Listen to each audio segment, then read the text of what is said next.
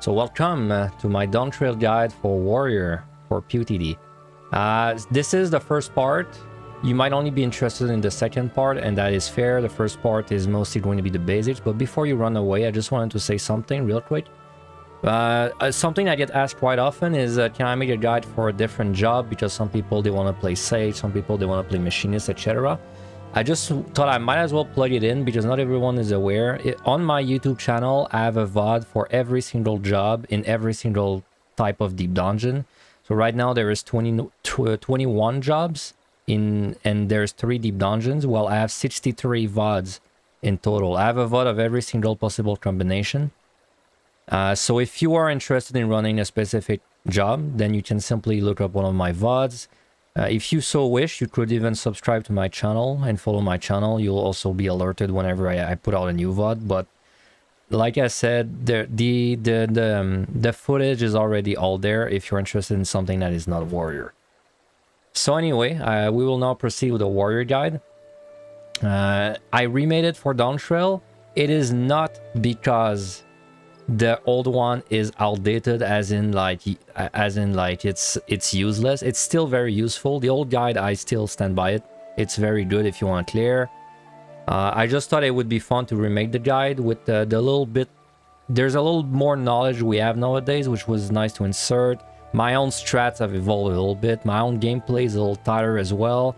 I think my explanations were better overall. And also it's nice because I was able to record the guide in HD instead of being just a rip off the Twitch, right? So anyway, hope you enjoy the first part of the guide. So yeah, if you don't know what the hell like Necromancer, well, you should know what Necromancer is, but if you don't know where the hell to get it, it's South Shroud there, which if I'm not wrong, you have to do a quest in Gridania for that, which is in the Black Shroud. If I'm not wrong, I think you have to do a quest around there that will unlock PotD. It's like level 25 or something, or like it's pretty low level. Requires you to have progressed MSU a little bit, but like, honestly, if you're looking up PotD guides, I would assume you're already way beyond that. You probably already have PotD unlocked. Yeah, inside the Gridania Inn there. So anyway, you probably, you might have done some 5160 PotD. You thought it sucked ass. To be fair, I also thought it sucked ass when that was what I was doing. Or maybe you've even never entered it. But either way, so this guy, once you've unlocked the quest, he's gonna offer you a few options. Enter the Pass of the Dead is the one that interests you. And you're gonna see you have something at the top called your gear, Aetherpool. I would say to start a run, you want to have at least between like 60 to 70 to begin your run, and then you would like for the Aetherpool to be around at least very close to 99 or at 99 by the time you're at like 150 160, right? And then if it was not, like, let's say you start at 60 and then you get to 150 and then you're I don't know, you have like 85 arm and then 90 armor, then what you would want to do is just start a second save file, because you have 2 save files. Just start a second save file and get your Aetherpool up with that second save file, and then go back to the first one, etc. But I recommend people start at 60, because like since you might fail, it makes more sense to just like begin at a lower Aetherpool, because it doesn't really matter once until you're at like 150 plus, right? So that's just like the way I prefer to do things. Of course, there's nothing preventing you from just like, getting 99 then starting, but like it's a waste. Like if you want to get a high number and make sure you absolutely do not have to start a second run, go for like, if you go for like 85, you will guarantee to have your 99 by the time you are at 150 plus. So like go for 85 if you just want this to be like a single run and then you don't have to do a second one. Start at 60 if you're fine maybe starting a second run at the same time as the first one, and just like basically building both of them up to 150, and then you could just like run them back to back or something. And how you farm Aetherpool, it's very simple. There's like 2 ways, I would say. First way is you go into 5160, which you might be familiar with if you've done it in the past, but if not, basically when you enter, it's going to ask you, do you want to go in a fixed party or a match party? And the way you farm Aetherpool in a group, but like if you don't have friends, I'm sorry, some people, some of us don't have friends, but if you don't have friends, do match party, you're gonna say yes, you're gonna choose 51, it's gonna be a queue, it's gonna pop you with 4 guys, well 3 guys, plus yourself, and then you're just gonna do like basically the 50-160 set, open all the silvers you can find, and then just keep doing that until you got like a satisfying amount of Aetherpool. That's the first way. And if you've never reached 51, you will not be able to do this, but it's fine. You just have to do 150 before. And you can do 150. You can solo it if you really feel like it, but it's way easier to just have someone like carry you through it, or just like open up a PF there and then just have a group for it. And yeah, that's pretty much it for the Aetherpool. The second way to do it is, in my opinion, it's a more fun way, is you just start a run on honestly the job of your choice, but let's just say warrior. You just start a run at 51 and you just try to go as high as you can on this run, opening all the silvers on the way. If you do this and let's say you wipe on like, let's say you die on like 160, just doing this once should probably, it will give you enough Aetherpool to just start a real run after. Though it's probably gonna take longer on average than just like spamming 50-160. So you got 2 choices there. So yeah, that's like the very basics. So anyway, so yes, when you want to start your actual attempt to get your Necromancer title, which is in battle dungeon, and is this. Clear the first through the 200th floor of Palace of the Dead and you get the Necromancer. You must start at floor 1 and you cannot die. That's the 2 requirements. So when you do it, when you're trying to do like your clear, your title clear, you have to say that you want to enter Fates, enter alone, and you have to choose floor 1, and then it begins like that. So that's the very basics.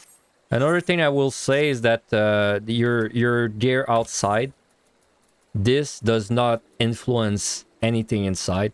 In fact, even if I remove like all my gear, it would not change my stats inside. This has nothing to do with your stats inside. So you can just wear whatever the hell you want to wear. Like basically glamour is BIS inside of there. The only thing you can do that will affect the inside from outside is basically your food. So you want to go in with the food buff. I can't confirm which item level like caps your vitality, which is the important stats. The other stats are not really important. Just try and make sure you have 2 stats that like benefit your job. So don't have like spell speed if you're a warrior. But like it really doesn't matter what the 2 stats are. But you want your food to be HQ, so just so you get the maximum amount of vitality. In my case, I'm just using the new Dawntrail food, but honestly, we'll do a little bit of testing inside, but I feel like Stormblood food might just be fine.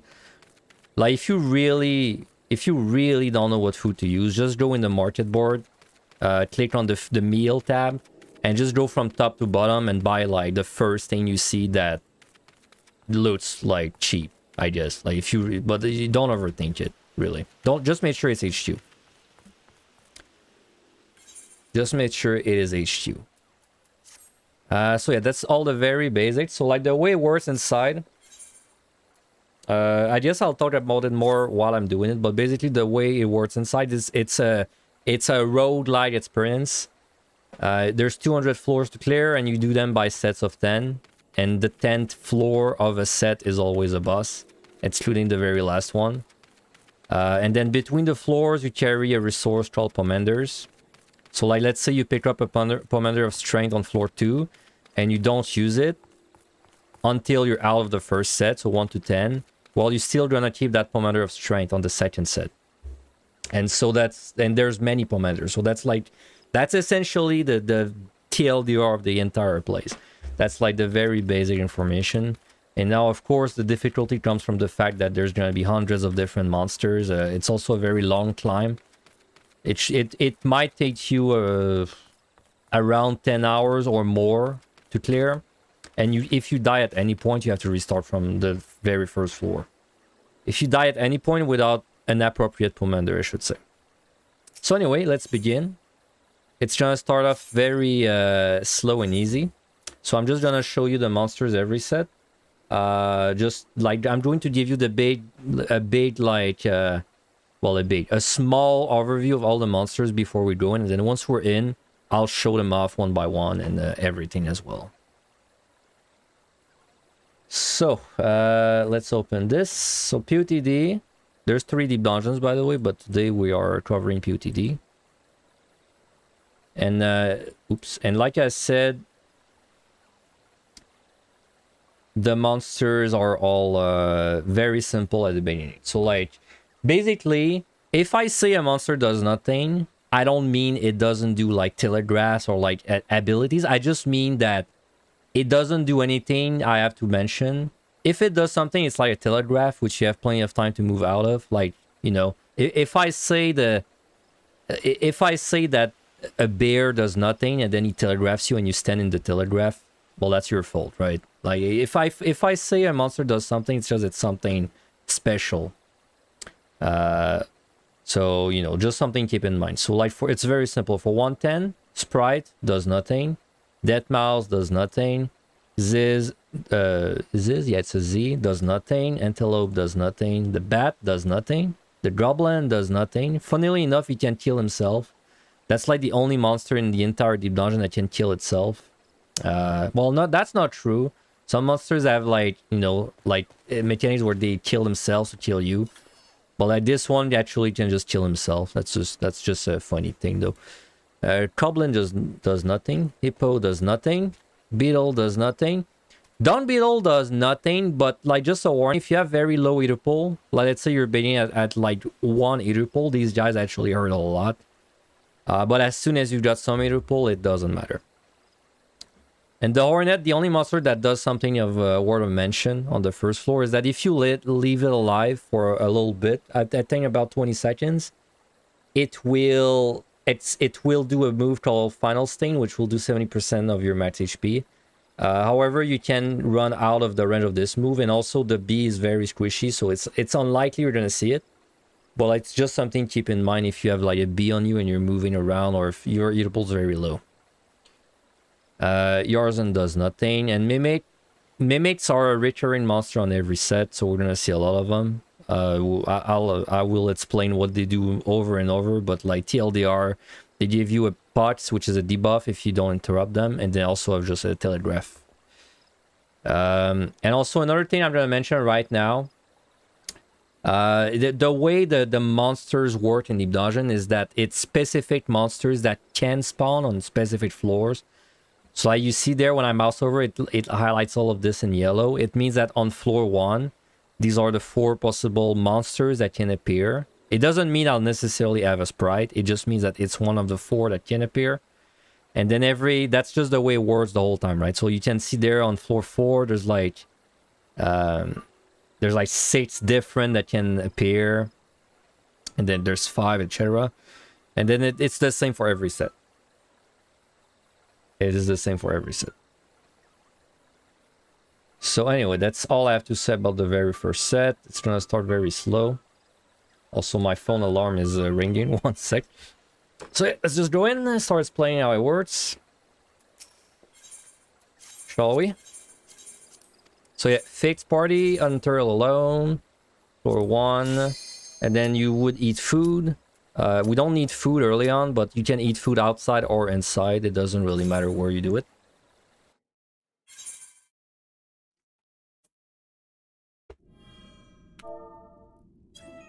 And there is a deep dungeon. You're gonna spend a lot of time on these, not this floor specifically, but just in this place. So, okay, there's a lot to talk about. First thing I will mention, top right, you can see there's a timer, right? You have exactly 1 hour to do every set of 10th floor. You cannot take more than 1 hour. If this timer reaches 0 on a set, you lose. It's like if you died. And you cannot like you can't recover from it. Like there's no outplaying it. Like you must do it under 1 hour. On the bright side, that means you always know that you only need 1 hour to do a set. Can be handy if you've got like, you know, a busy life and it's hard for you to find time to game. Well, you know that it can never take more than 1 hour to do a set. So just make sure you have an hour and then you're always fine. So that's the very first thing. Also, another thing you're gonna notice for PotD specifically is that you start level 1, which makes you very weak because you have nothing. So there you see I only have my heavy swing. And yeah, so I'm killing monsters. Why am I killing monsters? Like, what even is the point of killing monsters, you might ask? It's very simple. You see this thing? It's called the key. Well, it's called the Turn of Passage, sorry. But we call it the key there. So this is what lets you move to the next floor. But you need to kill monsters for it to open. How many monsters do you need to kill? It's RNG. It is RNG. So like I don't know how many tails it might take. So you know, we're just gonna keep killing monsters. And see there it said the Turn of Passage is activated. That means that's our cue to leave. 99% of the time, if this opens, you leave. Like there's not really any reason to linger around. You just want to leave. Also, you may have noticed these are chests. These are very important. This is how you're gonna get your commanders. As you may have noticed, I already opened one without even thinking about it, and I picked up a Pomodoro weight chain. So like we're gonna just right click this or use whatever button is it on your controller, and then we're gonna get strength this time. And yeah, that's the resource we're gonna build up. And so when we step on this, it's gonna pulse a few times, and then it's gonna teleport us to the next floor as long as we're out of combat. Someone asked in the chat, can you pause the game when you are in the floors? You cannot. If you as soon as you zone into the floor, you have to do it in 1 hour, and you cannot pause the time. You cannot like, you know, like gain time in any way. You must do it in 1 hour from the moment you zone in. So again, chest, we're gonna open it. You may have noticed I have a minimap there. This is you open this with M. This is your, well, your minimap key, whatever it is in like the real game. This is the same key.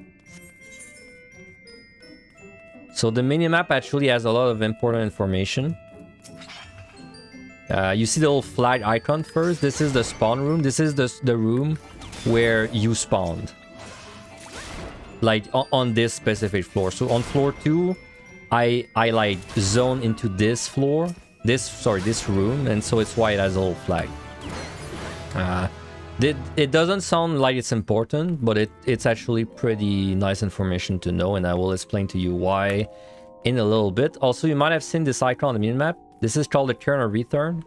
If you're doing like a group party, it's useful. This is something you use to res others if you don't have a res yourself.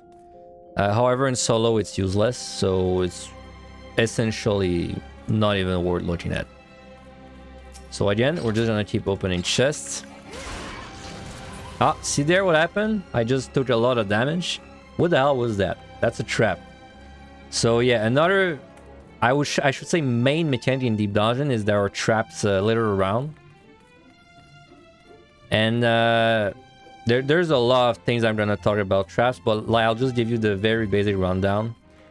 So the spawn room, the little flag room, never has a trap. So this room, if I'm running inside of it, there's no danger of a trap triggering anywhere. Like it's impossible. It can never happen. However, every other room that is not the spawn room can have 0 to 1 trap. It can never have 2. It cannot have more than 1, but it can have 0. So like this room, for example, I hit a trap inside of it. Now it has no traps because I hit the trap, and then it cannot have more than 1 trap. So now this room is safe. But now you might be wondering, like, okay, that's cool, but how do I avoid traps? Like, that sounds like a very dangerous thing, right? So, like, you're telling me every time I go into a room, I'm gonna, like, you know, risk stepping on a trap, and trust me, there are traps that will kill you very fast. So, like, how the hell do you avoid that? The simplest way. So, you might have noticed there, when I hit the trap, I was just kind of running in the middle of the room. Traps tend to be... Well, not tend to be, like, they are much more likely to be towards the middle of the room. So what you want to do to avoid traps is you want to hug the walls like that. Almost every time. For every floor, you want to hug the walls like that. So how do you pull a monster if you have to, like, let's say I want to fight this mouse, like, how do I even pull this? You know, because now it's like, do I, like, you know, take your wrist and walk to it? Use your range moves. At level 15, we're gonna get a spammable range move, but for now, we can just provoke. So provoke is a way to do this. However, stepping on traps is dangerous, but it should not kill you for the very first set. So for the very first set, don't hesitate to just, you know, like, be a little more brave and just kill things and walk to them. But just keep in mind your provoke can, well, is a way to pull something from far without putting yourself at risk of a trap.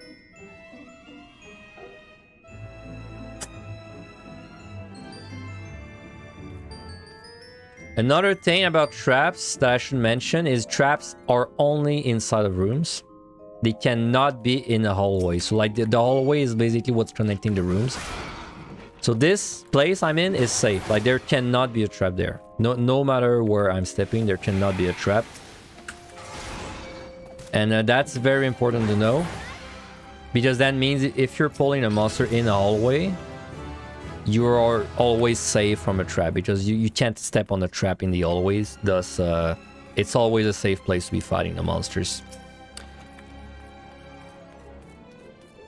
Can you use a Phoenix down solo? No, you cannot. Because if you're curious, you're gonna get this item there very fast. Unfortunately, it cannot be used on yourself. It's only used to res your party members, and we don't have any party there because we are alone. Sad and alone. Yeah, so there, see what happened there? Well, you don't see because you don't see my chat, but you see when it says in the middle of my screen, it says you return a pomander of strength to the coffer. You cannot carry any more of this item. So you see my pomanders there. I have 3 strength. Pomanders of strength. We will be explaining what all of them do, by the way, in the future. But just know that you can never have more than 3 of a single pomander. So if I'm trying to right-click this chest, which contains a strength pomander, it doesn't let me open it. Like, it doesn't waste it or anything. It doesn't use it. It just, like, sits there and it tells me that I can't pick it up. So we call this an overcap usually. Overcapping, it just means that you're capped and then you find an extra one. Of course, that also is a good time to use it, like your pomander, because, you know, it's better to use it than just let it sit there. So that's one mechanic. Did I mention patrolling monsters? Not yet. Not yet. But I mean, I have to space a bit of everything, because like if I don't, the first 2 sets will take like 1 hour each, and then we'll like blast through everything else in 10 minutes, you know? So we have to space everything. Because yeah, there's many mechanics inside of there, and if I just like went all out as playing every single one, we would never league the first 2 sets. They take me over an hour each. Yeah, exactly. I'm trying not to like crush people under information too much. All you have to know for the first set: traps bad, stick to walls, stick to hallways, chests good, right? That's all you really have to know for the first set, and so that's what we're gonna start with. By the way, I've not been talking about what the monsters are doing at all on this set, but honestly, they are very weak. You can see with Aetherpool, they all die in like a few hits.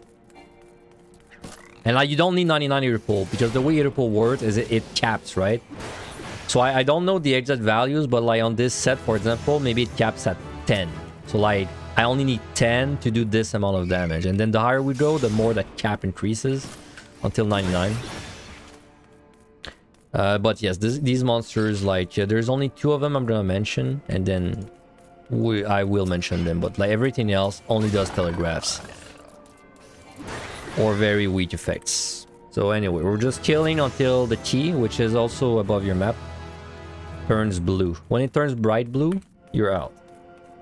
That's like, I mean, if you want to like make deep dungeon as simple as possible, like, you know, want to like make it sound as simple as possible, it's all about like opening the key and going to the next floor. That's all you have to do to win. Open the key, go to the next floor. That's the very basic.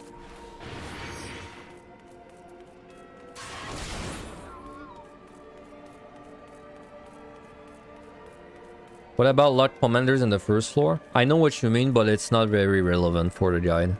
It's not important. Because there's certain commanders that cannot drop starting from like specific floors. And these are like, there's rules like that on the very first set, but it's not important. So just a funny bit of information that is very, very useless, but I still think it's funny. When this guy does bomb toss, I know this is very important to talk about. He can actually kill himself with it. He didn't do it there, but he can do it, which I always thought was funny. So yeah, I didn't really talk about it too much, but we're gaining levels inside, as you might see. If you don't know how it works, your levels inside are not your levels outside. It's like two different things. So even though my warrior is level 100, I think outside, it's only level 10 right now, and it's gonna cap at level 60 for PotD. And that includes your abilities, right? So that means my abilities for warrior will not go beyond level 60. So like we're not getting inner release, at least for current patch Dawntrail. Maybe that'll change in the future, but like we're never getting inner release in deep dungeon, in PotD specifically. So anyway, we're just killing everything that we can find. Yeah, just like Budra and Eureka as well, if you're familiar with these. Oh, you saw that? Maybe you didn't catch this quite right, but you saw this guy like he had like a smoke effect around him. That is because monsters can actually respawn on the floors.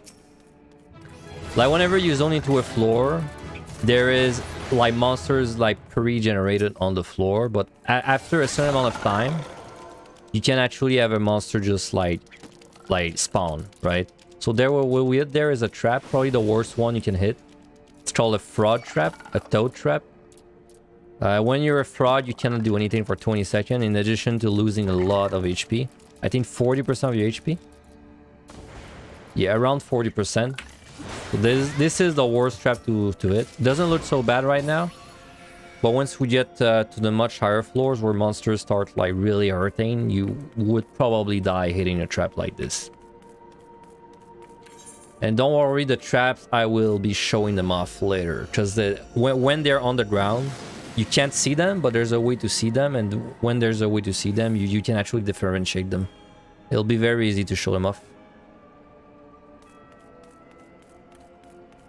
So as you can see there, we're on the 6th floor. We spent a lot of time talking, and the time at the top right, we're nowhere near the hour. So even though you have an hour to do it, it's not really gonna be relevant for a long time, right?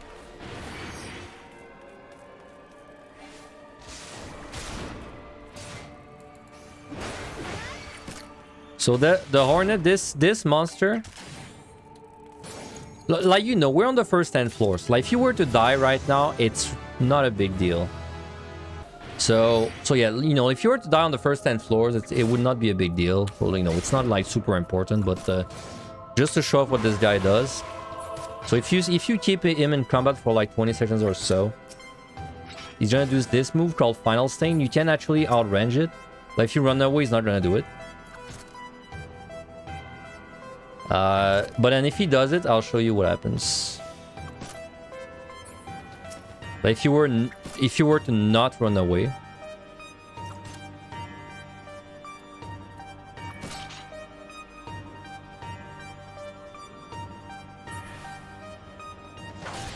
you'll die and do like a huge amount of damage to you. That enemy is actually gonna be recurring for like quite a lot of floors, so it's nice to know, like, it's nice to know exactly how it works. And not all of them like work the same. There's like a few differences between the bees, but like the very basic one, it's what it does there.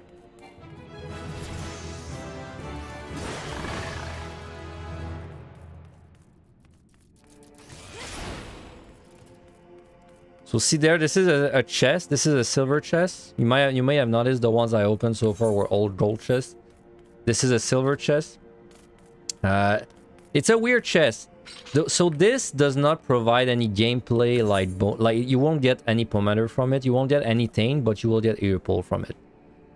So that, like, if you're lacking Aetherpool, that's how you're gonna build it up. When you open it, it's gonna do this, which might boost your Aetherpool. It's RNG. They can also explode when you open them, which will do, I believe, 70%, I think, of your max HP, not current, max HP. So you can easily die if you open silvers and you don't have max HP. It's just something to watch out for. You can also use the explosion to kill monsters, but that's a much more advanced thing that we're not going to be using for a long time. So okay, so I keep finding Pommeter of Strength. I might as well just say what it does. Very simple. Pommeter of Strength, increase damage dealt and HP recover via healing by 30%. So that's what it does, and it lasts 8 minutes. You can see on your buff bar, it's like these two buffs, right? Damage up and healing potency up. So that's the monster that I said, sorry, I LOS without even thinking about it. That's the monster I said is not really dangerous, but if you have very low Aetherpool, he can hurt. They're very simple. I'm gonna show you what he does with this one instead. He's just gonna do something called Renew Attack, like a big tank buster, which charges you. And that's it. That thing just hurts if you have low Aetherpool, but otherwise, it's not a big deal. Also, you may have noticed on the map there, I got something called Ace. So like TLDR, every floor has a chance to have an enchantment or multiple enchantments to a cap of 3. And enchantments can be negative or positive, though most of them are negative. But we got actually one of the rare ones that is positive. This one is Ace. It gives you a GCD that is 20% faster. Like it's like you gain 20% a 20% faster GCD.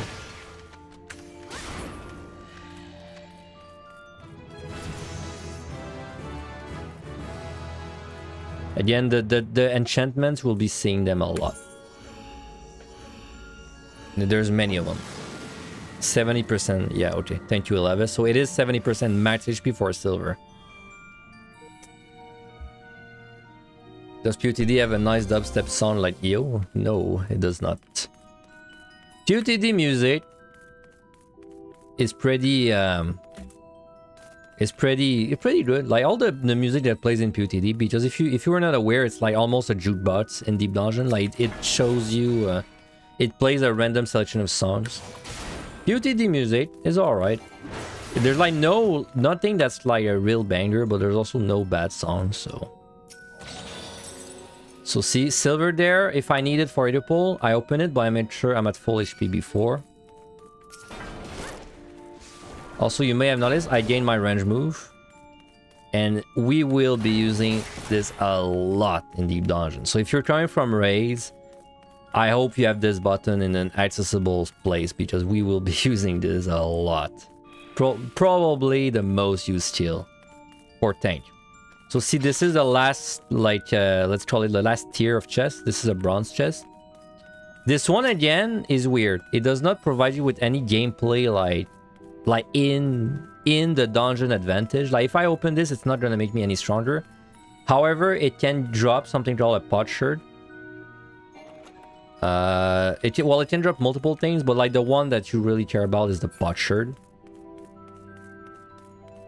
And what the potsherd does, it lets you acquire something called a sustaining potion, which is very important for Deep Dungeon. This is, if you've done Eureka, you know what it is, because it's exactly the same in Eureka. It's like a potion that when you use it, you heal yourself for 30 seconds. You get a healing over time for 30 seconds. And this has a 15-second cooldown. It doesn't stack, so like, if I use it, and then I use it again after 15 seconds. It doesn't like put 2 instances of healing over me. It just refreshes it. But this is a massively important item.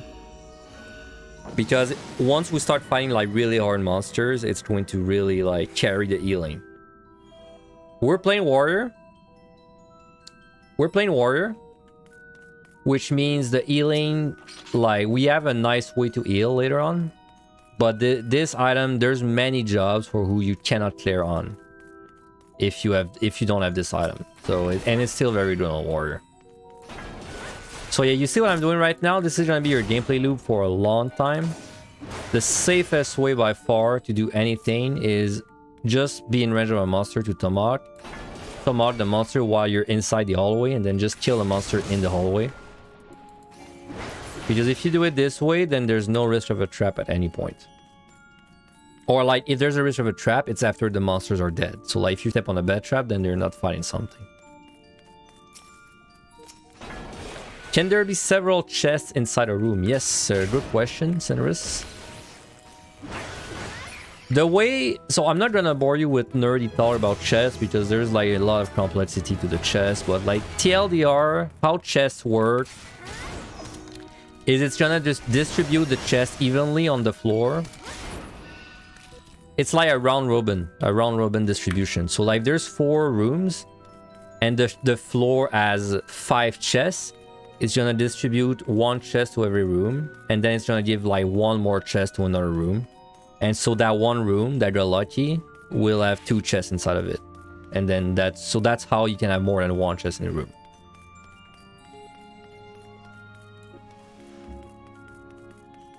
And also, if you've paid attention to the minimap, you may have noticed it shows you chests on the minimap as well. It's a nice way to just kind of see where... It's a nice way to see if there's a chest without you to having actually looked around, right? Because sometimes it can be hard. Like, for example, if there's a chest... Like, like if there's a chest there... It's gonna be way faster for me to see it on the minimap when I go into the room. Because as soon as I go into the room, it's gonna reveal the square. Then if I have to actually turn my camera around and spot it, right? So anyway, we're finishing the 9th floor. We're entering the boss. So what actually ended up happening is that I died to this boss as I was distracted with the explanations. And I had to redo the 110, and then I simply cut the video where I entered floor 10 again. So if you're wondering why my commanders look different and the time also looks different at the top right, that is why. Alright. So something I should mention. So of course I gain HP on the floors as I'm fighting monsters, and the XP when we reach around floor 50, floor 40, the XP is gonna be less important because we're gonna be like max level.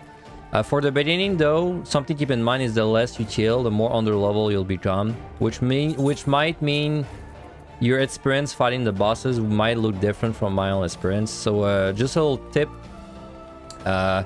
So I briefly mentioned the sustaining potions already to heal yourself, but these are like kind of an expensive potion.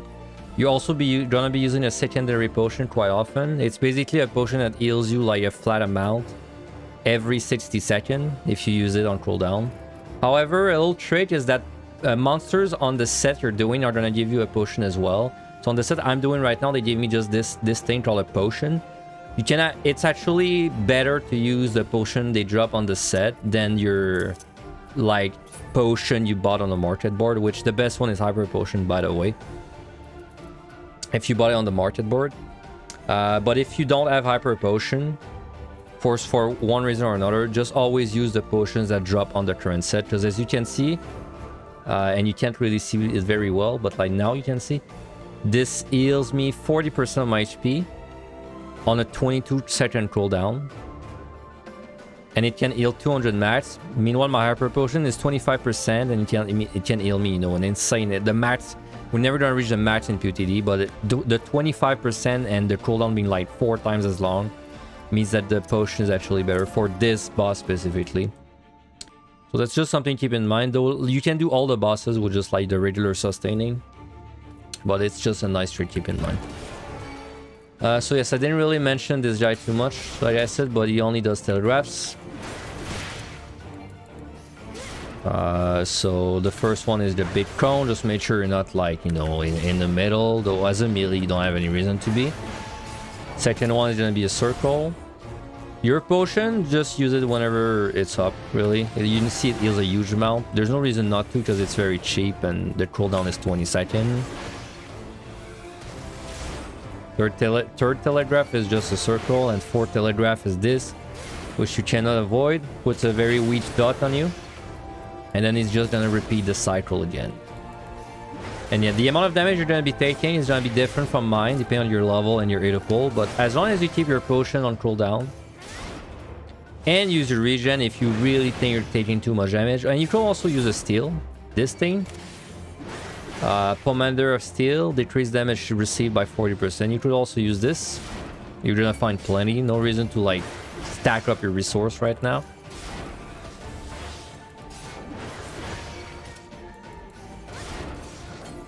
So when you kill a boss, the set is over. From the moment this guy's dead, he's gonna say duty complete and the set is over. So that's a set. From this point on, you can leave. You can leave through this interface, or you can actually walk all the way there if you like the scenic route and leave like that. But you've won the set. There's only one exception. If you disconnect at this point, like right now, before you leave, you will lose a run. So I recommend not staying around on these floors. Just like when the boss is dead, just leave like this.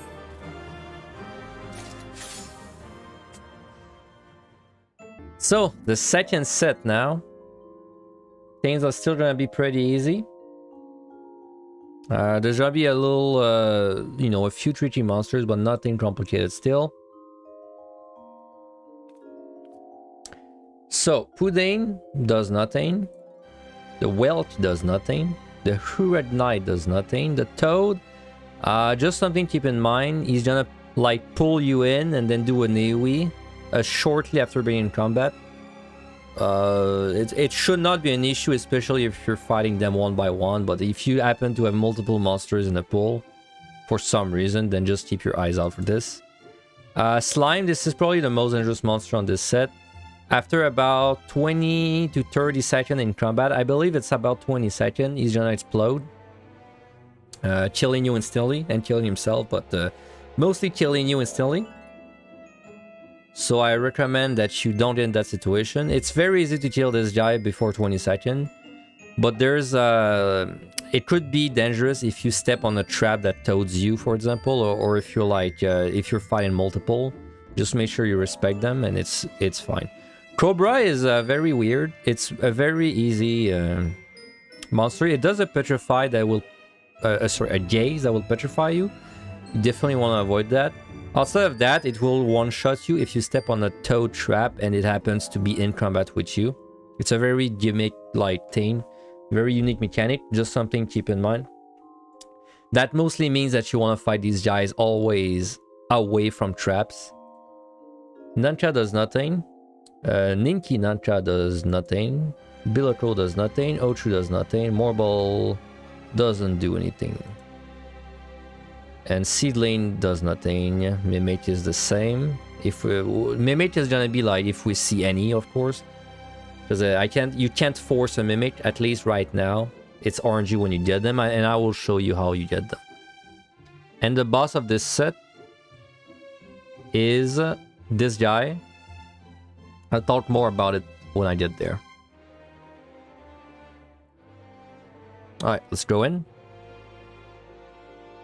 Did something change and I'm remaking my guide for Dawntrail? No, nothing is that different. There's a few things that we know now that will like... there's a few like extra bits of information I'm going to add into this guide. Because if you're not aware and you're watching this right now, I had a guide that I made about 2 years ago, which is still perfectly fine. It's not outdated. But I just thought it would be fun to redo the guide for like Dawntrail. So that's what I'm doing. And yeah, like I said, you can use food inside, by the way, so we might as well do this. It's like almost the only way you'll get any benefit, so it's definitely worth. Silver again. A trick when you open a silver, so there's multiple traps. Some traps do damage to you. Something I recommend you do for opening silvers is whenever you are about to open it, get to the chest, stop in your tracks, then open it.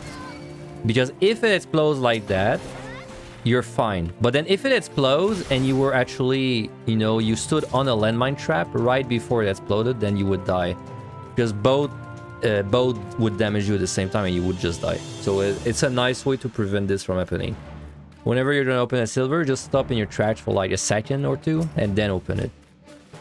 So this is a monster that is not hard, but could be tricky if you're fighting multiple. It's just gonna pull you in like that. And then do this AoE.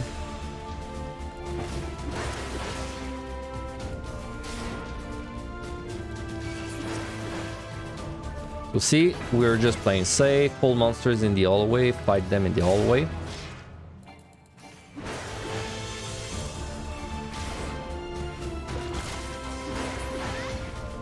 I do recommend you check bronze until you have some sustaining potions built up. You get 20 if you get a potsherd from a chest. You get 20 potions from one potsherd, and I'd say you probably want around 100 to 200 potions to be comfortable. So I would just check bronze chests whenever you can. At least I would check them for as long as it doesn't matter, because like your time at the top right will not be an issue.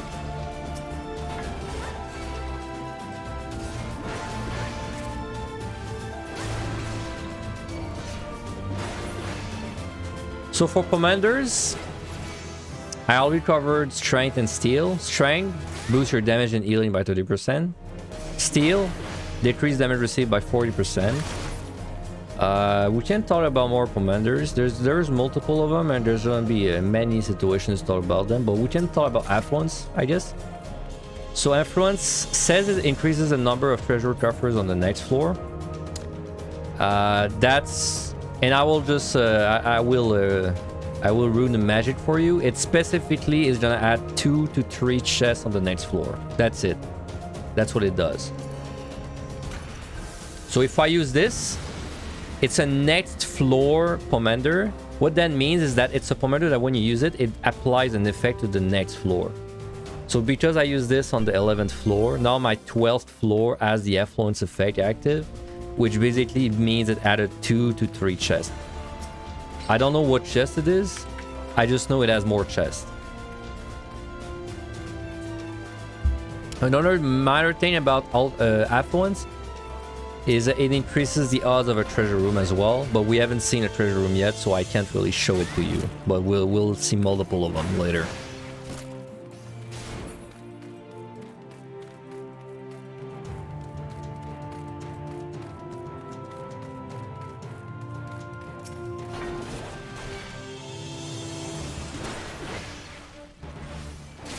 So like, I am pulling things in hallways, fighting them, and kind of respecting the content. Do we have to do it? No. But like, the reason I'm doing it is that you also do it for yourself. Just because I feel like it's really a shame if you start throwing your runs away before you even get to the fun part. I think it's better if you just play very safe up to like the hard part. Because many people that quit getting Necromancer, they don't even quit because they reach the higher floors and then they die there. They quit because they just can't get past the early floors, right?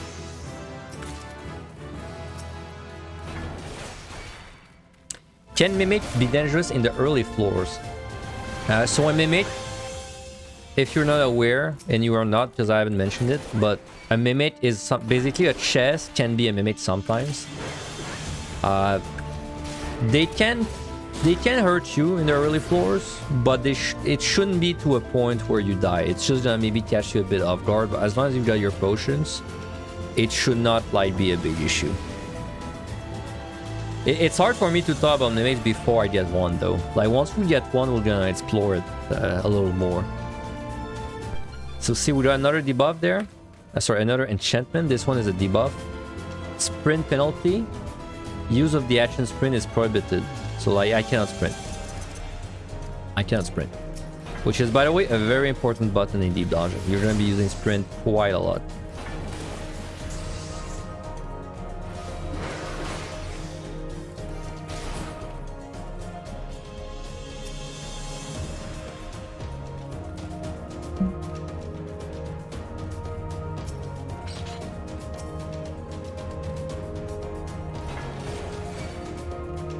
So if you've been paying attention, you may have noticed monsters, like they kind of chill in the rooms, right? They're just kind of standing there.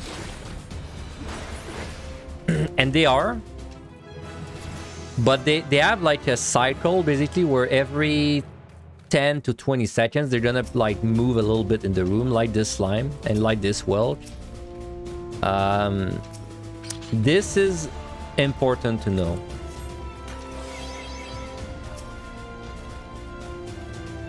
This is important to know, and there's some exceptions. Some monsters take longer to move, some monsters move like more often, but usually when you see a monster moving, let's just wait for like the whelks to see move there. You move at 53, stop moving at 53.16. He should move again when we get to 52. Around 52, maybe a little less, he should move again. So we'll just wait. It's not a consistent time. It's not like a consistent time. It's around 20 seconds. So he's about to move again there. And then he move again there. So that is something that is actually quite important. It's not going to be important for like a while, a long time. So I'm just going to mention it right now. But don't worry, this will be incredibly important later on.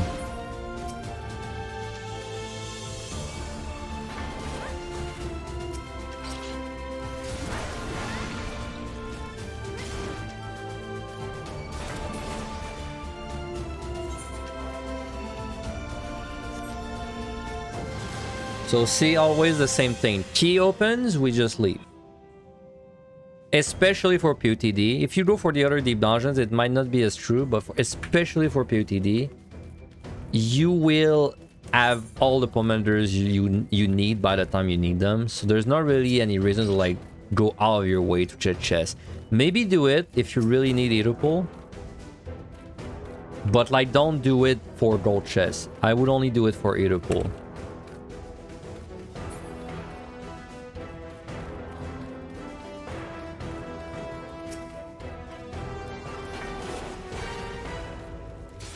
Sorry if I'm moving around. I'm just trying to... I was trying to see what size this floor would be because I'm looking to use another commander, but I want a big floor for it. Because yeah, talking of floors, I have not mentioned that. I have not mentioned that, but floors, they have a number of squares of rooms, but it's the amount of rooms is random. Something I should mention is that using an affluence or a flight or an altar will not change the amount of squares you're going to get on the next floor. It is pure RNG. So sometimes it's 3, sometimes it's 5, sometimes it's 8, it's random. Every set has like a minimum and a maximum, and I don't know, I don't even know them by heart myself. But just know that it's RNG. Usually, I would say usually, it's better if it's less rooms than more rooms. Because if it's less rooms, then you're gonna be able to find your key faster. And also there's gonna be like a higher concentration of chests, because the amount of chests has no correlation with the amount of rooms. So the less rooms there are, the more chests are gonna be like concentrated, basically. Since I'm doing a clear run guide, we'll also be revisiting my scoring run guide.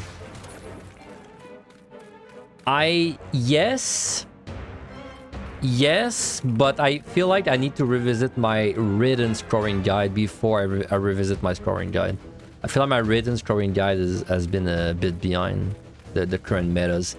So see this guy, I did not talk about him when I was explaining the monsters. That's because he's a rare monster. I'm glad we got to see one. Rare monsters are rare. They don't do anything except...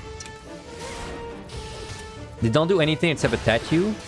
So it might sound like they suck, but it's gonna be they can be problematic in the later floors. So if you get a rare monster at the very end, and all it does is attack you, then it can easily like kick your ass. Something of note. Now I'm gonna talk about the Witch Chain more later on. Witch Chain TLDR transforms a monster into a harmless critter. Witch Chain does not work on these guys, on the rare monsters. It said fully resist there. See how it said fully resist? So that is something to keep in mind. They are like immune to it. Also, you may have noticed the snakes are moving around. They actually like moving in the hallways. That's because there's a special type of monster called patrols. And patrols patrol. They just basically all they do is they go from room to room.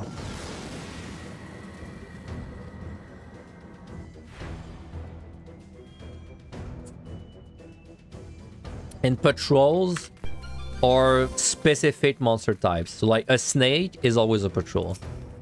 But an Enka is never a patrol. It's not like RNG which one patrols. Let's see, this snake patrol guaranteed. There can be...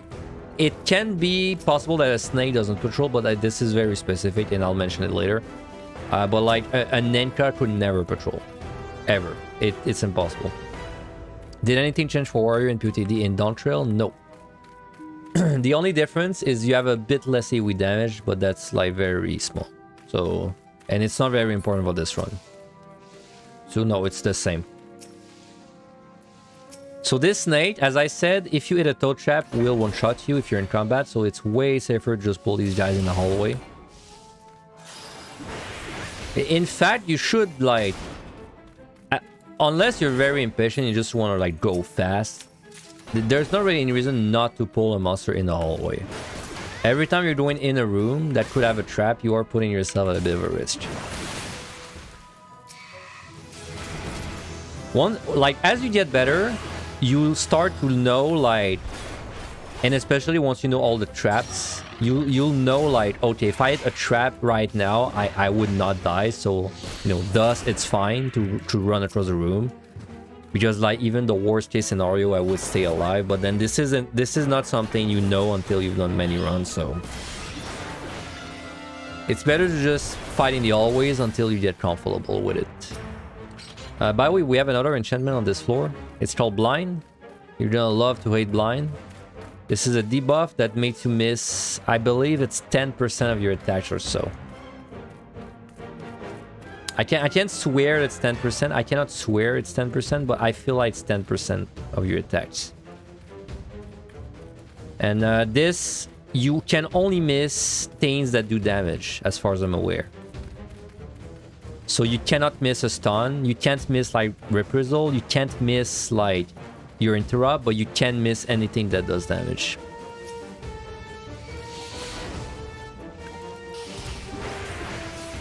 So see, patrols, there were multiple patrols on this floor. I think 3 or 4 snakes just like slithering around, running across rooms. Generally, you want to kill the patrols as soon as you see them. Because right now it's fine, but when we get to the later floors, it's very... It can be a big problem if you leave patrols alive.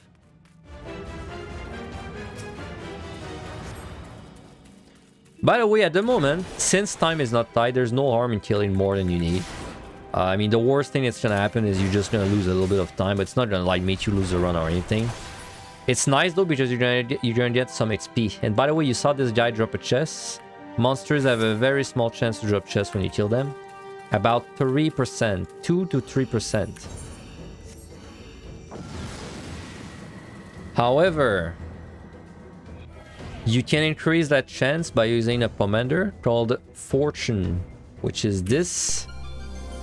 Increases the chance enemies on the current floor will drop treasure coffers. If you use this, from the moment you use this, every monster on the current floor, only the current floor, now has a plus 12% chance to drop chests.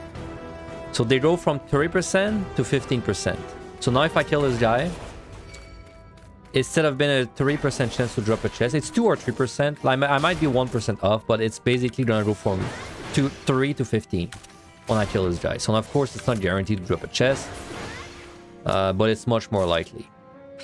So it's if you know you're gonna be killing a lot of monsters, it's a good pump to use. Honestly, if you have 3 of it, it's a good pump to use, period. It's always a good pump to use. And yes, some people may lead you to believe that that fortune is a lie. and never drops chests, but I swear it is a it's like mathematically an increase of 12%. It just, you remember the times where it doesn't drop anything more than the times where it drops something. So slime, this guy is the most dangerous on the set. If you pull it, you have about 20 seconds to kill it. It should not be close if you have Aetherpool. If for some reason it's close, use a strength when you're fighting it, or avoid pulling them.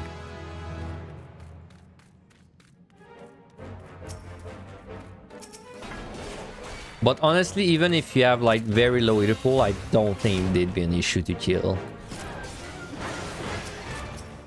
Like, especially because you have to understand, you are unlikely to do these floors with low Aetherpool because it's much better to get carried to 150, to 50, up to floor 50, and then start grinding 5160 with your low Aetherpool.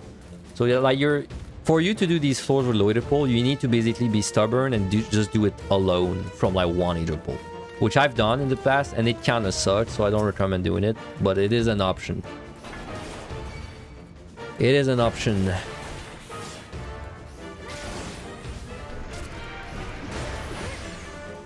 Oh yeah, we have a new debuff, a new enchantment, sorry, on this floor. I didn't really mention it.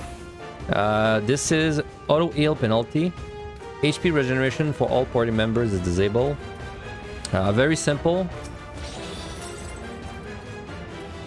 Well, I might as well... I wish these blew up. These blew up. I'll just let a monster hit me a little bit.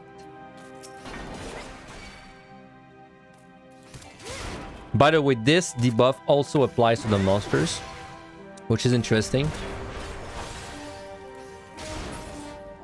I keep healing myself. One sec, I'll take damage, or it's too strong. Respect that gaze, by the way. So anyway, he did some damage to me. And you see my health. Usually you're gonna regen health out of combat. But I'm not regenerating my health right now. So this is what this debuff does. It's gonna cut your out of combat regen. And also, if you were not aware, you have a small regen in combat. This is also gonna cut that regen. Though you can still use your regen potions. So it's why it's not a big deal of this debuff. Why do I open the blue chest? Well, in my case, there's no reason to do it because I'm capping Aetherpool. But the reason you would open it on like your run is for Aetherpool. If you've got max Aetherpool, you don't have a reason to open them.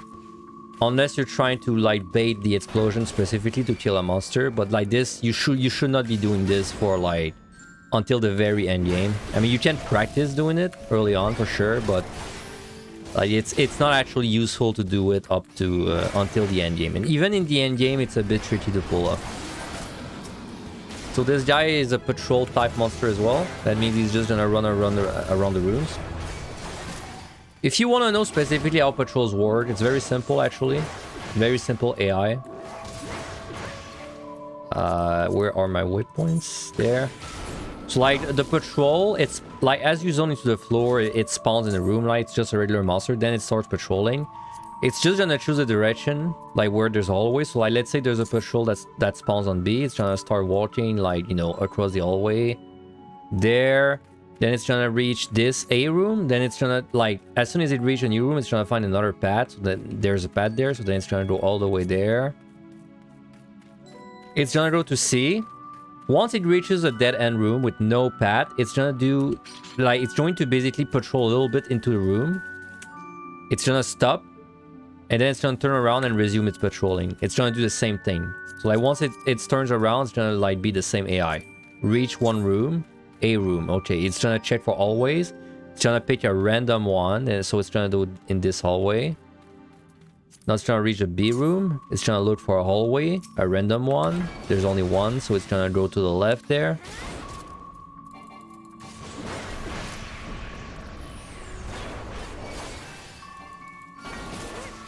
So then it would go all the way there to the C room, which I would put a mortar down for if I could, if I still had that power. Well, unfortunately, I have to kill this monster. So yes, it would patrol all the way to the sea room. Then it would check from for a hallway. Ah, this one doesn't have a hallway, so it would patrol a little bit into the room, stop, turn around, and then just do the whole thing again. That's how patrols work. Every single patrol. Can it turn back? It can only turn back when it reaches a dead end. It can't like if the patrol going from A goes to B, it will always choose a hallway that is not the one it came from. So it will always choose the right one in that case. It will only turn around if it's a dead end, like this room.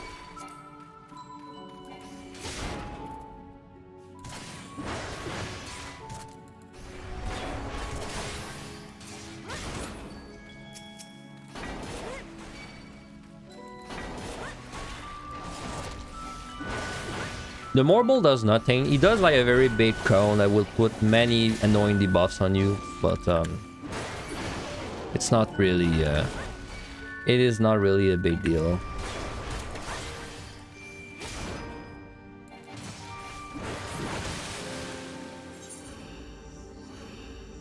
If you're at the point of your life where you're watching a PotD guide, you're at the point of your life where you can stay out of telegraphs without me telling you.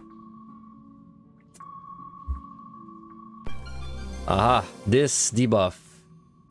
The dreaded debuff. So kind of a little bit of a tangent there, but if you've looked around for PotD content, you might be wondering why I think Warrior is the best job, because I do think it's the best job to clear.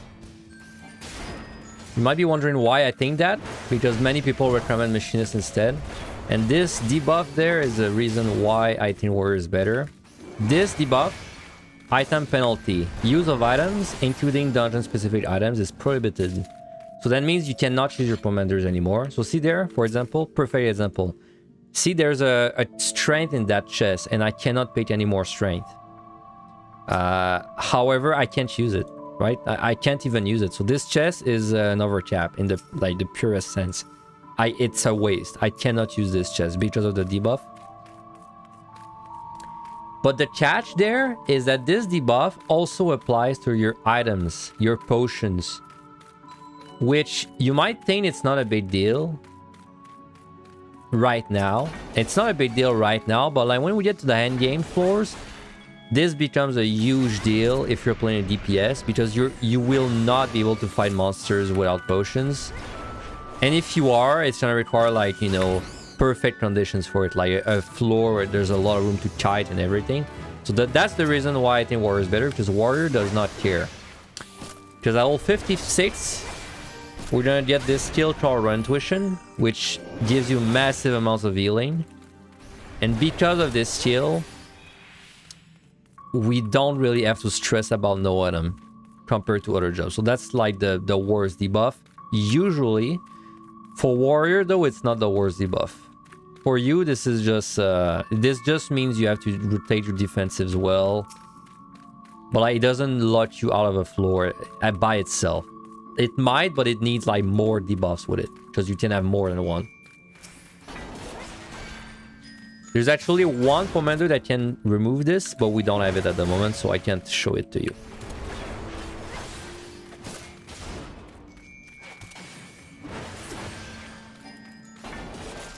And this debuff, many of the strategies we use later on, much later on, like many of the strategies revolve around this specific debuff.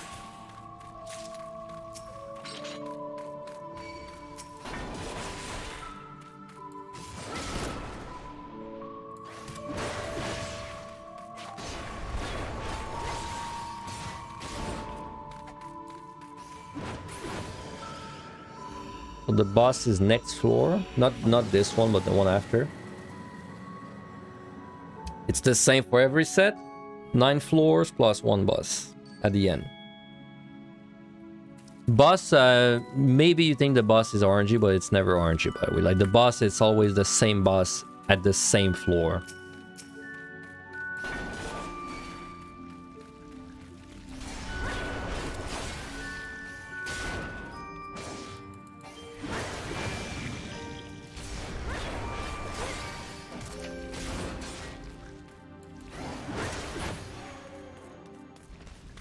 So I know there's many commanders I haven't talked about yet, but as I said, I'm trying to space everything a little more. Make sure that I have things to talk about for the whole thing. Or at least most of it. I mean, you know, this is a guide. You're watching a guide right now. I call it a guide, but it's like more of a VOD. A guide-oriented VOD, right? If you need like a 1 hour info condensed, like, you know, like condensed video for like all the information, I will have some in the links of this, some guides in the link of this video. Just there's many good guide makers that make like, you know, edited guides and everything. This is way more of a like a watch along guide almost.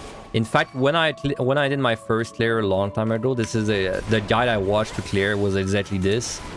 It was from Angelus Daemonus, which is another Deep Dungeon streamer, a very good guide maker.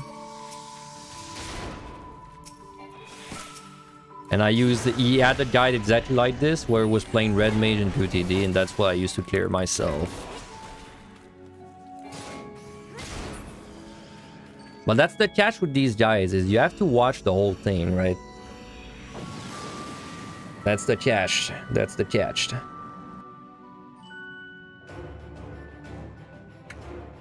So this boss...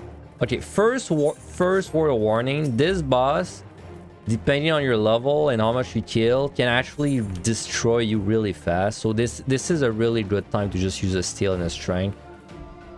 You should have, like, infinite amount of steel and strength at this point, so it's honestly it's good to strength steal every boss, but specifically this one I would not be greedy with your strength and steel usage. So we're just gonna do exactly this. This guy hurts. Just make sure you're using your potions. Preferably you're using whatever potions we're dropping on this current set. I believe in that set it was dropping high potions. I mean, if you really want to do the math, you can, right? So I have 2000 HP, which means the best one's probably, you know, the best potion's probably the X potion, so we can use it. Personally, I just use the best potion every time, even though it heals less early on, because I know like that I can cover with my sustainings. But you can just check whichever is best for you. But yes, this guy also, he has a mechanic you actually have to like respect later. But let's pull him. So he's a big hitter. He's gonna just do a few telegraphs. He's gonna open up with point blank, followed by targeted circle.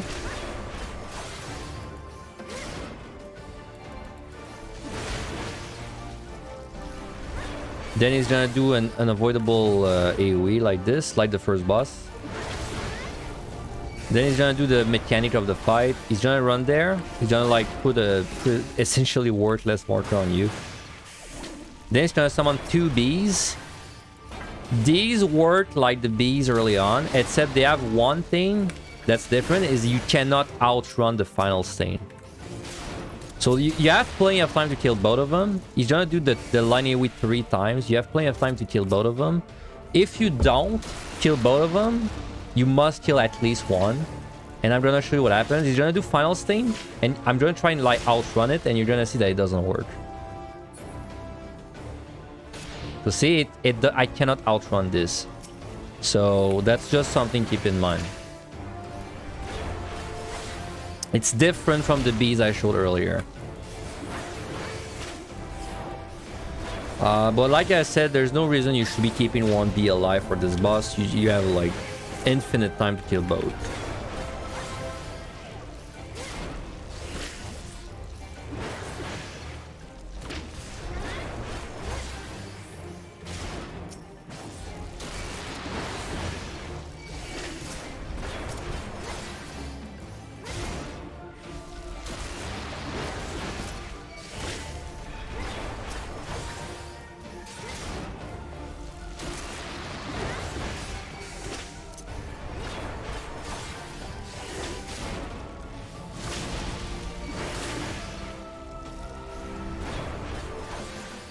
By the way, none of these telegraphs are one-shots.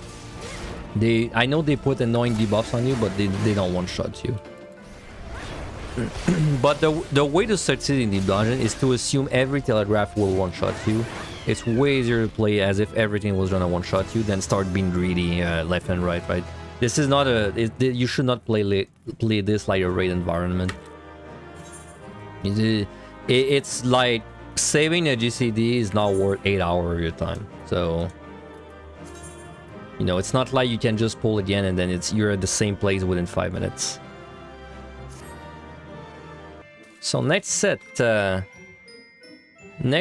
still not very hard. It's not gonna get very hard for like 100 floors, if not more. So, so buckle up, or don't buckle up, I should say. It's still important to know what the monsters do, though. Just so you don't know, you're not caught off guard. At least it's important to know which ones do something bad.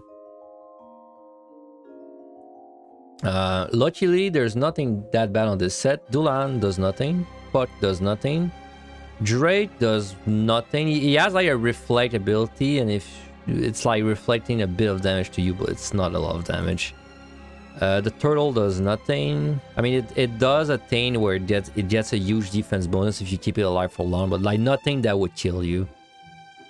The piece does, I think he only does a telegraph cone that petrifies, but it's like a telegraph. It's actually telegraph, and it's a gaze, so you can avoid it easily. Wyvern does nothing. Minotaur, he's gonna do a spin on himself that does a huge chunk of damage and knocks you back if you get hit. Usually he's gonna die before, though. Spiridian does nothing. Centaur does nothing.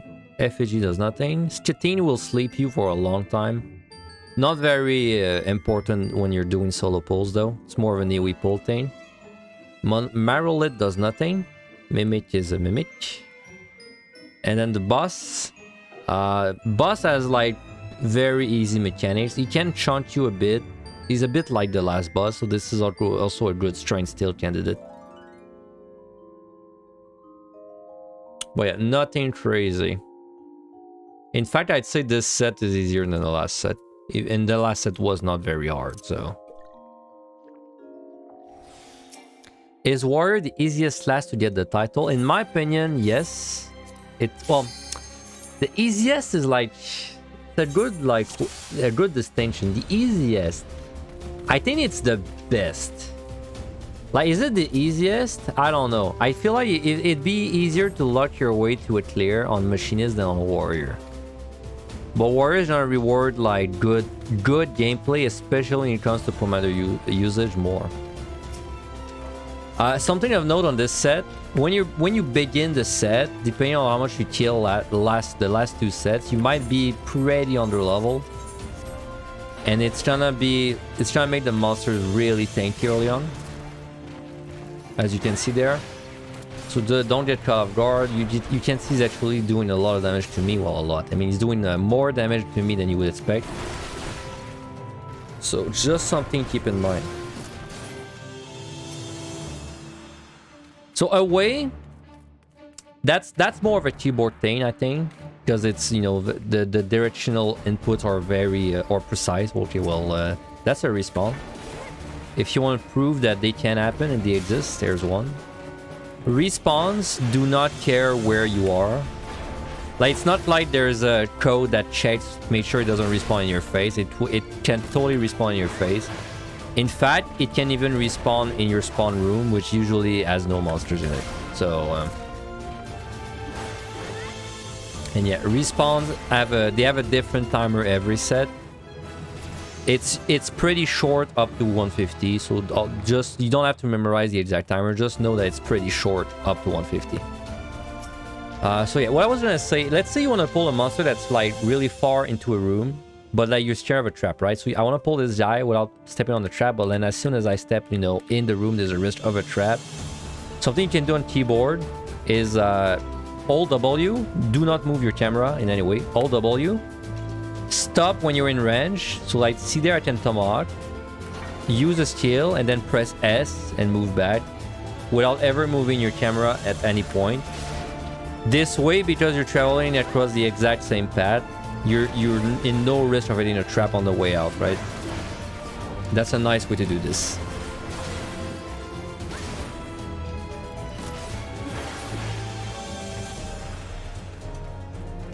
On controller, I'm not sure if you can reliably like move across the exact same pixels back and forward, so that I can't really tell for controller, but on keyboard it should be fun.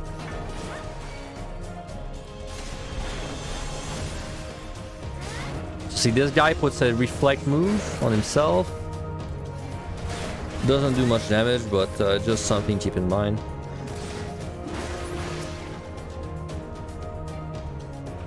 Same strat there. I just press W and then I move out with S without moving the camera.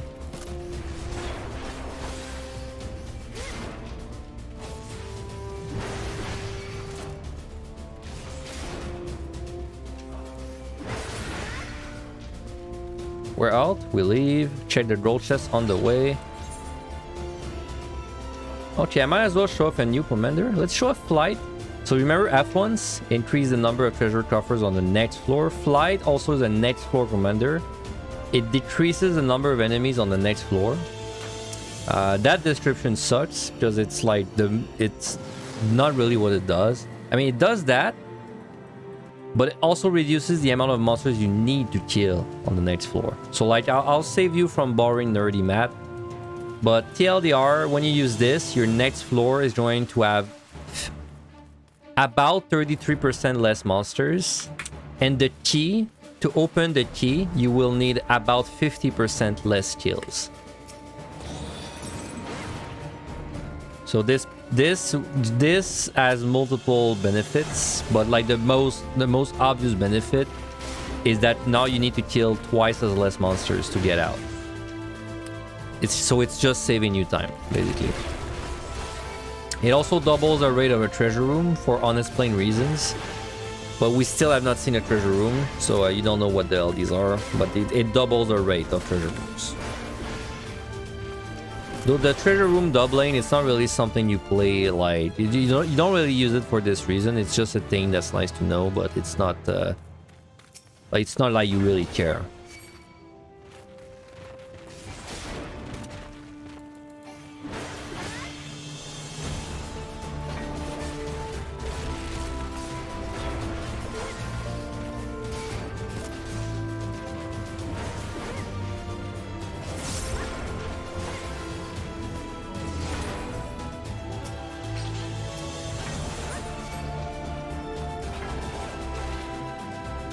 So I did say that your commanders, you should not really stress about picking them up, because in PotD you're going to have like all of them by the time you need them, and I'm so confident in that saying that I would say if you have 3 strength at any point below 100, simply use a strength to speed up. This does not like help your run, like you don't need it. So it's technically a waste, but I would just do it because your odds of finding too many strength are so high that there is no reason to sit on 3 strength and just not use it. So I would recommend for your sanity, you just use your strength when you have 3 early game. It's just gonna speed up, it's gonna make your life better.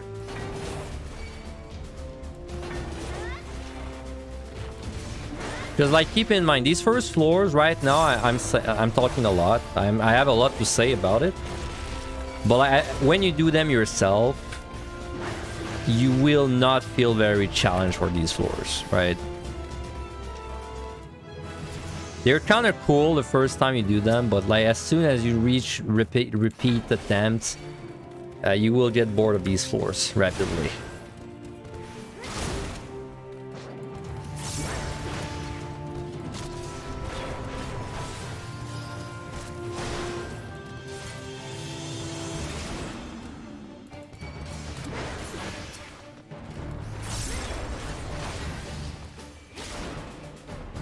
There are multiple ways to speed up the floors, like there's I briefly thought about it earlier, like there's a thing called score runs in PotD and well, all the deep dungeons. Score runs is basically there's a score system in there and you just try and basically get as many points as you can. And so in that kind of run, we are like very used to killing massive amounts of monsters quickly, and so like, you know, the runs like that although for your first layer, it's not really something you want to do most of the time, it's still not a bad, like it's still not a bad watch. Like, let's say you want to consume more Deep Dungeon content, even though you haven't cleared, then watching score runs is not a bad thing. You're gonna see what these early floors are like when you're really trying to like go through them fast, or speed runs as well, like just straight up speed runs, because there's speed runs for PTB. Another commander that if you have 3 of it, you might as well use it is an F1s early game. If you have 3 F1s, you might as well use it, right? You're just gonna get more chests on the next floor. You might get more Aetherpool, right? You might get more Aetherpool, more bronze, more potsherds, more strength. Like, there's no reason to keep it at 3. And that's a recurring theme in that run. You're gonna see that I will always be advocating for not keeping your pawns at 3. So it's not a bad thing to start doing this early game. So see, this Minotaur is a patrol.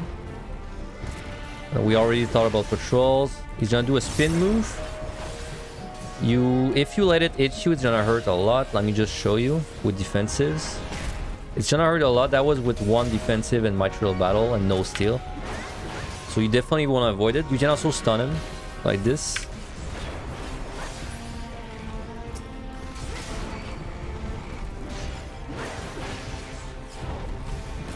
But like the regular way to do this mechanic is you simply move away about there probably.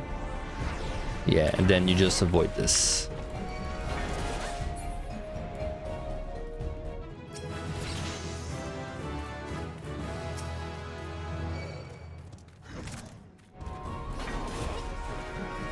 So again, I'm gonna repeat myself, but see, this is the spawn room because there's a little flag. There's no trap there. There can never be a trap in the spawn room. So this room is always safe to traverse like this. This room is not the spawn room. It could have a trap. I don't know.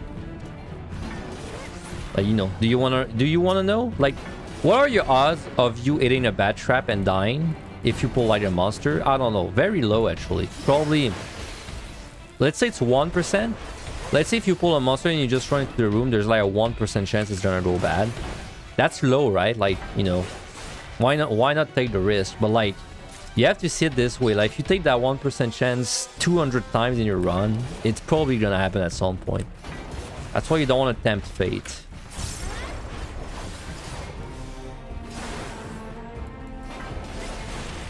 Like, remember, you have 200 floors to go through.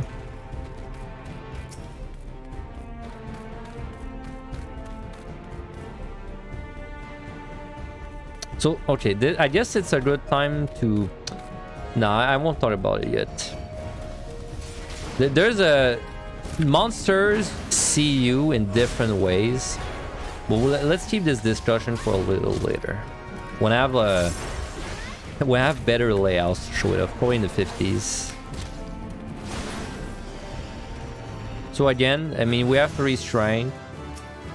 We have 3 affluence. Might as well use an affluence. Why not? I mean, I could use a strength too, but I already have a strength running. So I don't really have a reason to, you know, like, use it. Because if I use 2 strength, it's not going to, like, add more power. It's not going to make it 16 minutes. It's just going to refresh to 8 minutes.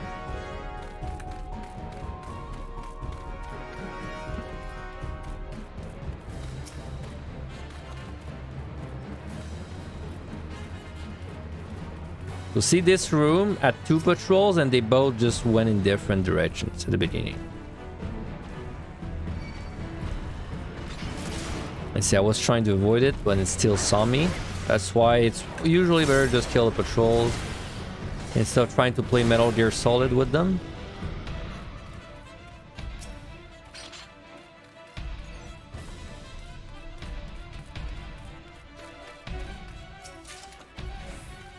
So see, this set is dropping Mega Potions, so technically we should upgrade to Mega Potions. Though personally, at this point, I would just sub in my Hyper Potion, personally. Because it's at this point, it's probably more HP or very close. So what do you do if you want to, like, traverse a room, but, like, you just don't, like, you want to traverse it, but you don't want to worry about traps, right? There's actually a commander there, quite handy, called Commander of Safety. It removes all the traps from the current floor. So if you use this, every single trap of the floor is deleted. So now let's say I was fighting the Wyvern and then I really wanted to traverse this room for some reason while I'm fighting the Wyvern. Well, if I use this, now it's safe. Now there's no trap. It's safe for me to run in any room I want, right? It's a very powerful commander. When is it a good time to use safety? Honestly, there's never like... I can't tell you like this is the time to use it. It's more of a feel thing. But usually, if you really want to run in the middle of a room and you can't, then it's a good time for safety. It's different in F1 High, but for PotD, it's essentially when you want a safety.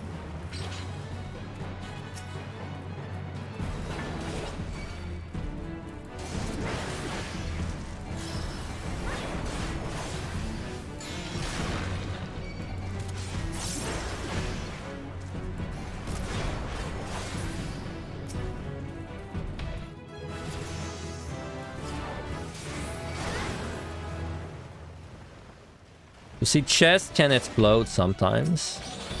This one did not, but if it did explode, it would have killed the turtle.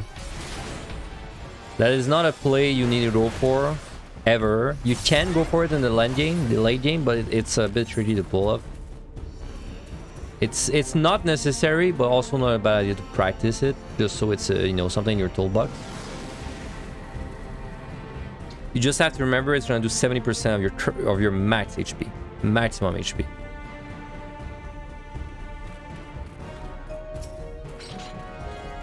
So see there, we got a fresh strength. If I had not used that strength earlier, I would have wasted an entire strength there. Because now I would have like, I would have had 5 strength basically. So what do you do if you pull like, you accidentally pull multiple monsters and you feel like the damage might be too much? I would say your #1 reflex should always be to pop a sustaining potion.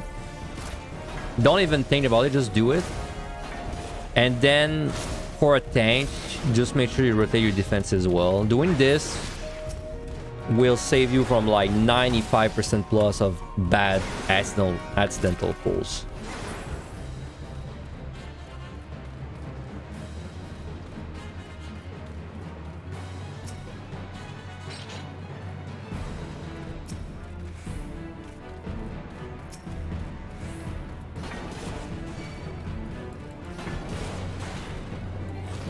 A little thing, word of mention: whenever you find the turn of a return, it cannot have the turn of the key as well, because they can never be in the same room. So that's just something to keep in mind. It's not very useful, but it's like, it can be useful to know. Like, we're getting a little bit advanced maybe, but like, because if you can see it from far, like, you know, if I can just barely peek at this and I see the turn of return, but I've still not revealed it on the map, well, I can, from this, I can assume that there's no key in that room, and then I could check other rooms, right? Though that's a bit advanced, so I would not really go for that. See, we're gonna respawn there in our face. We're gonna do what I said. We're just gonna pop a potion. Do I have to pop a potion? No, I don't. But like, especially if you're new, you don't know your limits yet, so it's always better to pop a potion if you're unsure. Pop potions, pop defenses, and just play it safe. You have commanders that can help you when you're doing a bad pull, but you know, that can wait. It's not bad to know what you can do in a bad pull. I guess might as well show off. I might as well show off an altar now. So we use F1s and Fly, which are like next floor effect commanders. Altar is also a next floor effect commander. Change the enemy occupying a random room on the next floor into a mimic or a Mandragora, which we always call Corrigan. So like if you hear me say Corrigan, I mean Mandragora. So when I use this, you sense a distant presence has changed. It almost tells you nothing.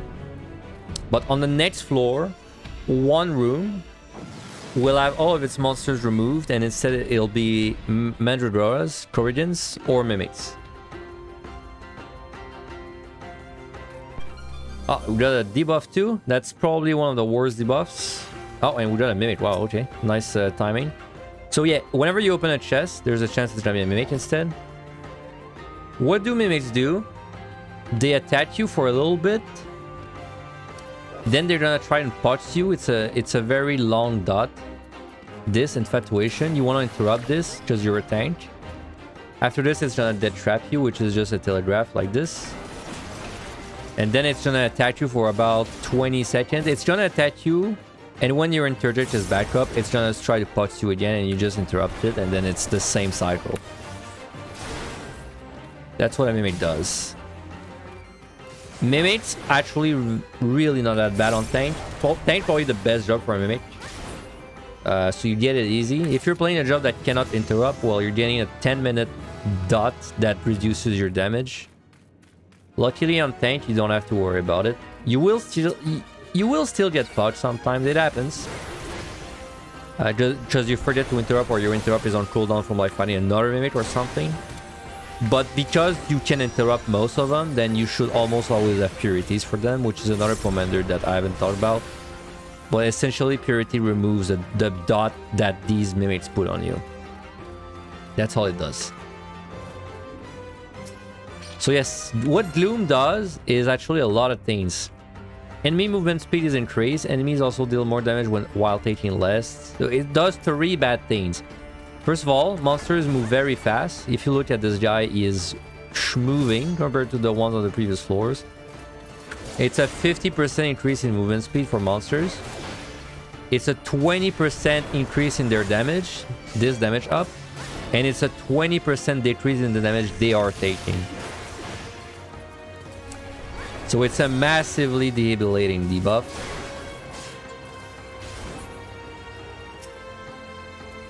It's a quite nasty debuff that you will unfortunately have to deal with often. So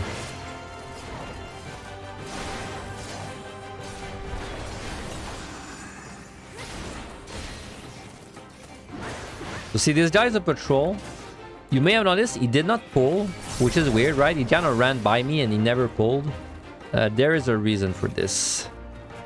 There is a reason for this. Not every monster has the same way of like seeing you, basically. Okay, so there we got Mandragoras, Corridans. So what does it do? Because if you remember, I used an altar last floor, and it transformed one of the rooms into Corridans or mimics, and we got the Corridans, which is the good. It's like the way it's, because it's orangey, right? It's 50-50, but we got the good outcome. These guys, they have 2 things going for them. First of all, they will die in 1 hit from anything. So if I just like do this, it dies. So that's good because it's like 1 free kill towards your chi. So I can kill these 3 guys basically for free. That's 3 free kills. Second thing they do is they have a 50% drop rate for chests. So every time I kill one, it has a 50% drop rate of a chest. So usually you're gonna see 1 or 2 chests per like room. This time we got 1. But yes, so they do 2 good things. If you add a fortune running, it would still add that 20%, that 12% bonus. So the Corridon would now have a 62% drop rate.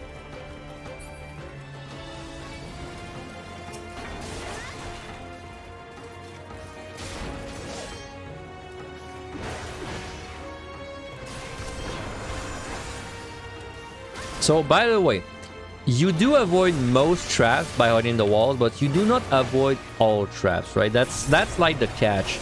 Because you might be wondering why I'm not just like hiding the walls and like fighting while I'm doing it, but it's because you can steal the trap on the wall. It's just more rare. It's like way more rare, but it's still a possibility.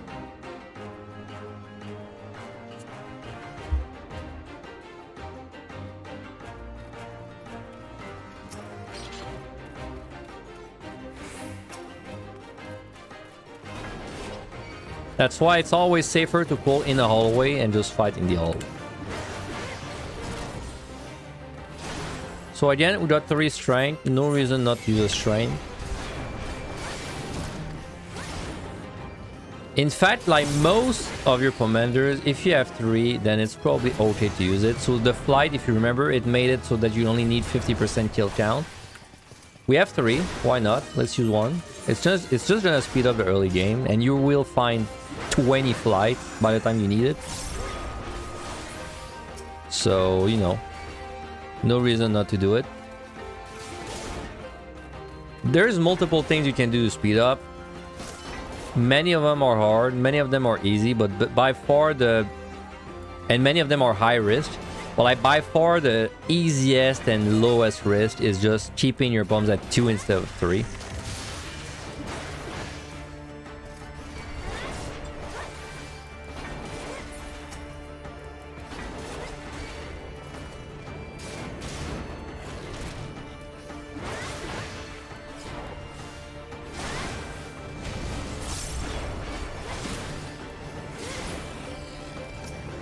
We're just fighting until the key opens.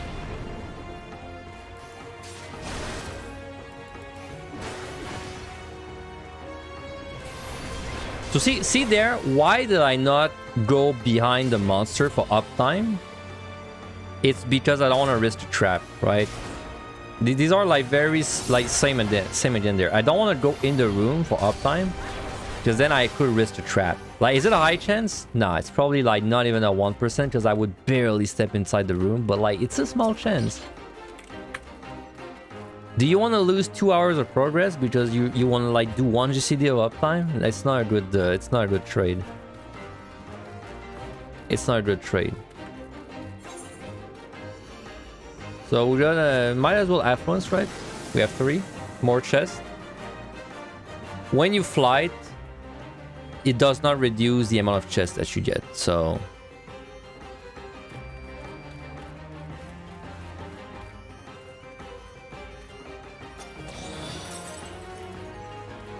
as a reminder, if you open a silver, it's because you need Aetherpool. I don't need it, but I guess I'm trying to show off the good example if you do need it.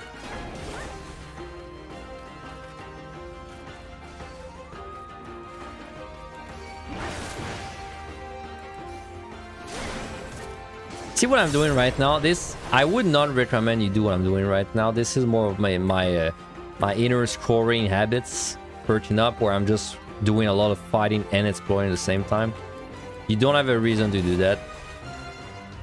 I would say though, a good habit to build up is, it's a good habit to just spam your tomahawk if you have to move somewhere and you know there's no risk of a trap, like between destination A and B. So like, for example, I don't know, let me show you. For example, if I was just doing something in that room and then I want to go somewhere else, so I'm just gonna do like, you know, a bit of damage on this guy,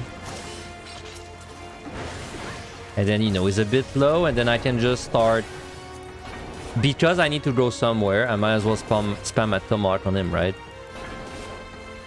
Because I know there's no traps in that room, because it's the spawn room, so I might as well move.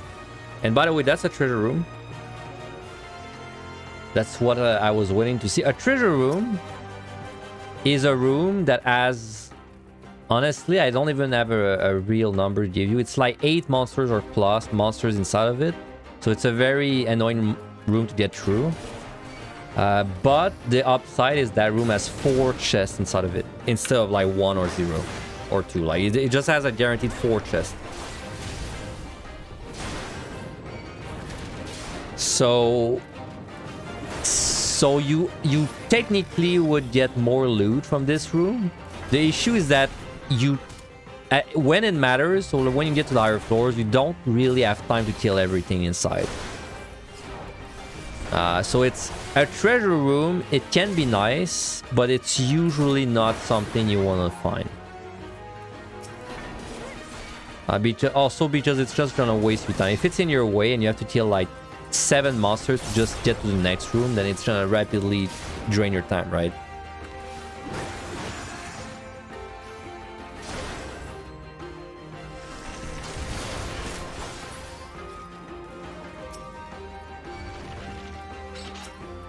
Well, like, you know, this guy pulled and he wasn't even looking at me. That's kind of weird, right?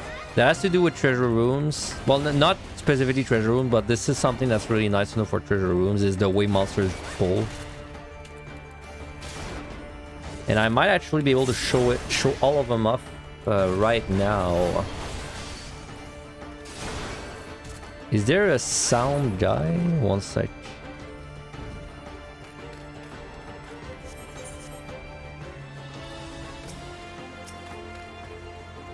Nah, I killed the sound guy, huh?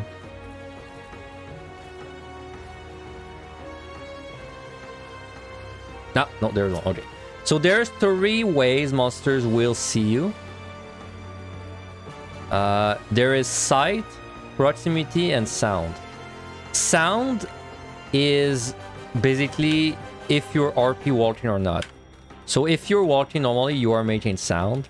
And if you are RP walking, you are not making sound. And if a monster is sound aggro, then he will not like see you. You know, even if I'm staying in front of him, he doesn't see me. So that's the first type of aggro. This is the best type of aggro usually because these are very easy to avoid. They will pull, however, if you hit their hitbox like this. They will pull.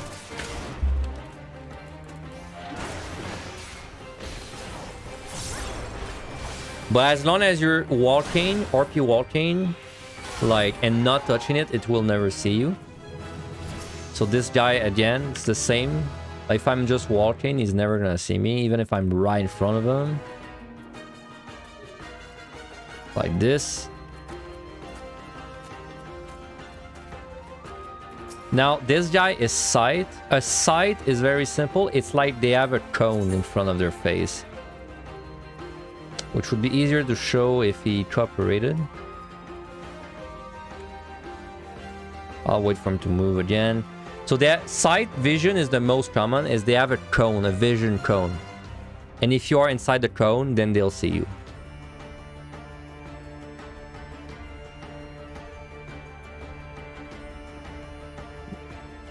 Damn, he's not moving in a good way to show it off though. Maybe there's a better one there.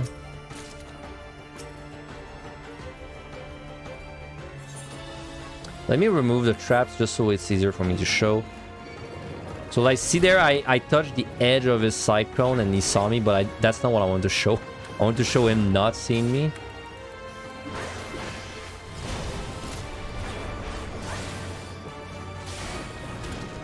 Like this guy, I'm gonna be able to show it up. So basically his cone, it's like, it's depending on their hitbox, it's gonna be the cone wider or not. But like basically, if I'm within the cone, he will see me. So like this guy, the way he's positioned, no matter where I approach, he would see me, guaranteed. If you want to know the exact range, it's about 10 yards, which happens to be the range of Howling Fist. There's gonna be a link in my description where I show off like how I use this, but basically this is my indicator for the aggro range. And if he's not facing me, then he's not gonna see me, right? See that? Like, even if I'm making sound and if I'm on his side, he's not seeing me because it's a cone in front of him. If I go in front, he'll see me. Like this. The cone starts at inside the middle of the hitbox. It's like extending from the middle of the hitbox, so it's like it's not like a pixel in front of it. It's right from the middle.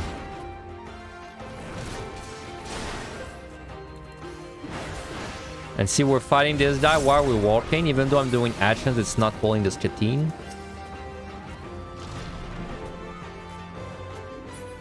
And the last type of aggro, which is the worst type, is proximity. Let's kill the bird so there's just nothing in my way. Proximity aggro is the worst type because it's like a side cone all around it. By the way, this guy sleeps you and it's very annoying. Like this. I've been stunning them every time, but this is what it does. So yeah, proximity is the most annoying. It's a side cone, but all around. So like, no matter where I approach, as soon as I'm close enough, he's gonna see me. Like this. Even if I'm walking, even if I'm running, even if I'm behind, he's gonna see me. And these are the worst type of aggro.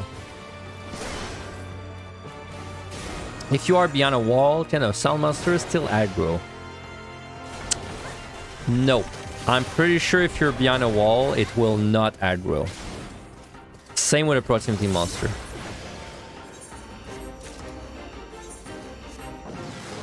Okay, well anyway, I took a lot of time showing this off and now my steel strength ran out. This boss, again, in my opinion, it's a really good time to strength steel because it's chunky, it hurts. Now something you can also start doing, and you might have also been doing on the previous boss, is there's a commander called Commander of Lust. It just says transform you into a Succubus, which is very vague. But basically when you're in Succubus mode, you have a new action called Void Fire, which is an AoE fire move that puts Vuln stacks on enemies, and you can stack it up to 5. That's just gonna speed up your damage a lot. It's 10% damage per stack, and it stacks up to 5, so it's a 50% increase by the end. So it's a good. It's strong on floors, but it's also good on the bosses, and it's easier to use on the bosses as well. You're just gonna go in Lost, put 5 bones, and then once you have 5, you want to remove the buff. You can either right-click the buff, or you can have a macro for it, which I don't think I have. But if you have a macro that is like remove status, the name of this, transfiguration, then you could just press the macro and remove it. But you can also just right-click the buff like that. Okay, so I know I did not explain the mechanic of this boss. I'll explain the next cycle. This cycle. So yeah, the cycle finished, and now it's like as if I had pulled the boss right away. Right there. So this boss is just gonna do a bunch of tank busters. He's gonna do 4 puddles. It's gonna be fire first, followed by ice. Then he's gonna tank buster you some more.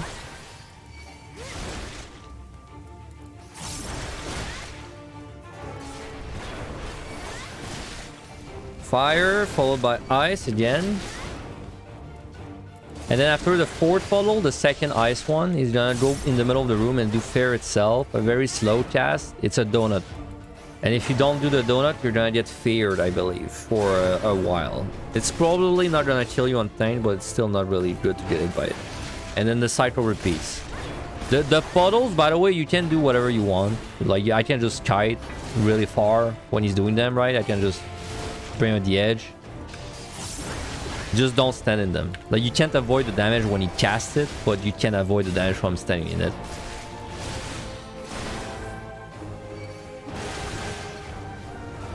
You keep dying to autos on this boss, so that could happen if you're under leveled, or if you're playing DPS job. This boss is a really good boss to be using your sustainings against, and a steal as well. So just make sure you use your sustainings and your HP potions if you need them. In our case, we don't need to. But if you don't have sustainings and you're a DPS especially, it's gonna be rough to do this boss. So by the way, that's the, like, let's call it the uptime strat for this boss, is you just keep it in the middle and then you just rotate the puddles around. And it's gonna leave you a nice little space to do your to do the mechanic after. But that's like the uptime strat. You don't have to do it. So see there, 4th puddle, mechanic, just go in the middle.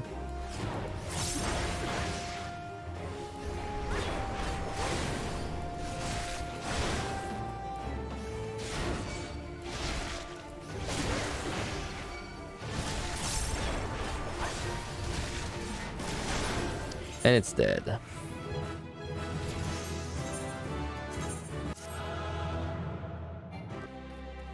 So the next set, where's my there? The next set still doesn't have much tricky. Bodhi does nothing, Hektai does nothing, Order does nothing. He does a pretty big telegraph, but it doesn't hurt too much, even if you get hit. The Succubus doesn't do much, but she has a Dark Mist attack that will basically kill you if it hits you. Well, it won't kill you, but it's dangerous to get hit by it because it's gonna be a 10-second RCC. It's a point-blank AoE though. Mummy doesn't do much. It has a quick cone that's a stun. Don't get hit. Nightmare High doesn't do anything. The Cattle doesn't do anything. The Dahad doesn't do anything. The Monk Doesn't do anything by itself. If you're doing multiple monsters, it can be tricky, but don't do multiple monsters. Just he's gonna suck you in. Do a drawing effect. The Troubadour doesn't do anything. The Gourmand doesn't do anything in solo. The Haganti doesn't do anything. The Mimic is a Mimic. And the boss. This boss is good practice for a boss later, but doesn't do much by itself. What website is that? That is Compendium.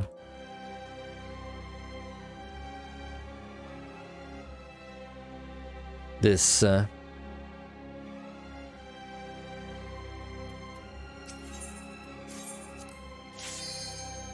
All right.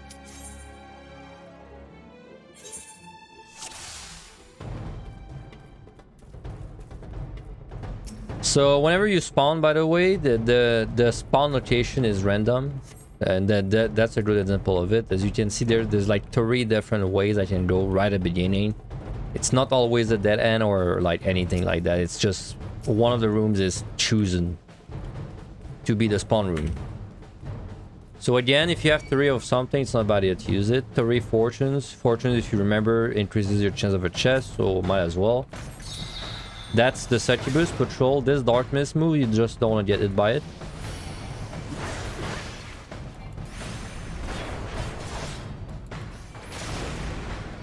Again, we're pretty under-leveled because we skipped a lot of monsters, so they're going to be a bit chunky at the beginning.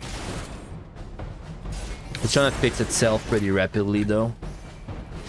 Like, because they are high level, they're giving me a lot of HP, so...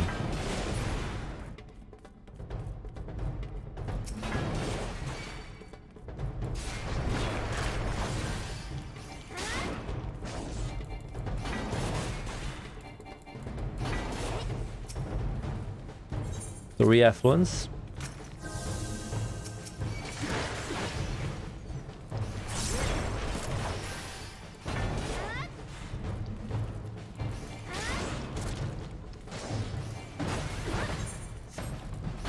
So another kind of Pomander that also is good for traps is called the Pomander of Sight. It's actually kind of like a safety, but usually it's better. Because what a sight does is it's gonna reveal the entire floor. So if you look at my minimap there, I can see 4 squares. If I use a sight, it will actually reveal every square. But the thing that's really nice about this Pomander is it will actually show you the traps. And traps, they look different depending on their effect. So there's multiple traps that do multiple different things. You don't have to memorize like all of them. Like you really don't have to memorize all of them. I would say there's 2 that you want to memorize, like the way they look specifically. That is one of them. This is a landmine. This one is easy. It's easy to remember because it's just a very square, like it's the only trap that's like a square basically.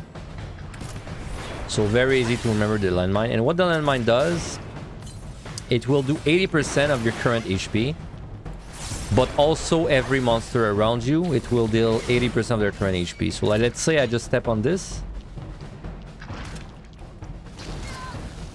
You see how it did damage to me and the monster? That's what landmines do. And this is the most important trap to remember what it looks like. It's a square. It's like, it's just a very square. There's not much else. You should be able to tell it apart like very fast. This trap, you don't have to remember what it looks like, but this is an innovation if you're curious. When you step on this, you will get a 1-minute debuff that decreases your damage dealt and increases your damage taken. I think it's 10%, 20% maybe.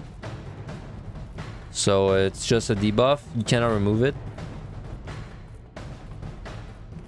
Now this, I could tell it was a landmine, but let me get closer. This is a landmine. So again, it's gonna do 80% current HP to everything around it, including yourself, including the monsters. That's another landmine.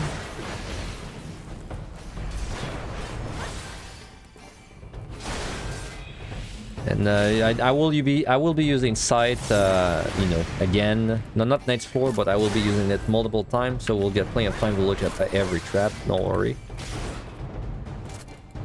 But like, there's one you want to remember right now. It's the landmine. Squared looking, very symmetrical, square looking thing.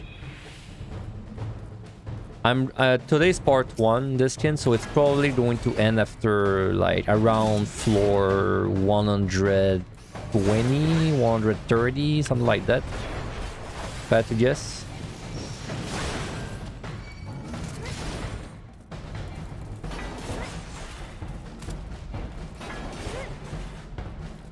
So of course the thing that the site does that's great is now you know where every trap is, so like there's no danger running to rooms as long as you look where you're stepping, of course. So we already have an F1. If I use another F1, it's just gonna waste it. It's not gonna stack them up or anything. No reason to do that. Damage down. We haven't seen this debuff yet. Sorry, disenchantment. So what this does is it just reduces the damage you do by 10%. Yeah, that's it. Honestly, for like all the bad enchantments, this one is probably the... It's definitely one of the least bad enchantments. So like, you're not happy to see it, but it could have been so much worse. Usually you're just gonna stick with it and, you know, you're just gonna accept the fact you're dealing 10% less damage for the floor.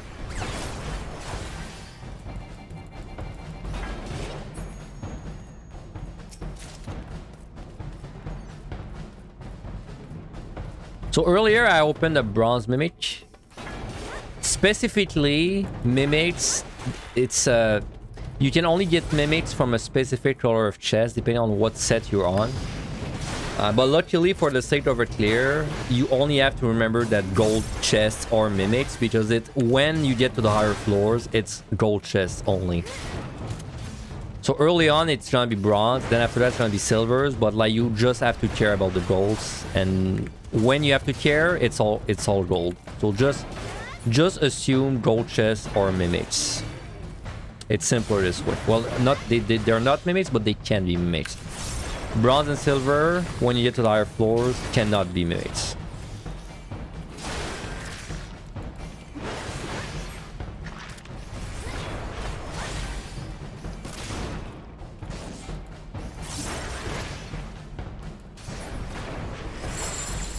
So see there, even though I was hugging the wall pretty tight, I hit a trap. We hit a silence trap in that case. It's a pretty bad trap. It basically makes it so I can't use anything but abilities for 30 seconds.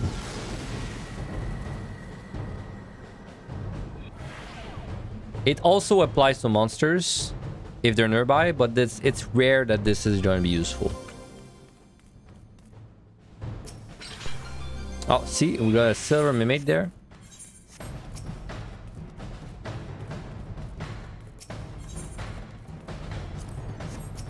So, like I said, if you do not interrupt this thing, Infatuation, you will get a 10-minute debuff that stops your regen, and sorry, you will get a 10-minute debuff that reduces your damage done by about 10%, reduce your regen, sorry, cuts your regen, and also dots, lights a dot. So you're gonna take damage over time. So this is a pretty bad, just a very bad debuff to get in general. So you want to interrupt it every time.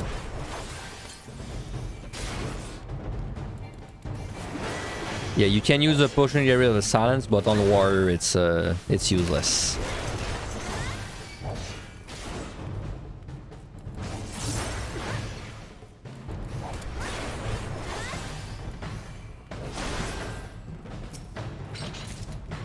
So if you do get this debuff, you can get rid of it by using this Pomander of Purity. Removes the pot status, which is this. That's all it does, and because that's all it does, there's not really any reason not to do it.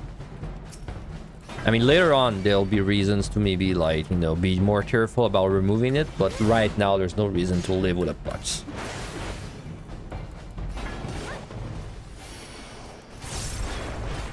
Usually if you get pots on tank, it's your fault in some way. You could have prevented it, usually. Not always true, but usually. So by the way, this floor has blind again, and we're really feeling that blind right now. There's this debuff too. This, sorry, enchantment called Knockback Penalty. Knockbacks and joint effects for both enemies and allies are disabled. That sounds like kind of pointless, but this is actually important.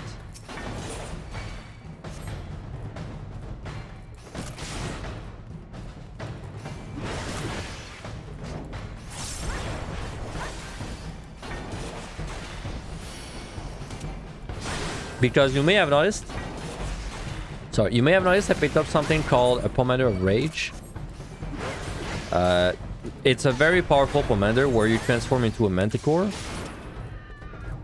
And then whenever you slap a monster, it kills it instantly. So it's just, you know, it's gonna save you massive amount of time.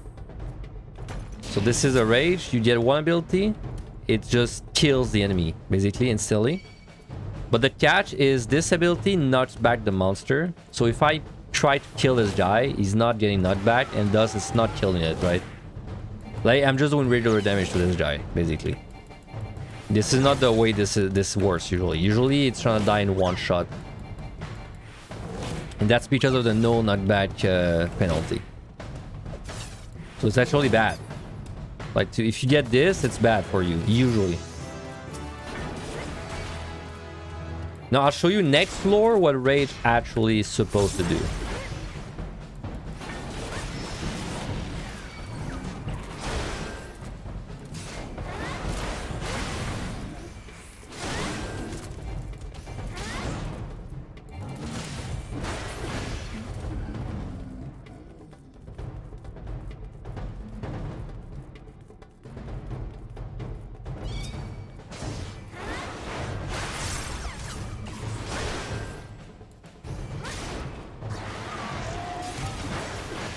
That's a respawn, by the way, good example, because it's the spawn room. So there were no monsters there at the beginning, but now there's a monster.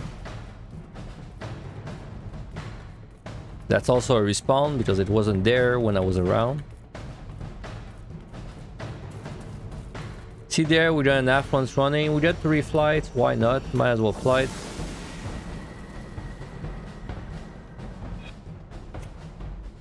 Technically, because the Rage kills everything in one shot, it's a bad time to use it on a flighted floor. Because you're already, like, killing less monsters. But I'm just gonna Rage to show you what it actually does. So last floor, I Rage, I kept slapping monsters and it was just not doing anything. Now if I Rage and I slap monsters, you're gonna see that they get pushed back and they die in one shot.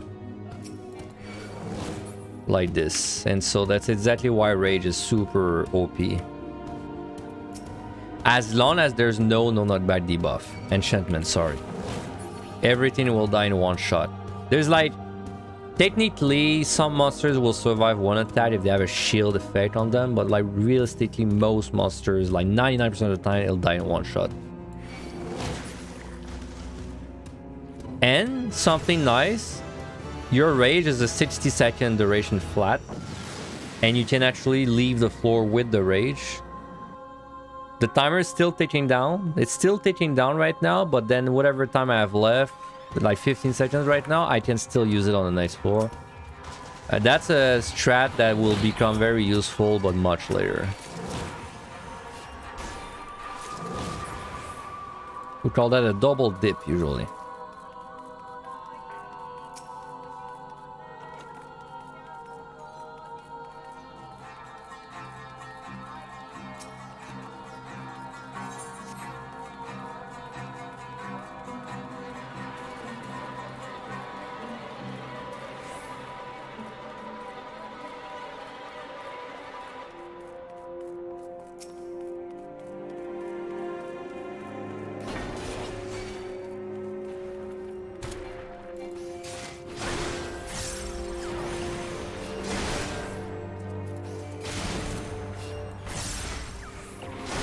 This long cast is just a very large AoE move like this. It doesn't do much damage though. You can assume, it's not true for every monster of course, but you can assume that most monsters can be stunned. Like generally, if something... Like something can be stunned, generally. I'd say it works from like 90% of the monsters. So if something's casting something and you're not sure and you don't have time to run away, stunning it is also never a bad idea. Though it's probably better to stun at the beginning of the fight just to like see if you can actually stun it, and then after you can restun. Because tank stun is actually really nice compared to melee. It's a 25-second cooldown and it stuns for 5 seconds. And every time you stun a monster again, it's gonna have diminishing returns. But that's still like a massive amount of CC, right? 5 seconds for a 25-second cooldown. If you don't have stun on your bar, you definitely want stun on your bar for Deep Dungeon. We've done another site. Maybe I can show you more traps. Ah, so that's the second trap you want to remember. This one's called a luring trap. Technically, it's probably the most dangerous trap later on. What this trap does is very simple. It's gonna spawn 3 monsters when you step on it, and the 3 monsters will be aggroed on you. Like, they're not gonna spawn in the room and then be regular monsters. They'll be aggroed on you instantly. So basically, it means you have to fight 3 things at the same time. The way you remember this trap is, the way I remember it, is it's like an arrow. It's like a very pointy arrow. Pointy equals dangerous. Fighting 3 monsters at once is kind of dangerous. So like that's kind of the way I remember it. But it looks like an arrow. Is kind of just my way. It's good to remember what this trap looks like because this is a trap you might use for your benefit sometimes. And so you're gonna step on lurings. It's gonna happen for sure. What you do when you step on the luring, well, you know, not intentionally, it just happens like this, is something that's also important to know about luring traps is that you may notice whenever you step on a luring trap, monsters are aggroed on you as soon as you step on it. However, they take a few seconds before they actually activate and start attacking you. That essentially gives you about 2 to 3 seconds to think of what to do without you taking any damage. If you know the monsters well, then you can like kind of see what it is and if you want to fight it or not. Realistically, when you're starting out, it's almost always gonna be a Witch Chain. Witch Chain is gonna transform the monsters into like quote-unquote harmless critters. The Imp does the most damage, about 60% of its regular damage. The Frogs do like 1%, and the Chicken does like 20% or so. So, you know, if you get many Imps, it could be bad, but generally it's gonna be good. And so Witch Chain lets you basically turn bad pulls into manageable pulls. I do recommend when you Witch Chain that you single target the most dangerous monster into the pack. Like, you don't start doing AoE. Because if you just start doing AoE, you're not gonna kill everything, and then it's not gonna solve your issue, right? Like, it's good for uptime. It's good for DPS, but it's not gonna solve your issue.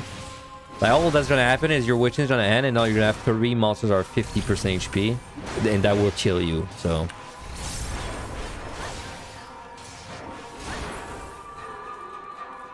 Yeah, someone in my chat said to remember the luring trap. They just think of lure the list, because it's like the floor of the list.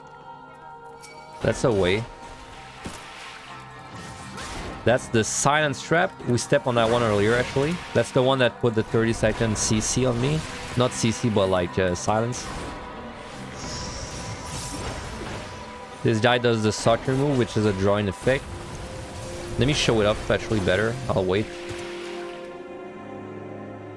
Not dangerous if you're fighting him alone, but like can be dangerous if you're fighting multiple monsters. Like for example, a luring trap.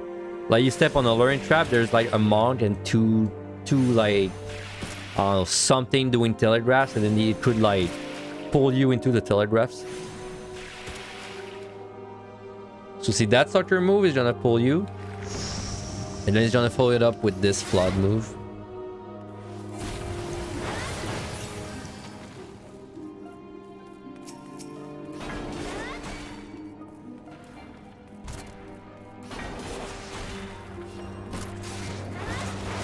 The flood move is not very dangerous. It's really the drawing effect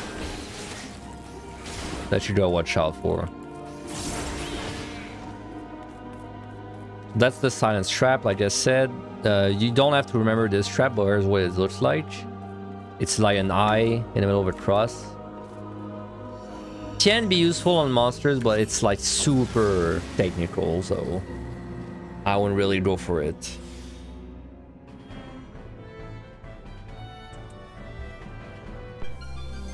Red Ace again, that's the thing that gives me 20% speed on my GCDs. Like, you know, you're gonna form your own thoughts and strategies, or you're gonna like try and follow my strategies too. If you get aced, it's obviously a good time to fight. I think I'm pretty sure you can tell as much because, you know, you do 20% more GCDs. That's a nice amount of DPS.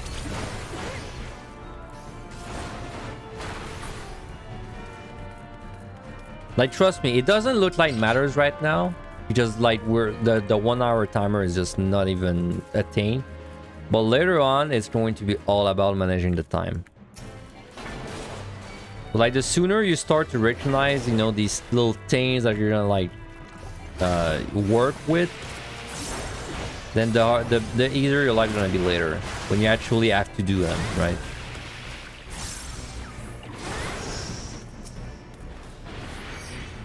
Something nice about your provoke, by the way, I didn't mention it, but this is a 25-yard pole, or your tomahawk is a 20-yard instead.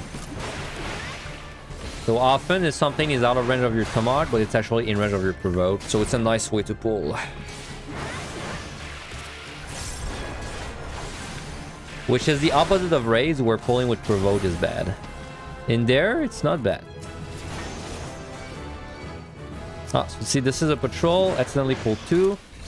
I'm gonna do what I said, gonna pop a potion without even thinking about it, and then gonna pop defensive and just trying to kill them.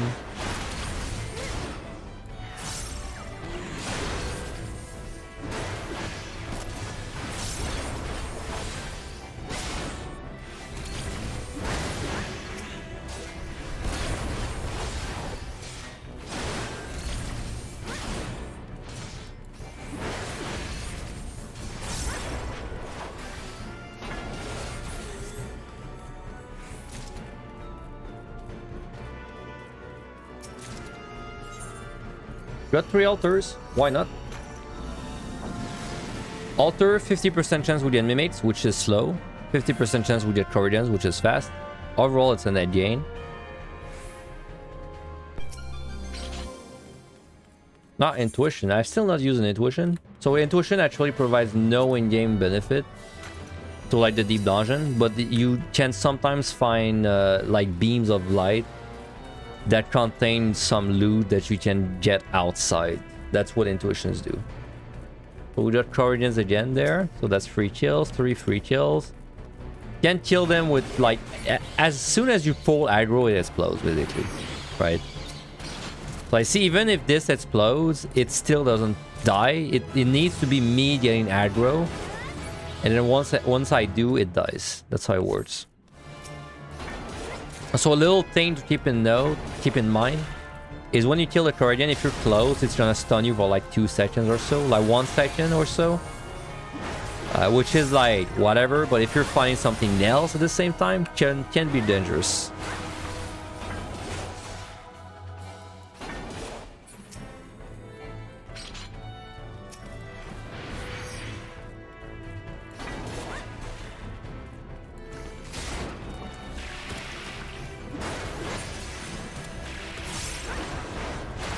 So I've covered a lot of commanders already, not all of them, but most of them. Yeah, as you can see there, I got a no knockback penalty again. I'm just gonna show it up again.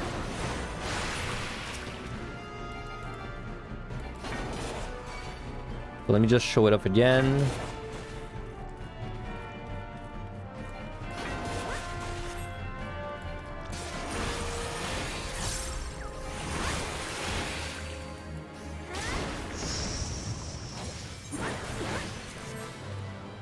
So if I rage there and I slap this guy, okay, well, funnily enough he died, but that's because he was too low. Let me show you with a natural monster that is full. So if I slap this guy, he will not die because he doesn't get pushed back, thus he doesn't die. That doesn't really make sense, but that's how it works. So see, like that. I'm just doing regular light damage basically, but I'm not one-shotting it.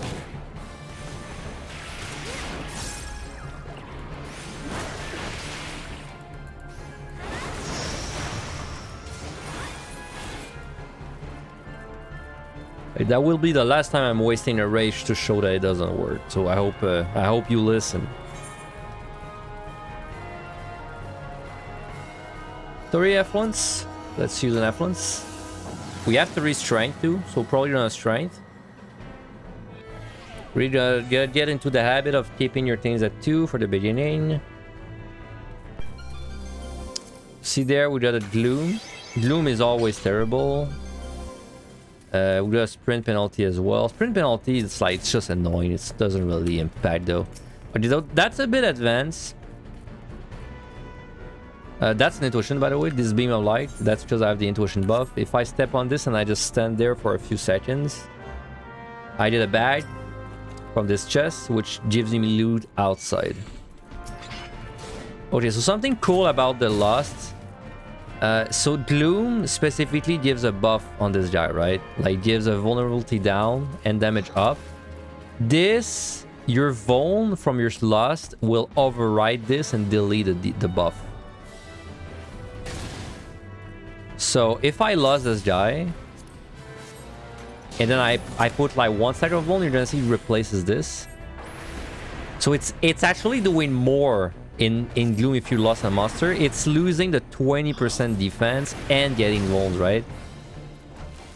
So right now I'm not doing 50% more damage. Well, if I had 5 stacks, I would not be doing 50% more damage. I'd be doing 70% more damage, right? Same with this guy, because I'm gonna remove like the buff, the defense buff, and then it's also gonna apply Vulns.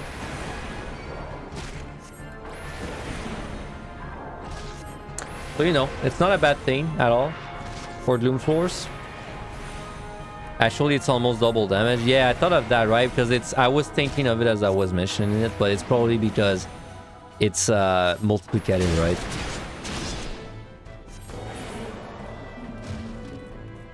Because you're removing the 20%, then it's adding 50%. It's not doing like 50 plus 20, so it's actually more like double damage, like you said.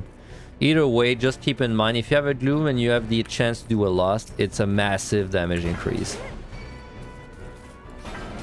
It's not that common, that's not a common scenario to be in, but it can happen.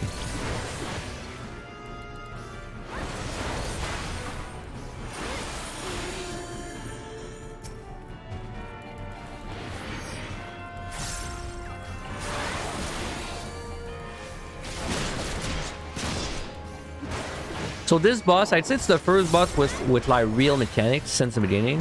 Everything else has been pretty face roll. This guy has a little bit of mechanics, not too bad. Not too bad, but it's nice to know.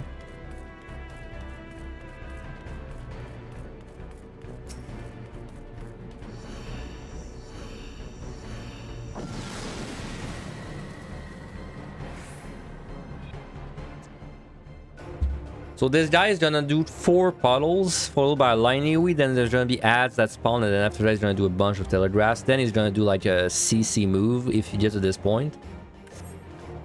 And this boss is gonna basically be a boss that's later on as well. Later on, that the same boss is gonna be there, but it's gonna be more difficult, so it's a good thing to practice on this one. We're just gonna Lost basically at the beginning, and then we're going to do basically the same thing I would do on 140. Which is this boss but harder. What we really care about is killing the ads before the phase happens. So when the ads spawn, I'm just gonna focus them down. You don't have to. It's not necessary, but it's safer to kill the ads for sure. Also, something whenever I go into a transformation commander, so Lust or Rage, something that's not bad to do is just pop a potion of regen, because it's 30 seconds of healing plus some defensive, just so you have something, right? So I'll do exactly that. Let's do some defensives plus my potion, then go into Lust. Now we're gonna do 3 casts of Vuln. Alright, we're gonna slide cast, We're gonna do 2 casts there. After 2, we're gonna move. There, we're gonna do 3 casts. We're gonna slide cast the last one. 2 casts. Gonna move. 3 casts. I'm gonna slide cast the 3rd one. And then there we can just do 2 moves. And then we can just quit out the transformation and kill the ass normally. But the reason you practice this is because later on there's a boss where you're gonna have to do this with resolution. So it's a very good opportunity to practice like the pattern, which is 3, 2, 3, 2, 3. The pattern of like number of casts you can do. 3, 2, 3, 2, 3.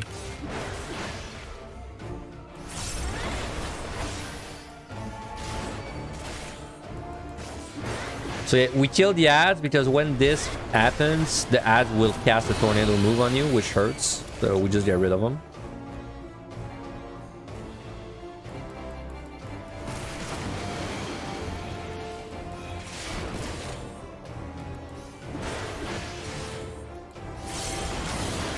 And there the cycle repeats.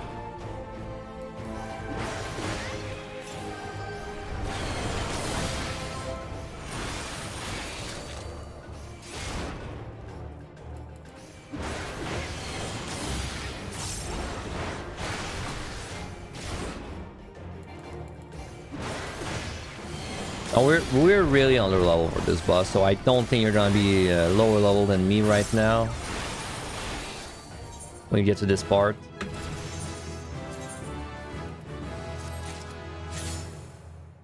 All right, next set. This is after this set. There's gonna be like a bit where there's very not much going on. This next set has a few interesting monsters though, so let's look at it.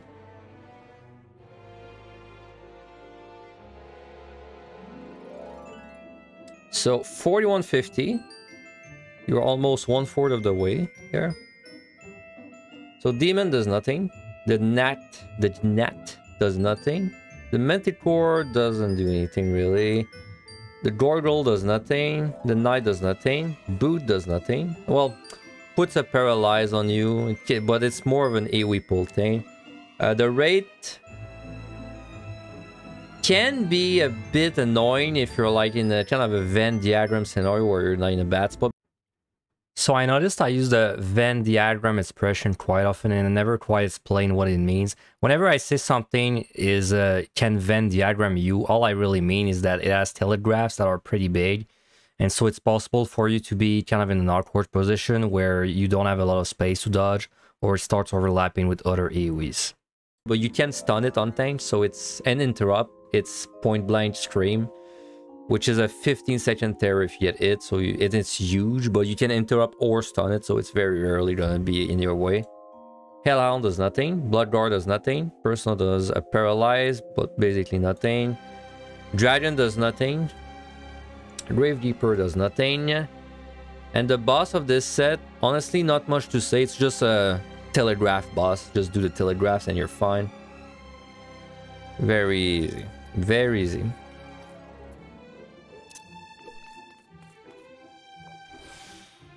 And let's go. So we talked about a lot. I don't know what else I have to talk about. There's a few traps. There's 2 traps I haven't showed. So Manticore does a charge. Oh, never mind. It doesn't do it yet. Oh, this guy does nothing. He does like a Ripper Claw move, I think. It's a frontal untelegraphed cone, but it doesn't really do much damage.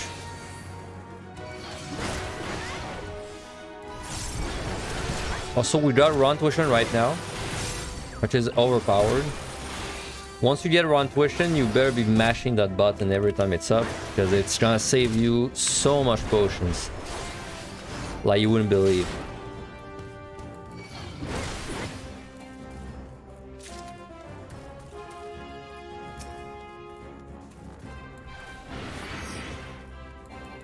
We got 3 fortunes, might as well use it, even though I killed a few monsters already. Better than not using it.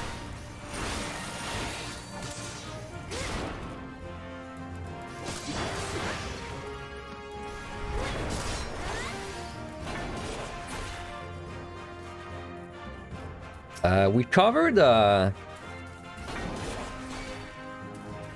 we covered a lot. Let me open my notepad.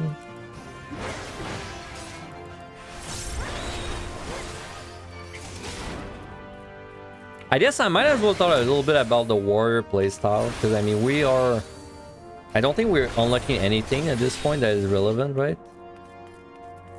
Yeah, well, I mean we have the heal and the Deathsmith, the AoE. I should mention AoE pulling. So I've not been doing AoE pulls. Now obviously, if you're looking at the amount of damage I'm taking, I could be doing AoE pulls easily. I guess I might as well do a big AoE pull next floor. Well, I guess once I'm level 60, so I have a good point of reference, but I'll do an AoE pull this floor and just kind of show you what it's like. But the reason I'm not doing them every floor is not because I can't, I could. It's more because I don't want people to think that you have to do it to clear. AoE pull is kind of something you do that's more advanced, and it's gonna save you a hell of time early on. It's trying to save you a lot of time early on. But it's more of like a thing you do if you feel like it. It's not necessary to clear.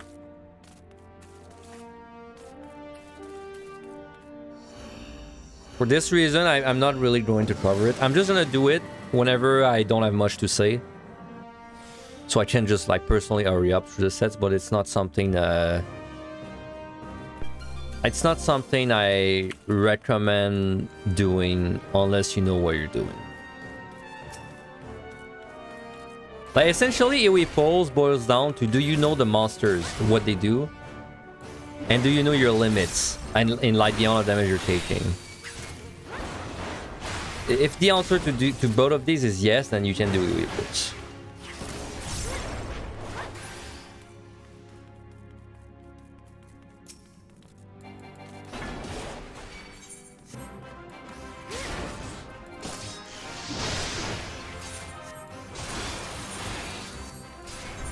Put 3 strength there. Let's use 1.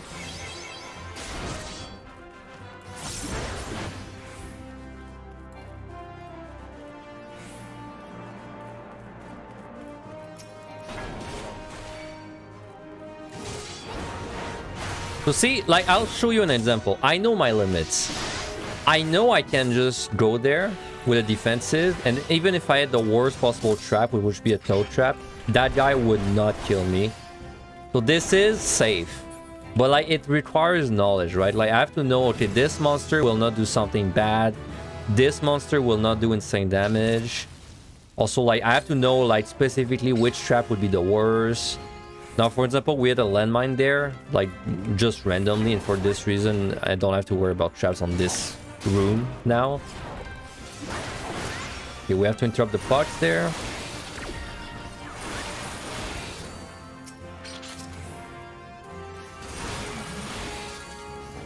Well, now that there's no trap, I can easily kite this guy over there, for example.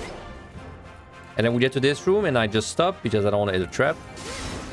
I could, if I had a potion running, I could just risk going into the trap, into the room. Well, I don't like wasting the potions like that.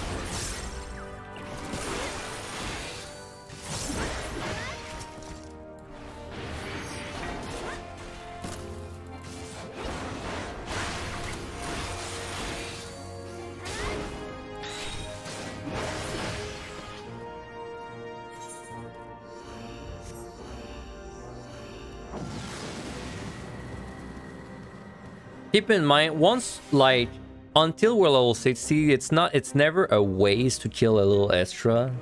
Because you're getting more XP, which is gonna speed up your floors. Once you're level 60 though, definitely just go for silvers if you're low on Aetherpool, but that's it. Like, if that's not what you need, just rush every floor, every time.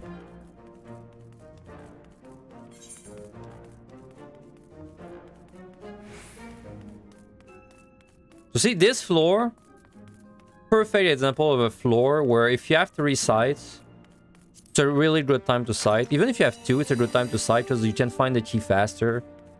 You can get out of there faster. Does it help you clear? No, but it speeds it up. And you're gonna find your sights before you need them, so why not, you know? Hell, you can maybe even do a little bit of practicing the landmines, you know? Because landmines are something you're gonna be using later a lot. So, you know, you can just practice it, you know, like maybe we pull these guys, we wait chain, okay. So like how we're gonna do a landmine later, we're gonna heal, right? I mean, you don't know how to do it yet, but I know how to do it, so, you know. And then we're just gonna practice a landmine like that. And you have the resource to spare for it.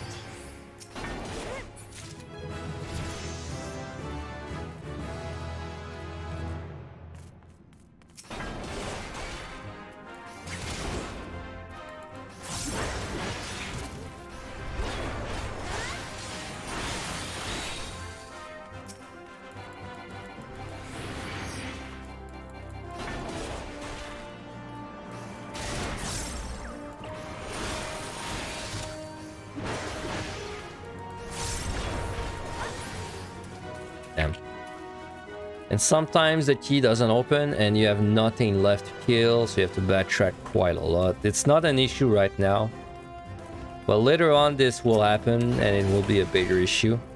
That's kind of out of your control though. You can likely affect it, but it's not really something you can control. Because the key, you probably notice the key changes color, but it's not like a good indication of when it's gonna open. Like you can never be like, oh, I know it's opening next heal. You just kind of feel like it, but you're never sure. This is a silence trap, by the way. That's the eye in the cross.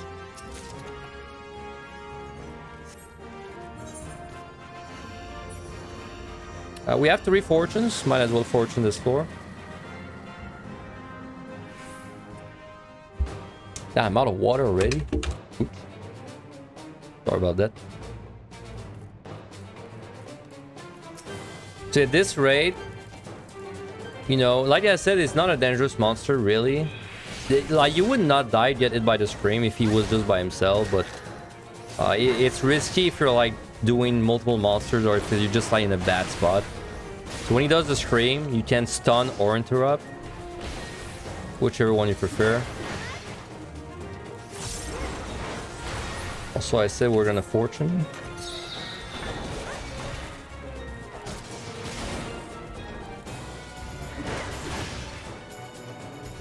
I think there's only one debuff, sorry, enchantment we haven't seen yet. It's the worst one for tank. But if we ever see it, don't worry, I will make mention of it. It's hard to miss. So see there, that's an example of like what's gonna happen late game quite often. There's like 2 patrols coming your way. And like, you know, especially later on where it takes 40 seconds plus to fight one monster. Like if I pull one, then I have to like worry about the second one. A way to do this is you just kind of wait a bit and you see like what they do, right? They should stop moving soon. No, it's tempting, right? To go around and just like skip them. But especially late game, it's about that you do this. So like you just wait until one of them turn and then you fight the other one, right? That's the way to do it. I guess I'm just a little sneak peek for later. Well, tomorrow.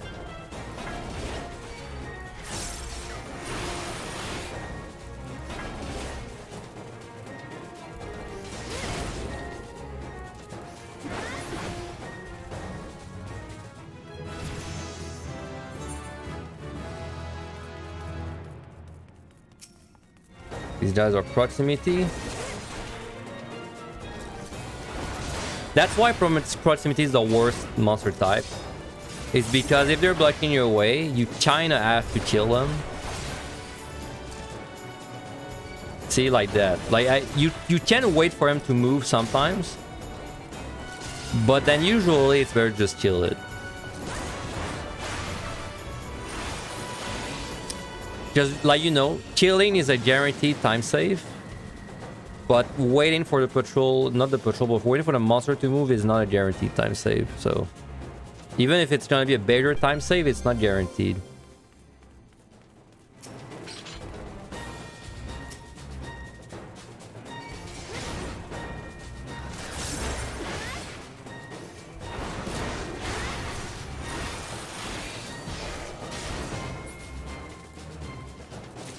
You've gotten so many ace.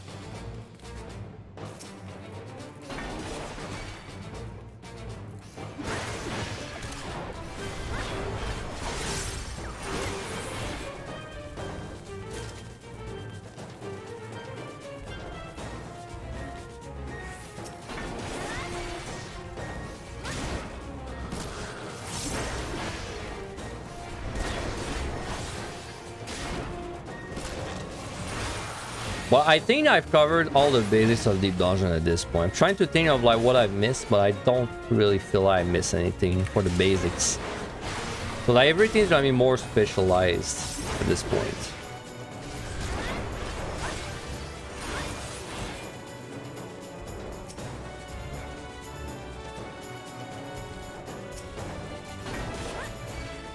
I didn't want to talk about how you play Warrior.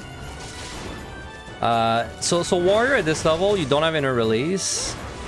You have Berserk. Berserk is like, it's like the next 3 hits you do are direct hit, critical hit. But you don't have the free cast for them, right? So you have to like build up resource for them. Unfortunately, in Deep Dungeon, it's kind of a mess. It's kind of a mess. Like, you rarely will have the resource when you need them. So usually, I just settle, right? Like, I'll Berserk when I have like 2 felt leaves ready. But I won't like wait for 3, because if you delay it too much, then it starts just being not worth, right?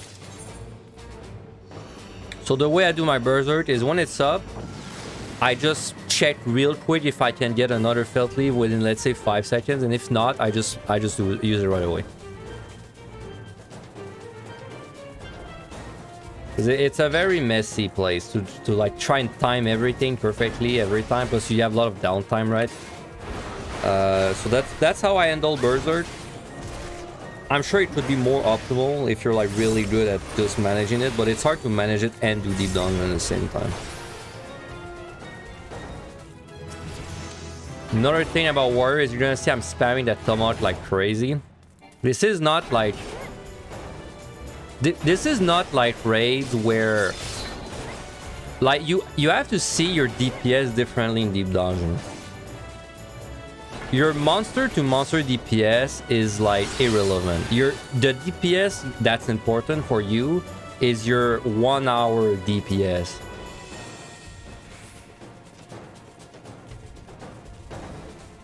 So like there's no reason Warrior, yeah, DPS. So like let's I'll give you like the hardcore example from like when S Monroe was doing his POTD attempts. So you know on Red Mage, technically it's a DPS increase to hard cast your Ver like arrow, right? Like your Ver skills, like the 5-second cast ones. It's technically a DPS gain to do that, but then so we did it every monster, but that's bad because like your DPS for monsters doesn't matter. What you care about is your 1 hour timer. So like you just want to do the maximum amount of damage within 1 hour, not the maximum amount of damage per monster. So that's why I'm spamming like Tomahawk all the time. Because if I'm moving and doing damage, it's, you know, double, like it's like doing 2 things at once, even though I'm doing kind of like a quote-unquote low damage move, right? So I'm fighting 2 monsters at once there because I opened a chest while I was fighting. That's something you're gonna get used to doing. So like fighting 2 monsters at the same time, it happens, but it's usually a mistake. Fighting a mimic plus a monster will happen sometimes. Not that rare for tank, the tank playstyle. You're level 48 now. Tips for the 30 boss. Potion on cooldown, Steel, Strength, Lust. There's not really much else to do with it, and sustaining if you have it. No, I did say I was gonna show you what an AoE pool is like. So you know I'm taking everything one by one. I'm being very respectful of the content. It's not because I can't like disrespect the content. We're gonna do that now. So you know if you find the early game really boring, which I do, which I do, you can spice it up with AoE pulls as much as you want. Just make sure you know what you're doing. But now it's gonna cost you potions, it's gonna cost you like, you know, a better gameplay. Probably gonna cost you commanders all the time as well. And it's gonna be riskier. But like, you know, if you absolutely cannot stand doing the early floors one by one, then you can't just do things like that, right? Like I was gonna pull way too much. I've already pulled way too much, but like you just have to pull 6 or 7 things to open the key.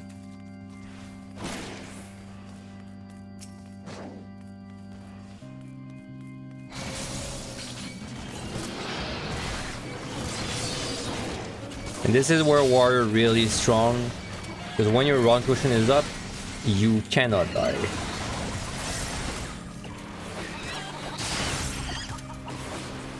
So yeah, this, I mean, this is the Warrior life right there.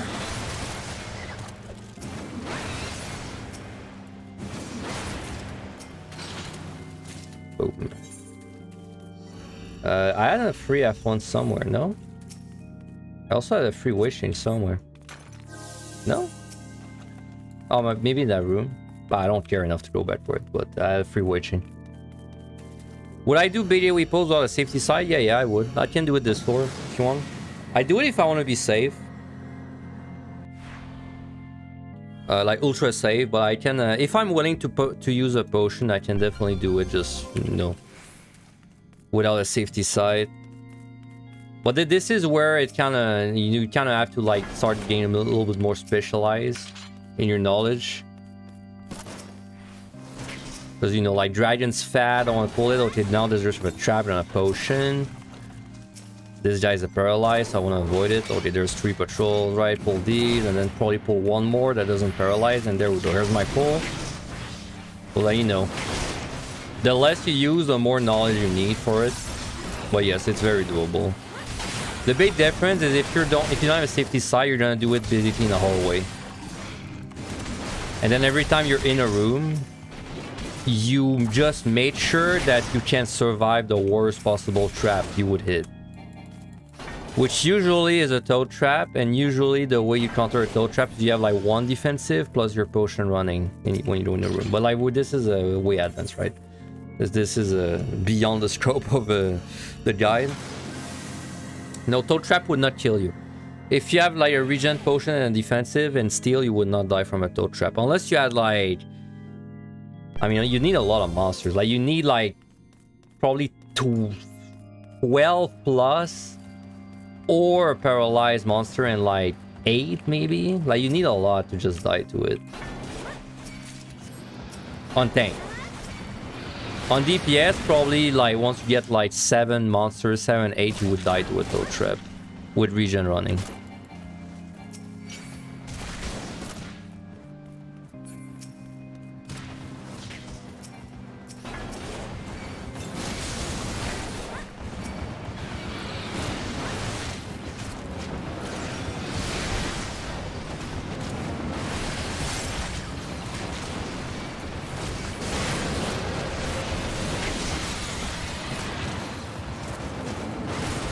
Like, there's no denying pulls like that made the early game way more fun. But, I mean, it's kind of depends if you would like... Well, first of all, it depends if you find that fun, and also depends if you're willing to accept the risk of just like losing the run early on. Because if you just play like very safe, pull 1 by 1, you should not die. But then if you do multiples, then there's a risk of stuff like that happening, right?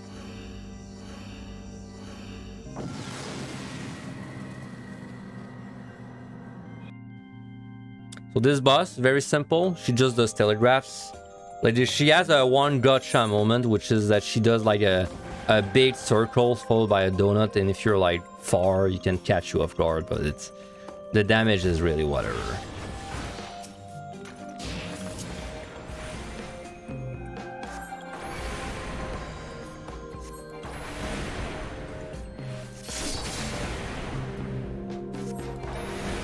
Now, I'll say it's not a bad idea to like do a bit of AoE polling just to like kind of get your feet wet with it. Because when you do, you're not gonna do AoE polls later on for like just damage, but you will do it for landmines. So like at least you should know how to handle a few monsters on yourself. But for not even for like doing damage, but more for like surviving the monsters. So you know, it's not a bad thing to do it a few times. So that's a gotcha moment on this boss. She's gonna do this followed by the donut. But then as a melee, you would always go back in after, so it's not like it's gonna catch you on warrior.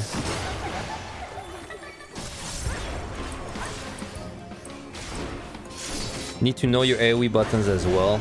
Yeah, I've heard people on controller have like different hotbars for AoE and single target. I can't really imagine playing like that in Deep Dungeon though. It seems very weird. I didn't know that was a thing.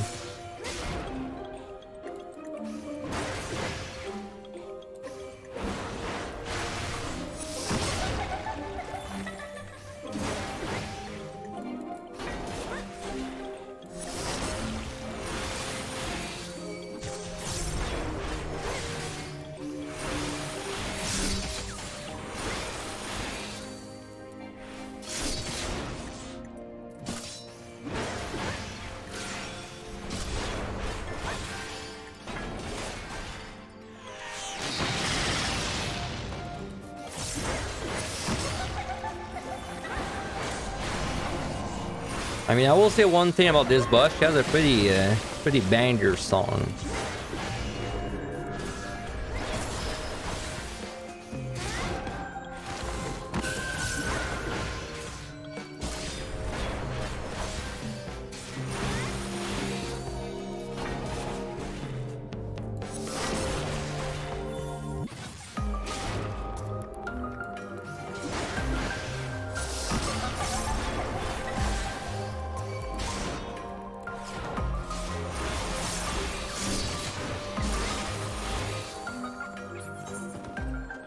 And that's this boss, the 1/4 mark right now. You are 1/4 of the way in, but the difficulty-wise, you have not made you have not done 1/4 of the work. All right, so next set, there's gonna be basically 3 sets that are fairly boring, in my opinion, the most boring sets of the whole place. So if you're bored there, well, I get you. But we still gotta go over them.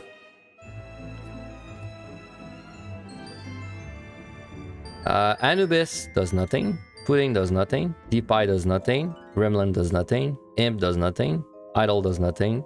Pot does nothing, but he has like this one gaze that kind of chunks you a bit and is a blind. If you get hit, just don't look at it. Taurus does nothing. Vodoriga does nothing. Archdemon does nothing.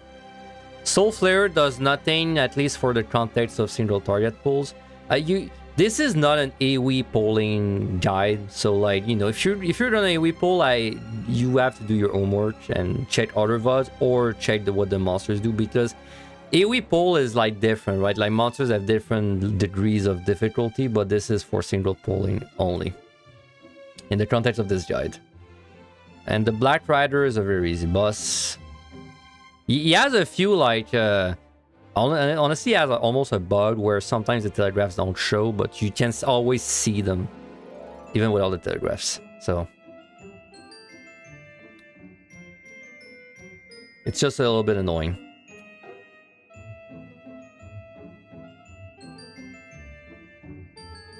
All right, food up.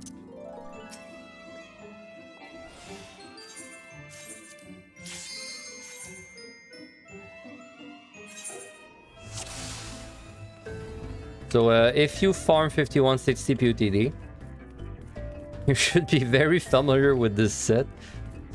You've probably seen this set very often.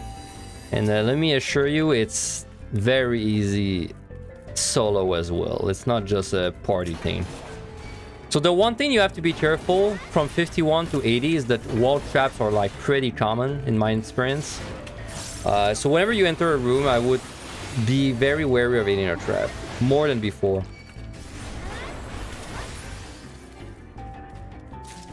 Like, the monsters aren't dangerous, and honestly on tank, you need like a really bad trap combination to kill you, but it can happen.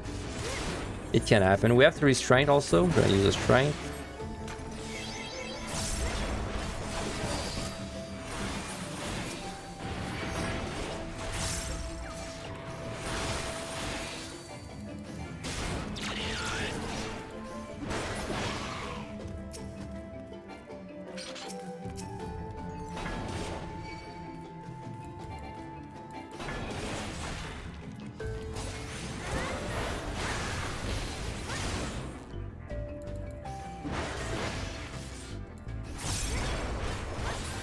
So as a reminder, the way monsters work in the room, they just kind of stand there for 15, 15 seconds, 20 seconds or so, and then they're gonna move after that time.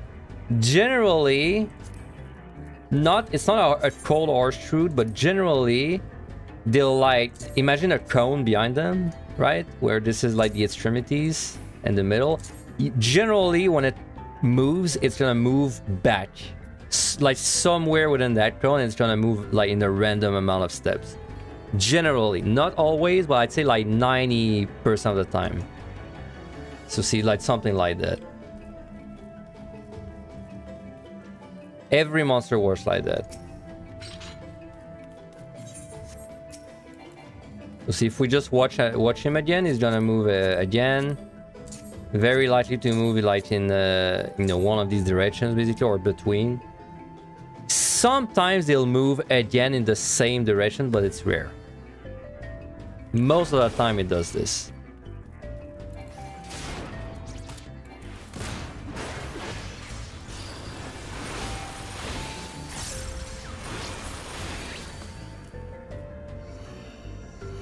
What set of floors would you see end a new players run easily in the first half of PotD? So like the most dangerous sets to die on at the beginning.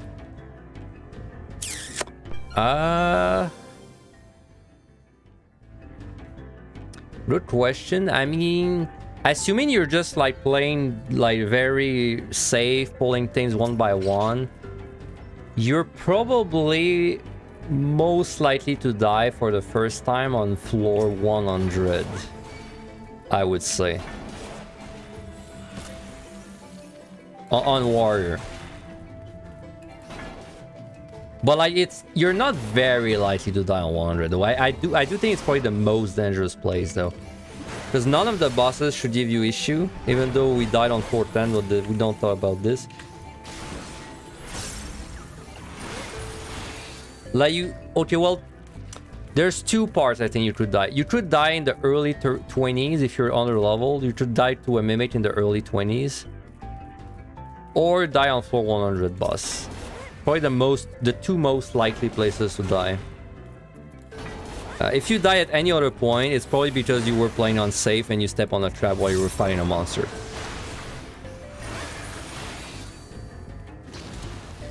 Something like that, right? So yeah, be very careful with wall traps on this set.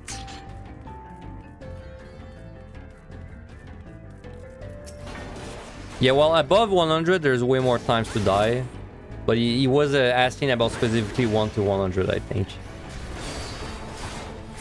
Well, yeah, once you get past 100, there's many places to die. They just keep increasing every set.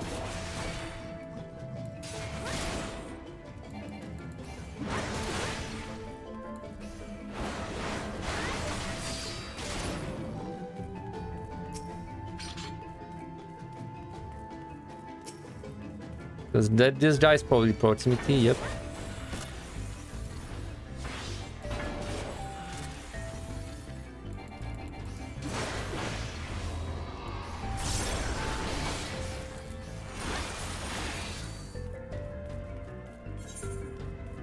Three F1s. We'll use an F1s.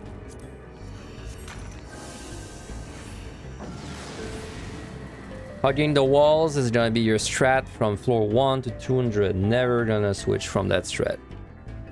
If you don't hug the walls, I mean, man, if I did a run where I did not hug the walls, my success rate would be abysmal. Pomander of raising is a very important pomander when you're progging, or like just honestly, it's a very important pomander period, so you're always happy to see that. I think you can only start seeing them from 51 upwards. I don't think they can drop before.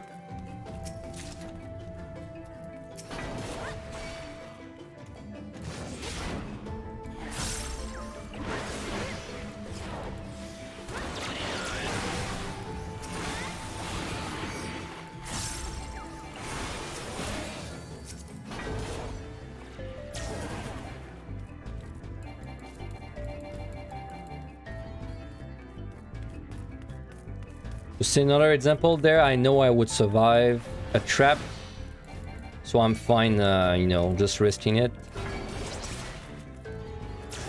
But like, you don't know until you know, you know?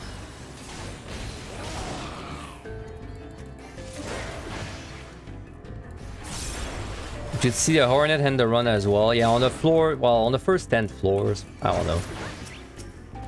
Like, for you to see the Hornet in rage, you have to be doing no damage to it, but there's like nothing to do but do damage at the lower levels, so. Because I assume you're talking about the floor 1 to floor 10 Hornet. Nice.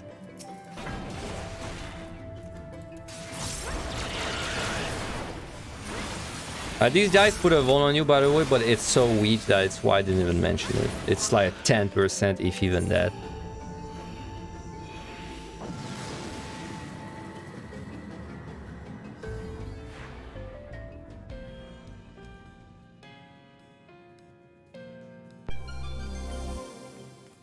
Keep getting blind.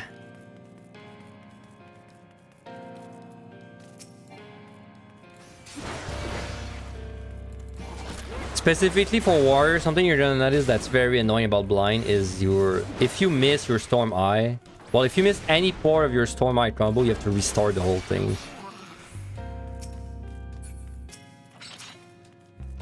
It gets very annoying fast. Also, you can miss stuff on your Berserk as well, but honestly, missing the Storm Eye is more annoying. Well, we have 3 Fortune.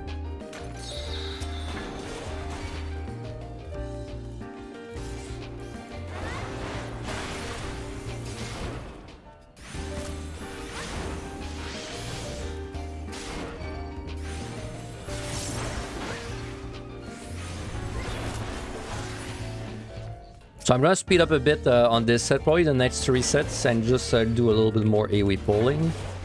If you're curious what it looks like. Because at this point, I don't have much to talk about. I feel like we've covered almost everything I want to cover for like the early game. But I just want to stress, you do not have to do AoE pulls to clear on Warrior. It's not... Like, I see that mistake a lot. People, they recommend Warrior and they say because you can pull multiple monsters. It's not really why I recommend Warrior, though. For me, Warrior, I recommend it because of the debuff specifically. And fighting the monsters is way easier.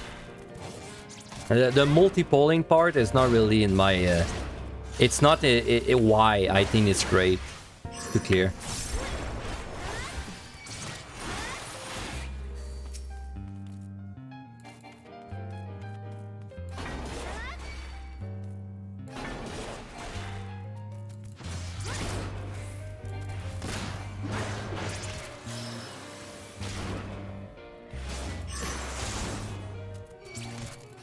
I will say something nice about Warrior that you maybe want to use. Macros are kind of clunky with abilities. Wow, that key. Yeah, macros are pretty annoying with abilities because they don't let you chew the abilities. However, it's very nice with Omgang. Because if you do this line, AC Omgang me, then whenever you press Omgang, it's gonna Omgang yourself. And why that's good is because if I target a monster and I try to Omgang the monster, it's not gonna let me unless it's close. And even if it lets me, the Omgang invuln will be associated with the monster. So if the monster dies, my invuln goes away. But like, if I just try to invuln this, like if I need to invuln now, see, I can't even do it, right? But then with my macro, I can. And it does it on myself. So like, it's not associated to a monster. This is a great macro to have. It's definitely worth the ability to like... it's worth losing the ability to chew up the skill.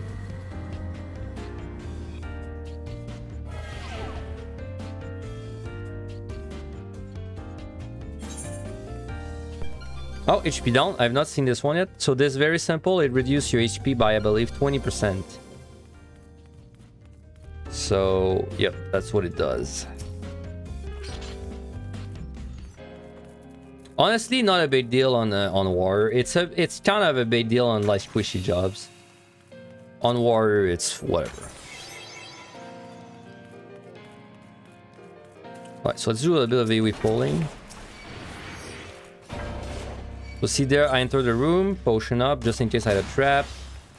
So I can survive. Now there's a gaze coming. I got mimics. And then I don't want to hit the trap there, so I'm just going to fight them like that.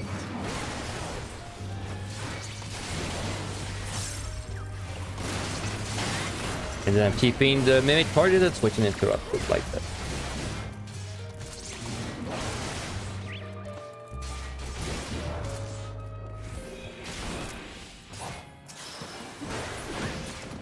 And we're out, just like that. Save like, what, 3 minutes?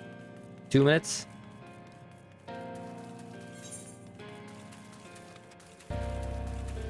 Like, you want to try to practice, like, easy whip pulls. Just do it when you have, like, 3 strength, 3 steel, 3 sights. Just do, like, or 3 safety. Just do, like, strength, steel, safety. And then have, like, 2 weight chains or so you can just use a weight chain if it goes bad. That's probably the easiest way to practice your AoE pulls.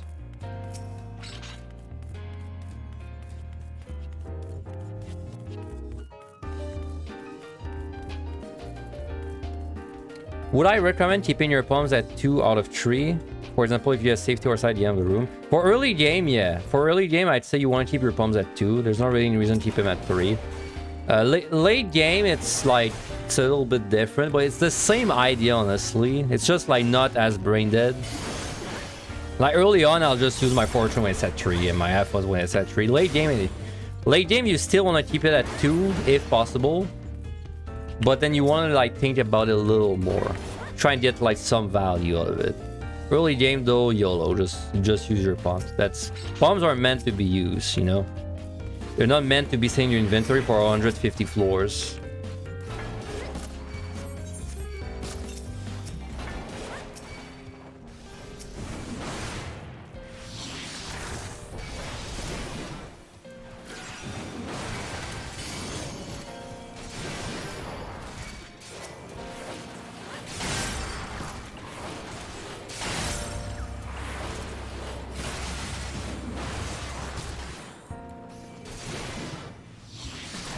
I do not recommend you try and stand in AoEs, by the way, if you're doing AoE pulls in Telegraph, because I don't even know which ones put bad debuffs on you, so... No, you never know when one of them is going to be like a 10-second stun and you've just never been hit by it, and now that's when you discover when you have like 20 monsters on you. Oh, the key's not there. I thought the key was there for some reason.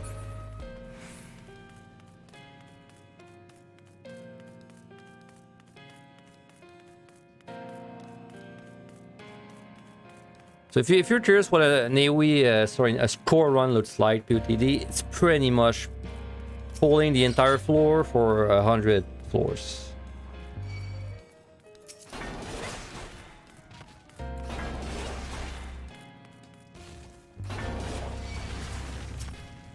Or whatever. At this point, I'll just pull all of them.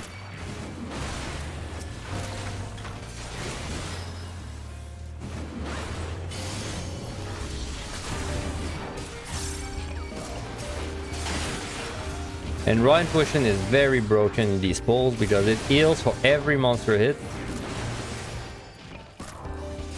Which, you know, rapidly becomes basically a free benediction every time you swing the axe.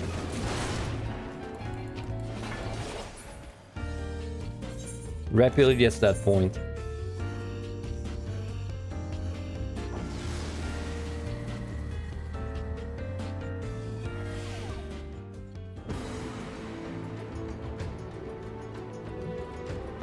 No item. Oh, we got another thing I never saw. This enchantment boosts your HP and MP by 15% or 20%, something like that. So it's nice. I mean, it's not great on water. It's okay, but it's it's okay on everyone. It's very nice on squishies. You're never unhappy to see it.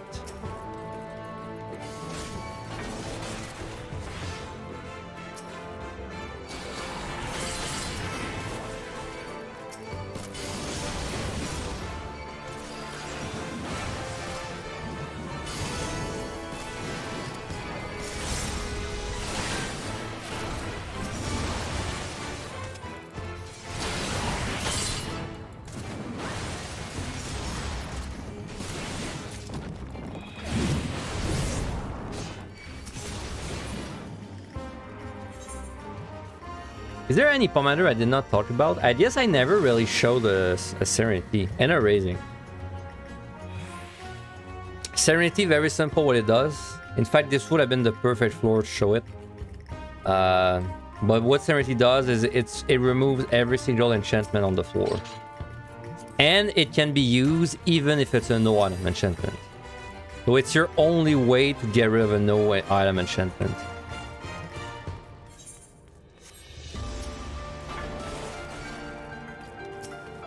Yeah, I haven't shown Resolution as well. Good point.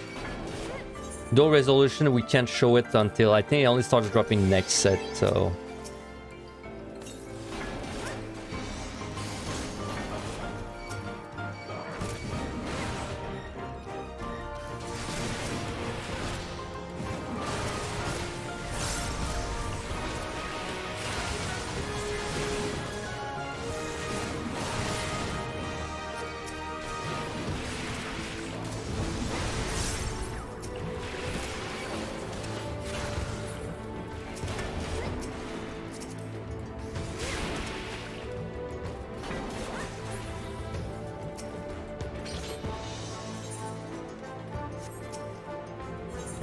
But yeah, as you can see, this really speeds up with weak pulls.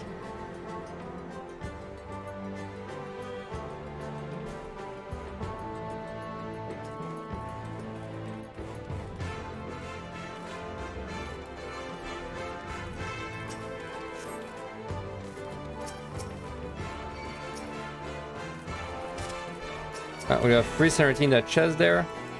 But you know, since there's no enchantment, even if I use a Serenity, it provides me with no value, so...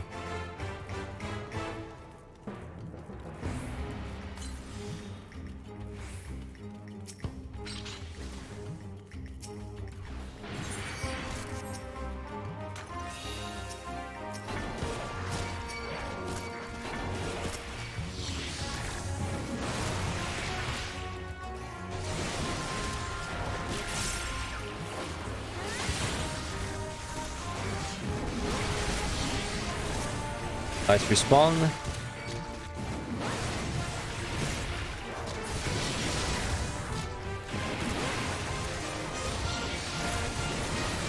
You don't have to do pulls like that. I'll say that probably 20 more times. That's not the impression I want you to get. You can do this one by one. You're just gonna get out of this set probably like 10 minutes later than me. That's the only difference.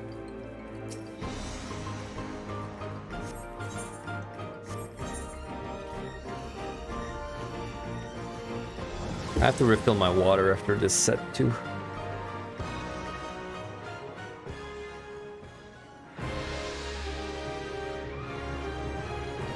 Again, especially if you have 3 lost, no reason not to lost every boss. It's gonna save you time. You know, it's low risk with saving time. Use pumps when they're at 3. High risk of saving time, do AoE pulls.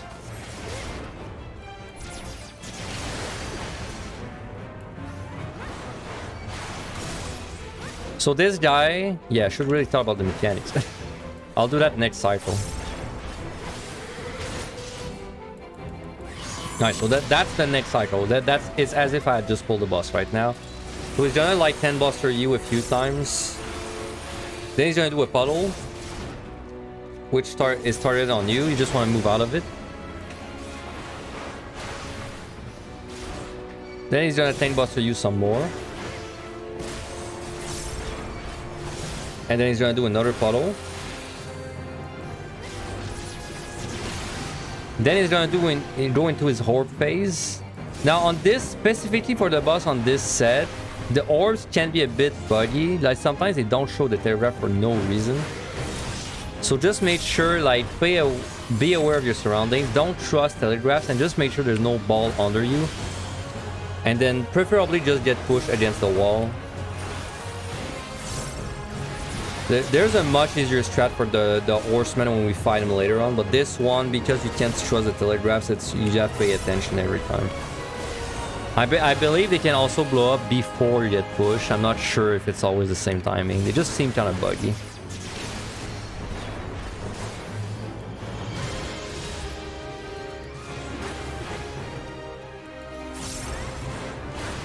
And if you're getting pushed against the wall, like far, just make sure there's no ball in your way, of course.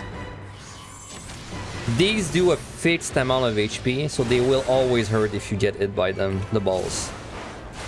Like, if you're gonna get hit by it, make sure you're full HP. But don't get hit by it. It's way easier if you're like that.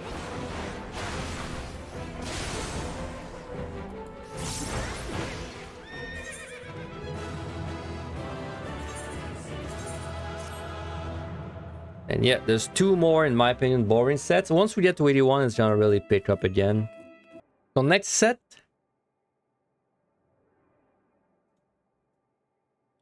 There it is. So next set also does not really have anything worth talking about. Elps, nothing. Raptor, nothing. Tyrannosaur, nothing. Sarko, nothing. Wyvern, nothing. Blade, nothing. Truck, nothing. Diplo, nothing. Triceratops, nothing. Milden, nothing. Pteranodon, nothing. And that's it.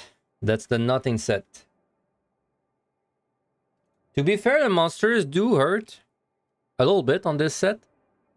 But it's more of an AoE pull thing. Like, if you're just 1v1ing them, they don't hurt that at all. Also, it's more of a DPS thing, honestly. Even on tank, on tank, this is a very easy set, in my opinion, especially a warrior.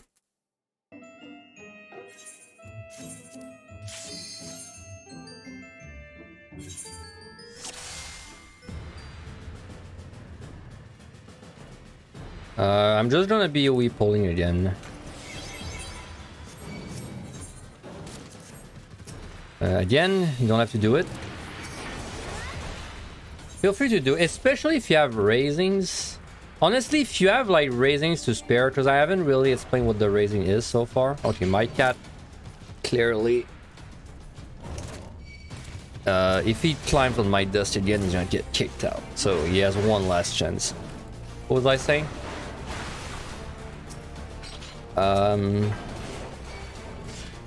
Yeah, I mean, if you have raisings, which I have not explained what raising is yet. Raising is a commander that if you die, it revives you basically for free. Like, you don't lose the run. If you have raisings to spare, I would probably encourage you to actually repull, just to like get a feel for it. If you don't have a raising up,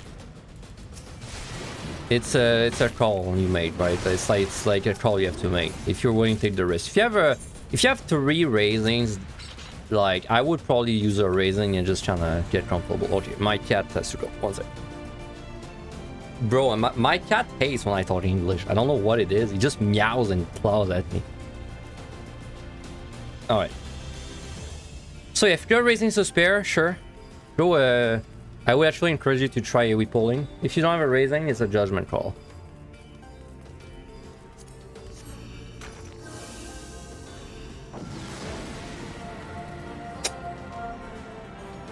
If you have a free raising, definitely recommend you try. Like, let's say you have 3 raisings and you pick up an extra one, then in that case I would definitely recommend it.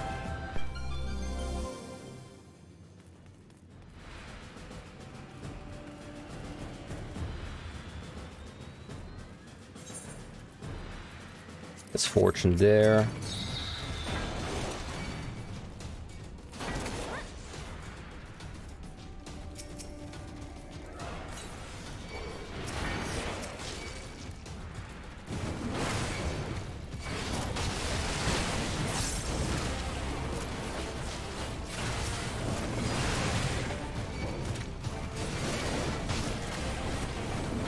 And I wish I could tell you what every telegraph does.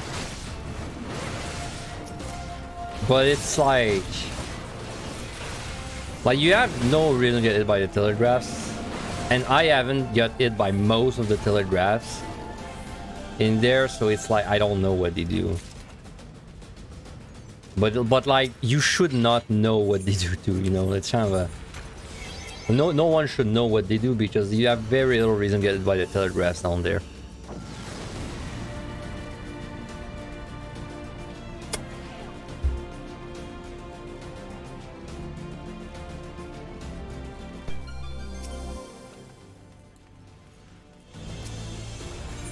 So you see we have 3 safeties, might as well use a safety. Why not?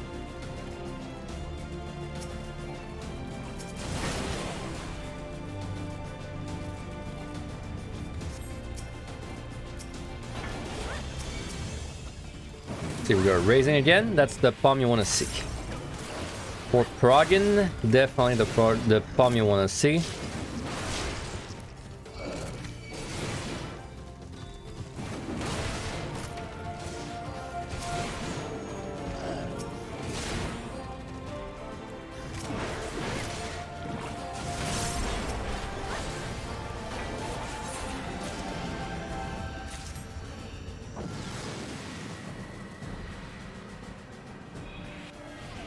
So there's 2 commanders I haven't shown. I haven't shown raising, but like it should be obvious what it does because I just mentioned it. I'll probably still show it off whenever I have the chance to, but it's very easy to understand. Although I do explain and show off what raising does later, it is at almost the very end of the run, so I will just explain what it does right now, because if you were to find 3 raisings and you use them, it'd be nice to know what they do before the very last floor, you know? So what raising does is when you die, you will still die, like you will go through the animation, and then 2 or 3 seconds after you die, you will revive. When you revive, you become a player character again. That means any monster that could see you at the current range you're at will see you instantly and will start attacking you. However, whenever you revive, you have about a 5-second time of invulnerability, the same as when you get raised in raids. So you have 5 seconds to decide what you're going to do, and after that 5 seconds is spent, or you do an ability, including a commander, then you will start taking damage again. The other one I haven't showed up is a resolution commander, but this one, you can only pick it up starting from this set up to the end. But I'm not stressed about showing it off because we'll get to show it off in less than 40 cores. Because it's necessary on the last set of the first 100, so we'll be showing it off a lot. So I have a free weight chain there, I might as well use a free weight chain, right?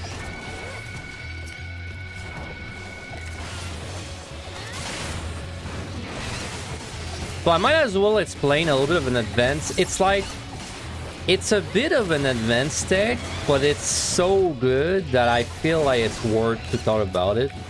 And I have a video on this specifically that I will also link in the description. I call it TAC, PAC. I call it Commander Animation Cancelling. It's an ambitious name, but I like it because it's catchy.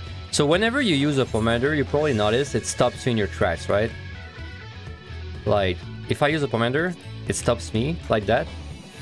However, if you jump as you are using a commander, you're gonna notice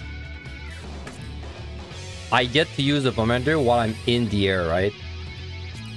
Like, I skipped some of the animation. That looks very minor, but it's super good, actually.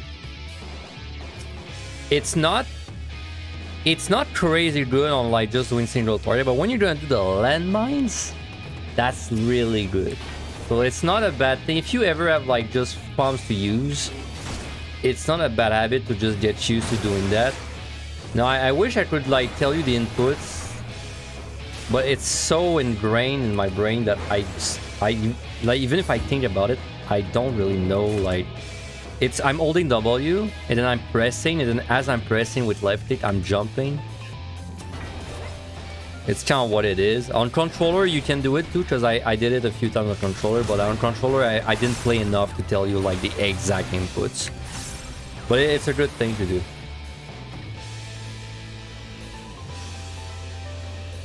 But there's never a time where doing this is bad. So it's so thus you should always do it. In my opinion, it's not too much effort. It's just a bit clunky to understand at first, but it's not really effort when you start doing it.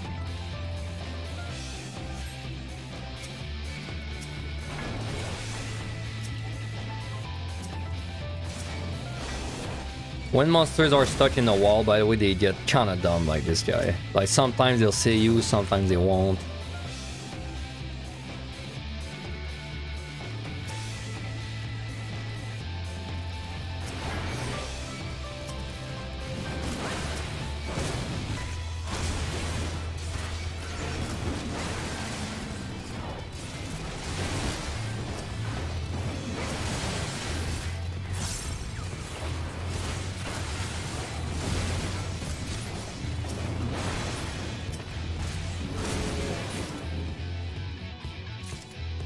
You know, surprisingly, the pulls I'm doing right now, you can still do them in the late game for a long time. He's gonna pull. You can still do pulls like that in the end game. Up to like, probably up to 185, you can pull many monsters like that. But definitely when you get to the higher floors, the damage output will become much higher. So you have to manage your tank cooldowns well.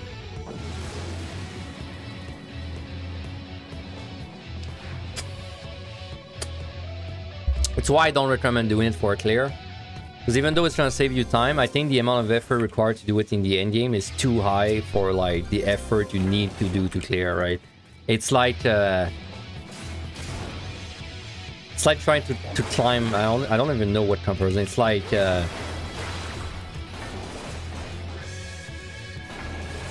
doing something that's too hard for the amount of effort you need to put into it. That's kind of how I see it.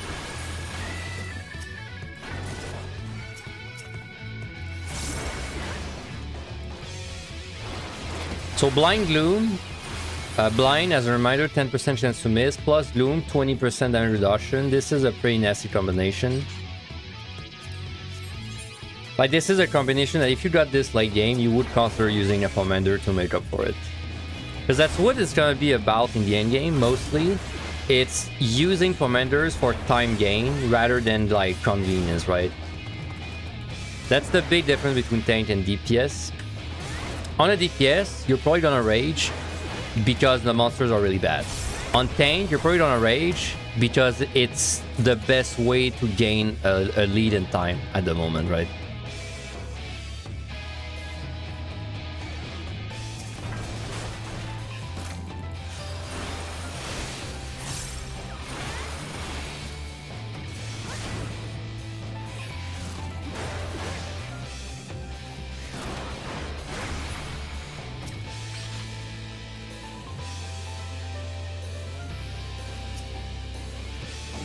Damn, didn't open the chest.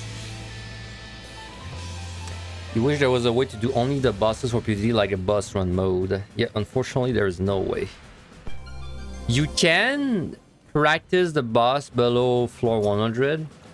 Because if you die on the floors from 1 to 100, you can actually restart the set you died on as many times as you want.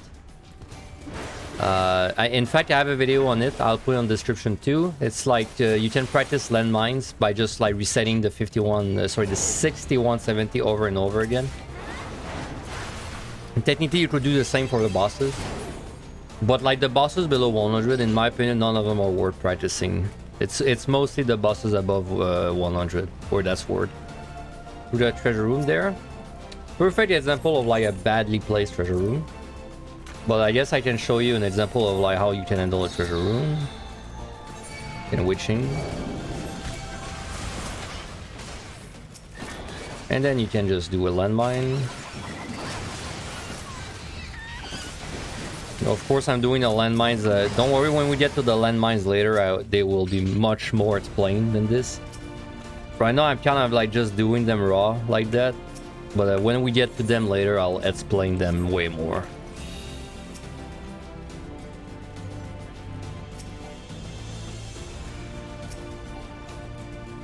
What you have heard is that 170 is the halfway. I mean, 170 is when the run starts. That's the way I see it personally. 170 is when the run starts. It's when like you actually have to manage your time well. You know, you have to play Deep Dungeon well. Before that, I mean, you can definitely die before 170, but you're not really gonna die because you misuse your commanders. You're probably gonna die because you are playing like unsafe. So like, I guess it's the halfway point in that sense. Like, I do understand the saying. It's not the halfway point time-wise though, right? For sure. Like, it's not. It's gonna be way faster to do 171 200 than do like 1 to 170. And it's not like it's also not the halfway point difficulty-wise. Like, it's not 50% difficulty to get up there and then 50% to like get down, to do the rest, right? It's way harder to do the last resets than anything before. But it is the cutoff point in the sense that it's like, before that, it's kind of easy. It's kind of not Deep Dungeon before that, and then after that, it's Deep Dungeon.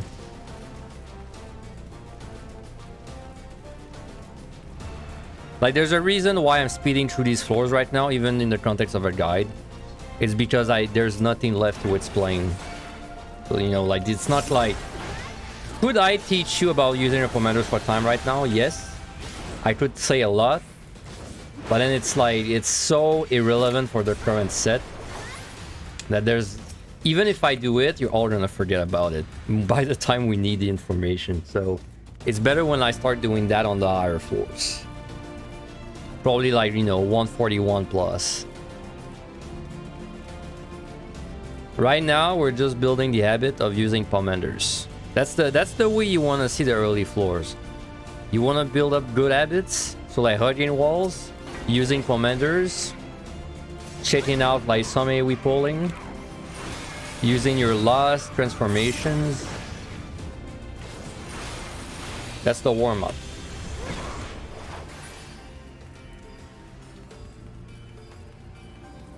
Now if you die, if you keep dying below 170, like, there's a misunderstanding of like something in Deep Dungeon, or you're just paying no attention. Because it should not be like, I'm not gonna say it's easy to climb to 170. It's tedious for sure, but like, it's not like hard. Like, it's not difficulty wise. It's like, it's not hard. You just have to pay attention.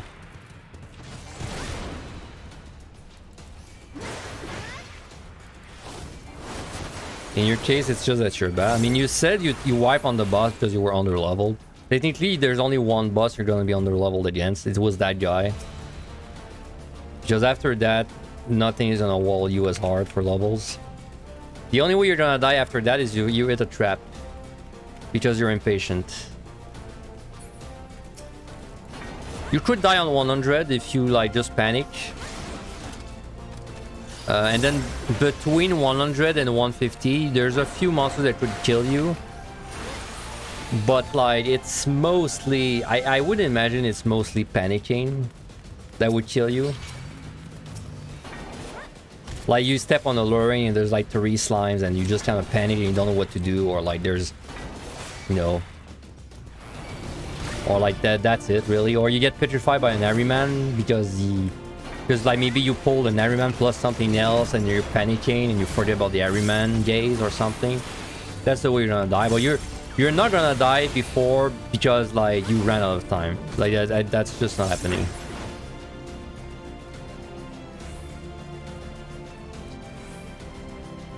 Yeah, well, dying to a silver chest is if it happens, that's just not paying attention. Now we all, of course, we all make mistakes, but that's not like for me, it's not like a. Like how would I put it? If someone tells me they're on their 10th attempt, but like their 9 previous attempts they died to a silver chest, it's like I don't really consider it a 10th attempt. Like it is, but it's not really the 10th attempt in my head. It's their first attempt, right? In my head, the attempts only begin when you get to the part where it's actually, you know, deep dungeon. Oh, maybe I'm seeing this the wrong way though. Maybe I'm a little too harsh. We're at the boss.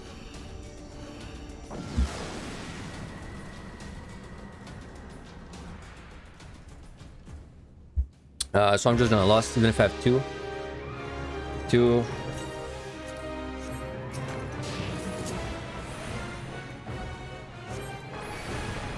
So this boss, pretty simple. I'm gonna show you how to do it the right way, even though you don't need to. He's gonna tank buster you a bunch, then he's gonna do this AoE, this circle. After this, he's gonna do Douse, which is a self-targeted like puddle.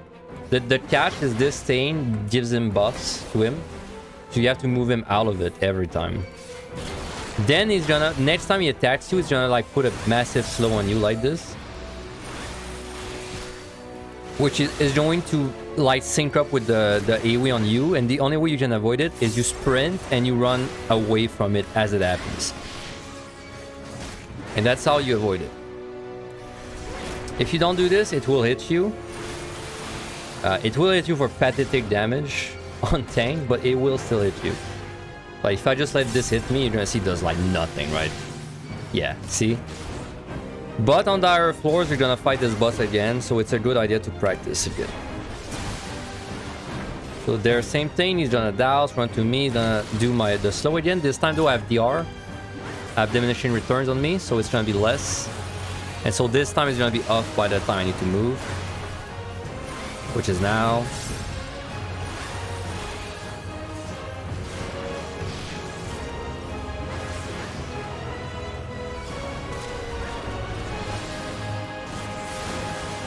Specifically this boss, he's gonna do the electro thing twice, then douse. The one on the higher floor always alternates. He's gonna do like douse, electro, etc. It's just this one that does it twice in every cycle.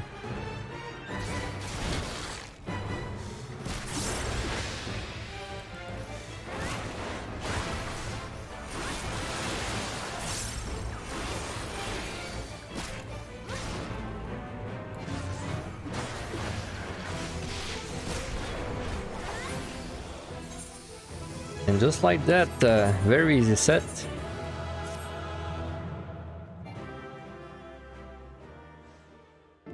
Okay, so next set.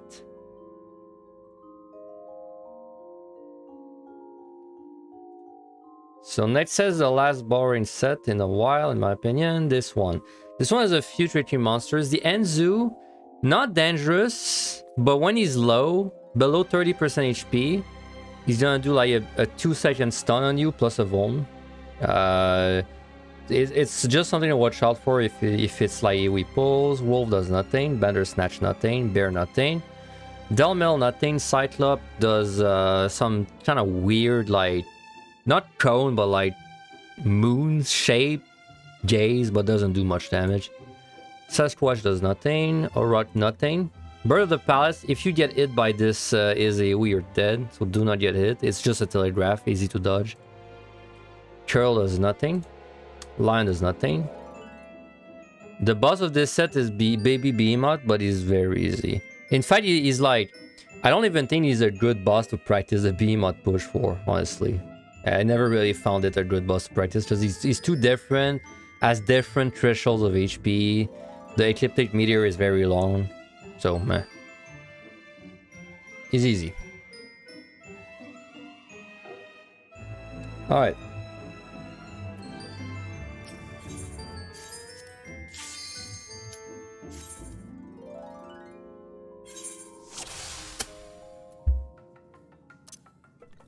AoE pull my way.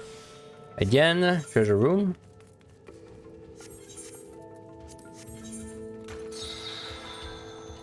Like, how would you do this treasure room in a regular run? I mean, if you want to be the ultra safe player, just kill, at least on this, like for this set, just kill it one by one, right? Kill all the things on the right and then just kind of sneak past the right and get out.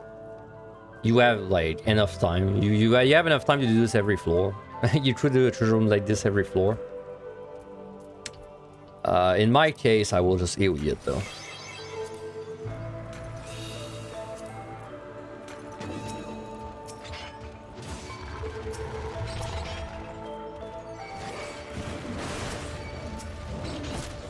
Nice raising. So this Enzu is dangerous in AoE pulls because he will stun me for 2 seconds when he's low. The trick there is I just don't bring him low until I kill him. Usually it's gonna be a witch chain though.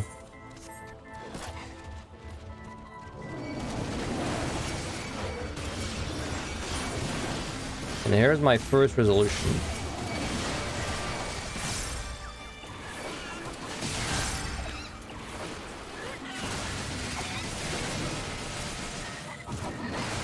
Congrats on your clear, Jordan. Congrats. Hope you enjoy your title. I'm actually making the guide again now. We were trying to make the guide a little better for Dawntrail.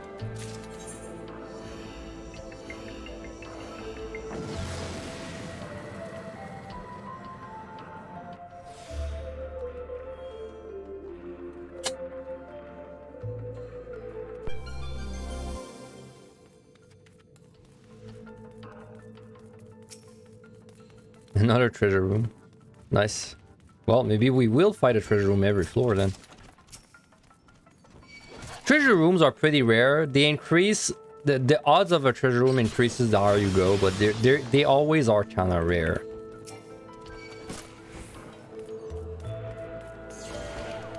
Ah, see? That's the worst possible trap I could hit.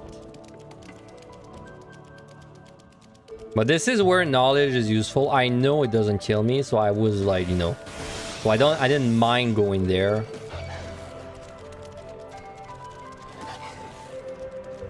But this is like a knowledge check, essentially.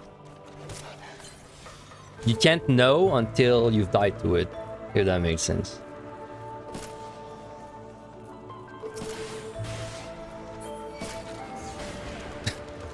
Nice.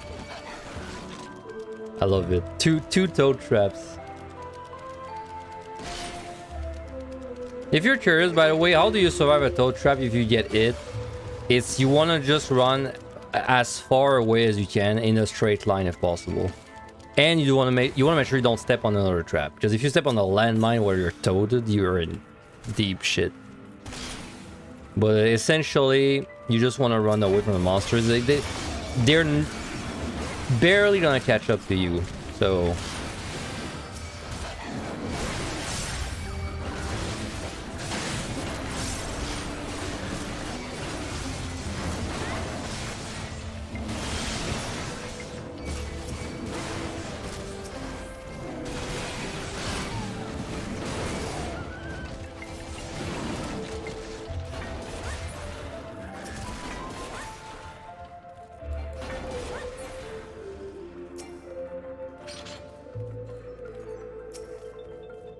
So see what you can do when a monster is looking at the key. Depending on the situation, you can sometimes wait for it to turn around. Because like I said, they're very likely to turn back. So usually if you wait, they will turn back. But you have to like make sure you don't get stuck in like a sunken cost fallacy where like you keep waiting for him to move and he never moves in quite a right place. And then you're like, you keep waiting more because you're like, oh man, I've invested like 2 minutes already. I can't possibly pull it now. But then, you know, if you had pulled it, it would have saved you minutes. Like, you have to be careful not to fall into a like sunken cost fallacy. Usually what I do is I'll give him one chance to move, and if he doesn't move during that one chance, then I'll pull it.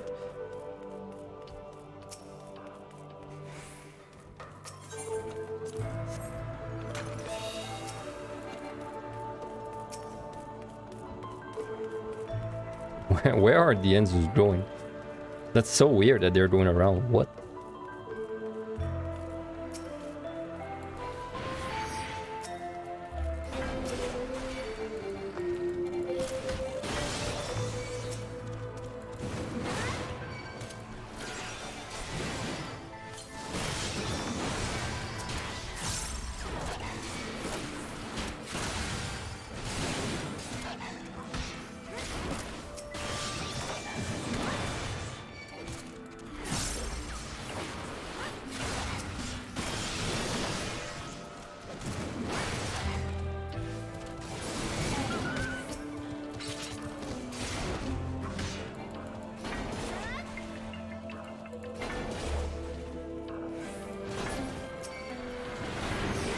Also, I think I mentioned it earlier, but as a reminder, the amount of kills you need for the key is every like set as a minimum and a maximum, and I don't even know these by heart. But the higher you go, the more like it increases. Like the higher you go, the bigger the minimum and maximum becomes.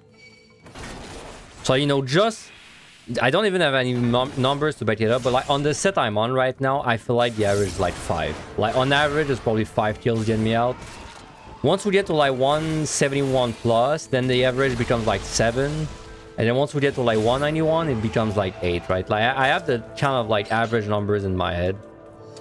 But it definitely is a chance that increases the higher you go. Not a chance, but like the values get higher the higher you go. The absolute maximum you have to kill is 13 kills on the last set.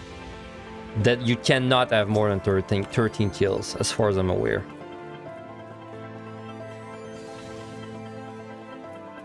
Alright, 3 size, 3 fortunes, 3 of many things.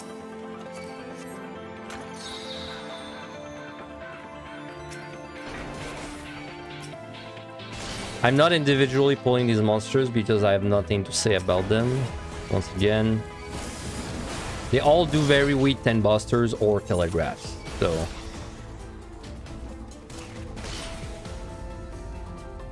just stay out. Just stay out of them. Monkey buffs itself, but like it's not really it's not a lot of damage, so it's not even worth mentioning. Later on it'll be worth mentioning, but not right now.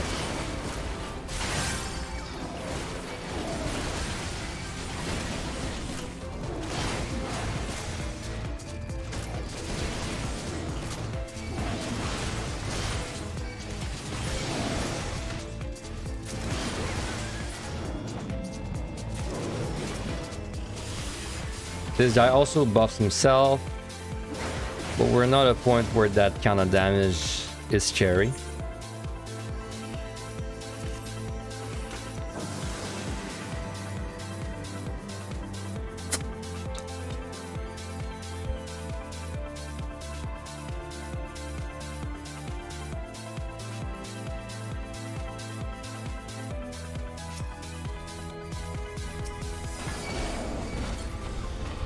So this Cyclops has oh, safety, nice.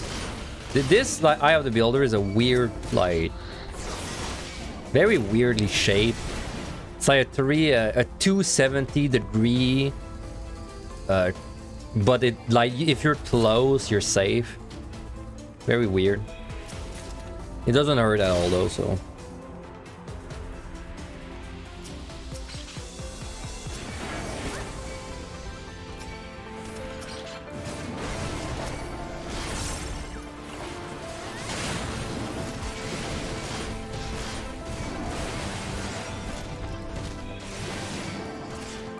Oh, he also does the spin attack. To be fair, I did not even remember this, but they do a spin attack too.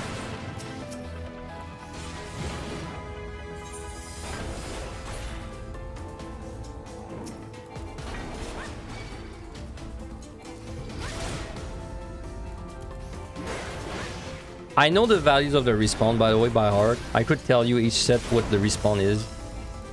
It's just not very important for a clear though. Like it's only important to know the respawn time from like I'd say 141 plus.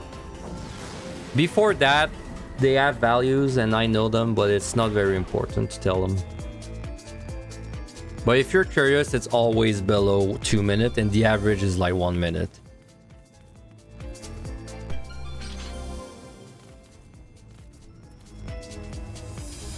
Okay, so I wanted to show off Serenity. I might as well do it now. So Serenity, like I said, will remove debuffs. Enchantments. That includes beneficial enchantments. So if I had the haste, it would still remove it. And also it's the only commander you can use if you have no item. So if I use it now, it will remove the enchantments, including the no item. That is the only way to do something in no item, like use an item. Serenity is freaking precious. Like you have to really make sure you're not wasting them. It's not the Serenity does not follow the rule of like keep at 2 too much. Like late game, yeah, but early game, no. Like I would not be blowing my Serenities for fun early game if possible.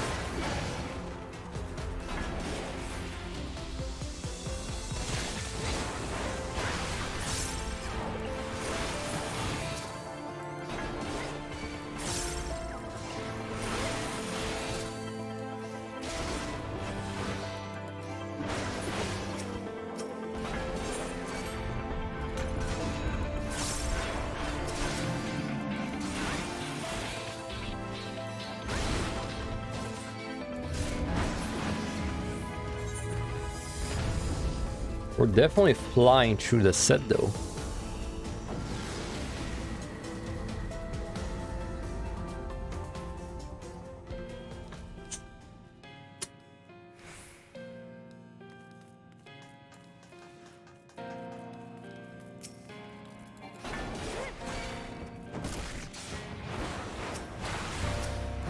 So this guy, this Circle AoE, he does tank buster, then a Circle AoE. This, you do not want to stand in this. I'm pretty sure you're guaranteed dead. It's a 10-second confuse.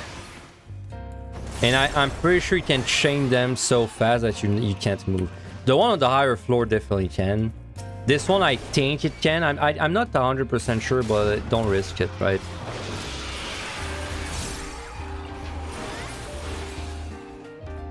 Like I said, I don't know every AoE that kills you from like a debuff, but I know a few, and the ones I know, I will mention them. But you should just assume that any telegraph will kill you in some way. It's easier to play that way.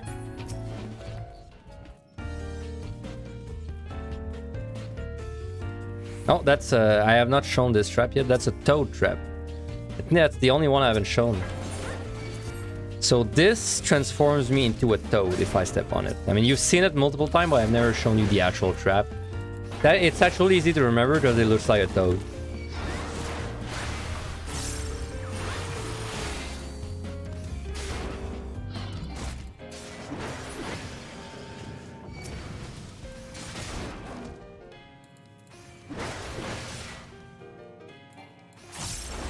What was that? That one? One sec. This one is Innervation.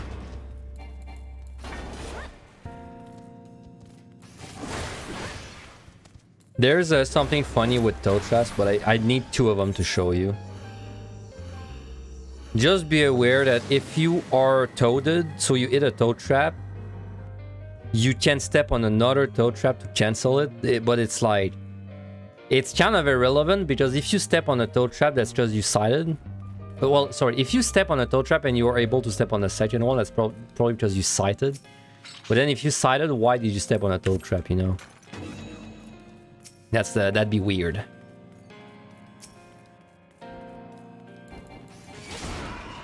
But you know, it's still a thing. It's kind of a funny mechanic, so I always mention it.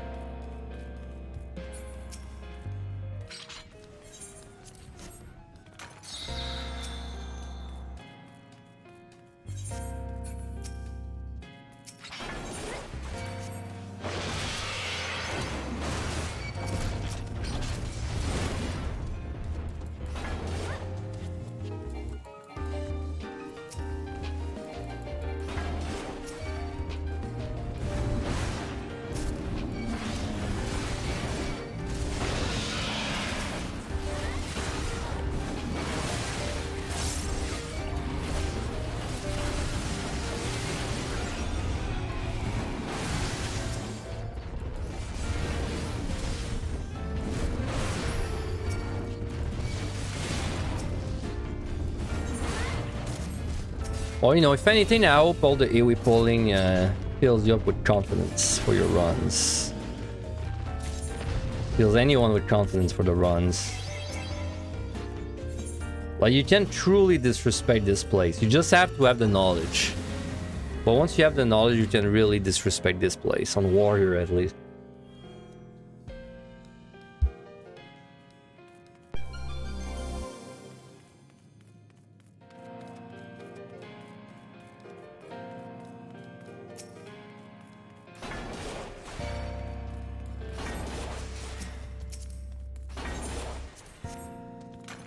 got Mimic. I haven't mentioned it, but that's whenever you see Mimics in a room like that, that's because I use an alteration and we lost a 50%. So like we got Mimics instead of Corrigians. Now that's like bad in the sense that I did not get the free kills, but it's not terrible because Mimics, first of all, I'm a job that can interrupt, so I don't get pox. And second is the Mimics also have a 50% drop rate of chest, same as Corrigians. So it's like a monster that has a bit more HP because they're tankier than the other monsters. But it drops its 50% chance to drop a chest, which is not bad at all, right? So like even on Warrior, even if you do get Mimics from an altar, I don't even think you lost, really. It's like, it's worse than Corrigians, but I don't think you lost.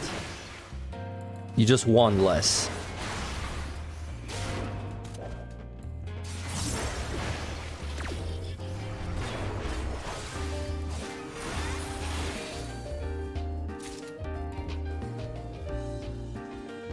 Let's go the other way, though.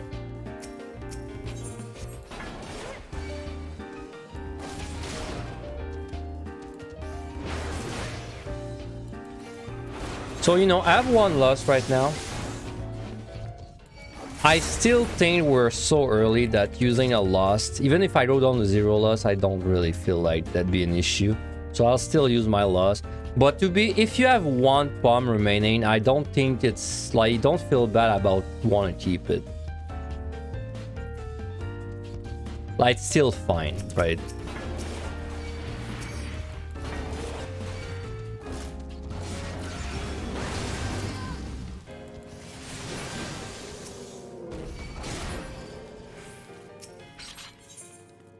And we are already at the boss. By the way, kind of a very small optimization tech. If you use the pack, the Pomander animation cancel, you can actually use 2 Pomanders in the key. You use one to jump in, and then you use another one on the key like that.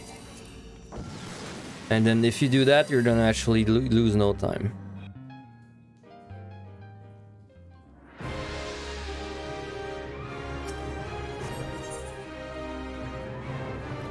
So I will use my lust. At what point will I consider starting to explore more? Never. For a clear on Warrior, never. I would only explore, go all of my way to explore, if my palms were like so bad that I lose. Like if I looked at my palms and I was like, I cannot make it, right? That's the only time I would explore. Outside of that, never. If I get a chest, if I explore, it's because it's convenient.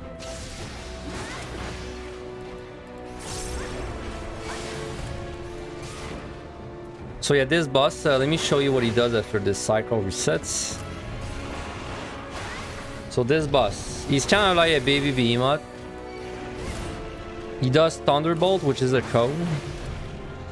Well, he does Carib, which is this mechanic. It's like a tornado that pulses every few seconds like that. So you want to make sure you're like very far from it. Well, not very, but like a little far. Then he does Thunderbolt, which is kind of a big cone. I don't know exactly what abilities he does when. I can just show you like what they do, right? Charib is this.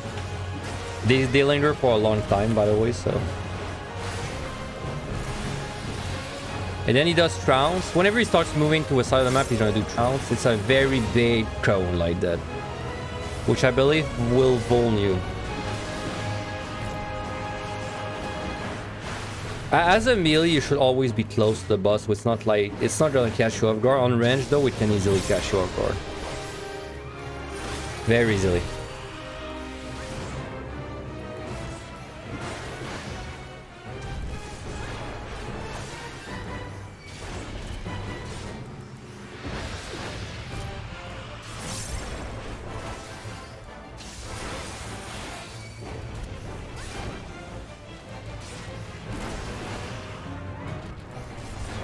He's gonna do Trounce there.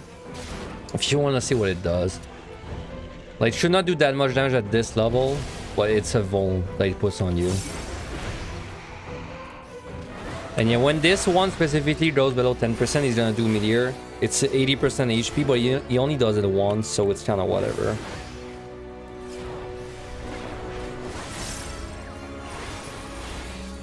Plus, usually you don't even see it. Alright, so that was the 3, in my opinion, boring sets. Most boring sets. Now we're out of there. Okay. Next set then. There's a few monsters worth talking about. On the 81 to 90. First of all, this guy, he has an enrage. It's a long time, 37. I thought it was 30, but I don't know. Let's say like it's after 20-30 seconds in combat, he's gonna explode, doing massive damage to you and kill himself. It should not get to this point in single targets though. This guy does nothing. Vineragoon, Wamura does nothing. Wamura Krampa does nothing. Chimera does nothing. Has a lot of HP and is fat but doesn't do anything. Dragon, same, lots of HP and is fat but doesn't do anything. Gallimimus does nothing. Hapelit, nothing. Worm, nothing. Claw, this guy has an annoying drawing effect that he spams and you cannot arm's length it.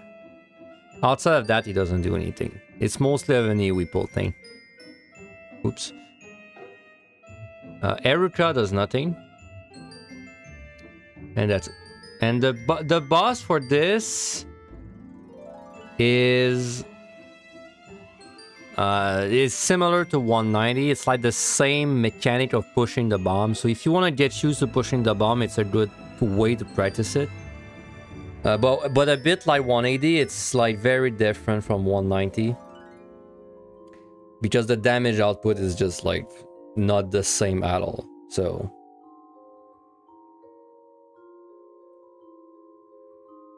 alright. So that's it. Food.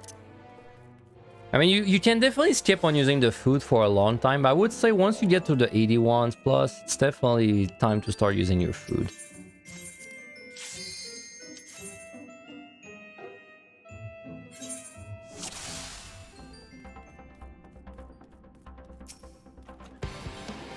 So yeah, we're picking up resolutions, that's normal. So that this, not this, the other one. One sec.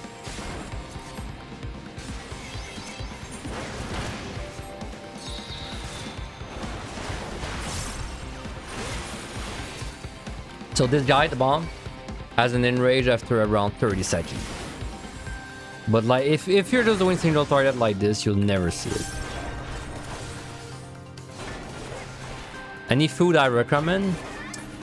I mean, the best food you can buy that's not too expensive. In my case, I just always use Dawntrail food. Well, I use and water food before. I just use the best food for current patch, so I don't have to worry about it. I can't even tell you what food is like the minimum you want to use. Just like go in the meal list, start from the top, and just buy like the first cheap thing you see that gives you stats that your job uses. Because all you care about is the vitality. The other two stats are very minimal. Yeah, something that gives 10% vitality, but isn't that every food? Isn't that essentially every food? So I might as well show off resolution there.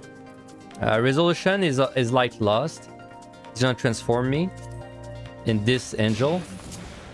You have one ability, which is a massive damage AoE that stuns. Might as well show it off on these guys. So yeah, as you can see, lots of damage. But that's not even the good part. If you use this spell on an undead, it will well, not one shot, but it will do massive damage to the undead. Like big damage. Probably like ×5, if not more. So yeah, this is like a... It's still good AoE damage though. Don't get me wrong. It's still good AoE damage, but it's... On undead is where it really shines. Unfortunately, not every set has undeads. They're kind of rare actually. Like only specific sets have lots of undeads.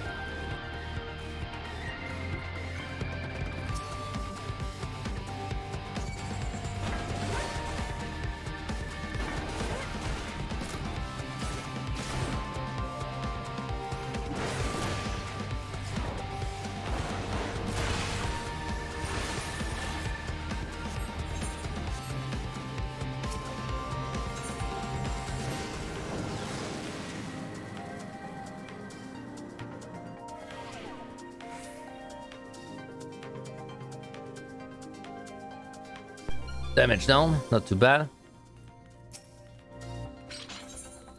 No, still. Yes, I can do a bit of AoE pulling until I see something worth talking about. Again, she's there.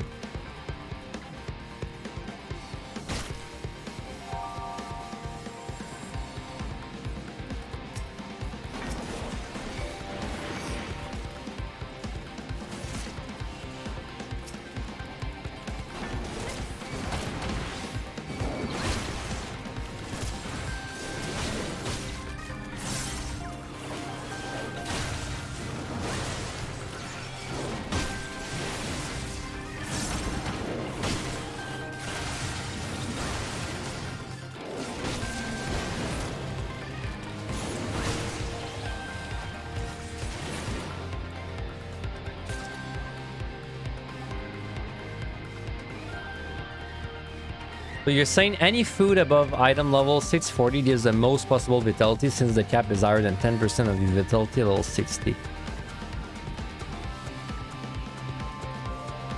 I think it's even below that. It still gives you the max. Maybe not on tank. I have some foods to use. I bought some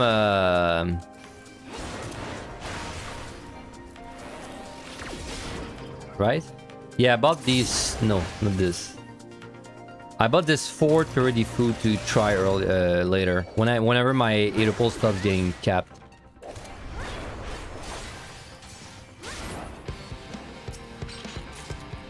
So I guess we'll see if it actually gives me my max vitality.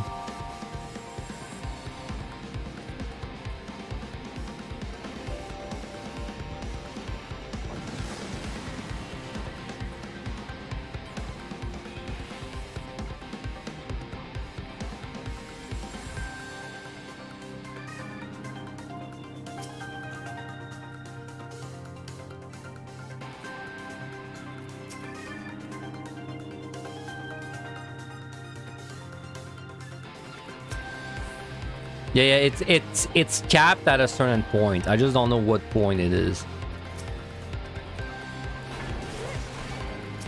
The reason I personally always use the best food though is because I just don't want to have like multiple inventory slots for food.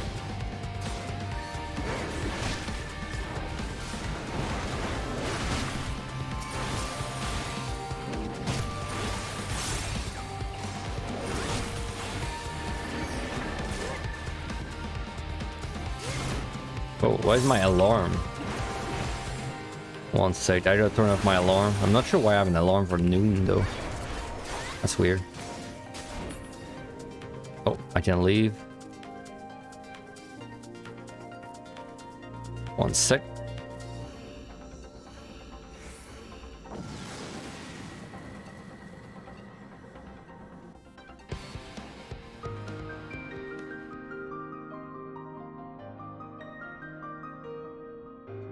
Sorry. Huh, I wonder why I had an alarm at noon. That's weird. Am I forgetting something I have to do? I don't think so. This song is so good.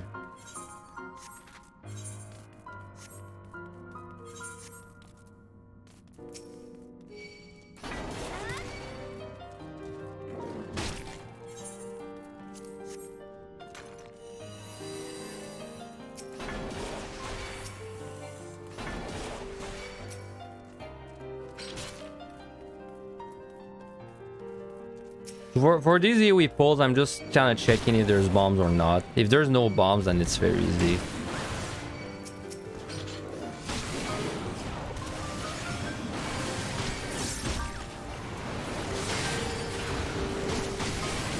That's a respawn.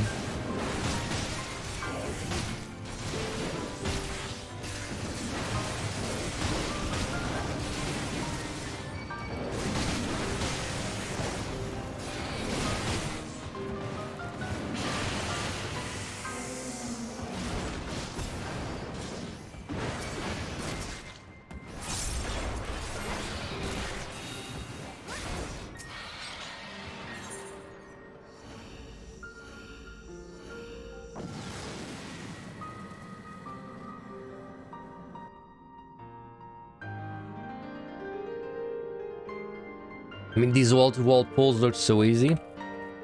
Hey, if it can fill people watching with confidence, sure.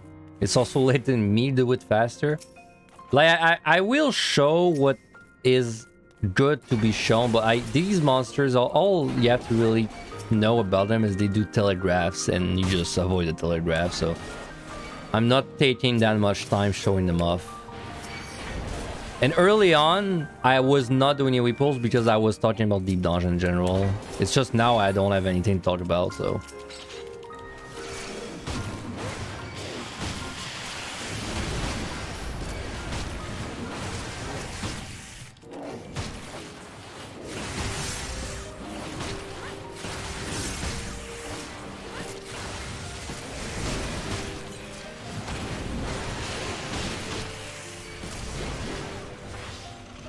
But I don't think these are very hard to do, these pulls. Like, all I really gotta do is press raw intuition every 25 seconds.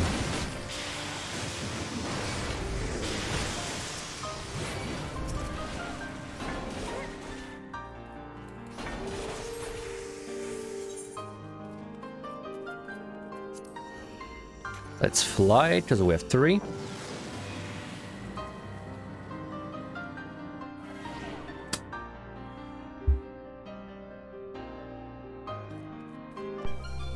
We have gotten this before. I believe it's a minus 20%, maybe minus 15%, but I feel like it's 20.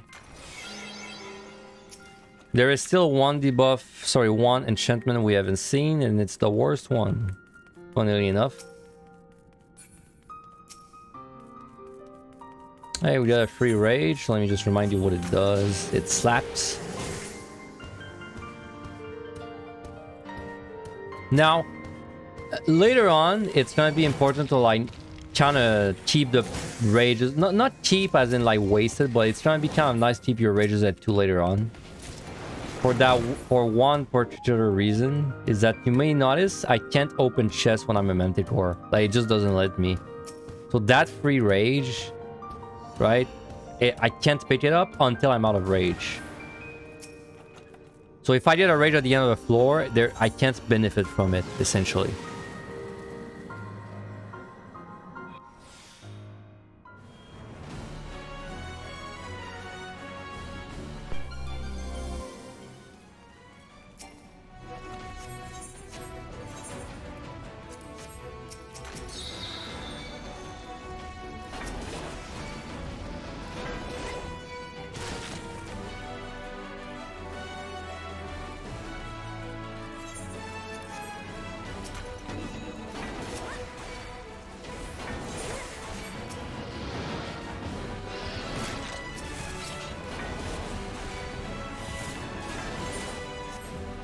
Witching this just because the dragons are fat and they make the pulls annoying. Best reason in the world.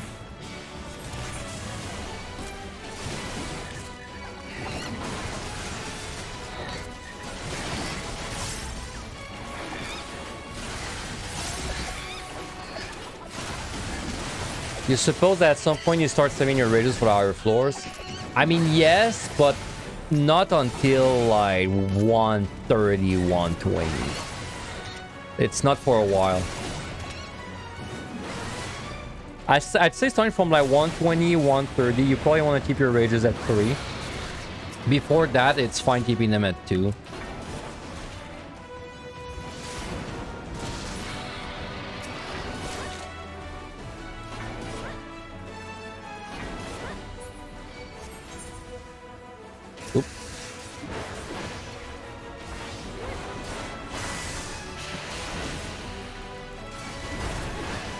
Oh man, my cat is doing some noise outside. What's going on?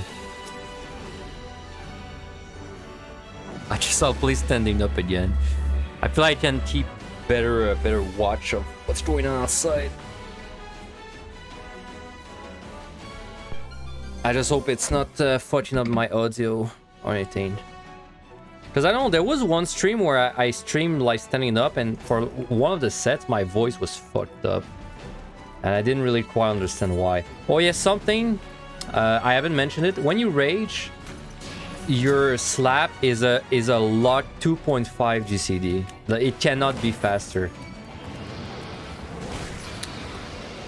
I was reminded of that because of the haste. And yes, when you're raged, you're not immune to traps. So you saw there I hit a landmine. I'm not immune to traps when I'm raged. I am immune to one trap, the toad trap. If I hit the toad trap, it's going to basically not work. Like it'll say something like toad resisted, and it won't change anything. So you are immune to that one trap, but that's the only exception. Everything else works the same.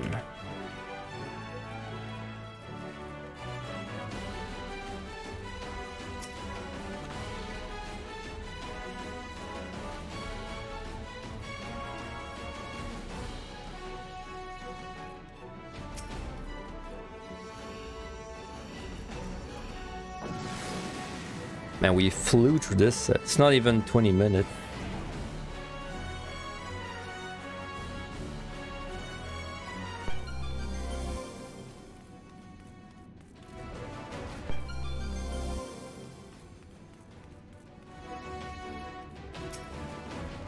Oh, free Serenity.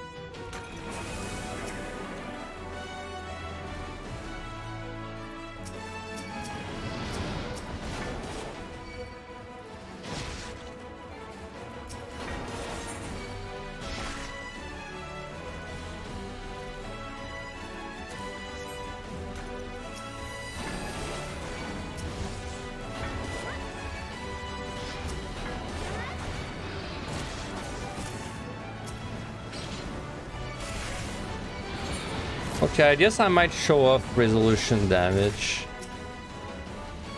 Though it's not something you really have to do. Oh no, we have a... what is this? A landmine? Okay, we have a landmine, never mind. I'll just do the landmine.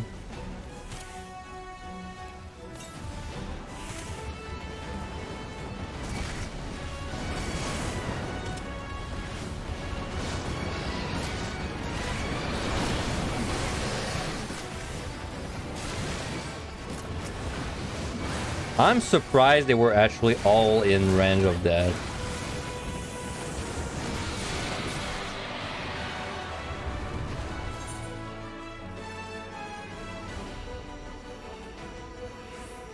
So I'll keep the sorry, I'll keep the lust for the next boss actually, so I'm not gonna lust this guy.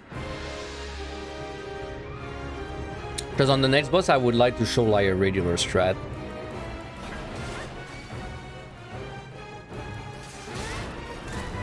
So this boss, he's gonna 10 buster you. I think every boss opens with 10 busters on his thing to TD.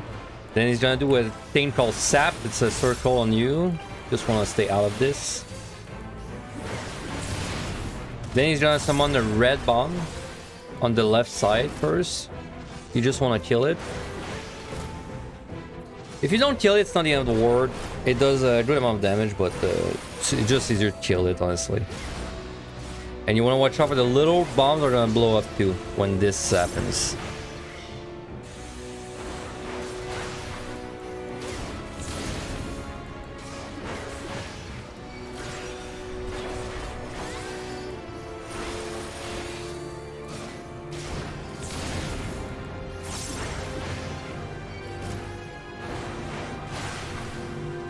Yeah, and then there's a second red bomb around the left side too.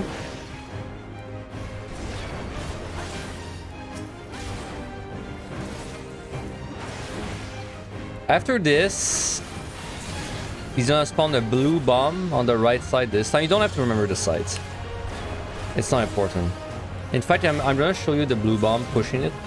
So he's gonna push a... It does do a blue bomb. What it does is... It's the only way to interrupt is like... Well, I can't really show it properly. But basically, you have to push the bomb in the boss if he's not close to it. And if you do, when the bomb explodes, it will stun the boss, which will interrupt the major cast. And the major cast is gonna put your HP at 1% if it goes up. So that's the whole mechanic, basically. Now, the easiest way to do it is you know where the bomb's gonna spawn. So you can just park the boss on there, and then you don't have to move anything. But it's nice to know how to move the bomb for like these times where you just mess up. Now, if you push it in the wall, you're not fucked. Because you can actually survive this. I'll show you the next one. You can survive this. Same with the 190 boss. You can survive it pretty easily.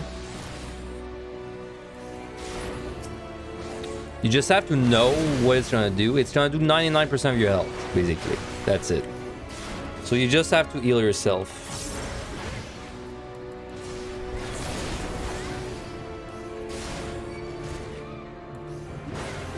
Also for the blue bomb, I should say, you will push it with auto attacks and GCD. So if you just walk to the bomb and you like GCD the bomb, you're probably gonna auto attack at the same time and it's gonna double push the bomb. So typically you wanna just push it with an auto attack. Like don't wanna GCD the bomb.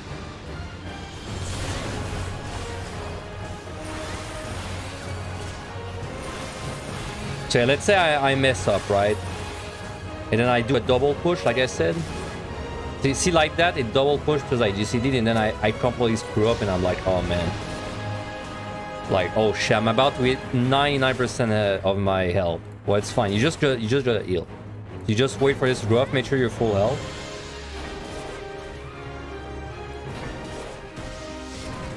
And then you heal. Like that. There.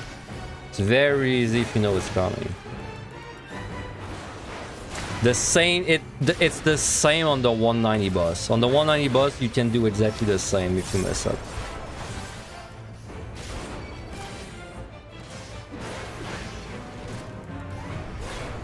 Okay, I'm just trying because this is boring. No offense. He's so tanky.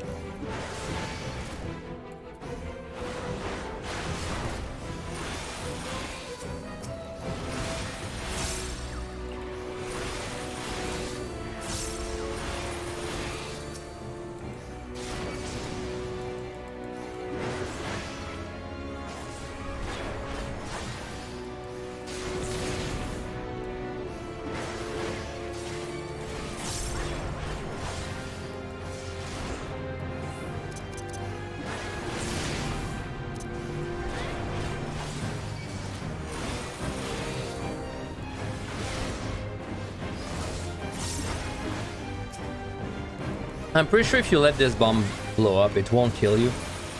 It just does a lot of damage, but it won't kill you. But oh, the small bombs, the little ones that blow up, they definitely don't do 99. I don't even know how much they do. It's not a one shot though. At least not on this one.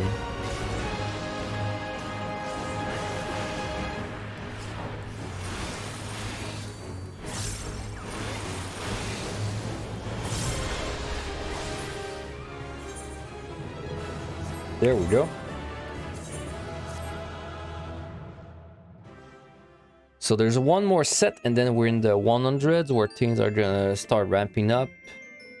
Not rapidly, it's gonna ramp up slowly, but it's definitely gonna ramp up little by little bit. So, next set. 91-100. So okay, the Wraith, this is the same one as earlier. It has a scream ability, though it's getting monsters getting a little bit tankier now, so you much more likely to have to deal with it, but you can interrupt or stun. Mummy just has the telegraph cone that stuns, very short. Swarm does nothing. Roselet does nothing. Sorry, Dragon does nothing, but is extremely tanky compared to the rest of the monsters on the set. Hippo does nothing. Iron Cores, it's not so true for tank, but on DPS these guys slap hard. They slap pretty hard compared to the rest of the things, so on tank it's not really an issue. Course is nothing, Knight is nothing, Dorma is nothing, Graveskeeper is nothing. And the boss of this set is a gimmick boss. You have to know it's gimmick, which is that resolution will wipe the undead corpses that he summons, right? You just have to know it. Once you know it, He's not that bad. Now you have multiple ways to do this, but this guy you can do like 1 loss, 1 rezo, you can 2 loss, 1 rezo. You can do 1 like, you know, you can 2 rezos as well. It's really up to like how safe you feel like you should be. Personally, I've always done 2 loss, 1 rezo, but maybe I'll do 2 rezo, 1 loss for the sake of the guide. Because your rezos are so easy to find back. So I don't know. I'll probably decide when I get there, honestly.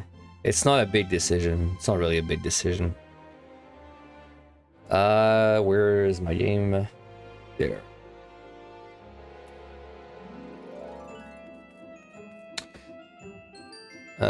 Okay. We're ready. I'm ready. Let's go. Kill speed.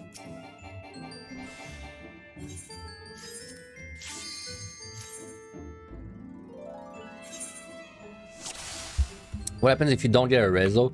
For you to not get your rezo back from like oh, you mean like on this boss? Impossible. I have never been even close to having a rezo for 100. Like, ever.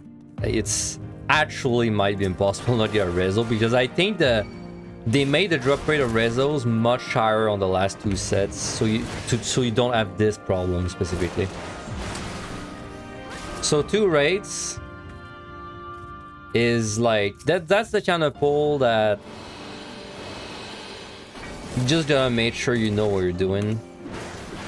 Like, what would I do if they were very unsynced? Like, you know, one of them cast way before the other one, I would probably stun the second one.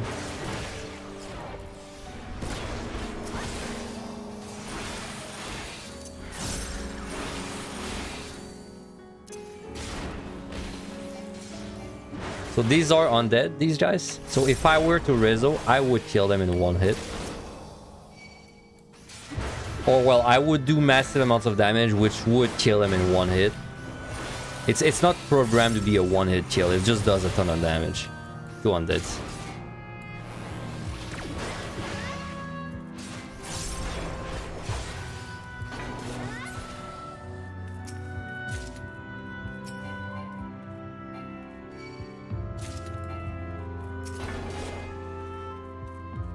He's there. We fight till we're out.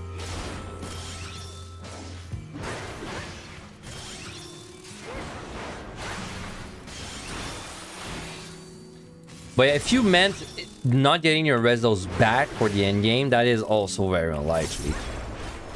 Like, you need 1 rezo on 140. And so if you had rezoed 100 twice, you would have to find 3 rezos within 90 floors. That's a long time to find 3 rezos. It's happened to me once, a single time, when where I had 0 rezos at 190. After having 0 rezos at 140. That happened to me once. Ever. And I feel like that was beyond unlucky.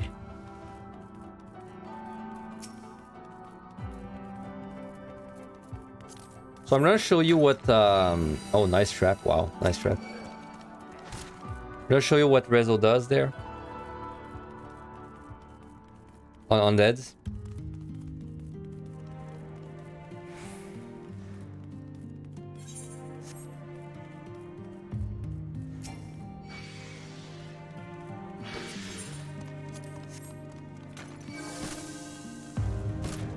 Yes, I know, even though there's landmines.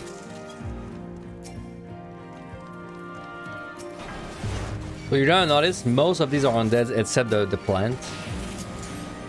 And so when I rezo, see, did like, what was that, 11,000 to these guys? But then it's only doing 1,000 to the plant. So it's essentially times 10 damage. It's still good damage though.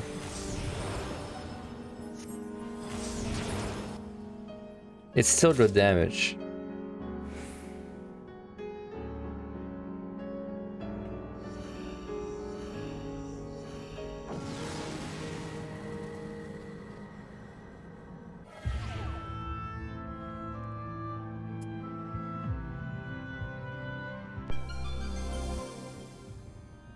And Rezo is the same as a Rage or a Lust. You can carry it to the next floor. As long as you've got time left, you can carry it to the next floor.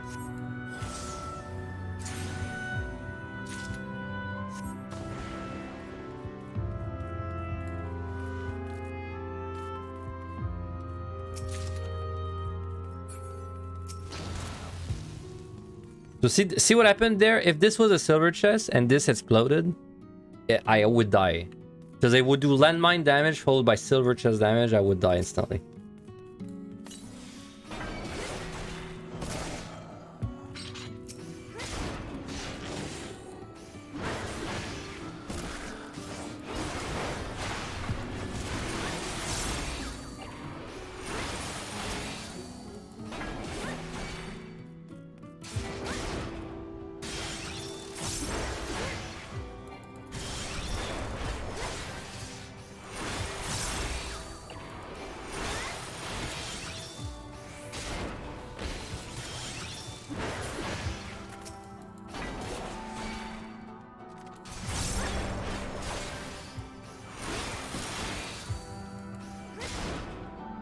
This Shriek, by the way, one of the few abilities I know what it does. It stuns you, I'm pretty sure. It's a short, like medium duration stun.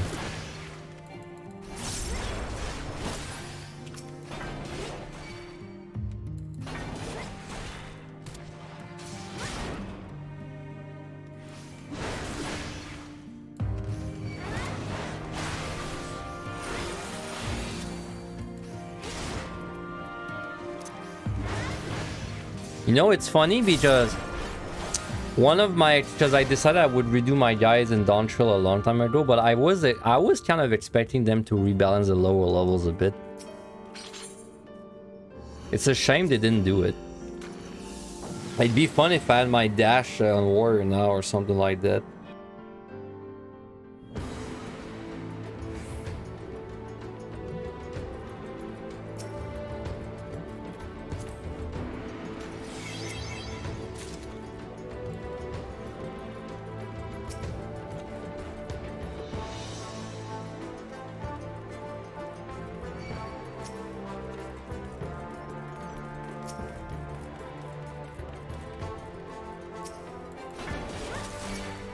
If I'm not wrong, this is flighted.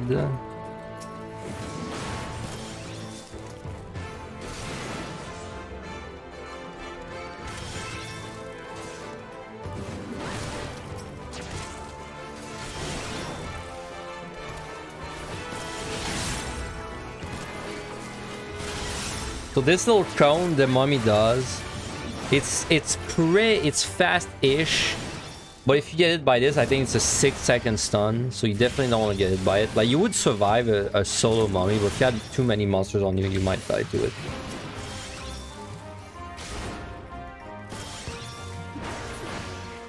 Oh, not out.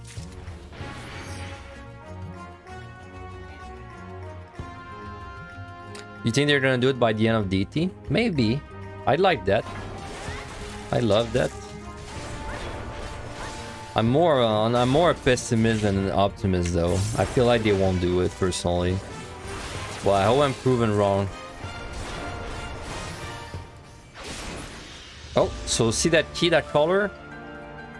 If you are lucky enough where your key requires many kills, the color's gonna it's gonna start getting we call it the piss key. You know, when it starts being that color, we call it the piss key.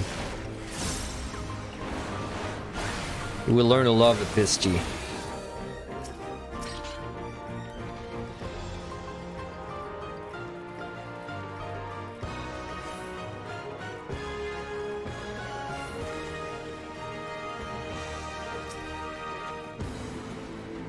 So like I said, this set and the one before, and especially this set, I have a very high rate of resolutions.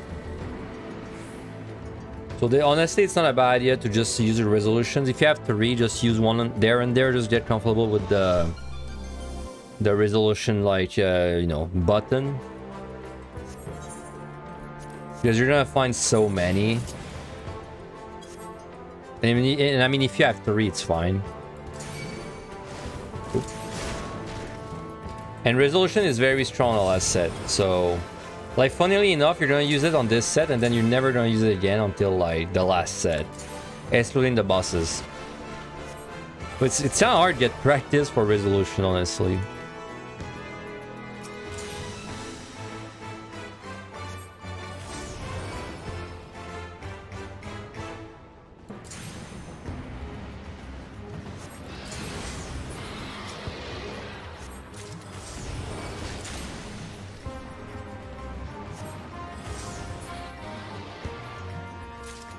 See, there's no undeads left, but this still blasts for a lot of damage.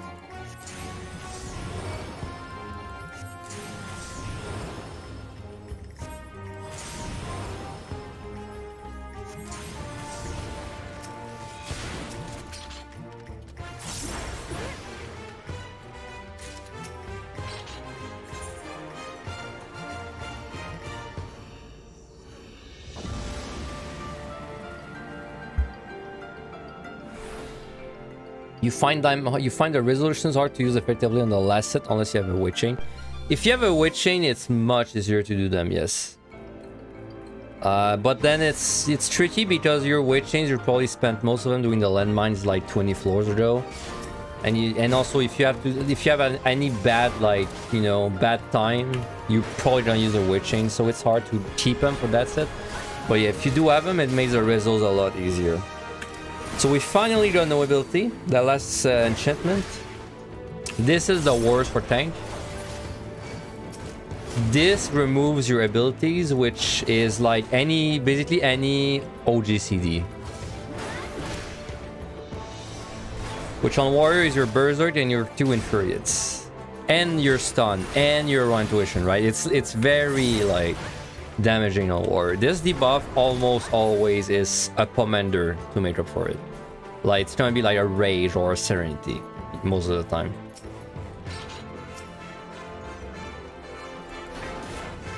And it's not even always because you can't fight it. Sometimes you can fight it, especially if you just try and steal. You can probably fight it, but it's gonna take you so much time. It's a waste to do it.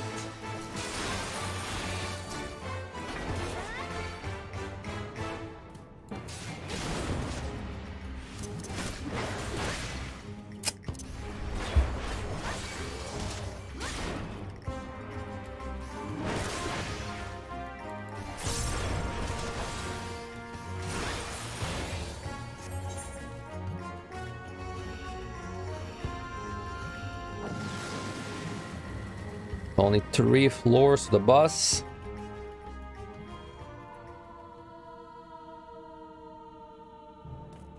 Oh, so that's the music you said is fixed. I see. Yeah, that's the one I was thinking of. That's the one I was thinking of. The creepy sounding music.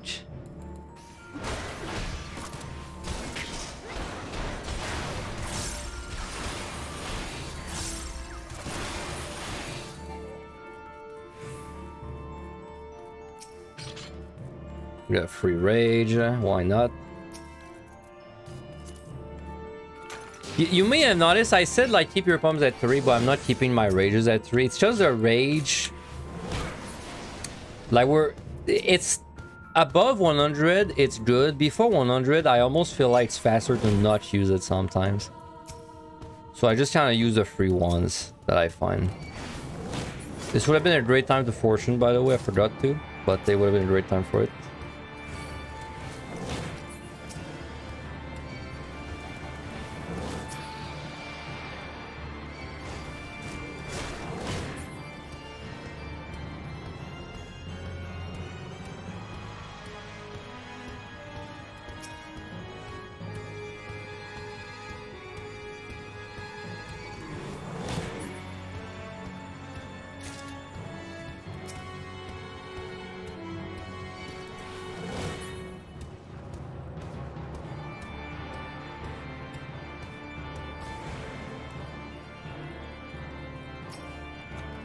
And there's a rage.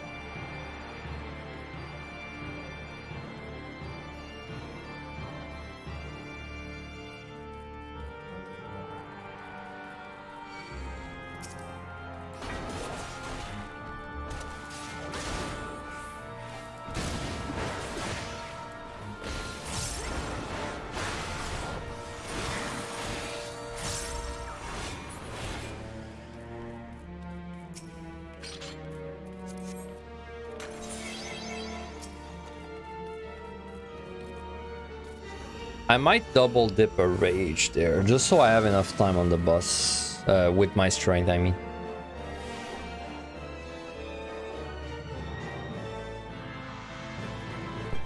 No item? So that's the kind of floor where warrior shines, man. It's tempting to Serenity Rage there. I would do it if I was a scroll run, but it's not.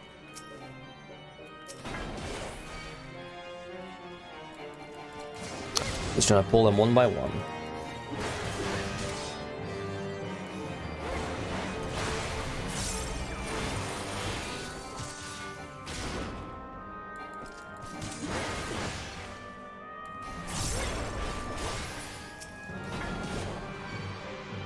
So that is the treasure room.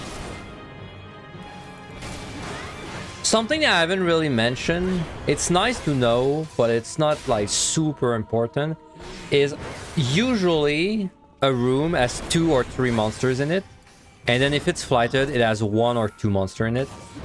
That's like the rule for most sets, but there's some exceptions, and this is one of them. This set right now, this set on the last 4 floors, rooms start having 3 to 4 monsters instead of 2 to 3 monsters. Like, it's just a weird rule about this specific set, and even more like specific floors on that specific set. So that's why it feels like there's more monsters. Well, it's just there are. There's just more monsters per room on average.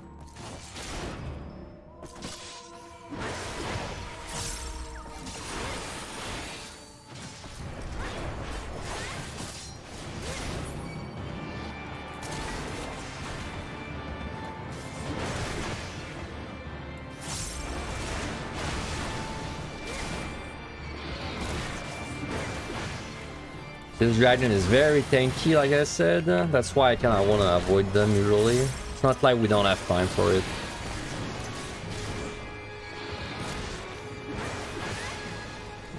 As a thing, I have a lot of defensive. How do I use them? You see me rarely use them when playing 1 by 1. Oh, when we get to the hard floors, we're going to be using them. Pretty much the way you would use them in a raid, you know, just rotate them. Right now, I'm not using them just because it's so easy, and well, that's the reason. There's no other reason. But you should not like it's not like you should hold your cooldowns when you're just doing the higher floors. You just usually use one for each monster that you're fighting. Well, unless you know you're gonna do something crazy, then sure, keep them. But usually you're just gonna rotate one every monster. And run, because right now I produce a defensive, but like, you know, for what purpose? It's not really gonna help.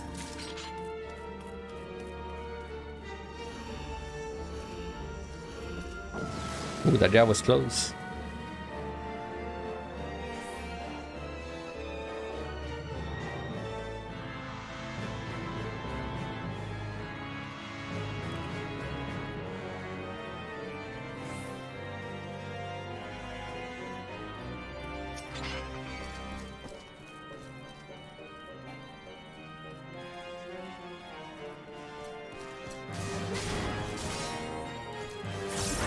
I was gonna show up a double dip lost tech, but I wanna... This boss I have to explain a bit, so I guess I'll just go there normally.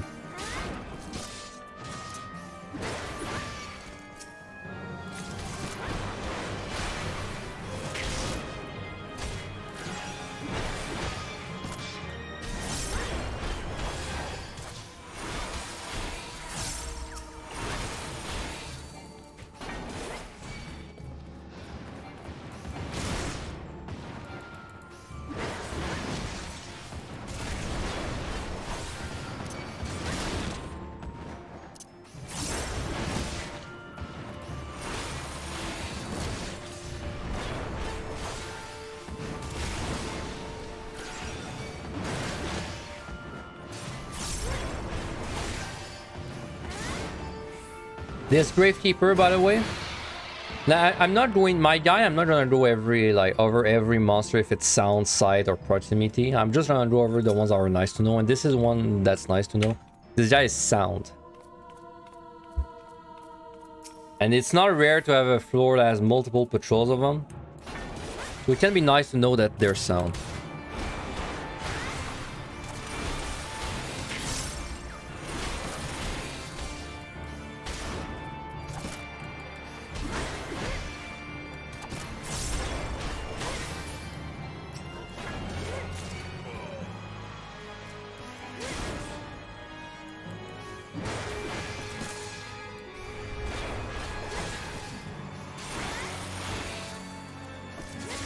What time is it right now? 1 PM soon.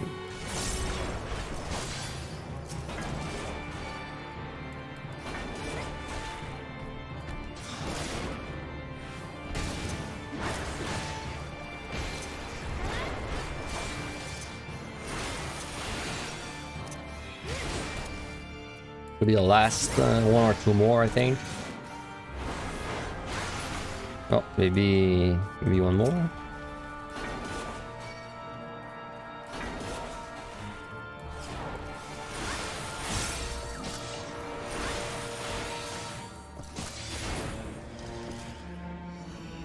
All right, so this boss. So this boss, the gimmick fight. He has the mechanic where he's gonna spawn undeads, and then when I kill them, they become corpses, and then I have to resolution the corpses away to like get rid of them. There's like 2, and he's gonna summon 3 sets of ads at specific percentages. It's 90% is the first set, 65% is the second set, and 40% is the third set. Now you can actually get rid of all of them with one reso, but it requires some timing. I think I'm gonna do... Okay, well, you know what? I'm still gonna do the one reso way. I'll do the one reso way, and then if you feel like it's too risky, you can always just do a 2 reso way for yourself. The only difference between 2 reso and 1 reso is then whenever you have 2 resos, you just do it in the middle, right? Like you'll just do it after the first 2 sets, and then you do the last reso for the last set. At 1 reso, we're gonna do all 3 sets with 1 reso. It's really not that bad. Especially, I would recommend you still trying this boss. It's really not that bad. I'm gonna show you, but something I like doing on this boss too is opening with Lust. So let's do it.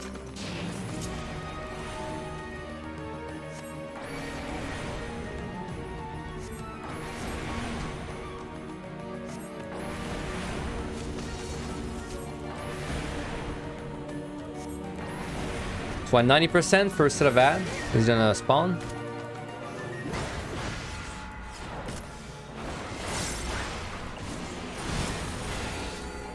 That's the skill, Summon Darkness. Oops. So these ads, even if I kill them, they will respawn. So what I do usually is I'm just gonna tank them for a little bit, because I know the second set is at 65%. So I'm just kind of gonna ignore them with potions, defensives, etc. I'm gonna DPS down the boss to about 68% or so. Like when he reaches 70, basically.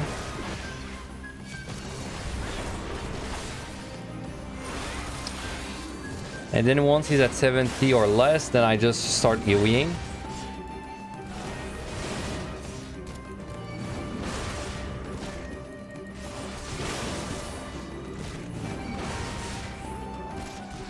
And what that's gonna do is it's gonna kill...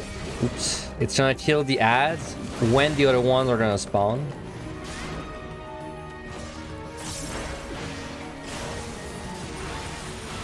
So see, these corpses are gonna raise up at some point. Now what I like doing there personally is I just like do another loss with my cooldowns. To be fair though, all you really have to do there is just spam your AoE with defensives and your healing potion. It should not be like, it should not be a lot of damage. I like doing Lust there because it lets me refresh, and also it kills everything with the Lust, so it's just a nice time to do it. And then the last part, that's the important part. You just want to make sure the boss is at like 45 or so. And then once it's close to that, pop potions, pop defensives, everything.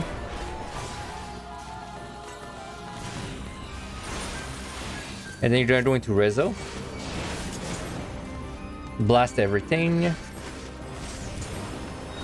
And then that's the way it works. When the corpses are like corpses, you have to like reso blast them and they'll disappear. And then we still push the boss with the damage of the reso, which then summons the last set of ad, which we will instantly kill. Keep in mind you have to reso the body and the kill, right? So it's... So once you kill, you have to reso again to get the body to disappear. Keep in mind that if you were to mess up absolutely everything on this boss and you manage to kill none of the ads, you could easily tank all 7 ads with just a steal and run tuition on warrior.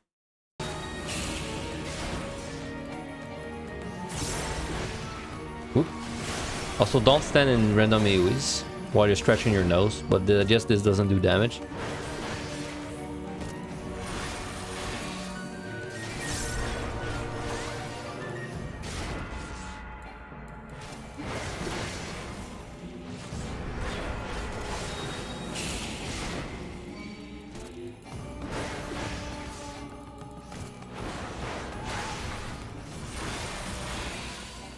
So I did 2 loss, 1 reso there. You can definitely just do 1 reso, 1 loss. You can do 2 reso, 0 loss. It's really up to you, but I think I showcased the fight pretty well. So whatever you choose, it should not be harder than what we just did.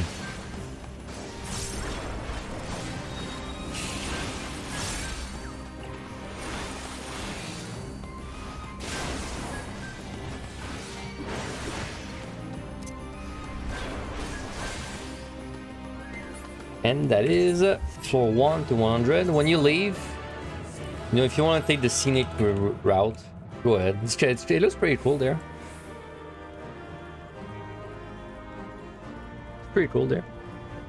But yeah, once you leave, you're gonna get a score card, which is not really important for this run. But if you're scoring, it's a nice midway point.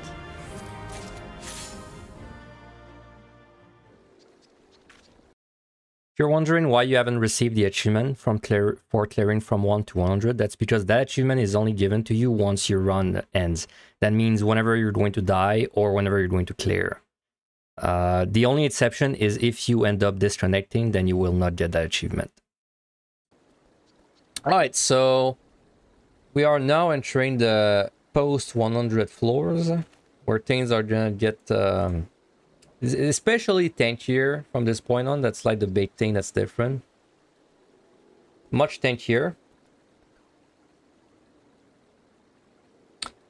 So, Sprite does nothing. Dublin does nothing. The Ziz does nothing. The Yarzan... the Yarzan hurts quite badly, especially if you've got multiple monsters on you, because he puts a 50% vul on you for 20 seconds, and I'm pretty sure he refreshes it almost instantly, so it's like a 50% increase in damage, and it's an insane monster.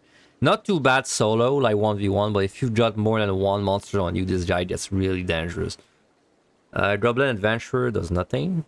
Stag does nothing. Squirrel does nothing. He spams like an ace buff, but it's not really relevant. Hippo does nothing. Dung Beetle does nothing. Hurts a bit with the charge, but that's it. And the Hornet, this guy, he's like the Hornet on the first floor, the first set. Except the Sting does 99% of your max HP instead of like 70 or however much it was. You can still outrange it though, so you can run away from it and it will like it will miss. But if you eat it, it's 99% of your health, so you don't want to eat that. Ladybug does nothing. Jellycat does nothing, and the boss. This boss is basically like the floor 10 boss, just tankier, more damage. I think he has the same telegraphs. I don't think he has new telegraphs, so it's just a copy. So anyway, we're good to go.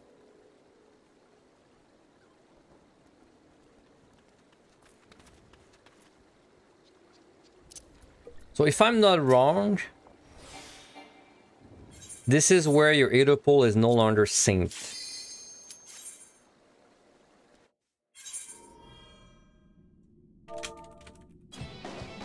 Correct. So now we can actually test out the food thing. I was curious. So this is a 430 food. So this lowers my HP, so that's bad. This is 480. This also lowers my HP, so it's bad.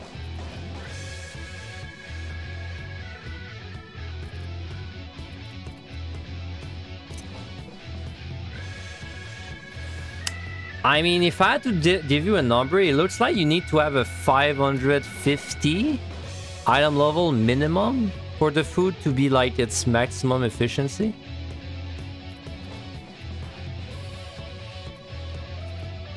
That's what it sounds like to me.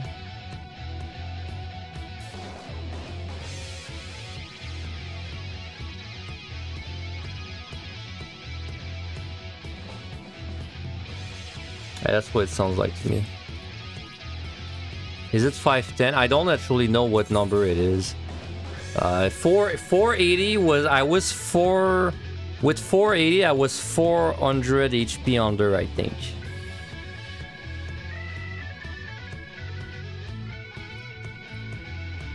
Yeah, I was like 400 HP under. With 480. Either way, for like, as I said, for the food, just go from the top of the list and buy whatever you can afford from the top to the bottom, right?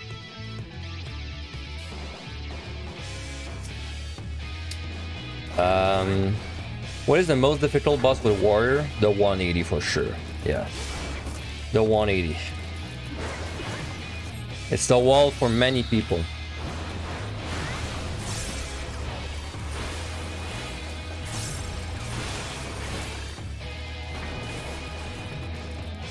You thought Smoked Chicken maxed out stats? I have no idea, honestly.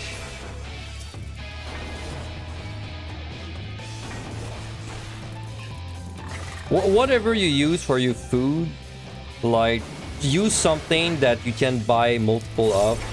Like, don't buy some random food that there's like 2 in the market board and then, you know, use the both of them and then you don't know where to buy it, right? So usually I just go through the market board, I go from the top to the bottom and I just look for whatever is popular and then I buy this, right?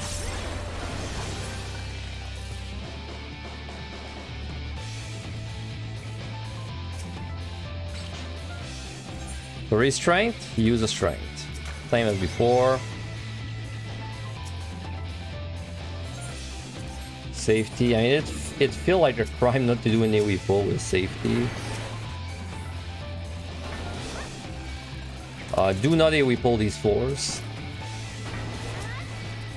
Like, from this point on, I would really recommend you just 1v1, but like, for real. Unless you feel frisky.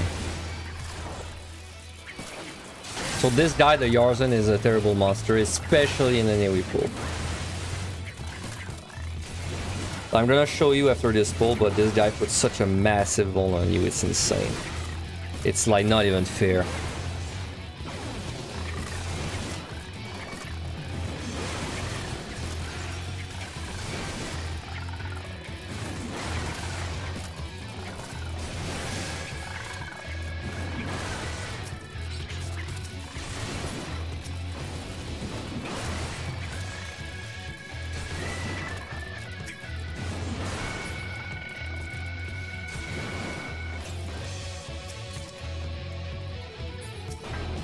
See, this guy, he attacks me for...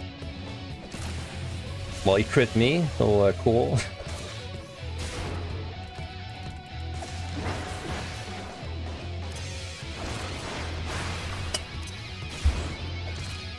Oh, you know, looks like he's doing about 850 damage to me. Every attack. Now, is he gonna attack me again before he volts? Yeah, see there? 649.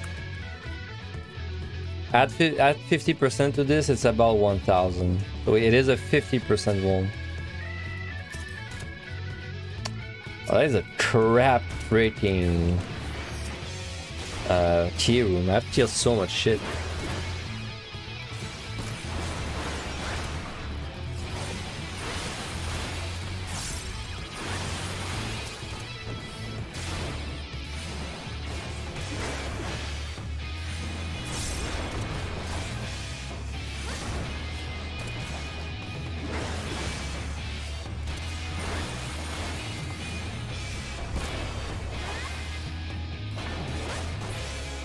Also, since I was talking about the food, I'll mention it again for the potions. Your best potion to use is no contest hyper potion for PotD. However, you can only acquire hyper potion in Irritorthos. You can buy it though on the market board, so if you can afford it, just buy it from the market board. If you're a free trial or you can't afford it, then you probably want to use your super potions instead, which would be very cheap. And if you're a free trial and you don't have access to those, then it's max potions.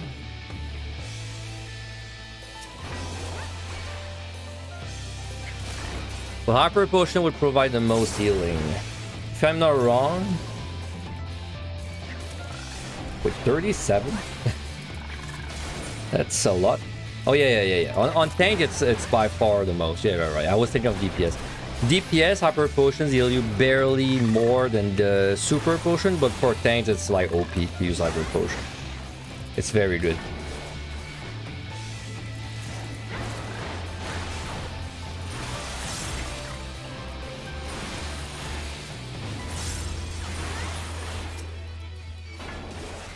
So Yarzan again. 600, that's gonna volt me. 600 again, then it's gonna being like around 1000. 851. Parry this one. Parry this one too. There's C900.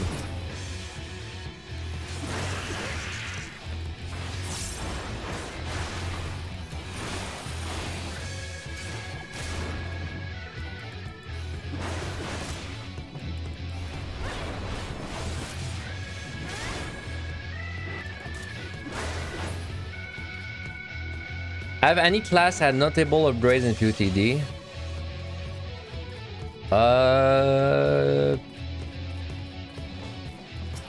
I mean, the ones that got reworked massively, like Monk and Black Mage, I don't know because I haven't ran them yet, but I don't think they're like good. Well, I don't think they're like top 5 still. But no one else got upgraded. Like, Astro got upgraded in my opinion, but it's still bottom of the barrel, right?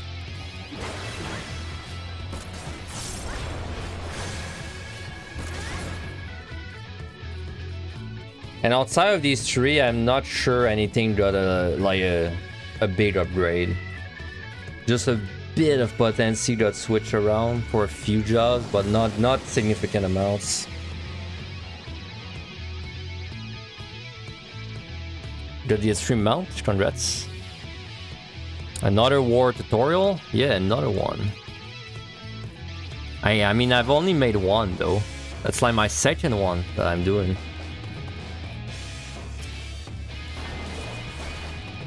We're kind of on the chill floors right now. Beginning was a lot of talking, but now we're kind of on the chill floors for a little bit. I don't have much to say at this point outside of just the monsters, but like, we're not really at a point where the monsters are interesting.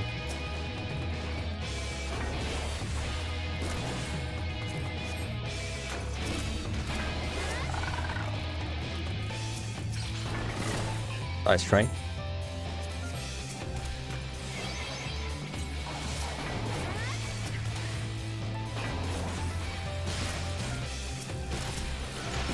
Oh, nice rage.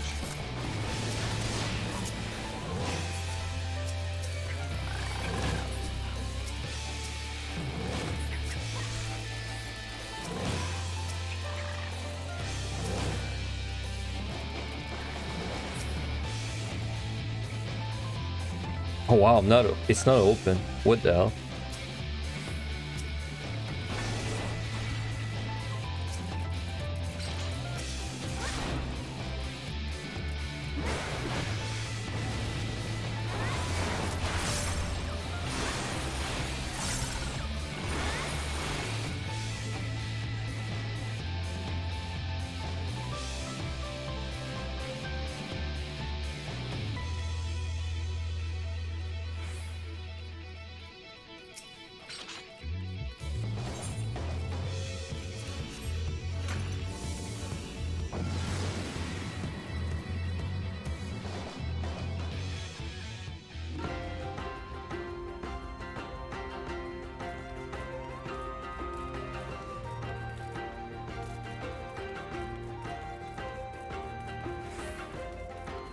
So the squirrel, like this guy doesn't do really much, but just a funny interaction. Whenever he gets this ace buff, if you arm's length yourself, it will apply the slow, but then you'll keep trying to reapply the buff. Like this. Just a funny interaction. I mean, when he's doing that, he's doing like basically no damage, so it's nice. It's nice, I guess.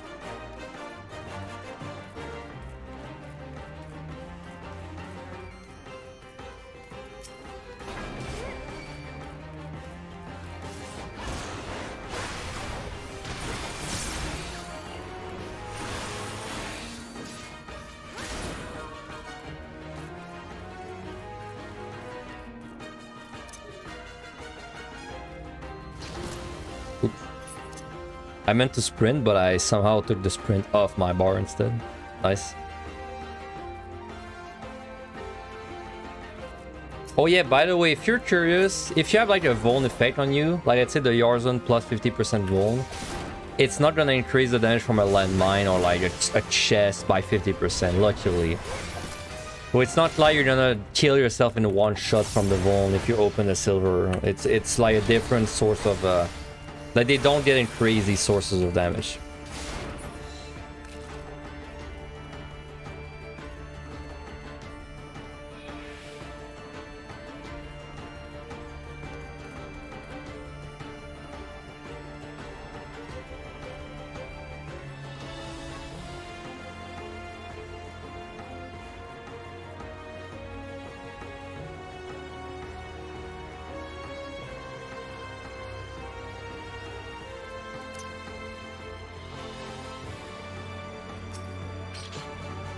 Still don't really know what side, what sound, and what's proximity at this floor, at these floors. But we're not at a point where it matters, really. I know the Yarzun is sound. That's the only one that I remember.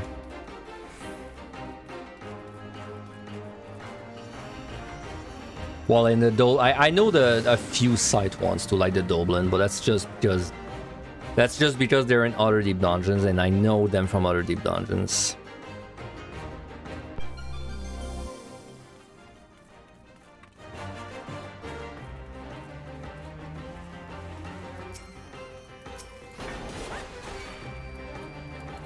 So like we've seen every debuff multiple times at this point, except the no ability we only saw it once. Whenever you, so I keep saying debuffs, I mean enchantments, because they can be buff or debuffs. Oops. So whenever you get them, you can have 3 maximum and 1 minimum. Whenever you do get them, and there is like impossible combinations. I don't know them by heart. Well, like basically there's like pools of enchantments it chooses from, and for example, you can never have no region and no item in the same enchantments.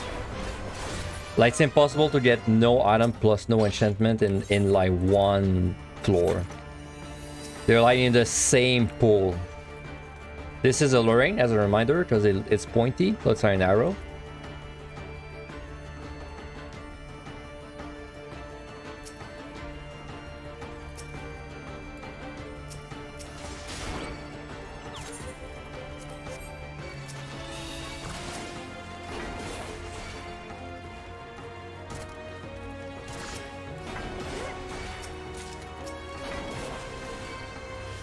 Let's just speed this up.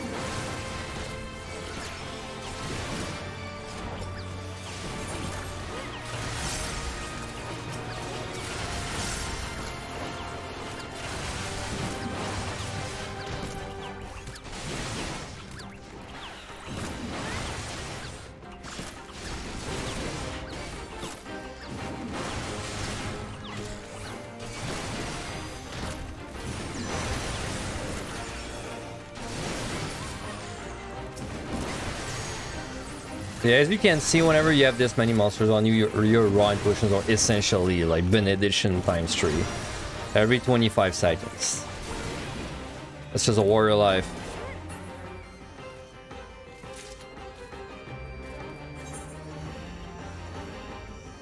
You're gonna try and stick around to see me on the upper floors. We've gotten some statistically bad RNG on the last sets, and you don't know a good way to deal with that on war sometimes. As a heads up, I'm going to be on the endgame floors tomorrow, because today I can only do 1 or 2 more sets, and tomorrow is gonna be like the part 2. So just make sure you're not waiting like 8 hours today. It's gonna be tomorrow for the endgame sets, but yeah, of course you're welcome to watch it. I'm gonna rage this out of laziness, I guess. So that's the VM, but we're gonna see the B multiple times.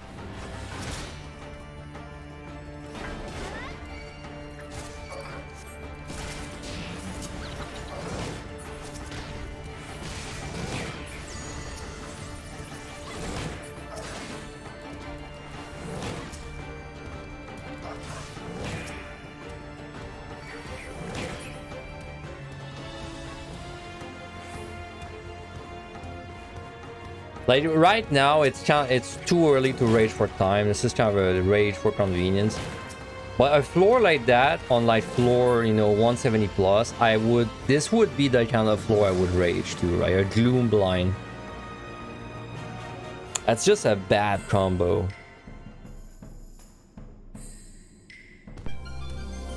Another gloom.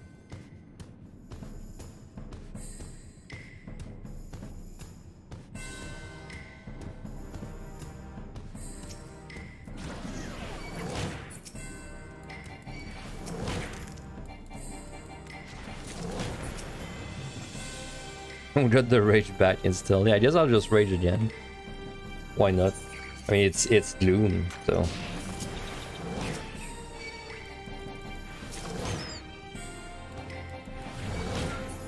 Oh, solar rain trap. This trap will become the most dangerous trap later on. We're still not at the point where it's the most dangerous, but it will become the most dangerous. Luckily, when we reach 151 plus, it becomes way easier to avoid traps. You just gotta stick it out until then.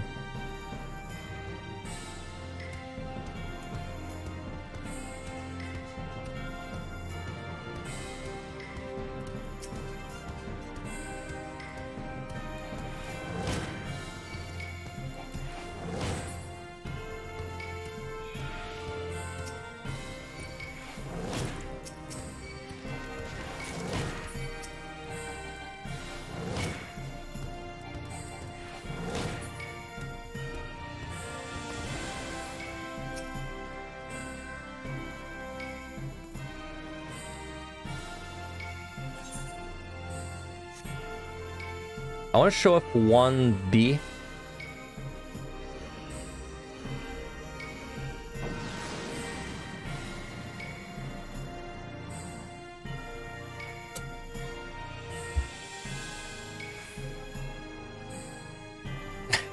Scoring? No, not scoring. It is not scoring today. It's a guide. It's a guide run. I'm doing the warrior guide.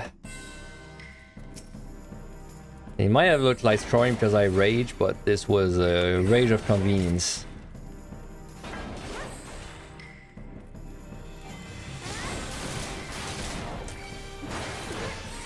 So 3 Dawn Beetles, Fat No Steel. Fat No Steel, and I was new. This would be a place where I would consider a Witch Chain, but in this case we're fine.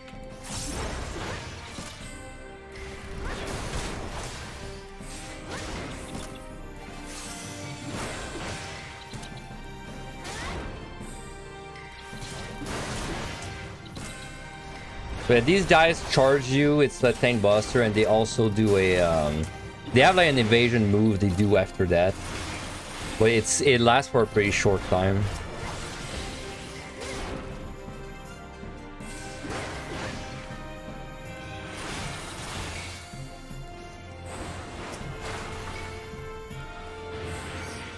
So the B, the same as the 110, except if it does actually hit you, it's gonna hurt for like 99%.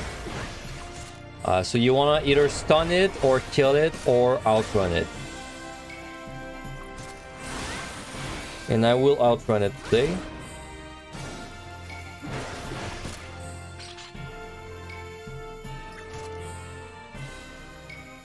So you just want to be a little far away and it's not gonna like blow you up.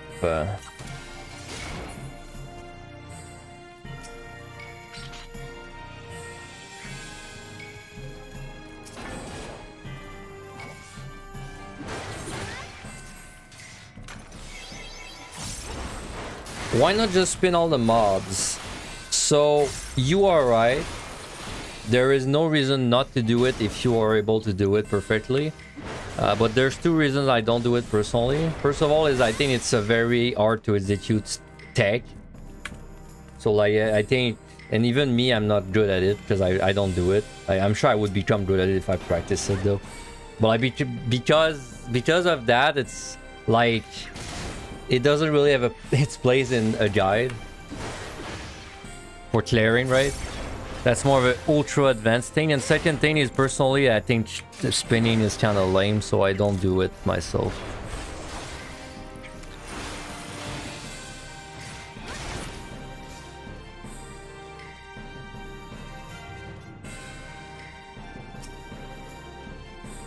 Ladybug, are you proc site sound? I guess you're site.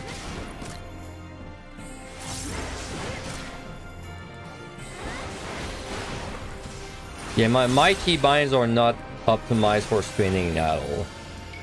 Because I'm mostly all keyboard. I don't on my mouse I just have a few skills. Even if you don't do it perfect, you'd still avoid some autos though. Yeah, you would. But then you also would avoid autos if you just kite backwards between if you just kite a bit backwards every GCD. But on tank you don't really have to do that to like survive. There's only a handful of monsters where the auto attack damage like will kill you outright if you stand there, and it's all in the end game.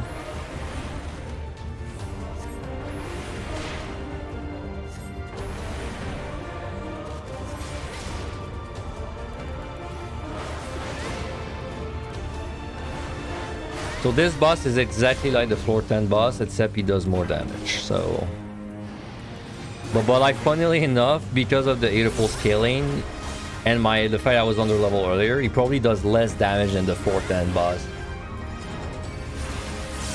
He's just tankier.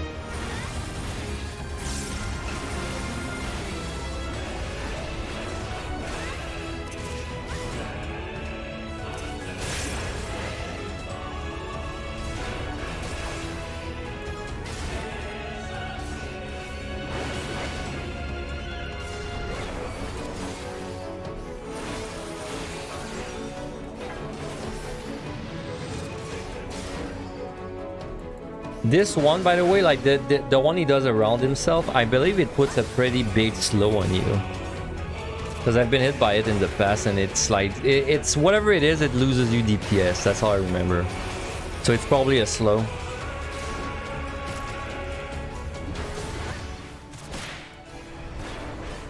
Yeah, as you can see, the damage we're doing is gonna like really start falling off. Well, that's fine. We more than make up for it in just surviving.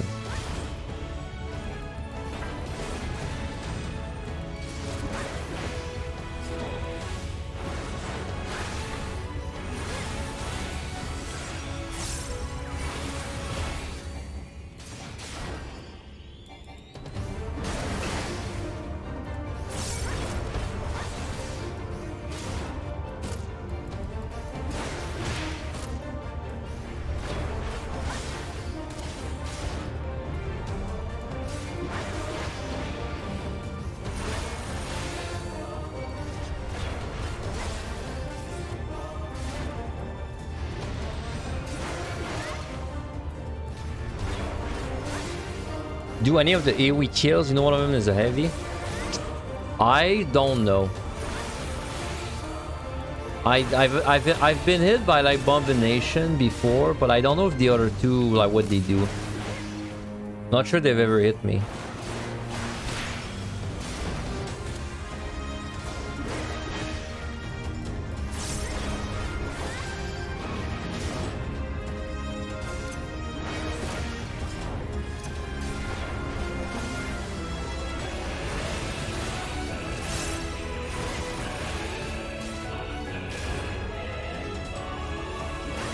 I've not been using tinctures, by the way. That's another thing you can be using inside of there. Tinctures. The only thing with tinctures though is that if you use it, it's gonna put your healing cooldown on the same cooldown. On tank, it's generally worth it though to tincture over this. Generally, but it's not a huge DPS gain, so I don't even think of doing it too much.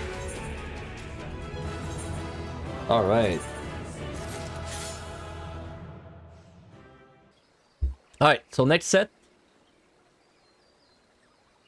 So next set, 111 to 120. So this is, I'd say this is the first set that you should, if you have not raised yet, this is the first set you might consider to raise.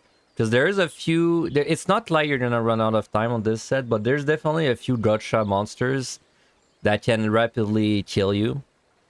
So it's not, if you have 3 raisings, this is not a bad time to raise. Of course, if you're confident, after watching this this set, like me do it, if you're confident you're not gonna die, I mean, go ahead, but this is not a bad, even me, I raise this sometimes. So anyway, the Gideon Toad, so this guy is very weird, okay? He has a mechanic that I don't even think anything else in the game has. He's the same as the frogs on the second set, or like way earlier. The difference is when he does a sticky tongue move, if you are not facing him, you will get stunned, and he'll follow it up by a big AoE. Now on tank, this should not kill you, but I mean, it's definitely not something you want to get hit by. Plus, if you've got like more than one monster on you, this will probably kill you, so it's just good keeping in mind. There's no telegraph for the sticky tongue move. He's gonna do it about 6 seconds after you pulled him. He's gonna do well, 6 to 10 seconds after you pull him, he's gonna do the move. So just face him. Just face him until you get drew in, and then you can just kill it. Leech does nothing. The Biferi Keras does nothing. Pudding does nothing. I'll mention though, on DPS, this guy actually packs a punch. He hurts a bit. On tank though, this should not be that bad as long as you're fighting it alone. Slime, this is exactly like the slime on the second set. He's gonna explode after 20 to 30 seconds, I believe. But it's more dangerous than the previous set, the one earlier, because this one is gonna take much longer to kill. You should always have time to kill it, even without strength, as long as you're just doing damage to it. Even if you don't have your burst, you should be able to kill it. I mean, just count, right? Just if you want to be safe, just count. And then once you reach 25 seconds, if it's not dying in like the next 2 GCDs, then Witch Chain or something. But you should always have time to kill it. The only time I would maybe see you not being able to kill him is you're in like a, you know, a tricky AoE pull situation. Or you have like a terrible debuff combination like Gloom, no ability or something. So just something to keep in mind. If it explodes, you will most certainly die. I'm unsure if you can invuln. You can find out for yourself, but I have never been in that situation. So Cobra, this guy is like the second set. Cobra is the same. He's gonna... Well, he's easier actually because he doesn't do a Petrified Gaze. But he has the same mechanic where if you step on a Toad Trap, he will one-shot you without you being able to do anything. So this is a monster you have to make sure you never fight in a situation where you might step on a trap. This is always fight in the hallway for this guy. Very important. Nuncha does nothing. Salamander does nothing, but has an annoying like thing that makes it invulnerable. You can interrupt it though. Billico does nothing. Ochu does nothing. Morbol, this guy opens up with a sleep that is not telegraph. After 5 seconds in combat, he's gonna do it. Then he's gonna do like a large telegraph on you. As long as you're very close to him, you have time to run out of the cone. But if you're like in the middle of like, you know, if you're a little far, max melee, you will get hit by the cone. The cone will not kill you, but it will put like, well, it says so there, right? It'll put 7 debuffs on you, which is just very annoying. So make sure when you're fighting the Morbol, well, you're fighting him alone first. And second, make sure you're like basically inside the hitbox as close as you can. And it's free if you do this. Seedling does nothing. And then Mimic is the same as usual. The boss there is a... It can catch you off guard. Because he's the same as the floor 20 boss. Copy paste, but he's much tankier and so are the bees. But everything else is the same about it. So when we get to it, I'll show you like, a few ways to handle it, but he's not that bad, honestly. You just have to know what's coming. And thank you very much for the raid, Toasty. Sorry, I was in the middle of explaining this.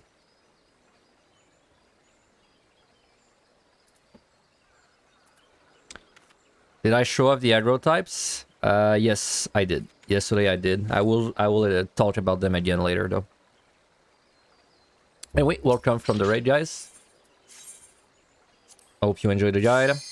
So we're good to go. Just gonna eat food. And have music.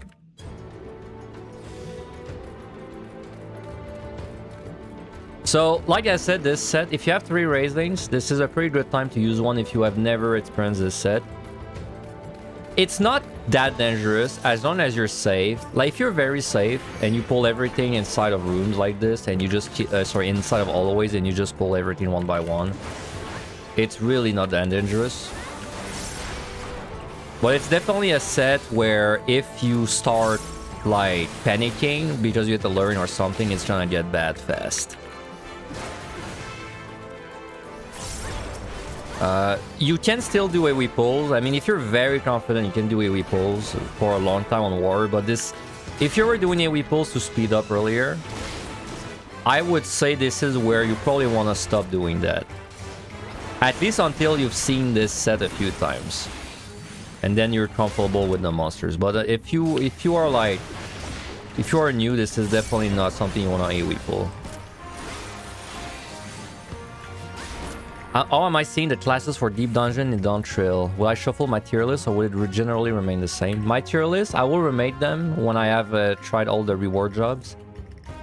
But I would say it's mostly on change. And Picto is gonna be near the top. While Viper is more like in the average for like all 3 Deep Dungeon. But there aren't any, like, there's no new best job to clear or anything like that.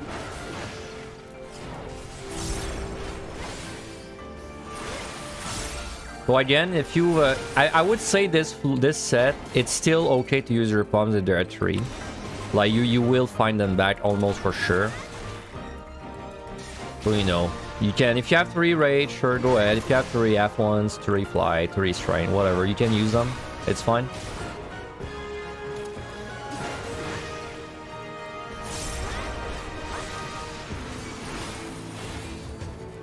So that is the monster that I said was pretty dangerous.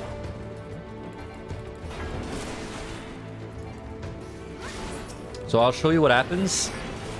So after you pull him, he's gonna pull you in shortly after. So that's why you don't want to be running away from it, right? Because if I'm running away from it, I will get stunned and then I will get leap like this. And it does, I have Rampart there. It does... for a tank, it's not like super dangerous. This move might crit, I think. I'm not 100% sure, but I always assume things can crit in PotD.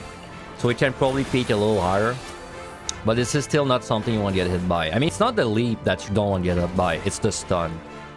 Because the stun, if you are like in a risky situation, it's gonna get ugly really fast. So the way you fight the frog is you just kind of stand still, respect it, until it draws you in. Then you avoid the leap, and then from this point on, it's not gonna do it again for... at least 30 seconds, I think. You have a while after this. Should be more than enough to kill it.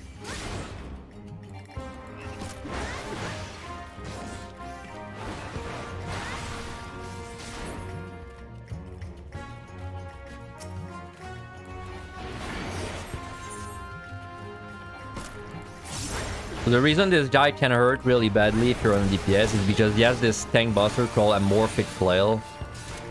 Plus, he's a caster, so you can't, like... Even if I move away from it, it's never really going to stop just casting shit at me. And the tank buster, he'll do it when he reaches me like this, so it's just a high damage monster. It's more of a thing keep in mind if you step on a luring or something like this. So the key is open, we're just gonna leave. At this point, by the way, there are still respawns that are very short. It's on this set specifically, it's 1 minute 30 seconds. I would say it's not so bad that you want to keep track of it. You know, you don't have to be sweating that much. Just let it be at the back of your mind, though. Like the way a respawn would kill you on this set is you're not paying attention, and then you're fighting something, and then you know a frog respawns and sees you, but then you don't really recognize that it spawned, and then it stuns you. That's the way you could get caught off guard by a spawn. I don't really talk about it in the video, but personally, my way of knowing if I pulled something when I'm busy doing multitasking is there's two ways. First of all, there's going to be a little bit of a sound cue whenever something sees you for the first time. It's like a little clink noise, so that's my first way to notice. And the second way is by using my enemy list at the bottom left. I'll take a peek at my enemy list every few seconds just to see if there's a new target that was added. You don't really have to keep track of it yet, at least.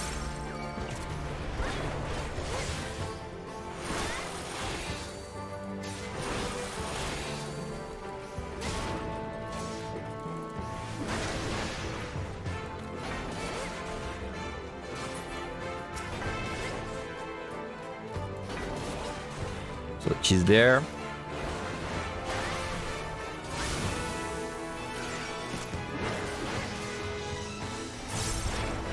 So you may have noticed, I'm always I've been overkilling a lot, like since the beginning. Like usually the key is open and I still have to kill a few things to get out. This is more of an issue before you reach 150, because since the layouts are quite claustrophobic before 150, because it's very close, it's like all very close. You know, like everything's so tightly packed. It just happens to, it just makes it so that you always have to kill a little more to get out. But once you reach 150, this is going to be a different dynamic totally. So don't stress too much about having to kill a little extra there and there before. So there, see, we got a free raising there. I mean, of course, I'll use it. In my case, I was not going to raise this set because I'm not going to die. But it is always nice to find a free raising when you're progging. Very nice. I'd say it's the best in Eureka Orthos out of all three, but it's still very nice in MLI and Past the Dead. Which, by the way, I mean, if you want to do your clears on all 3D dungeons, I have guides for all three, and all three guides are for Warrior. I do think Warrior is the best for PotD. I do think Warrior is the best for MLI as well. I do not think Warrior is the best for Eureka Orthos, but then if you've played Warrior already for 2 deep dungeons, you should be somewhat comfortable on Warrior. And that's why I made the Eureka Orthos guide for Warrior as well.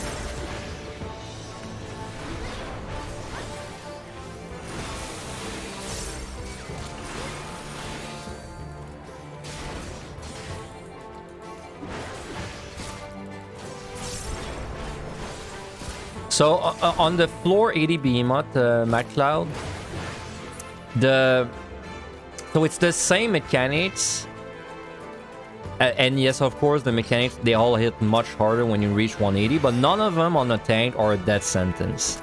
Like if you get hit by any of them on a tank, none of them are gonna kill you as long as you're running your sustaining non-stop. So I wouldn't stress too much about it. They would only kill you if you get hit by them right before the push, and then your HP is low for the push, right? By the way, something you should really get used to doing, I would say starting from this set, and I mean, it's good if you've been doing it before, but something you really have to start doing is make sure you pay attention to your surroundings while you're fighting monsters. Before, it didn't matter too much, but starting from now, the patrols will start getting like increasingly more difficult, and the monsters you fight too. And it'll make it so that you start fighting things that are quite... Like, it's bad if you start pulling multiple things by accident. So it's a good habit to just... the way I do it personally is when I'm fighting, I just take a peek behind me there and there, right? So, you know, if I'm fighting like this frog, you know, I'm facing this way or whatever, then I'll just peek every once in a while. Like this is like an advantage of Warrior. You don't have to put a lot of brain energy in your rotation. That's like a design choice for me to like. That's a reason why I think it's one of the best jobs. Your rotation is very simple, so you can afford to pay attention to like the deep dungeon things rather than your own rotation. So that's why I'm going to be peeking around quite often when I'm fighting.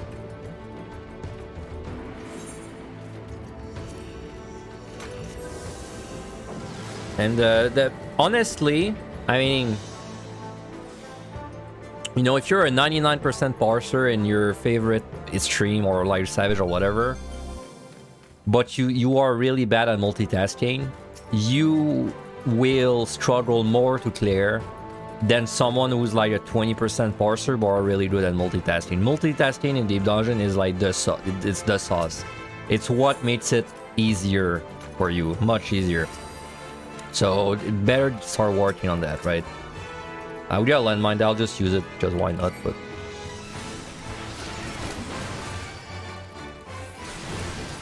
Don't feel like you have to, of course.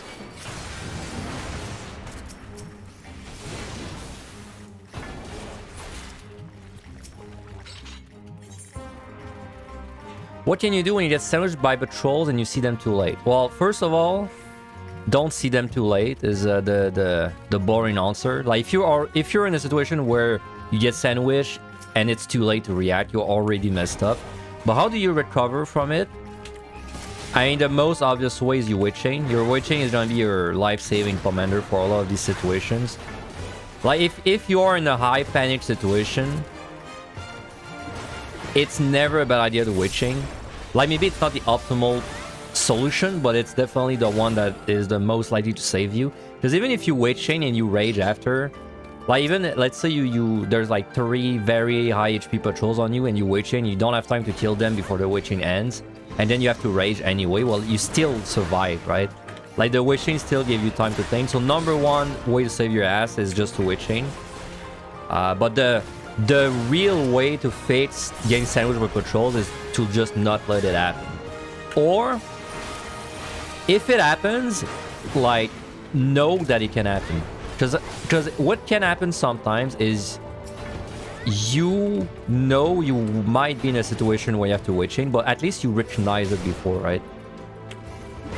So like, for example, it's hard to show it off like without it happening naturally, but like if there were like, you know, patrols coming every way and I could not, like, there's no way for me to avoid it, then I would just keep it in the back of my head, and then I would formulate the plan for it while I was fighting, right? I'd be fighting this guy, and then I'd be like, okay, if the patrol sees me, I'll witching, right? It's like, the plan is in my head already. You don't want to have to think about it when it's happening. You want to think about it while it's not happening. Again, it's like the subject of multitasking is going to be a very recurring thing as we get higher. I have a video on multitasking. I will put it in the description.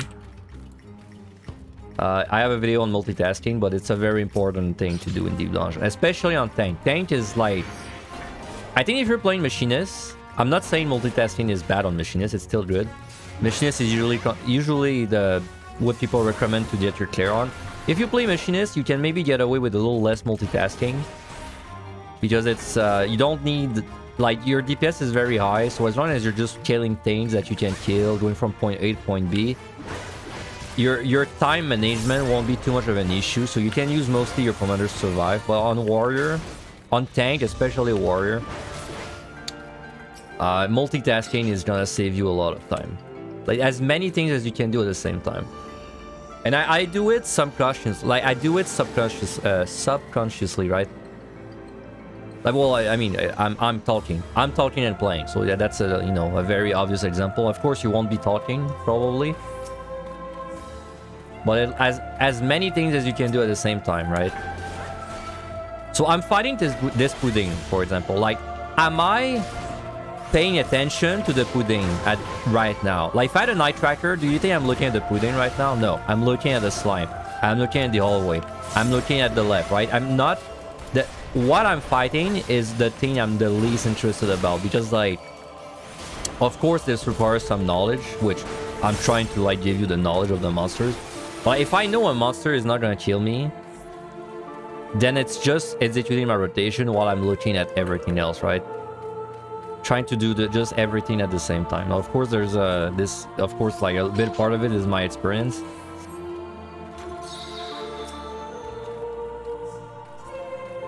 But, you know, you'll get better at it. It's a very important skill. So slime, like I said, this guy, I don't have a strength right now, and I will not berserk just to show it to you. You should always have time to kill this guy, even without berserk. However, if you have, you know, if you have like a bad debuff, it could get spicy. You can also stun this guy. Like if the 25-30 seconds coming up and you're not sure if you have enough time, you can always stun towards the end. Something like this, because then you know you have a little extra time to kill it. But yeah, as long as you're respecting this guy, he will not be an issue. So see there, I pulled this snake and I know there's a snake behind me. If I'm not drunk, at least. Oh, never mind, I'm drunk. But sometimes, like, something that's good to know, which I didn't really show off properly there, but it's always good to know where the patrols are. Or at least the ones that are likely to, like, mess you up if you do have to avoid it. Or like, maybe you were not able to pull it when you saw it. So it's always good to keep in mind where the patrols are. But like this becomes much easier on the higher sets, because the higher sets they don't have walls. Like imagine this set, but there's no walls, and instead of walls, it's like holes. But then you can see through the walls because there's none. So like later on, it's actually easier to multitask. So it's good to practice right now. But if you struggle to do it right now, it doesn't mean you're gonna struggle to do it later, necessarily, because later it gets easier. Since landmine is 80% HP, it is, correct? It's 80% of your current HP. We're gonna be talking about landmines a lot later, but yes, it's 80% of your current HP. So if you have 50% HP and you hit a landmine, then you have 10% HP after it blows up, because it did 80% of 50%. If you step on a landmine when you have 100% HP, then you're gonna have 20% HP after it blows up, etc. I'll have multiple videos on landmines in the description again. I have 2, I believe, 2 or 3 of them. So you're asking, on Machinist, could you just reassemble drill landmine to one-shot higher level monsters? So, yes and no, because the tricky part, about stepping on a landmine is if the monster is out of combat. Well, look at me right now. You saw I'm regening health out of combat. Monsters also have this. So if you step on a landmine and it hits a monster, then the monster will also regen health. You know, as long as alongside yourself. The only way you can prevent it from regening health is if it's in combat with you. But then you have to understand that you also get it for 80%, right? So then if you're in combat and you are at 20% and the monster's at 20%, it's kind of like a race of like who's gonna kill who first. So like, yes, reasonable drill would kill a monster, any monster that you step on a landmine. It would kill it in one shot, but then, you know, it's trickier than that. Because then you gotta make sure that it doesn't kill you first. So if you have a snake that's coming and you happen to be in a room, do not move. Even if I pull him, like, just don't move. This is, you don't want to be in a situation like this. Like, it's very bad. But if you have to be in that situation, do not move. Like, use your defensives, tank like anything, but don't move. Because if you hit a toe trap, it's insta-death. My raising would save me, but you would die instantly. So... But this is, do not be in that situation, right? Like, don't ever be in that situation. In fact, I'll give you an even better tip than that. If you're in a room and a snake's coming, and there's like no way you can get out of the room before the snake sees you, safety. Just safety. Like, that's your palm, right? That they're meant to be used. Just safety. Now this snake, of course, this snake, he was gonna go the other way, you know, like I did not have to fight him, I only did it to show off the situation. But like it could happen that you are stuck and then the snakes, like, because maybe there's multiple snakes, right? Like, I give you a very like simple example. Like you could be like there and there's like snakes coming from each direction, which then implies probably one of them is gonna see you. In that case, just safety and start killing one or something, right? Like, don't wait until you're in trouble to use something. This is proactive content. This is proactivity is better than reactivity in Deep Dungeon. Especially on low DPS jobs like Warrior.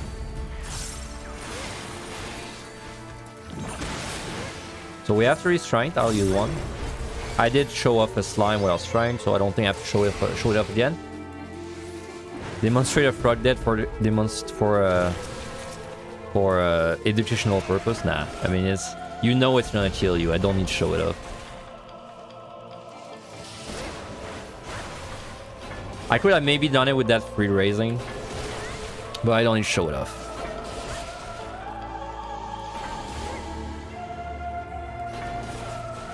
So you may have noticed too, I'm not using my sustainings very much still.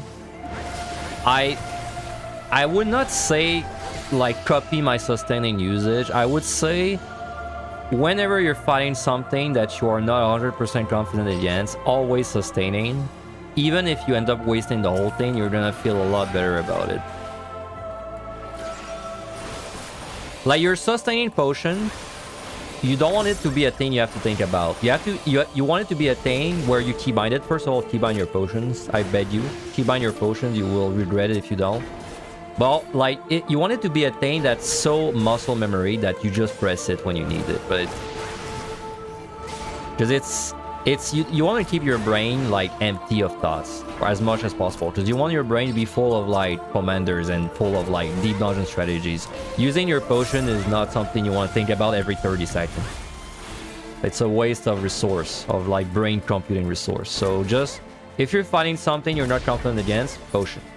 If you're fighting something that's considered hard, potion. If you're low, potion. Don't think about like if you're gonna be wasting a potion or not.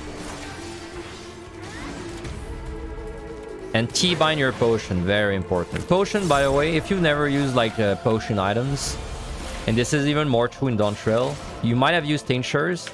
And if you're new in Dawntrail, you may have noticed tinctures are actually quite nice to use. Like you use it and then you can use like if I use a tincture there, I can use a skill right after. Potions are not the same. When I use a potion, first of all, it's an item so it doesn't queue up, so you have to like kind of spam it a little bit, and then it incurs a small delay for your next ability. Now I'm telling you right now, especially if you're coming from raiding, you get used to clipping. Like you will clip non-stop with the potion and you cannot prevent it. You can. If you do it perfectly, your potion will not clip, but it's not something you want to like stress about. Just clip the potion. Whenever you want a potion, just press the button. You will clip it. Just get used to it. Same with your hyper potion if you use it. I'll use a free rage. Whenever you're gonna rage, even on the lower floors, if you have 3 safeties or 3 sides, I don't hate using one.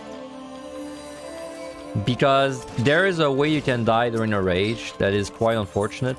I say as I find a fortune. Fun unintended. Something quite unfortunate that can happen if you rage and you don't have like the traps revealed or removed is you step on a landmine right as you go to slap a monster, and then it will turn around and kill you. On tank it's a little harder because honestly it would probably need a fat crit to kill you, and even then I'm not sure it would make it. But it's like if you have 3 sides, 3 safeties, there's no reason not to do it, right? So just do it. Now you remember why I said Lorraines are nice to remember what they look like, which is that arrow shape? And the reason for that is that you can step on the Lorraine and rage the monsters afterwards. That's probably the only way you'll use this in a real run. So why would you do that? So by the way, the reason I say that it's dangerous for landmines is because if you pull a monster,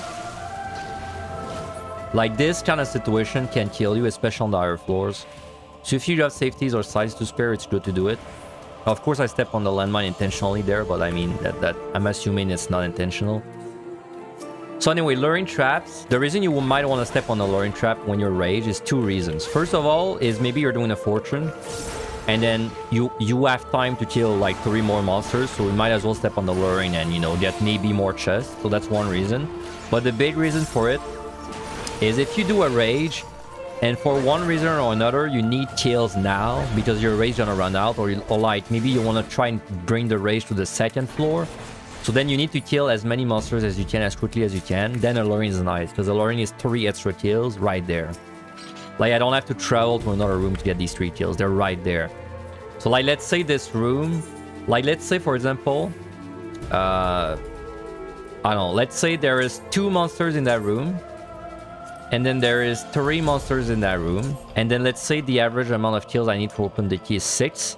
Well, that's 5, right? So now it's like, if I rage there, it's 5, it's unlikely to open. I have to like go back to find another kill. Oh wait, this is the spawn room, so I have to go even 1 room further. I have to go there. Okay, I kill 1.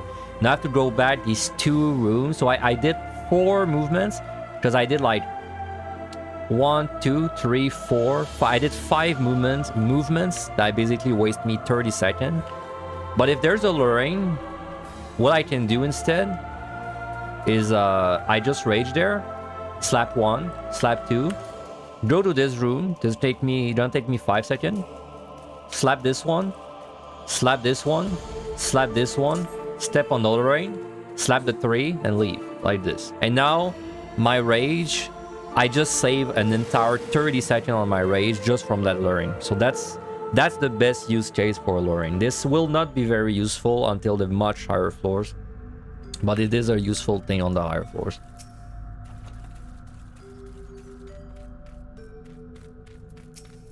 It's very useful. And that's why that's probably the main reason you want to remember what a luring looks like. Because I mean, if you step on a landmine thinking it's a luring, then your rage, well, it's not quite as good, you know?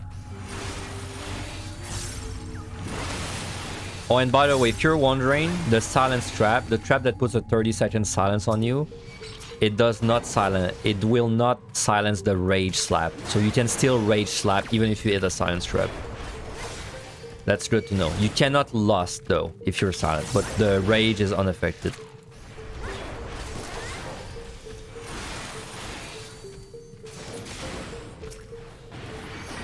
Like again, if you are ever in a situation where there's a patrol and a monster and you have killed both, always kill the patrol first. Always, no exception.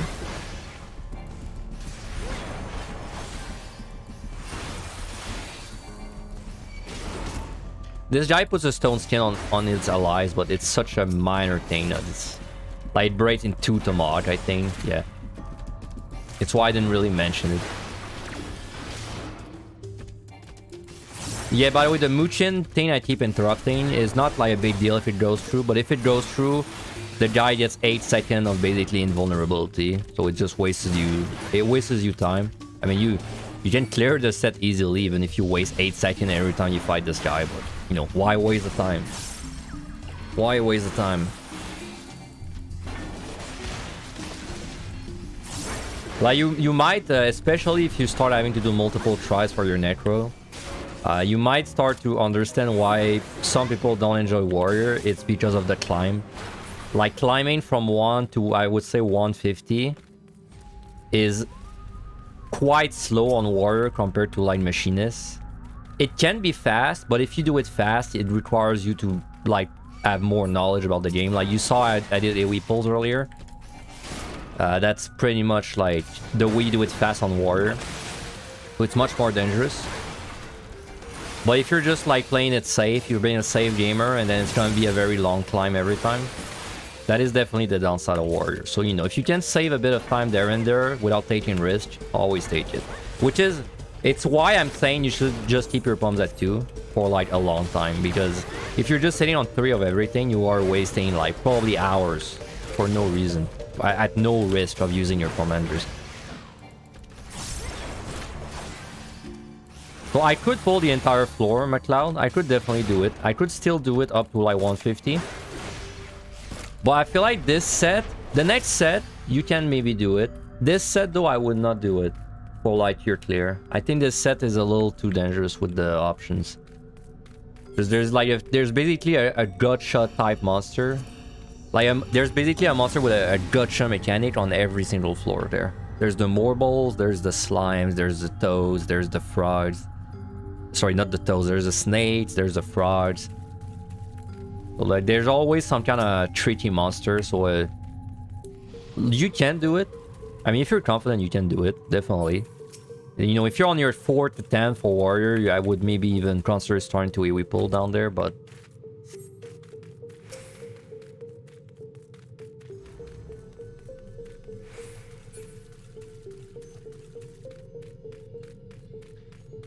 It's a bit sad that you can't pull a few monsters without a landmine. You had no damage. I mean, I can pull without a landmine. I can do it. So this guy, stay close, because he will sleep you. And then if you're close, you will have time to move. But if you stay far from it, I will try to show it off next time, next one I fight. But if you're too far, the cone will hit you. But to answer your question, Hugo, I can pull without a landmine. I could pull the entire floor if I want, but it's a little too advanced in my opinion for this guy, so. Like basically it's gonna require me to pull like specific monsters and not everything. It's gonna require just like well, just pretty much this. Just like pulling the things that are not risky in AoE pulls.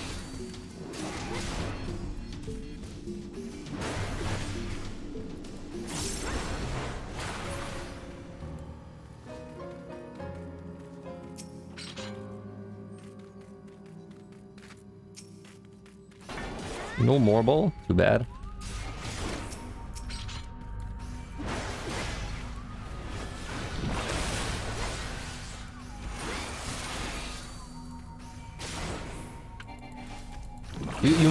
You have definitely noticed, if you've been paying attention to my bars and just my usage of abilities, that I very often I'll felt leave and then I'll pop my berserk after, and I'll waste like infinite amounts of berserks. That is definitely something you want to try and prevent if you can, but it's more important to just... right now it doesn't matter, but like later on it's more important to pay attention to the deep dungeon than your rotation. So I mean, you can always improve. You can definitely do a better job than me, but the #1 priority is paying attention to the deep dungeon.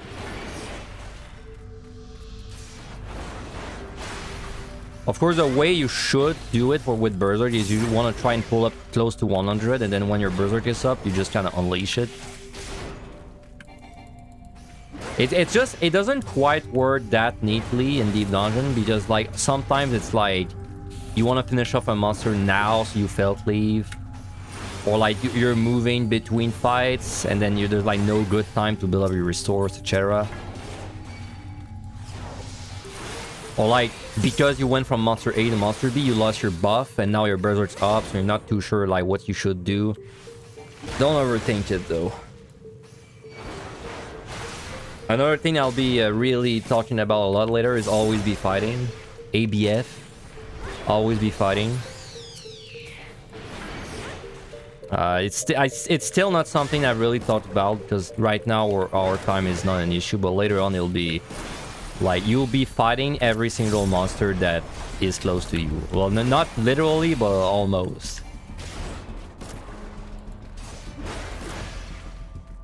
We are actually not going to be exploring very much on Warrior. Like, you might think that there's going to be a lot of exploring later on, checking gold chests and all that. Surprisingly, this is a job where we're not going to be doing a lot of exploring at all. Reason for that is, this might surprise you, but as long as I have all my pumps at 3, I don't need a single chest to clear. I know it because I did it 2 times already, or maybe 3. I think 2. 2 times I've done a run where I opened no chests beyond 150, and both times I cleared, having multiple things left in my inventory at the end. So for this reason, I know we don't need any pickups to clear. Now, of course, I have a lot of experience, but because of this, I actually don't encourage exploring. Because exploring loses you more time than it gains you. And I think it's even worse if you're like starting out. Because when you're starting out, your exploring is going to be kind of messy, right? You're going to be wasting even more time checking gold chests. Like, there's no reason later on to waste a minute to open a chest. Like, you're going to say it's worth it because it's going to, you know, like if there's a rage, like, oh my god, I just saved 7 minutes. I wasted 1 minute to save 7 minutes. Like, are you crazy? That's an insane gain. But like you can't look at it from like you can't look at it as a 1-to-1 comparison, right? You have to consider all the chests and the statistical average of like checking a chest. Like if you check 10 chests and every single time it takes you 1 minute and then you get 1 rage, you didn't save, like you did not lose 1 minute to save 7 minutes. You lost 10 minutes to save 7 minutes. Like, you have to look at it in like an entire bulk package. And also 1 rage in 10 chests is insane. Like, it's more like 1 rage in 50 chests probably. So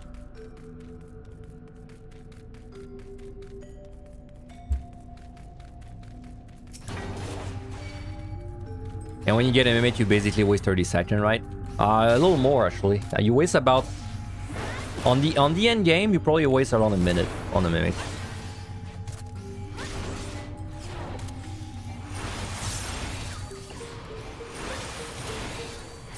Now we are a good job for mimics though. So like if you open a mimic at the end of a floor, it sucks.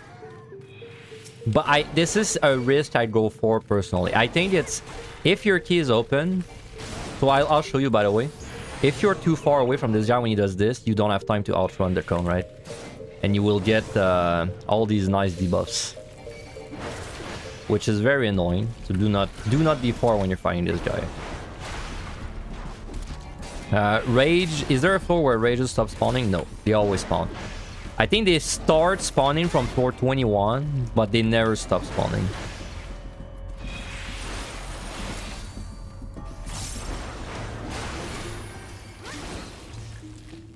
I would say you should expect at least 1 rage from the endgame set. So like starting from 171, I would expect 1 or 2 rage. You don't need it, but you should. On average, you're probably gonna see 1 of them. But anyway, back to the mimic thing. So if the key is open and you get a mimic, it's wasting you time, but personally I think that's a risk that is worth taking. Like, I think on average you are saving time from checking a chest that's like on the way, right? I mean a chest that's like, you know, not even 10 seconds away from you. I think it's worth it, even if you get a mimic there and there, to just do it, because like if a mimic wastes you 1 minute from doing that, like a pomander that saves you 1 minute is not that rare, right? It's just, it's like a strength, a flight saves you like probably 2 or 3 minutes, a rage. Like, there's a lot of things that can save you time, and if it's only taking you like, and the mimic rate, yeah, because I should probably explain it differently. Like the mimic rate is not that high, right? It's like 10% or something at the end. But like if 1 in 10 chests say like loses you 1 minute, it's not like you're wasting 1 minute every chest, right? It's like you're wasting like 6 or 7 seconds on average per chest. So it's why I think it's worth. Like you have to look at everything as an average, at least when you're looking at things like in bulk, right?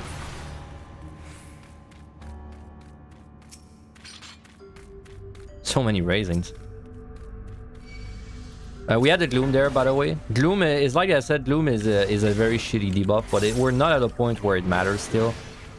It would only matter on a very specific monster, the slime or tank, but we're beyond the floor where slime should spawn. So I'm gonna strength on the boss.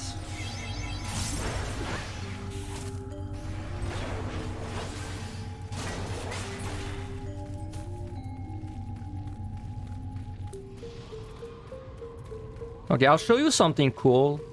It's not very useful, but it's a nice thing to know. You can actually double dip a Lust as well.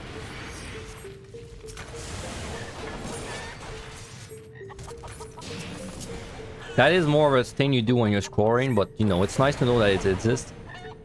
So as I said, Lust removes the Vuln like down from Gloom, so you're actually doing massive damage when you remove it. And then if you happen to like do the Lust on the key, on like that goes to the boss, well, you get to use the Lust on the boss as well, right? So it's like double value. I'm using this to kill a floor, kill many monsters on the floor, in addition to killing the boss with it. This is pretty advanced, though. You don't have to do this, but it's you know, it's a thing in your toolbox. So this boss, exactly the same as 420, same mechanics. He does circle, and then I believe he does a targeted circle, and then he does the big AoE. So this guy, first of all, it's not a bad fight to steal on. I'm not gonna steal, but it's not a bad thing to steal on. I will show you multiple ways to do the bees. Now, I will say, first of all, you can witching the bees. Like, if you're in a very bad situation, you can witching the bees. So that's something to keep in mind. So if you have a strength and you have sunburst, you could definitely kill both bees. I guess I'll do it this time.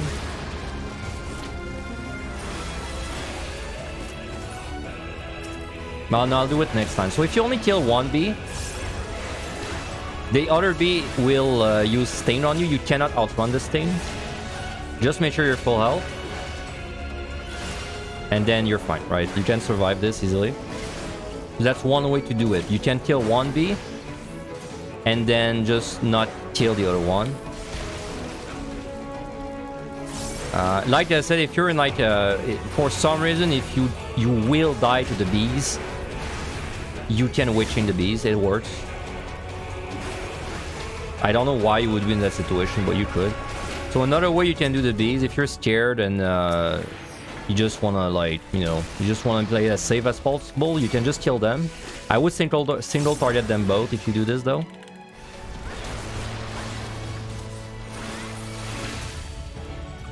So you can kill both like this. It's gonna be pretty close. Yeah. Like, it's a bit close if you kill both, so it's not something I like doing. If you have Berserk, it's not gonna be close, but I don't think you want to keep your Berserk for it, though. It's a little overkill. Another way you can do the bees is you can just kill none of them with Home Gain.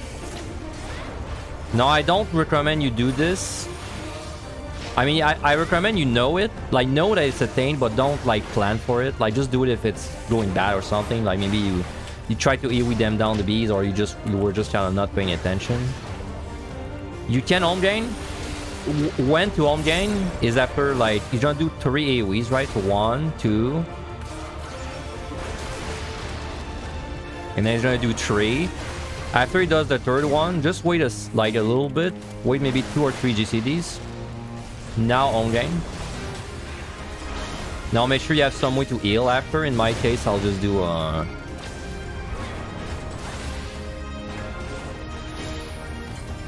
yeah, like this. That was weird. The bees were like unsynchronized. I don't know if you guys saw that. They did not cast their final stain at the same time. That is very weird. I've never seen this happen. So anyway, if you're in a bad spot, wait for the 3 line AoEs and then simply Home Gain like a few GCDs after, and you can survive. Like I said, I don't recommend you plan for it. I recommend you just know it's a thing. And I guess I'll show up the last thing, which is if you don't have a strength, well, just kill 1 bee. You have time to kill 1 bee, so just focus on 1. You don't need Berserk for it too. I remove my strength right there if you didn't catch this. So just make sure you have a potion rolling, you have healing, some way to heal.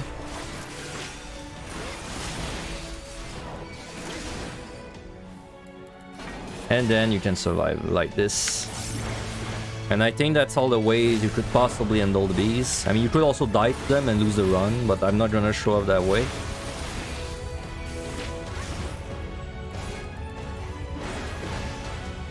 But yeah, this guy is exactly like the 20 boss, just like tankier and more damage.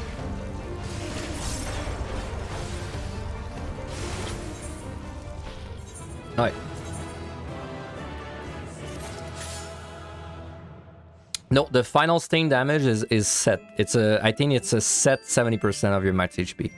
So you can't reduce it. You can shield it, I believe, if you have a shield, but we don't have a shield.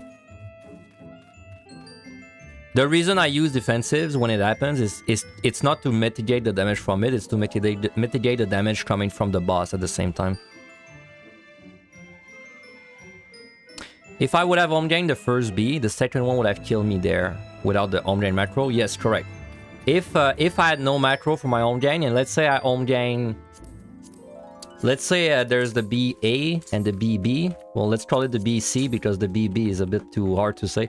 Like, let's say I Home Gain the BA, and then it starts doing final stain on me, and then for some reason BC does the final stain like 3 seconds after, I would die. Because when the A dies, my home gain was like associated to it because I targeted it and I used my home gain while a macro. When it dies, I would lose the invuln and then I would die to the second one. Yes, that's correct. That's why I have a macro. All right, next set. So next set is 120, 130. Probably easier than the set we just did, actually. There's not too many bad monsters there. Dullahan does nothing. Pterod does nothing. Bias has a very annoying 30-second paralyze on you. He does it at the opening of the fight and you cannot prevent it. It's more dangerous on DPS, but it's very annoying because he's gonna do an AoE right after, and the paralyze might just lock you in the AoE. But the AoE doesn't hurt very much if you're a tank. Spriggan does nothing. Turtle does nothing. Wyver does nothing. Minotaur is the same as before. He has a point-blank AoE on himself on Telegraph. Hurts a bit and knocks you back, so avoid it. Basilisk is the same as before. He has a Petrify and just don't get hit or you're dead. Centaur does nothing. Effigy does nothing. Scatine does the big sleep, the 15-second sleep, but doesn't really do much if you're just pulling it by itself. It's just annoying. Reroll it does nothing. This guy packs a bit of a punch though on DPS, not on tank though. And then the boss is exactly like the boss on 30, but he's like, when he does the donut mechanic, it's like way faster. It's not really reactable, so you have to know it's coming. If you get hit by it, you're fine on tank. You would not die, but don't get hit by it because it's a 10-second fear, I believe. Alright, so let's food up. So I might be doing actually a bit of AoE pulling on this set, because this set does not have nearly as many, like, you know, gotcha monsters. So we might speed up through this. Though I recommend you slide down the AoE pulling, you know, starting from the previous set. But this one's definitely easier than the previous set.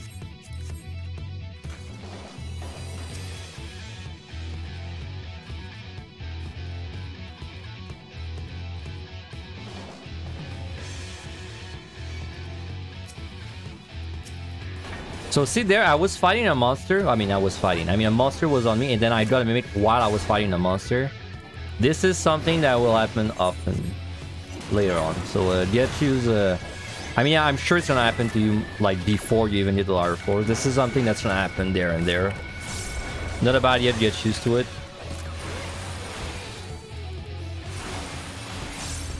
I will be talking more about like the... I don't even know what to call it, like the... Oh, see the silver there? Help me to dash this monster. Like the... What's the word I'm looking for? Like, sometimes you take a risk, and it's a risk, but you only take the risk because you have commanders to mitigate the risk. But then you're like... from the point of view of like the viewer, it might look dumb. It's like... You know, like, why is this guy opening gold chest while he's fighting, knowing that it's gonna cost him a witching to do it? But then you have to think of it. It's like the same thing I was talking about earlier. It's like the law of like the average, right? Like if 1 in 10 chests is a mimic, and checking a chest in combat saves you 20 seconds every time. Well, and then let's say you do witch chain if you get a mimic. Well, on average, your witching saves you 20 seconds time 10, you know? Like, it's not like you waste a witching for that one chest that gets a mimic. No, it's you use a witching to check 10 chests. You have to see it this way, right? So, calculated, right. The thing I was looking for was calculated risk. Later on, I'll be talking about calculated risk a lot more, but this is a... Like, the classic example is this, is you're fighting a monster and then you open a mimic while you're fighting a monster, which looks dumb when it happens, but then you have to understand it's a calculated risk. Yeah, you mean check 10 mimics? I mean, you know, it's RNG. Maybe you will open, like maybe you'll check 3 chests, all 3 will be mimics, and then you'll witching 3 times, and then it looks very dumb, but then it's like, that's just luck, right?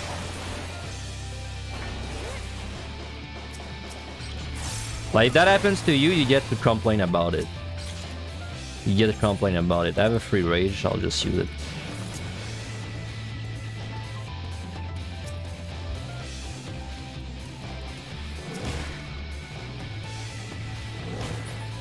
Because as a tank, you'll see the monsters get gradually harder to fight, but it's never going to be anything near machinist, right?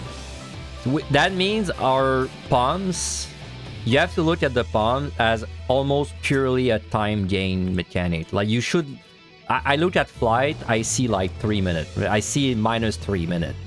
I look at rage, I see -6 minutes.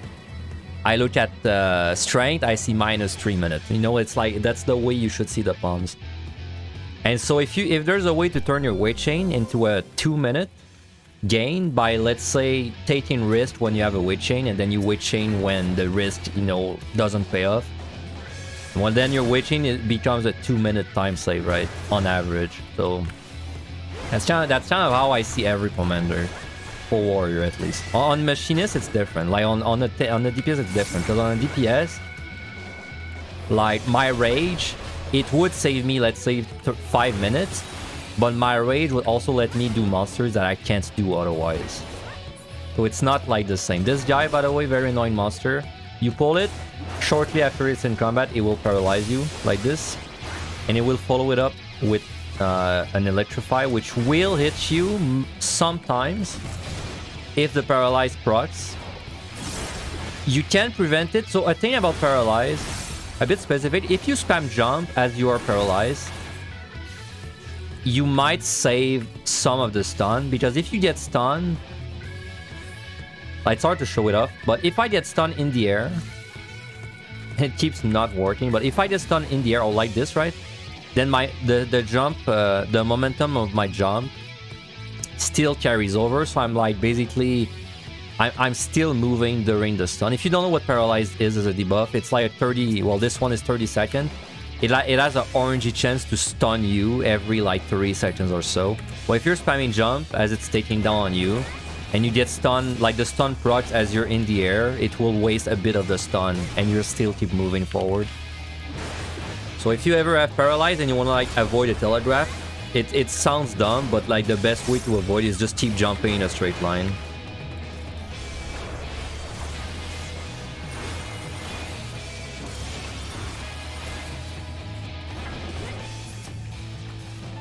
You know, it's dumb, but it works.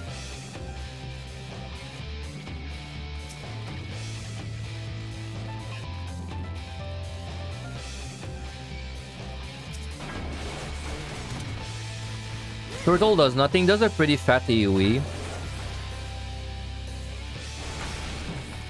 Just make sure you don't get Venn diagram. Like, the most dangerous thing with AoEs like this is exactly the kind of situation I'm in right now.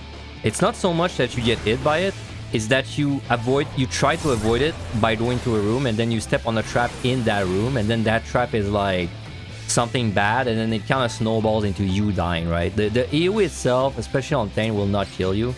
In fact, I would say most AoEs, you can just like rampart and tank it, and it won't even do 50% of your health. The reason I don't recommend doing it is just because I don't know, like I wish I knew what AoEs have a debuff that kills you, but I don't. Well, I can't tell you to do it because I don't know which ones would kill you. But if you are ever in a desperate situation where it's like, it'd be very bad to step out of an AoE, like it'd be a terrible thing to do, then just pop like a few defensives and tank the AoE. It's 95% of the time you'll be fine. Invuln if you can, but even Invuln would not save you from some debuffs, so. You think Angelus did a run where he got hit by a variability? Yeah, he did. He did. But I haven't watched it, unfortunately. It's not something I memorize. But yes, he did. This is probably a good one. I might put in the description as well, maybe. But we're starting to have a pretty fat description at this point.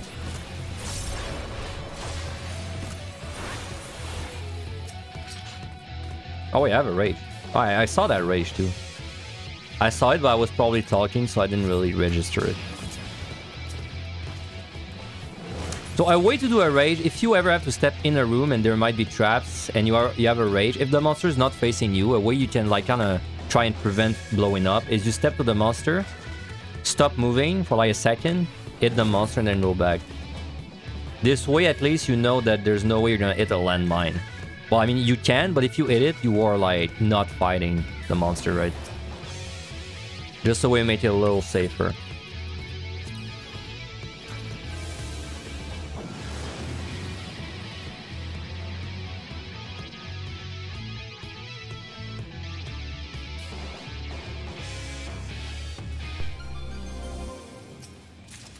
But Gloom there, I might rage this just out of convenience.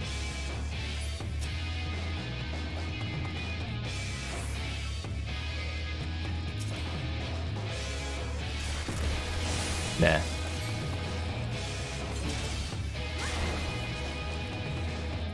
So again, if you want to dodge AoEs and you have paralyzed, just keep jumping in a straight line. It's dumb, but it works.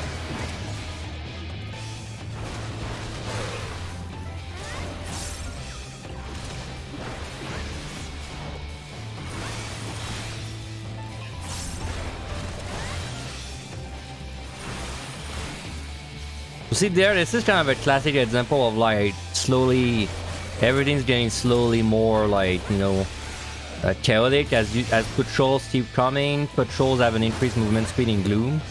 They move 50% faster, so now like, you know, suddenly your 1 pull becomes like a 3 pull. This, like I said, this is an issue that happens on the lower floors, but not on the higher floors, because on the higher floors you can see very far.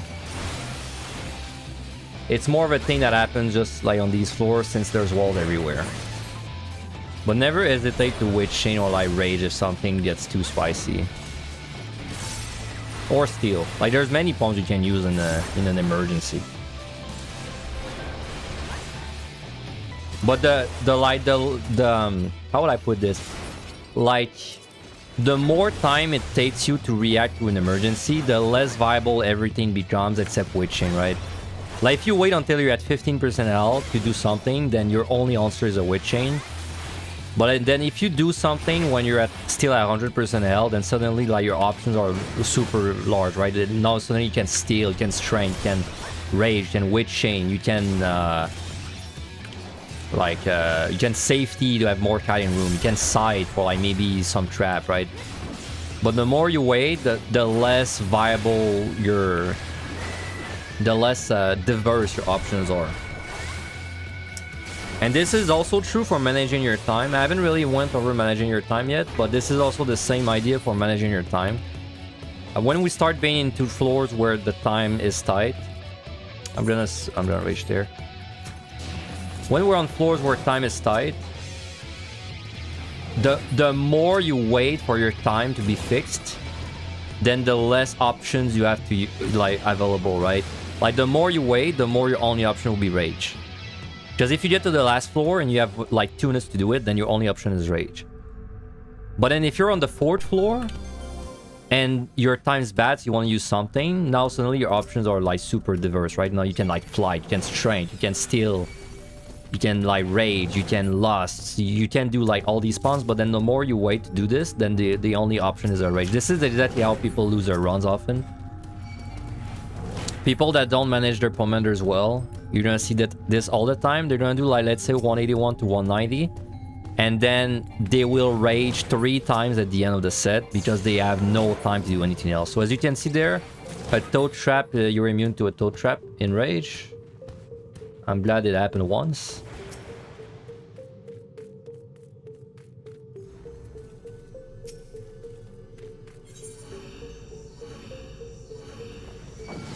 Also, monsters tend to get worse in many sets towards the end of the set, making them harder to AoE and whatnot. Yeah, true. True, but we're not doing AoE in our case, so it won't really impact this run too much. But yes, monsters tend to get harder towards the end of the set, but I would say on Warrior... I keep saying Warrior because it's a Warrior guy, but I mean, like, on Tank, you should not fall into the trap of thinking that you should keep your rages for the hard monsters, because there's no hard monsters. I mean, there are some more difficult monsters, but there's no, like, impossible monster on Warrior. Whereas on Machinist, like, if I'm doing Machinist, I'm on the 181. At the beginning, there's, like, plenty of grenades, plenty of sprites. There's easy monsters to fight. And then later on, I might need steel for monsters.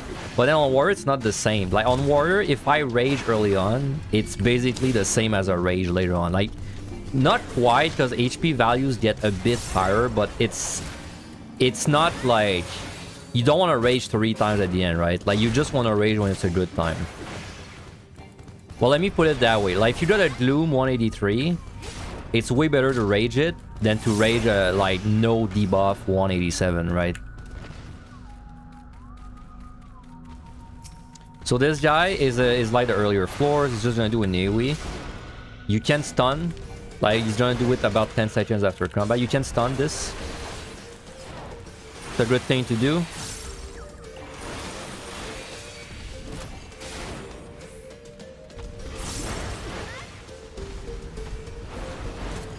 I would say this is the last set where, especially like if you're one of your first runs, this is the last set where I would keep your palms like it's not, maybe not strength, not lost. Like let's call them the common commanders. It's still fine to strength and lost and steal and, you know, flight, but I would not use your rages starting from this set. Maybe. Yeah, starting from this set or like maybe the next set, I would stop using your rages if they're at 3 at this point. Like you will find your rage back almost for sure before you need it. But like if you were gonna be unlucky, then, you know, you should stop using your rages about now.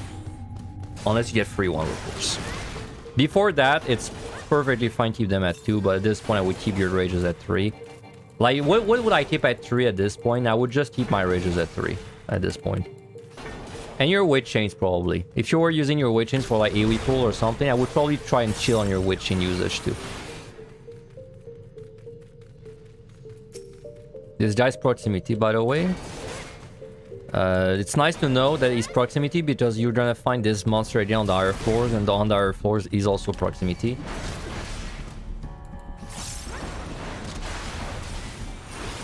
Proximity, as a reminder, means that the monster will see you no matter where you are around it. It like doesn't have eyes, or I guess I should say it has eyes all over its body, which it doesn't, but I mean it does, and it does in a sense.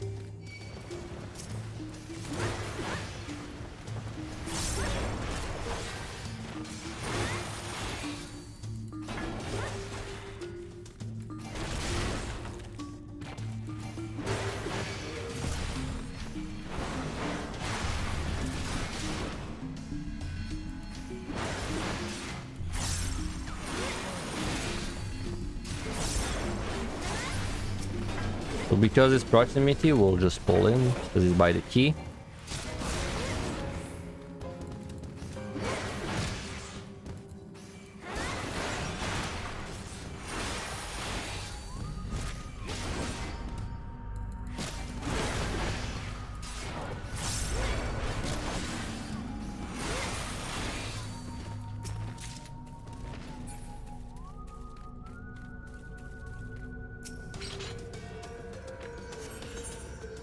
Witch chains are a very important commander. Witch chain is a very important commander. It doesn't look like it, but it's a very important commander.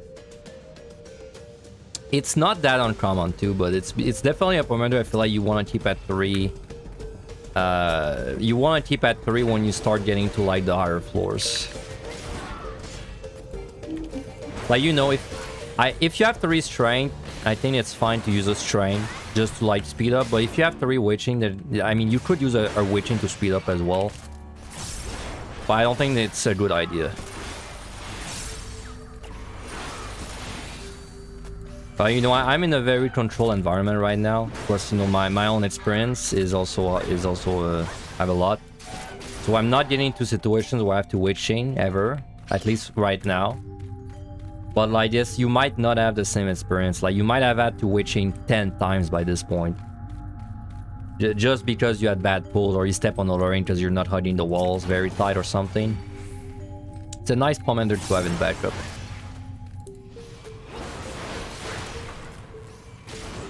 So I'll just show off this guy's sleep. You saw it before. You cannot outrun this. I mean, maybe you can, but you need to be very far, so it's not really relevant. He will wake you up after, so it's like not very dangerous. Did I teach much different this run compared to the old one? It's pretty similar so far. I'm pretty sure I said all the same things. It feels good to me though, the guide so far. It feels good to me. I'm pretty happy with the result. So that patrol respawn, by the way, you might have caught that at the edge of the screen. When a patrol respawns, it patrols. Like, it doesn't sit in the room, it will patrol. So that will become relevant later too. Like, if you think you killed every... if you know you killed every patrol on the floor, and then a respawn happens, well, the respawn can be a patrol, which then starts patrolling. So you always have to keep that in the back of your mind. But yeah, also, I mean, I guess the... Wow, he saw me. I guess the real test will be when we get to the end game, though. Because the end game has to be clean. That's definitely where people have the most issues.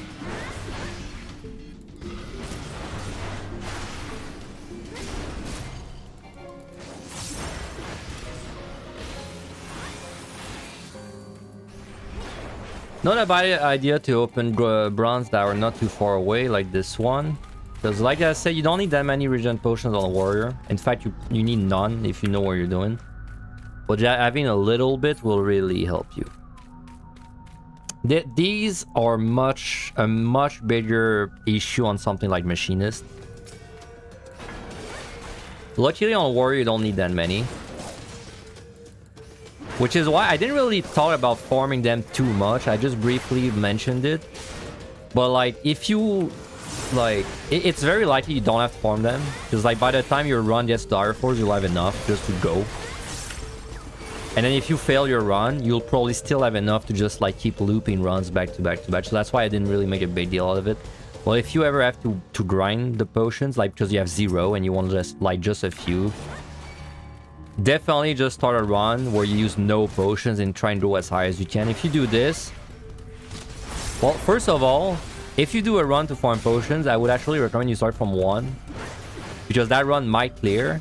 And I will give you an example. My very first clear was on Red Mage 3 years ago, and it was a potsherd farming run, and it cleared. It was my run that cleared, because I got so many potsherds early on. I could just keep doing the run, and then that run cleared. So, in my opinion, if you ever do a potsherd farming run, just start from 1. Take like the extra 2 or 3 hours to do it from 1, and then do it.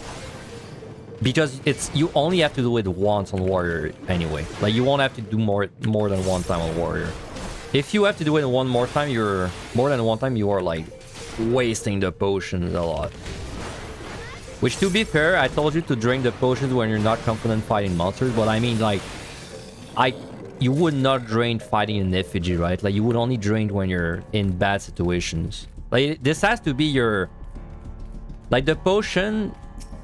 You'll get used to using it on every monster in the end game, but this is also like kind of like your panic button. Like, as soon as you're in a situation that feels uncomfortable, you just press that button. Don't even think about it, just press it. And then you got 30 seconds where you don't have to think about it. Since I mentioned keeping some pumps at 2 on earlier floors, you think maybe I didn't do that last time? I don't know also if I said that last time or not. I'm not sure. Good example there of patrols spawning in the room and just starting to patrol. Patrols spawn in the room as any regular monster. The only difference is they patrol, but they still like... Technically, they still belong in that room, right? It's just they're patrolling.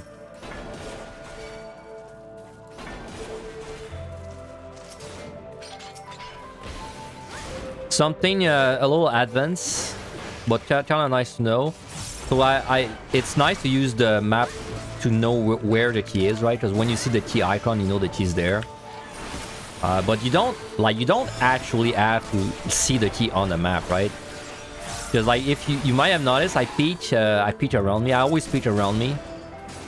Also something I'll be talking about later. But I always peek around me when I fall on the floor, just to like get a feel of the layout and see what it's like. And I actually saw the key there, right? Like, you don't see it right now because this guy just moved. The centaur. When he's gonna move, you're gonna see it though.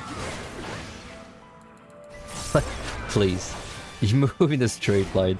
I'll kill something else while I'm waiting though. I'll just pull something else.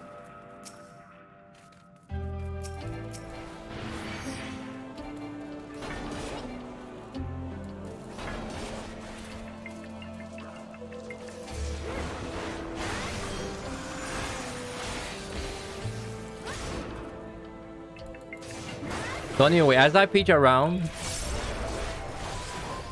I saw the key in that room, but without me having to physically go there, right? So now I know the key's there.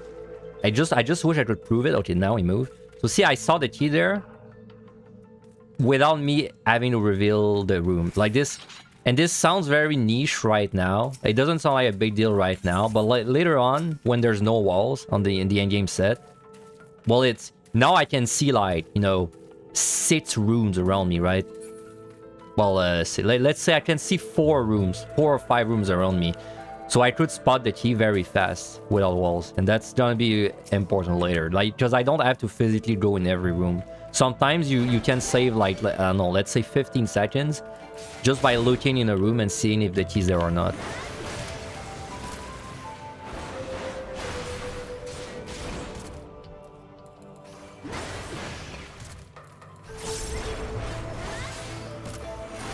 But yeah, also I think I might have sped the earlier floors a little more than I did previously.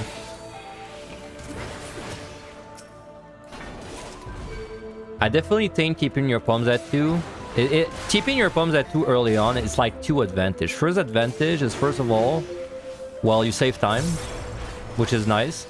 But second advantage is actually it kind of warms you up to using your commanders for the end game, because if you just kind of sit on 3 of everything, and all you do is use your overcaps, you're not building up that, like, that decision-making muscle memory, right? And you're also not building up, like, the physical habit of taking the commanders too much.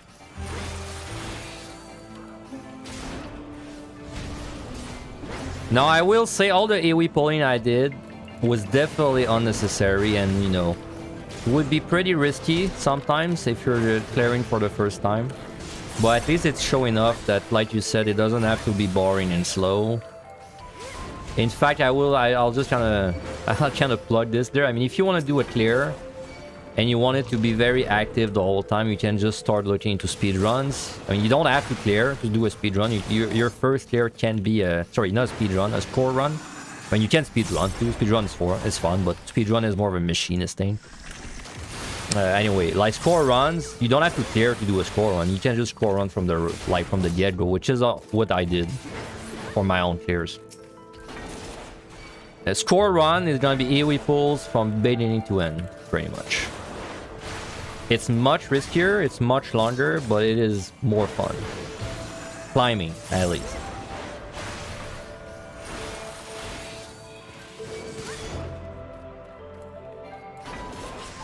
And why is Warrior, like, you know, I keep saying Warrior this, Warrior that. Why is Warrior the best tank? It's because of that one button called Run Tuition, which is insane. Even in a single target situation, this is insane. This basically gonna refill your health by, like, I don't know, 33% or something. For like one monster. In AoE pull, this is like a benediction every time you press it. 3 times in a row. That skill's insane. This skill also makes your no-item floors way easier. Basically, I think Warrior is the best job to clear because its toolkit is just built... It's just built so good for no-item floors. So like that whole thing, because PotD, very common way to lose in PotD is you just get too many no-items and then you run out of serenities and then you kind of like lose. But this is not really a way you lose on Warrior because you've got such a good toolkit for no item. It's possible that no item you have Serenity, but like it has to be basically a combination of really bad debuffs or like you need to use a commander for time, but then it's a no item and so you kind of have to like Serenity then use a commander. But like if you just get a no item 182 or something, then it's like you're fine doing it. Whereas if you were on another job, you might struggle to do it or it might be impossible to do it. So you know, in a way, I guess it's not a bad thing that you're not mashing your potion on cooldown. I mean, I could mash my potion on cooldown, but like, I guess you kind of have to learn how to do some monsters out of region, which basically just means rotating your defense as well. But I guess I expect most people to not to rotate their defenses when they need to. Because that's pretty much something, that's a skill you build up in like every part of the game. This bird, by the way, if you're interested, is sound, though I think I showed it off earlier.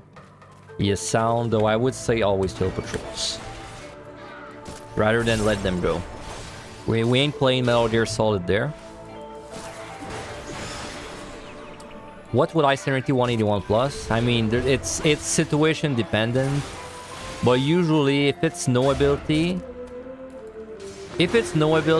there's probably a commander involved, and it might be Serenity. If it's no item plus like a bad debuff, so like no item gloom or like no item no ability, it's almost certainly a Serenity as well.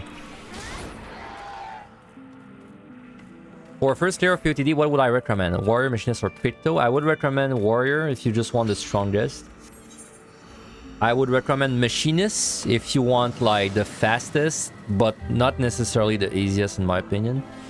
And Picto, it's nice you put Picto there. Like, would I recommend Picto? I think Picto is fun. I think it's very fun. If it doesn't get nerfed, I think Picto might get nerfed early game, next patch. So we'll see. I can't really like assure you it's not gonna get nerfed. But if it doesn't get nerfed, I think Picto is really fun right now. It's very strong. But it's also very squishy. So it's like, is it a good first tier job? I don't know. It's fun though. So it's like, it's strong and fun, but it's not the best. For sure. I don't think it's better than Machinist for a first tier in power.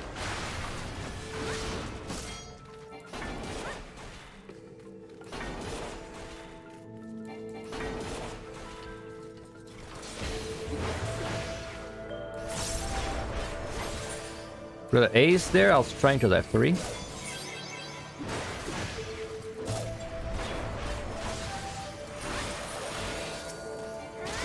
And yet to talk about Serenities again, like it's like it depends on the debuffs you have, it depends on your time, it depends on your resource, it depends on many things.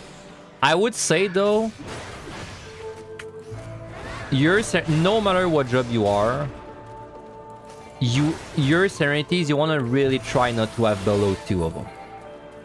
Like if I have 3 Serenities on Warrior and I have to use a Serenity, it's fine. If I have 2 Serenities, I will try very hard to not use another one, because I feel like if you get into that 0 to 1 Serenity territory, you become like very likely to lose. Much more likely to lose. So like if I have 3 Serenities and like 2 Rage, then I'll Serenity. If I have 2 Rage, 2 Serenities, then I will probably Rage before I Serenity. If I have 1 Rage, 2 Serenity, I might honestly Rage again rather than Serenity, right? Because it's that important. It's important to have some when you need them. But it's not important to have 3 on Warrior. It's not that important to have 3 on Warrior. If that makes sense. Because like the odds of you getting 3 floors you have Serenity in like the last 20 floors are very slim.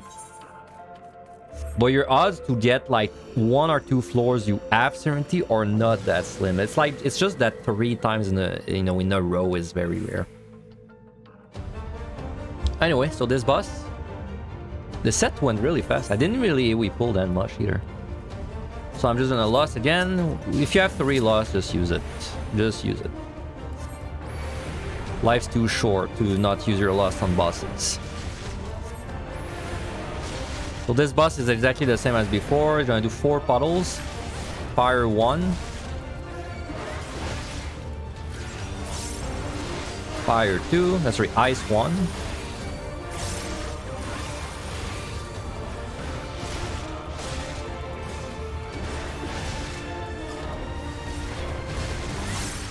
Fire 2 and then Ice 2. After this, he will do the same donut mechanic, but the difference is he's gonna do it very fast. Like this. So make sure you are in the middle.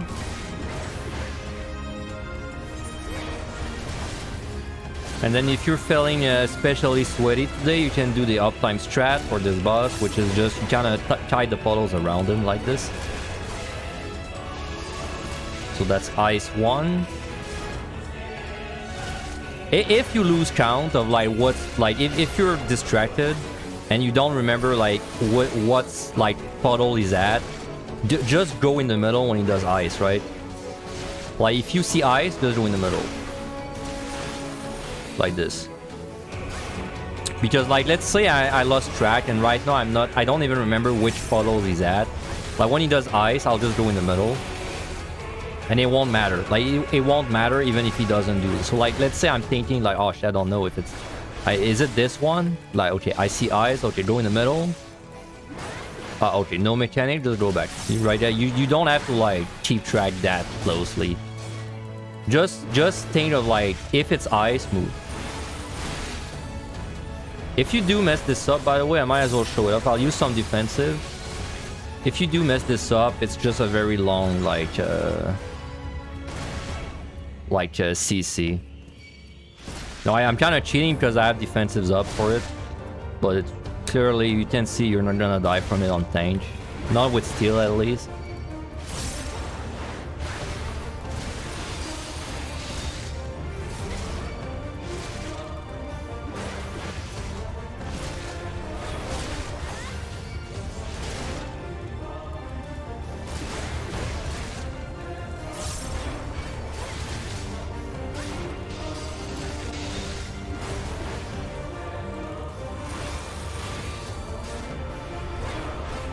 There's very few bosses that will like kill you instantly early on. There is one exception though. The next boss actually has a one-shot mechanic if you don't respect it. It has 2 of them in fact. So we'll make sure to respect it.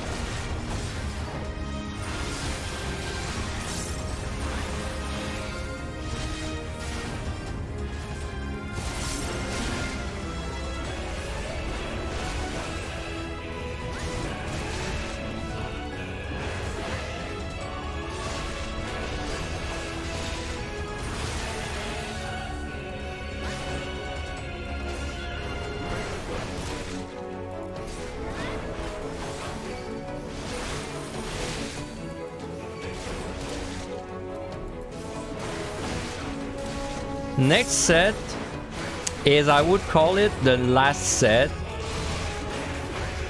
where it's not really deep dungeon. I don't, it's hard to like word it properly, but it's like I've always considered the 140, 1 to 140 to be kind of like the warm-up phase, and then starting from 141 is in my opinion like the real deep dungeon. Now of course it's like, it depends on your own skill level. Like in my case, it doesn't really challenge me up to like 175, but I think if you're starting out, 141 is your beginning point, right? It's like where you're really going to start having to play properly.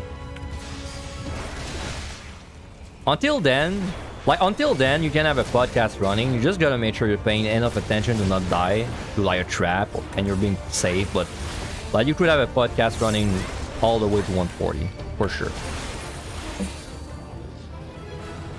You could be playing Subway Runner on the side if you need that kind of distraction.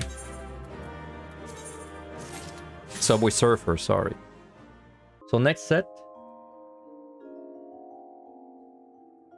So the last easy set in my opinion still has a few like gotcha monsters. The Soul does nothing. The Gourmand does nothing. Surprisingly, this guy has an extra ability in parties, but he doesn't have it in solo. Edda does nothing. Order does nothing. Harryman, this guy is probably the most dangerous guy on this set. He does on telegraph cone that will petrify you for 15 seconds when he's in combat. If you get petrified like alone against it, you'll be fine. But if you get petrified and there's like any other monster fighting you at the same time, it can get tricky. The most risky thing about this guy is you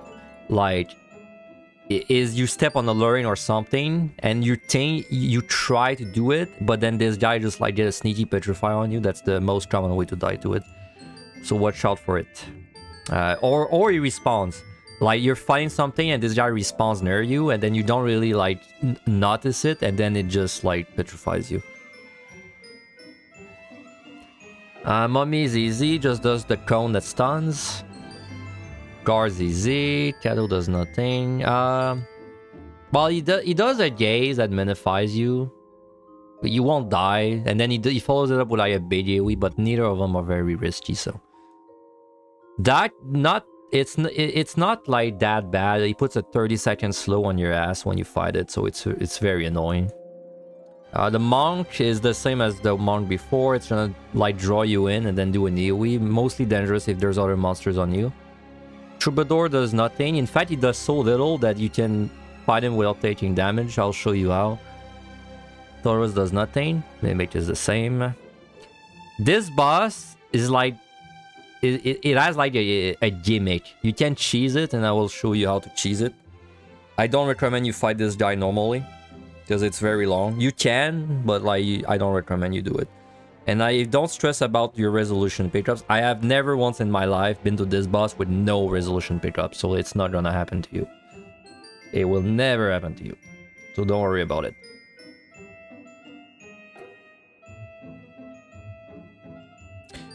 The problem with years of experience is that it makes it hard to push yourself back into the shoes of someone brand new to Deep Dungeon. Time management will feel hard on a warrior even after watching the guide, because you just do everything a little bit slower and it adds up. Or you don't know exactly what to do if it starts going badly. So that's true, but like that argument is also true for machinists. So it's like I don't really weight it more on like one side or the other. Because like if you're on machinist, your time management will be worse. But your time, I still think you're not going to be rushing too much for like managing your time. But then the issue of like not being, you know, like comfortable on it, it will just show itself when you're fighting monsters. Like it'll just like, you won't be able to do as many no-item floors. You won't be able to take as many bad fights. So it's like, it's just a different kind of difficulty, right? Like personally... Maybe people disagree. Personally, I would rather time out on like 198 than die to some 194 no item, right? I prefer losing this way if I had to choose between the two. You think you did the landmine floors in 10 minutes compared to my 8? Yeah. 10 minutes is really good for the first 3 floors. I mean, it's like, as long as you do them fast... The 170s is very nice with the landmines. When we get there, I will show probably one of the floors if you get no landmines, like what ways to recover from it. Because something I noticed in my old guide is people that don't get landmines, they don't know what the hell to do when that happens. Especially because I cannot recommend you pull the monsters, then find the landmine. But then if you have 10 things on you and then you don't find a landmine, you're kind of like in a yikes situation, you know? But I will show off what I think you should do if that happens.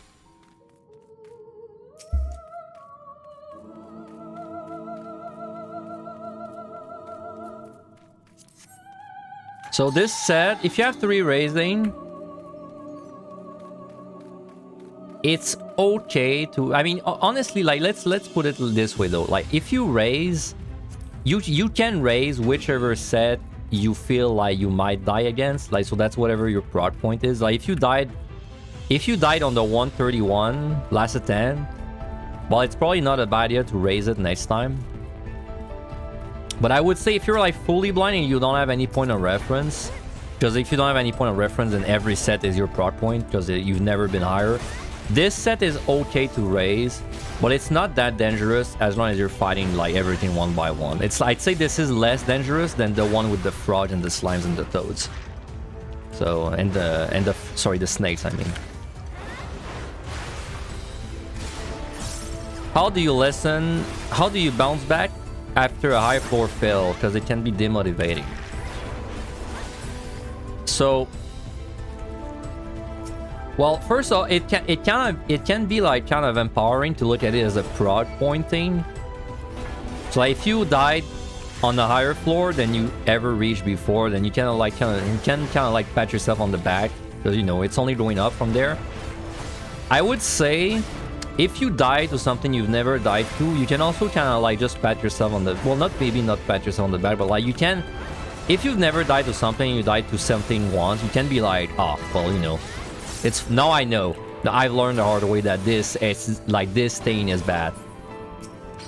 Oh, nice rage. I'll just use it.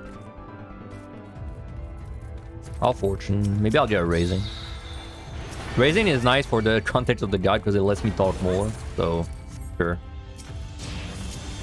Because I don't have to focus as much, right? What was I saying? Yeah, so if you die to something you've never died to, then it's like, it's okay, right? Just tell yourself that you had to experience it once. Now, if you die and you didn't really make progress, it can... I think this is where it's really demotivating, personally. Like, if you die on the lower floor than before, or you die to something you never died to, like, I wish I had a good answer for you in that case, but like, that just sucks. Even that would feel demotivating to me. Like, I would say if you die to something you've never died to, or something that is like a lower floor than you were at before, then it's kind of time to maybe like ask yourself, like, what could I have done better? Like, or like, why was this run any different from the previous run? And maybe it would be a nice break to just look at a little bit of a VOD of someone else, you know, for like an hour or two, just kind of refresh your memory of like this set, what it's supposed to be like. Or maybe you can even start climbing again and, you know, watch a VOD on the side or something. But I don't have any good answer, honestly, for this.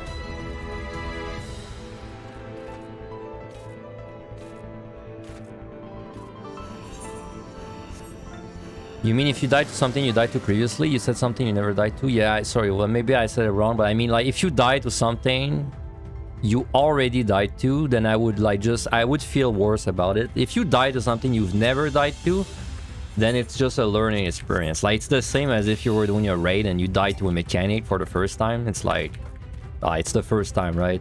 You can excuse yourself.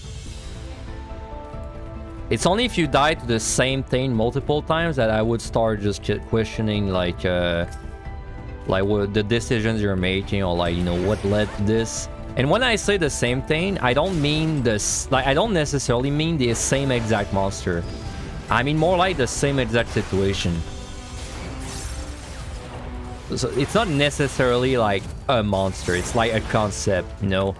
Like, if I die on floor 112 to a frog because I was not paying attention, and then my next run I die to floor 86 to, well, maybe not a 186, but like maybe I die on floor 107 to a final stain because I wasn't paying attention, then it's the same death, right? Like, it's the same kind of dying.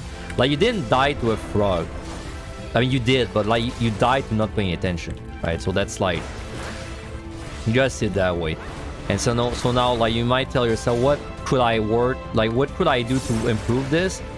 Well, the answer isn't fight frogs better. The answer is pay more attention. So how do you pay more attention?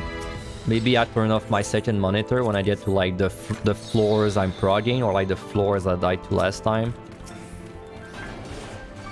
Maybe I turn off my phone, right? Or something like that. So yeah. So if you die to a concept multiple times, really start questioning your methodology, is what I would say.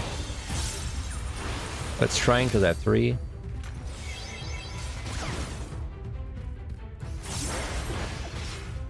Don't remember what I was talking about, but we got there somehow. We got this discussion somehow. You think the boss of this set can feel nerve-wracking since you need to execute it perfectly? You don't have to. You don't have to do it perfectly, but it can definitely go bad fast. There's only 2 things on this boss that will kill you on Warrior. First of all, when he does the I mean, I'll explain it again when I'm there, of course. But like, when he does the puddle, if you stay in the puddle, it's a one-shot. Second thing is, if you don't kill the ads, it's a one-shot too. I think staying out of the puddles is pretty easy, even if you're panicking. Like, just don't stand in the bad. The ads, I could see someone die to the ads if they're really panicking. Which it would probably look like something they rezo, and the rezo goes terribly wrong. They go out of the rezo, they like quit out of the rezo out of panic. The ads spawn, and they don't kill the ads fast enough with just their DPS. I could see that happening. And I will not show what to do if that happens, because that would require like a lot of resource to fix. But basically, if that happened to you, you would need to reso again to kill the ads, pretty much. Like you need to use 2 resos, which you would have 2 resos at this point. Can home gain save you? I don't think it would. Because I know the ads do 99999 damage to you if they like if they hit you. But I think your home gain might run out during the stun. I think it's not gonna last for the whole thing. It would probably run out, yeah. Let's do an AoE pull. It's been a while, no? I have Steel Strength. It feels too tempting. Oh, this guy first though. So this guy is the one I said you should be careful about. He's just gonna spam stone on you.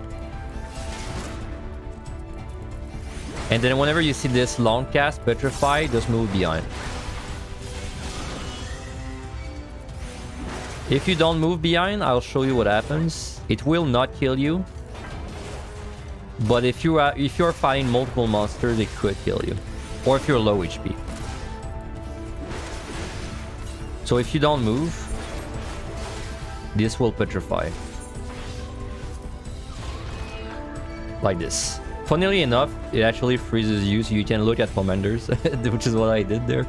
That's what a commander looks like. But yes, it's a 15-second petri. So don't get hit by it.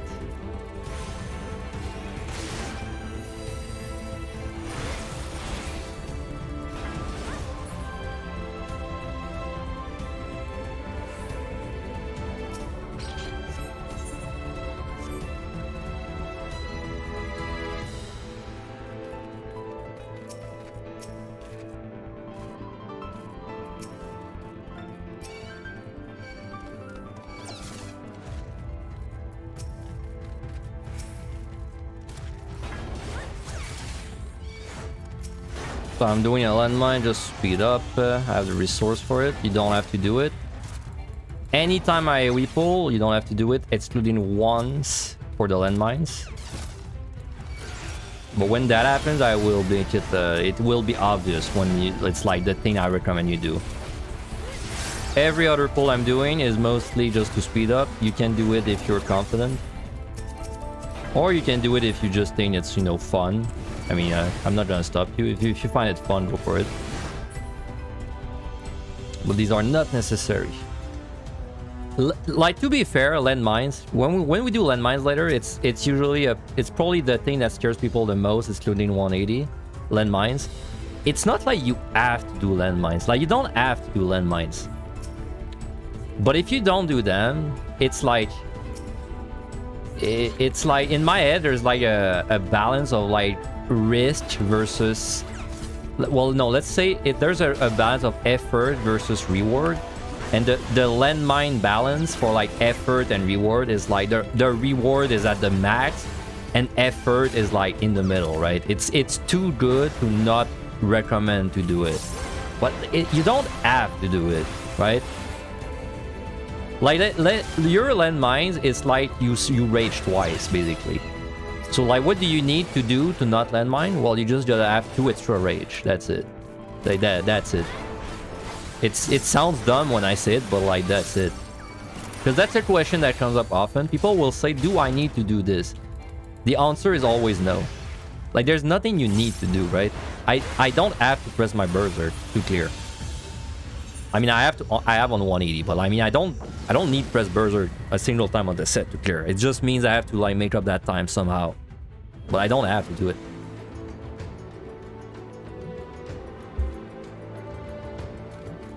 And landmines for tanks are scary, or I would say pretty difficult compared to the rest of like the run, but save you so much time that I feel like I have to recommend it. It's too good to not do it. It's too good to not... How would I say? It's too good to skip over it, right? Because like, there's things you can do that I don't recommend my guy. Like, can I pull 5 monsters with steel at floor like 174 and AoE them down? Yes, I can.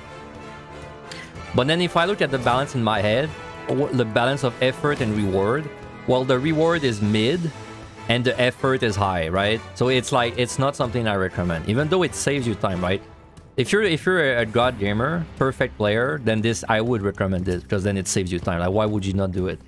But it's too much effort for the reward, so I don't recommend it. And because the landmines are mid-effort, yeah, but so high reward, I have to, like, teach them.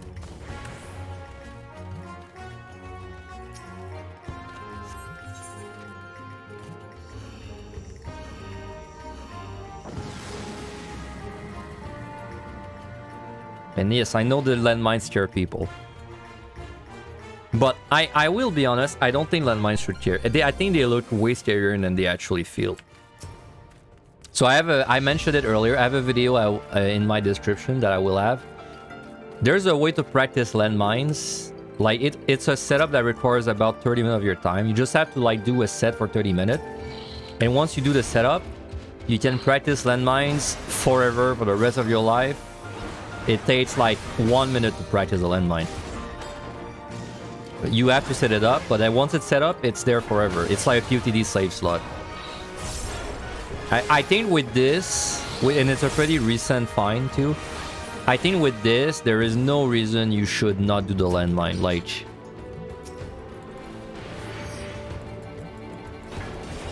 yeah, like I just don't think I just think it's always worth going for it. Like, just see it, I mean, I'm really ranting about the landmines right now. But I see it this way. If landmines stresses you the fuck out, like they stress you out so much that you can't do them, well, I have bad news for you. 180 will be even worse. Like, 180 will wall you even more than, like, the landmine stress-wise. So it's not like... Like, in that case, you're probably better playing Sage or something that doesn't need to do the 180 push. Because if the landmines stress you to a point where you can't do them, I can't imagine that 180 will not kill your run, like, you know, 9 times out of 10, if that makes sense. So, like, in that case, you're probably just not really built for warrior. Like, you're probably more built for a Sage instead, or a red mage. Now, on Sage, I would still recommend you do landmines, but then at least if you don't do landmines, you don't have the 180 wall. That will stress you the fuck out anyway, right? And then if we're not talking about pressure and we're just talking about, like, your ability to do landmines, well, you can practice it. Like, you just have to practice it. If you practice it, then you can do it.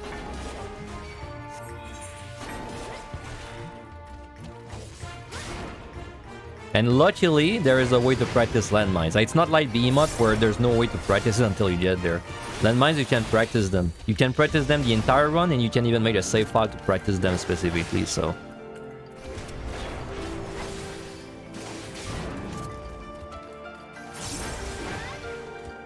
And also, like, honestly, if you're gonna be doing all 3 deep dungeons, you have the easiest landmines in this one, so...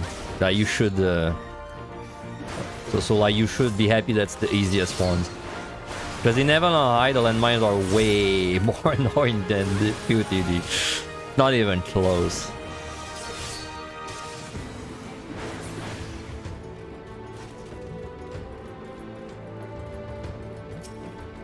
Always check close bronze for maybe pot shirts.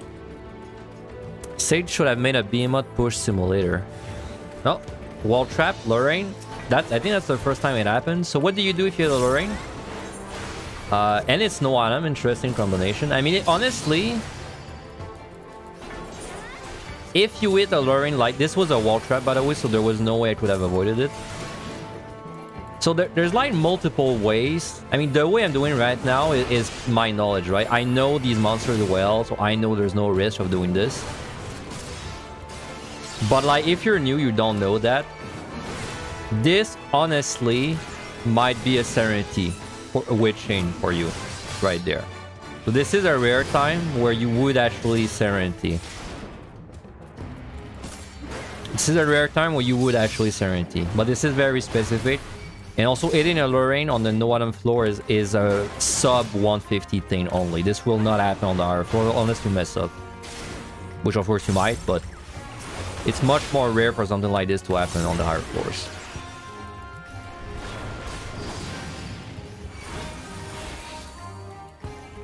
Yeah, so Someone in my chat said you just have to memorize the traps. If you were not aware, this is a bit of nerdy talk, but if you were not aware, traps are randomly placed in rooms, but they are like predetermined RNG spots. It's like a trap can be in like 8 different spots, and these spots are fixed, but when it chooses the spot, it's random, right?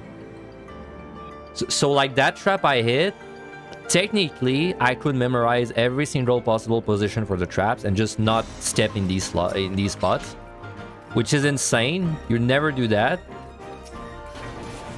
Luckily for the end game, the very last... Why I keep saying traps are not a big deal on the very last floors is because there's only a few wall traps and they're easy to memorize. So I will like show you what they are. And then as long as you know these traps, you just have to hug the wall. And then you'll never hit a trap in the end game. So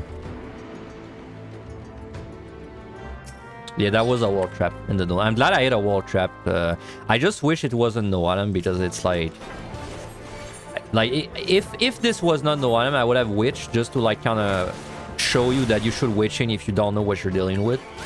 Should always be your first reflex. Unfortunately, it was no item, so I kind of fought it. But like if I hit this as a new player, it would have probably been a Serenity witching, right? Because you have to understand what the monsters do, right? Like I look at the monsters, I know what they do, but you don't know that until you have, you know, unless you learn very fast, in which case, you know, you're fine. But if you don't learn very fast, then you kind of have to like see the monsters a few times. Because like if that pull was too Fashan, too Ahriman, but then I did not recognize them, then I could easily get petrified and die, right?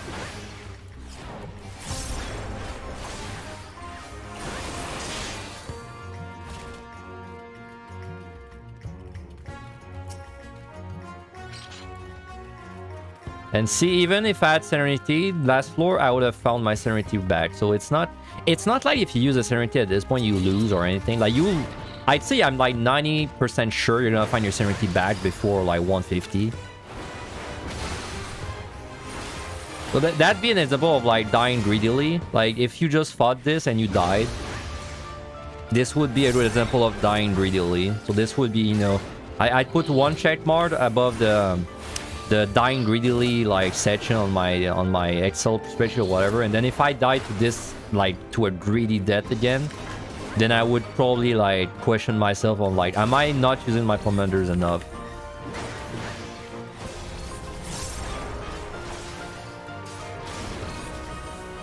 So this guy, by the way, it's just a funny thing, but the way he does his kill, it's like a targeted AoE on yourself, but it's an AoE. It's just on telegraph. So if you keep moving, it actually doesn't damage you. Like he misses you every time if you keep moving like this.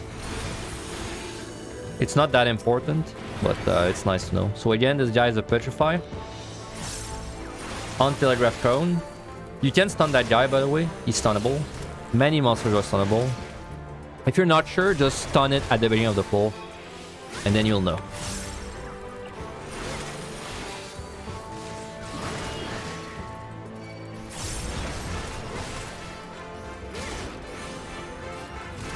We have 3 strength, might as well use one.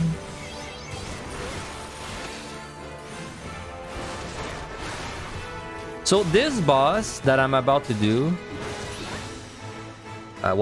in a few floors, you can actually choose to not strain, not steal. Like you have a lot of liberty in what you want to use against it.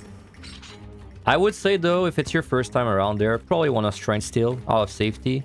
Strength is the most important. Steal is not as important, but if it's your first time, probably want to steal strength, just to make it more comfortable. When I do it, I will not strength or steal, just to show off like the worst possible combination. But you should strength steal the boss. I would only not do it if you had like 1 strength, 1 steal somehow, but.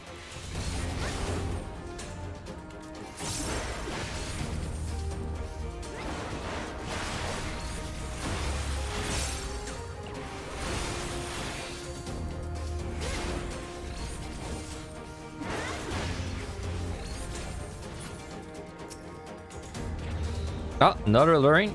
See? So I can actually... This is another wall trap. I could not have avoided this. So, okay, if you don't know what the monsters do, just wait for them to be close. Watching. And then once they're witch, single target, whichever one you feel like is the most dangerous. If you don't know which one is the most dangerous, just like kill one of them. But you like, as you're fighting the witch monsters, you should be thinking of like, that's your time to think of like what they do, right? No, it's like, oh yeah, the monk is that one guy that pulls you in, I think. Or the troubadour, oh yeah, this guy does the thing you can avoid, so okay, I'll kill the guard instead.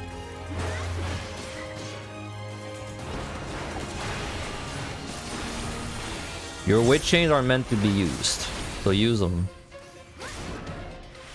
And yes, wall traps, you're gonna get spooked about wall traps, because you will hit wall traps on your own runs, on this set, and you know, the previous set.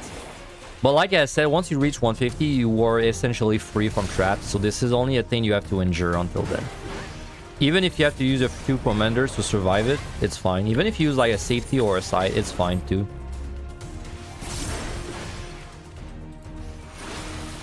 Now, did I need to witch chain this pull? No. If you know what the monsters do, I did not need to witch chain this pull.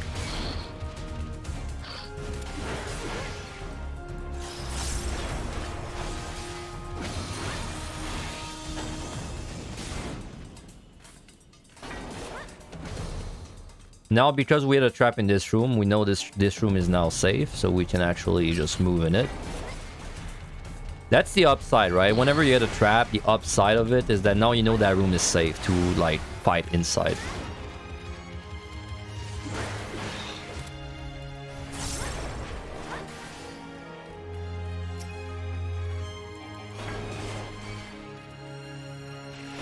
Yeah, it's a very budget safety. It's a safety that costs you your CR on safety.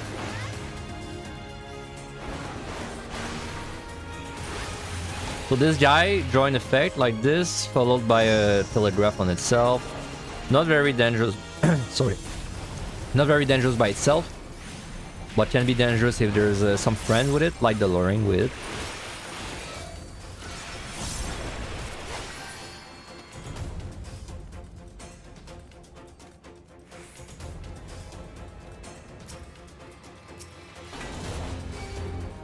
Oh yeah, stunnable, good point. Interruptible too, I think. You can so a little bit of a thing about this guy. If you stun the sucker, it will not flood after.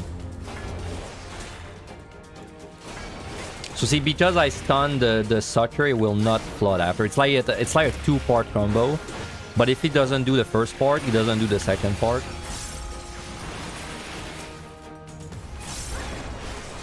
Why am I killing this patrol even though it's going away from me?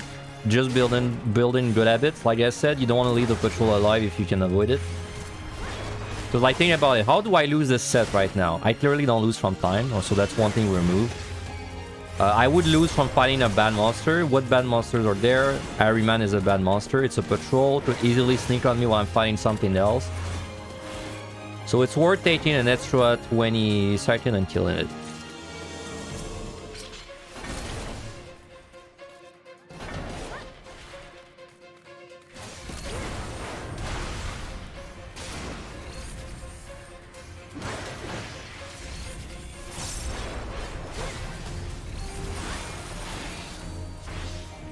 Oh, saw a respawn there. I wish I had a night tracker for this, not this run specifically, but I wish I had a night tracker just period. Because it would be very interesting to show you what I'm looking at whenever I'm doing deep dungeon. You would honestly be surprised at how little I'm looking at what I'm fighting.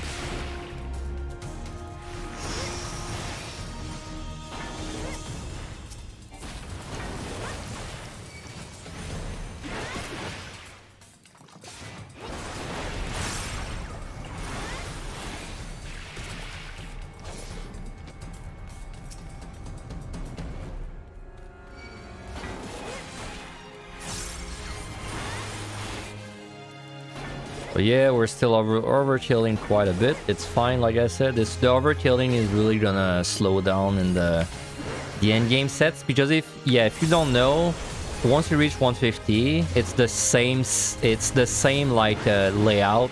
And by layout, I mean like the way the place looks. It's the same layout until the very end.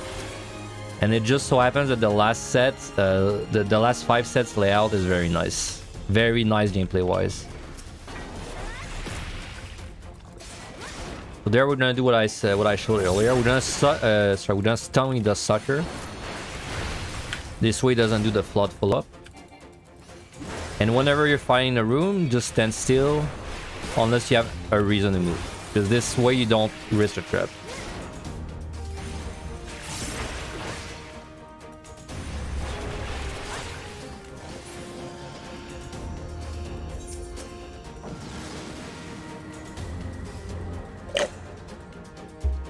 I'm out of water. I gotta find some. Well, find some. I gotta get some after this set. I gotta preserve my voice. Let's see, we got another Serenity there. The Serenities are, like, I would say they're uncommon. I feel like they get a bit rarer whenever you're on the higher floors, but I don't have any data to, like, prove it. It's just a feel thing. Something you can do, by the way, on these floors, this is more of a DPS strategy, but it's still useful on tank. If you find, let's say, a free steal or a free strength, so like you are at 3 and you find an extra one, what you can do is you can actually fight the floor if you know you don't need it for the floor, and then at the end of the floor, you use it. So this steal is a perfect example of this, because let's say I fight this floor, so I do this floor until I'm out, and then the key opens, then I go back for that steal and I use it. Then I leave. Well, that steal will actually last me all the way to the boss, because then I only have to do 1 floor with a steal. And then probably I'll have 2 or 3 minutes left, and then I do the boss with that steal and I'm out, right? So that's a nice way to use your steals and strength whenever you find an extra at the end of the floor. I just haven't really mentioned it yet because we're still at a point where we're using the strength steals, you know, just to speed up. But this is something I might do more on the last few sets. Petrify.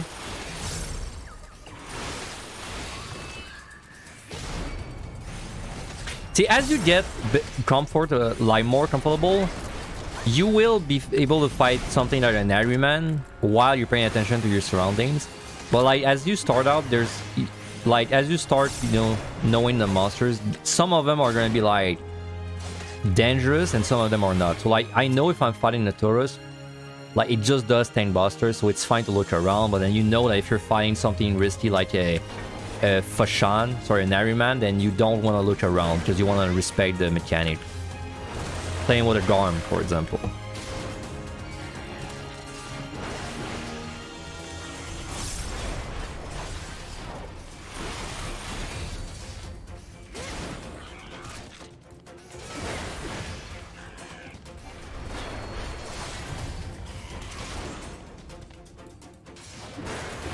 Even on high jellyfish, the true test of to see if you're paying attention. Well, you know, funnily enough, if I'm fighting an Onryo on a tank, that's actually not a monster I have to pay a lot of attention against.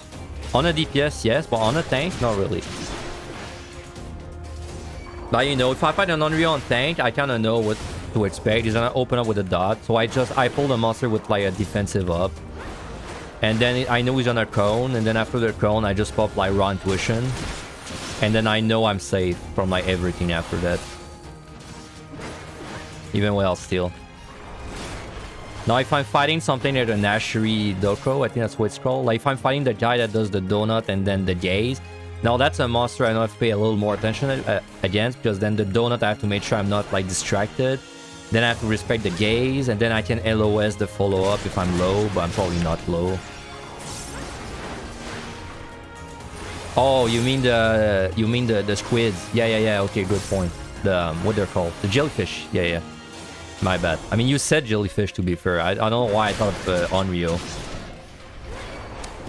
I guess because Onryos live rent-free in my head.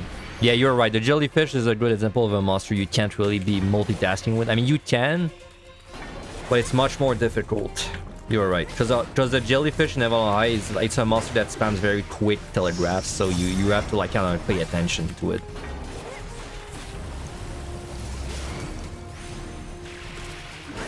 Yeah, sorry. I don't know why I thought of Onryo instantly.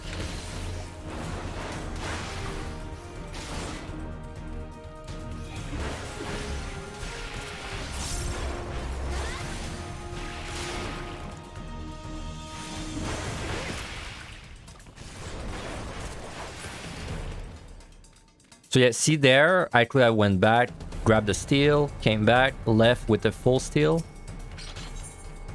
And then that would have let me do the boss with just a fresh steel.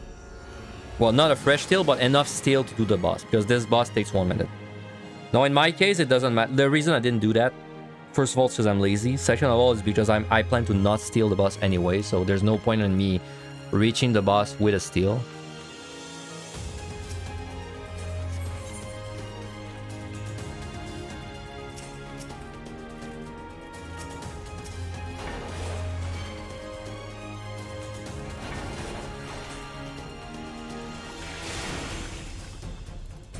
So starting from 140, we're going to like kind of chill on using your palms, the palms, even if they're 3. From 140 to about 160, we'll basically just use the freebies we get, excluding the bosses. For the bosses, I do recommend you Lost and Strength every time, because it's just a long fight if you don't.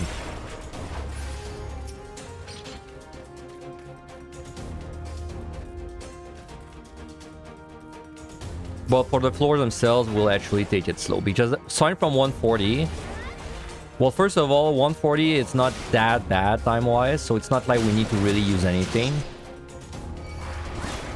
But then if I use things that I have at 3, there's a risk I don't find them back before I need them. Like, does that mean I lose a run? No. Like, if I enter the endgame with 1 less flight, well, that's... there's a 3 minute I have to make up somewhere, right? It's not the end of the world. But, you know, you definitely want to try and have as much as you can. I only made an exception for the bosses, because I always felt like, personally, I feel like Lust plus Strain on the bosses, it's like... how would I put it? It's very boring. Like, because, like, probably what's going to happen is I'm going to get to the bosses with, like, 20 minutes left or something. So, like, I would have time to do them with no palms. It would be the correct play. But I feel like the bosses, if you don't kill them fast on tank, are so boring that you risk, like, you have a higher risk of dying due to, like, just boredom than just, like, losing from being 1 less strength, you know? I don't know if that made sense. So that's why I kind of lost strength every boss. Even on Astro, I did. Like, it's just, for me, it's just like a automatic thing. But you must sometimes save Lust. The only time you need Lust is for 180. And then after that, for 190, it's nice to have extra Lust. But Lust is a pretty common commander to find. It's very rare that you don't have a Lust. Like multiple Lust pickup on a set. So it's why I've never really, like... It's never been a very precious thing for me.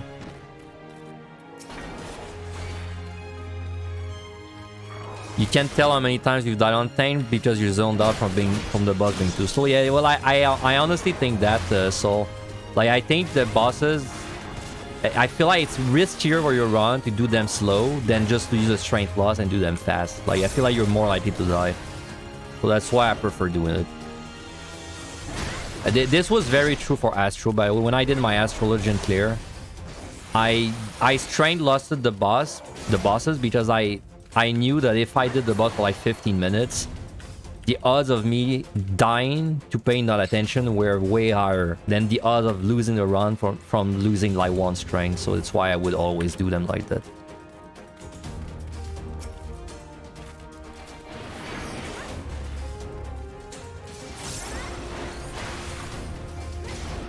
Yeah, it's nice. If you have extra Lust, it's very nice for 180. To be fair, I think 170 is probably the boss you could, like, hard against lusting for, because the 170 does not really have a risk of dying on a warrior. Like, I will show you 170 when we get there, but this boss is hilariously easy on warrior, right? It's like very easy on warrior. So it's probably, like, if you're gonna save a loss, I think 170 is a good time to save a loss. So maybe we'll do that too. Because you are right, having 2 loss for 180 is very nice. Because we're going to try and have 2 tries on 180. But like 150, 160, 140, well not 140 because you don't lost it, but like 150, 160, I don't think you want to not lose them. Because both of them have threatening mechanics. Which are not hard, but then if you're kind of like sleeping at the wheel, could kill you. Nice G.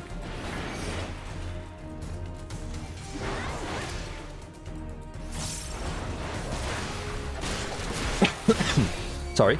So this boss, like I said, I'm gonna do it with no palms to show you like the worst possible setup for it. But this boss, I would say it's not a bad idea to strength steal for this guy on your first time, just to have the safest possible experience. And if you want to just use one of strength or steal, well, strength. Strength is the one that's like a big deal.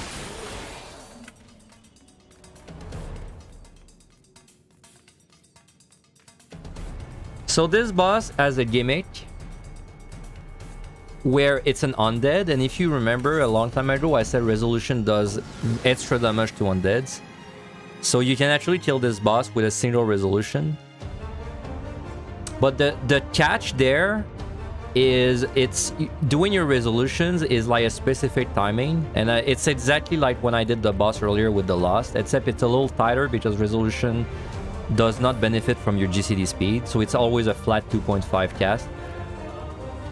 So essentially the pattern that I'll be doing is it'll be 3, I'll do 3 Rezo Blasts, then I'll slide cast on the third one, then I'll do 2 of them. Let me put actually markers. I mean, I'm just putting markers for the sake of it, but don't feel like you have to like follow the markers. It's just for me to show it off. Let me pull it a little further though so I don't pull them. So basically, if the boss was like 3 or whatever, I'll be standing there, 1 Rezo, 2 Rezo. Let me do this. I'll do like 1 Rezo, 2 Rezo, and then 3 Rezo, and I'm gonna slide cast the third one. Then once I'm there, he's gonna do the puddle on A. Then I do 1 Rezo, 2 Rezo. Don't do the third one, you won't have time to do it. Just start moving instantly, then he's gonna do puddle, then you do 3. And then you slide cast the third. Then you start moving, then you do 2. And you have to move after the second one, you won't have time for a third one. Then he's gonna do a puddle, then you do 3. And you slide cast the third one, he's gonna do a line AoE, and then after that, he's dead. If you have strength, he's already dead. If you don't have a strength, he's almost dead. If you did everything perfectly. At this point, there's gonna be ads, and if you want to be safe, you just Rezo Blast the ads. And if you feel a little spicy, you just finish off the boss with your Rezo. So it's up to you. I'll finish off the ads, personally, just to show you the safest way. So anyway, let's do it. Before you go into your Rezo, just feel free to pop. I would definitely pop a potion, but pop your defensives as well. And then we potion, we Rezo, and then this is an undead, so we do what we said. We do 3, so that's 1. Second one is a little closer to you because it's gonna be moving. Then you do 3. You slide cast the third, like this. Now you do 2. You move after the second one, don't try and cast the third one. Now you do 3. You slide cast the third. Now you do 2. You move after the second one. You have to already be moving because you want his AoE to be like behind you, so you have more time. Now you do 3. Next he's gonna do a line AoE, and ads will spawn. You can slide cast again. Now I would be safe and kill the ads. They'll die in 1 Rezo Blast. Just make sure you don't get hit by the AoEs. You have plenty of time, trust me. And now finish off the boss. Don't step in AoEs. So this was the worst possible setup. Now if you don't heal in time, I will intentionally like not heal in time. Just make sure you're full health, have your potion up, have a defensive up as well. He's gonna go in the middle and do this. As long as the ads are dead or fine. As long as the ads are dead, you are fine. He'll just do this. It's gonna be a hard CC, followed by a Shadow Flare. If the ads are alive during this, you will die. And then he's gonna resume the cycle, but you will kill it before. And by the way, before I finish off the boss, these puddles, if you stand in them, will one-shot you. Like, they won't one-shot you when they blow up, but they will one-shot you if you go inside of the puddle, like after it's up. So just a heads up. And yes, that's why you want to resolve this boss, because otherwise you gotta do this whole bullshit probably like 5 times. It's way easier to resolve this boss. So I think I showed pretty much every possible thing on this boss. Like, the worst case scenario on this boss is exactly what I did there, but you can't quite make the 3-2-3-2-3 pattern. So instead your pattern is gonna be like 2-2-2-2-2. So you're gonna be missing a lot of damage on the boss. If that happens, you do exactly what I did. You kill the ads, and then you just get ready to get the mechanic on the boss, but you'll kill it before the next cycle. And if you really fuck up and you would not kill it before the next cycle, I mean reso again, I guess. But like, you would have to mess up like massively for this to happen. Because keep in mind, I had no strength, no steel. If you do this boss with strength, it will die as the line AoE comes up. Like, it'll die very fast. For me, I just did the worst possible like combination possible, which was nothing. And I think I had no food as well, so you know, could not have been worse. So next set, in my opinion, is where Deep Dungeon starts for real.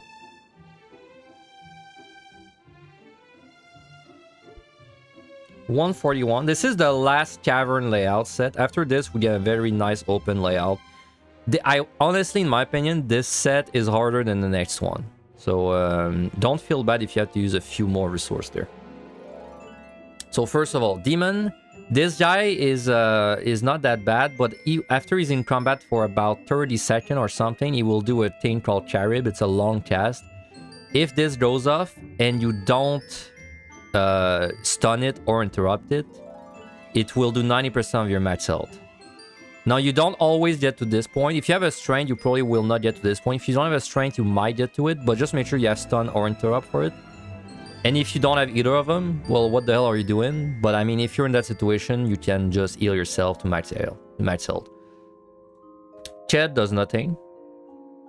Manticore, he's gonna charge you, and then he's gonna do like an Telegraph Reaper Claw in front of him. You should be able to survive this on tank, but don't stand in front of it. Gorgle, this is the hardest hitting monster on this set. It's more of a DPS issue, though. On tank, this really is not that bad. He's just gonna put a poison on you. If you're struggling, just pop a sustaining, and this guy is gonna be very easy, even in Gloom. Knight does nothing. Boot just does a paralyze. You can interrupt or stun. Wraith is exactly like before, but now it's even more dangerous because now there's like more threatening monsters around. You can stun or interrupt though. Usually you're gonna stun or interrupt these guys just so you don't have to like run all around, and you're probably gonna see the terror cast every time. Sorry, the scream every time. You won't kill it before, so just get ready to stun. Hellhound does nothing. Persona just does paralyze, can interrupt or stun. Succubus. So this is a very easy monster, but also like easy to die to. She does an out of combat AoE that's very big. It doesn't hurt that bad on tank. I think it's about 1/4 of your health if you don't have a steal. Maybe like 1/3 of your health at most. So you can definitely tank it out of combat, but I would not tank it unless you have to.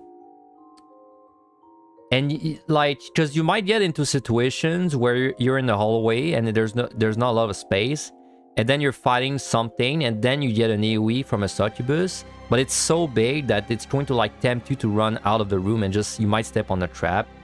But then at the same time, if there's multiple Succubus casting at the same time, it's hard to tell if there's more than one Telegraph like on you. So usually that translates to just kill the Succubus as you encounter them, because if you start trying to like avoid them, this is when it's gonna get tricky. If you just kill all of them, then it's not that bad. She also does a thing called Dark Mist when you fight her, which is a 10-second terror. If you get hit, it won't kill you, but don't get hit. You can also stun it, the monster. Dragon does nothing. He does a gaze and you get a 5-second terror if you get hit. Just don't get hit. And after the gaze is a large cone. Yeah, it's a large cone after the gaze. So just make sure you're kind of close or like kind of far. Just don't stay like in an awkward middle spot. Keeper just hits hard but doesn't do anything. This guy is sound. Usually if you're gonna die to the Succubus, this guy's gonna be involved because there's gonna be many patrols. You're gonna try and walk to avoid them. And then you'll get like in kind of an awkward situation and you'll die. Which is exactly how Asmongold died, by the way, when he was doing his POTD attempts. Pretty sure his last attempt, he died exactly to this guy plus Succubus combo. He tried to like avoid the Keeper. Succubus started casting AoE. He started running, got hit by the AoE, died to the Keeper. So a very classic way to die. It's more of a DPS thing though, rather than a tank thing. And the boss of this set is surprisingly complex. But on tank, you've got a good life for it. Like on tank, you've got a good time on this boss. Much more than a DPS in my opinion. So anyway, let's go. Like this. Dark Mist is a bad time. On tank, it's not. On tank compared to DPS, it's not a bad time. You can tank the Dark Mist with steel and nothing. It's much better time on the... You have the easiest time on tank, in my opinion. Alright.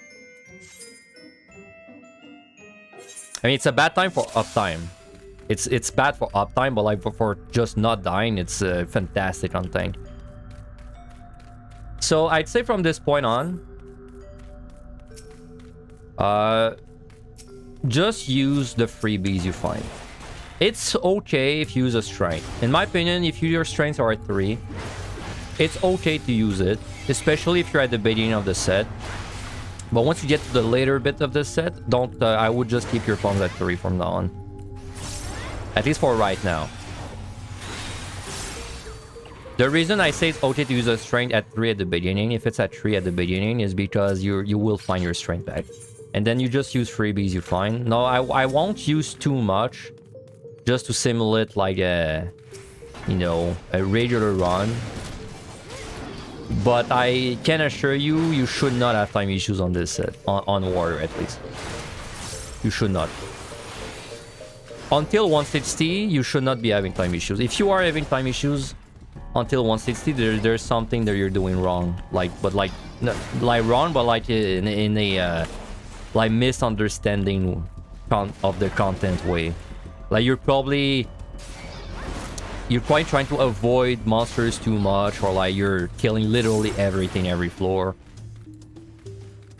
Because now what we're gonna start doing is we're gonna start activating the ABF, always be fighting. Which means my #1 priority is fight non-stop until it is over. And we will be doing exactly this.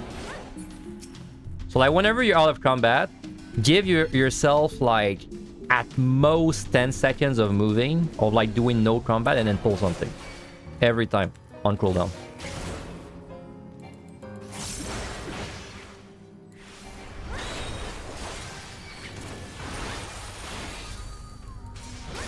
As long as you follow the ABF, then you will not have time issues. I guarantee you. At least right now, you won't have time issues. Wow, that was a fast key. That was like, what, 4 kills? 3? I guess it was 4. Anyway, that was very fast. So yes, always be fighting and find the key your 2 missions. Everything else, like chests, just open chests that are like within, I'd say, 5 to 10 seconds of use. So like something like this, sure. Not raising, that's very nice for me. Should you raise this set if you don't have a free one? I think you should not. At this point, I would try to keep your 3 raising. Unless you know... Unless you are like very afraid of this set, I would not raise this set. Unless you find a free one. Because it's better to raise time for the 160s or like the 170s. But you know, like me telling you not to raise is worthless because you should raise your proc point. Like if that's your proc point, raise this part. I'm just going with the assumption that you're like this is your very first run, so we have no point of reference. If you have no point of reference, I would not raise this set, personally.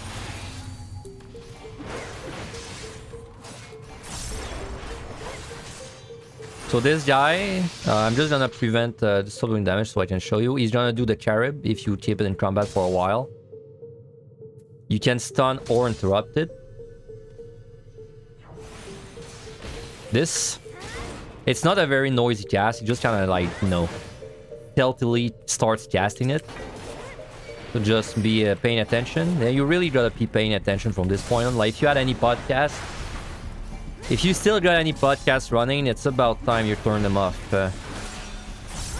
Hell, if you're watching this guy as you're doing your run, it's about time you start watching the set before you go in, because this is where you might start dying to inattention. I would say even starting from the previous set.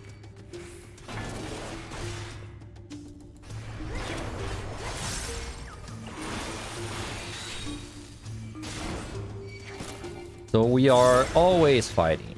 That is the plan. By the way, this is the last set where respawn timers are low. Starting from the next set, respawn timers become 5 minutes until the end. So it's a very nice quality of life. So this guy poisons you and then does a lot of damage. On tank, it's fine. This is a good monster though to practice rotating your defensives if you're still like kind of working on that. If you rotate your defensives well, you should not need a potion on this guy every time. So that's kind of a good thing you can practice. You can stun him as well. If you struggle to do this guy with like full health and you as you pull and you need a potion for him, then you probably gotta start looking at your rotation, like your defensive usage, because it should not be a hard fight. And it will become important to rotate your defense as well later on. If you have a steal, it's never important for any monster, but like without steal, there's a few monsters where you gotta make sure you're good at it, at rotating your defenses. And the bosses as well.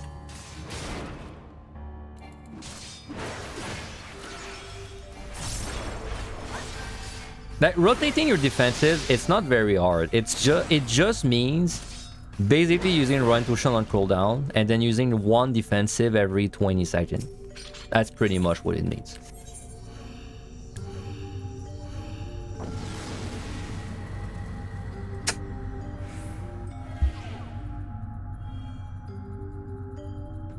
So far I use an alteration, which then I did not even find the results for. So I mean, we pretty much use only a strength.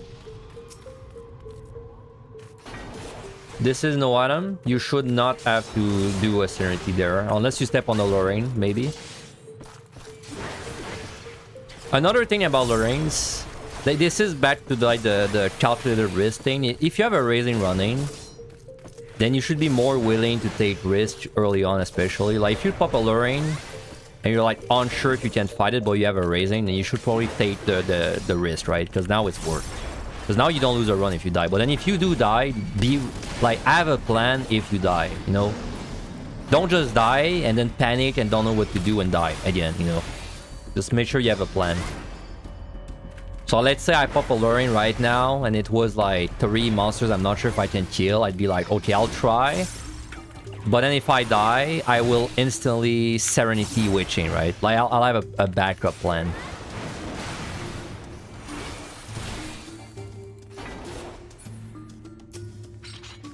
Oh, and we get Serenity. I won't use it because I don't need to, but I mean, you should definitely use a free Serenity if you need it. So yeah, Manticore, like I said, charges you, and then it has an attack buff, which then it's gonna use for its attacks and Ripper Claw.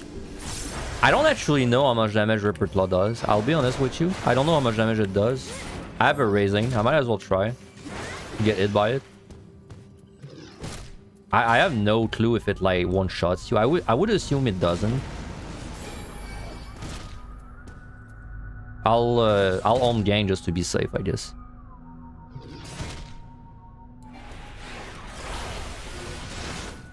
Now, I think it was reduced by the damage down, but it did not This does not look like it's like more than 30%.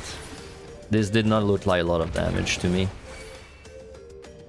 Anyway, don't stand in front. But that's nothing, but I think he got the damage down before it actually like snapshot.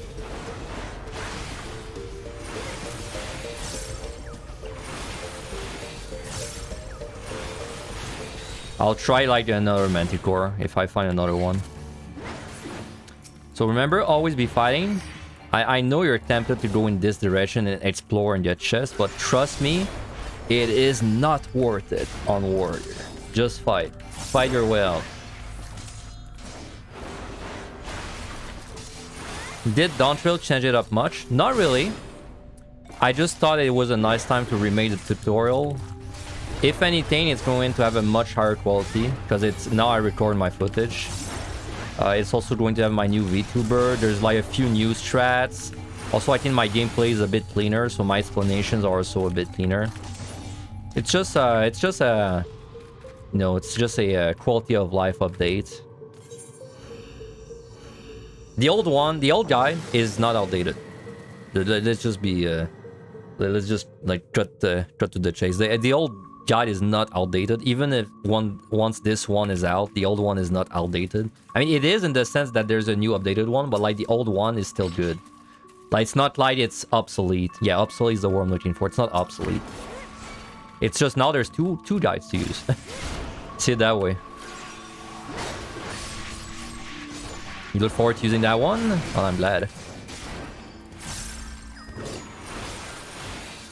I mean, you know, there's always a chance I die on the guide, which would really suck. But it's very unlikely to happen.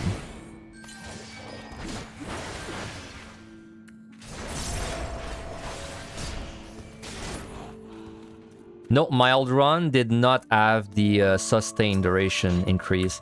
This one, the old one had a 15-second duration on the sustain. Now it's a 30-second, which is very nice.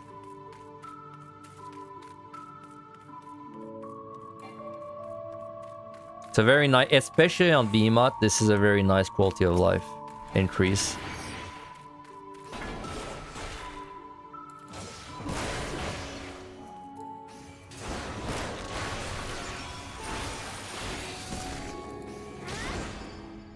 So this guy, stun or silence the thing is much easier to deal with. You can outrun it, but there's just not really any reason to do that.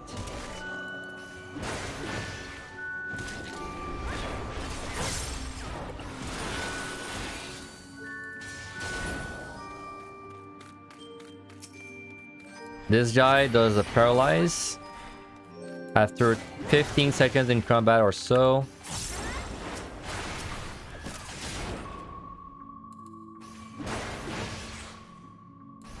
You can interrupt or stun. Usually I prefer to stun just because it's just like I prefer to stun because then if I get a mimic, like maybe this guy drops a chest and then it's a mimic, then at least I have my interrupt for the block. So I usually default to stun first.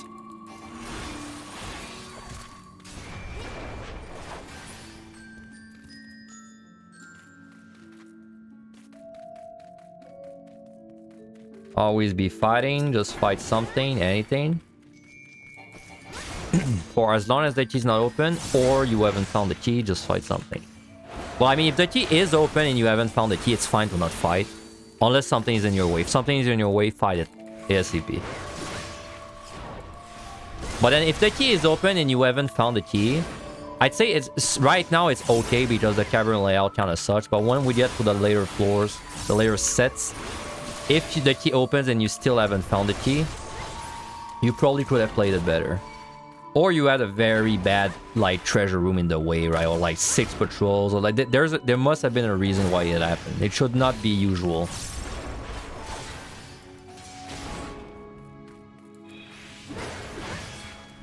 To set on my stun there, I'll just interrupt.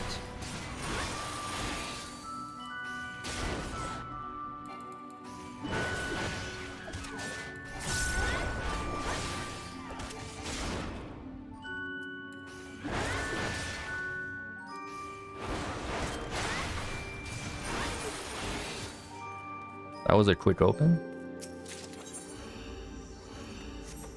So we have many palms at 3, but like I said, at this point, it's probably worth your time to just keep him at 3. Still, it's still okay to open the set with a strain, but that's it. So see, there no ability there. Treasure room, by the way. And no ability is the worst debuff you can get on warrior. Can you do it? Yes, I can do this. If it was no item, I could still do it because we're early. But like, if this is a no item, no ability, it's when it starts being tricky. But we can do this. It's just gonna take a while. But I mean, that's sometimes you just gotta take the L, right? So something that you make sure you don't get caught off guard by the fact that no ability also removes your stun and silence. So now you have to respect these kind of mechanics.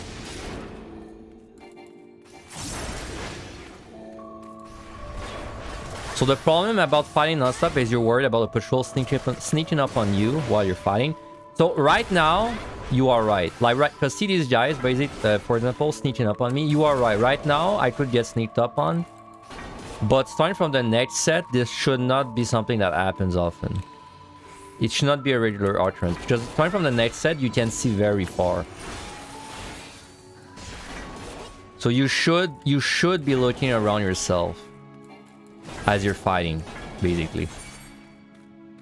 If you get, like, if patrols sneak up on you often, the fix to the problem is not to stop pulling, it's to look around more, right? It's like the wrong thing to fix if you start pulling less. Yeah, also, like Destin said, there's many, like, 2 monster pulls you can do. But I understand if you're not comfortable doing it because you don't know the monsters well, right? Like, if you have a lot of experience, you know, like, you look at the monsters and you're like, oh, I know I can fight this. If you don't have a lot of experience, you don't really know that yet.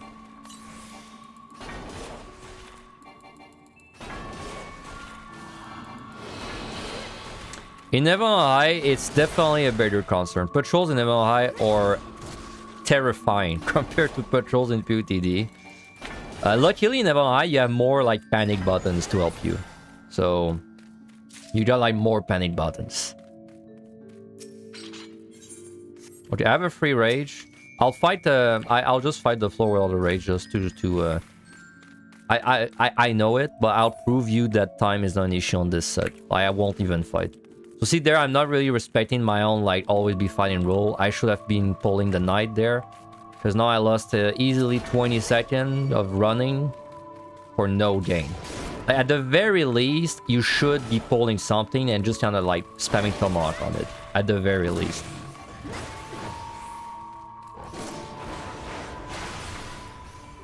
But yes, but the layout, the endgame layout of PotD, which I've been talking about non-stop and you still haven't seen, but you're gonna see it in like 30 minutes. The endgame layout of PotD is very nice to just scout around. Like, it's not, it's much easier gameplay-wise.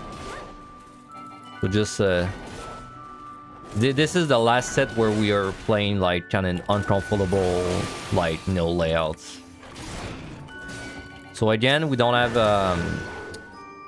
by we I mean me. I don't have my stun or interrupt, so I gotta be careful.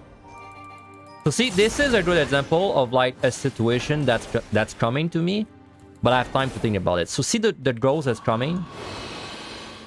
I know it's coming, right? Like, I know it's coming towards me. Like, I need a plan. It's not...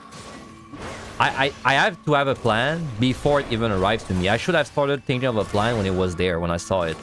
So now my plan is I can just fight both, so I'll do that. But like, if I was gonna witching, I would have already decided it, right? If I was going to do a if I was gonna like kite the mustard back so it's not in the way, well, I would have already done it as well. You know, the plan has to formulate in your head before it gets to the point where you need it. And that's why you want to be looking around.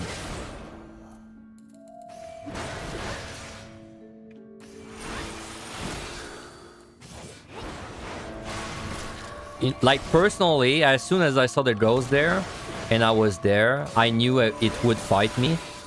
And then I knew that what I was gonna do was going to just fight both. But that's when the plan formulated in my head. And also another thing, a bad plan that you decide fast is better than a perfect plan that you take like a while to decide, right? As long as the bad plan is not like you die. I mean it more like in the sense that even if you like quote-unquote waste a weight chain, but then you do it fast, it's better than just taking the correct decision, but then it takes you so long that you waste a bunch of time, right?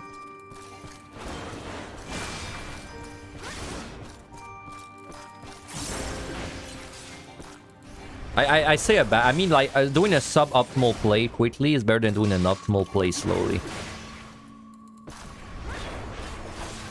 Yeah, you could sack the raising. This is not something I do often, but this is also an option. You can just use a raising, like you can just die. I would say though, and especially for like the first clear, I would do sack plays as a very last strategy, because if you have to do the set without raising, it's gonna stress you out.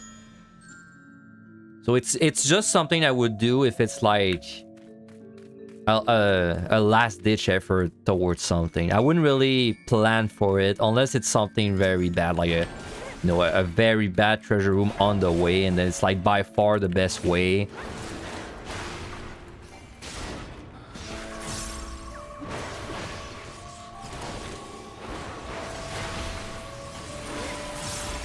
So always be fighting. A way to like always be fighting is that whenever a monster gets low, and then you have to do a little bit of moving, you just kind of spam Tomahawk and you bring it to your destination. Like this. Basically, you prepare yourself, you place yourself in a spot where you can just pull the next thing instantly. So this Succubus is gonna shoot at me, a very big AoE. Well, I'll show you how much damage it does next one, but it doesn't hurt that much. Like, it's definitely better to face tank it if you know there's only one, rather than like try to avoid it and then you run into like a patrol or a landmine or something.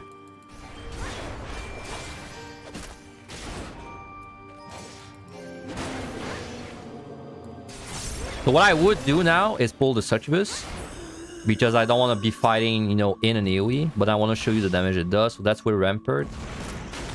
As you see, another one. I'll remove Rampart for this one. So about 1/4 of my health. It doesn't hurt very much. I don't have a steal. I believe it might be able to crit, but I don't know. And this, if you get hit by this, it's a 10-second CC. She always open with Dark Mist followed by Void Fire. And Dark Mist is not targeted on you, it's like a self point blank. A self cast point blank.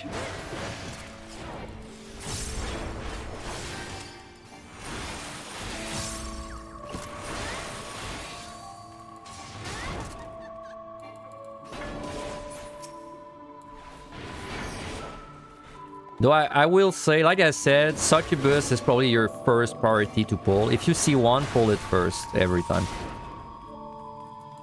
Because if you do die on this set, it's probably gonna be related to a Succubus in some way. Like the Succubus is gonna be related to you dying in some way.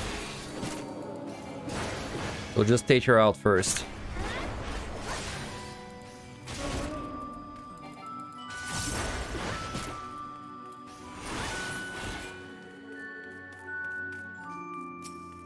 See, there's one there. That is super weird. What? How did I...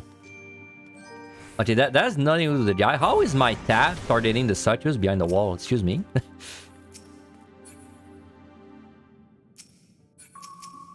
That's so weird. How can I target them behind the wall with tab? That is very weird. Anyway, that tab usually needs like you to see the monster. Very weird. I wonder if it's because this wall is like not LOS, like it's a fake wall. That might be it. Like, it might actually not LOS things properly or something. That is very weird.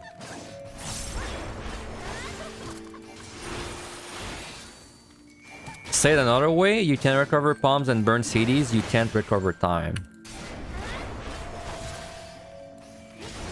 Yeah, I mean, palms are a resource to be used. Time is also a resource to be spent, but time is... It all comes back to, like, the more time you save early on, then the less stressful your endgame is gonna be, which honestly is very opposite of Angelus. The way he shows is the way he does his guys on Machinist. Sorry, not Machinist mindset. Angelus mindset is more like, don't use a lot early on so you can have a lot of resource later on. Me, at least on Warrior, I feel like it's the opposite. It's like use some stuff early on so you don't feel rushed later on. And I by this I mean like in the context of a set, not the context of the run.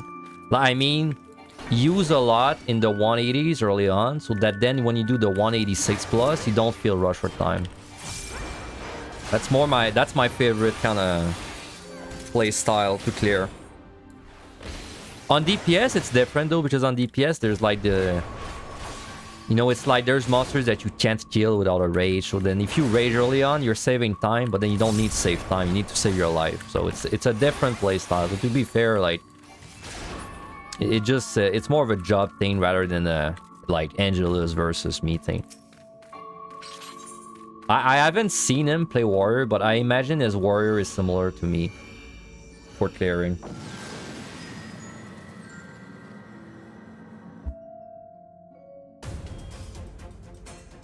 So we are on the 7th floor. We use essentially nothing but 1 strength, if I'm not wrong. Yeah, I think we only use 1 strength, and then we have 34 minutes left. So I hope this proves to you that this set time-wise is very easy, as long as you're fighting non-stop. We might have fought a Gloom too, I don't remember, but we fought a no ability, which is the worst, so...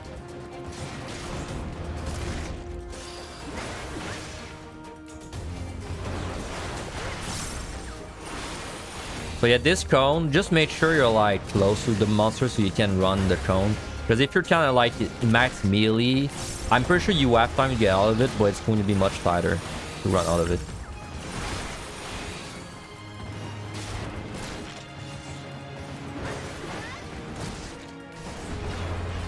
Also, it goes without saying, my DPS is very suboptimal.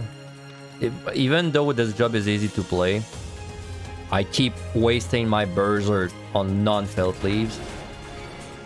I keep doing felt leaves like right before or something like that, so you know, you could be doing even better. Probably you would be doing even better DPS wise if you were not chatting the whole time, talking the whole time. Could focus better.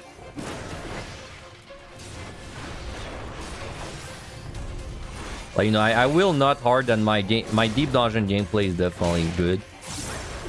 But I think my job gameplay isn't, like, it's pretty average. Because I see there I felt leave with my burger cup. Another example.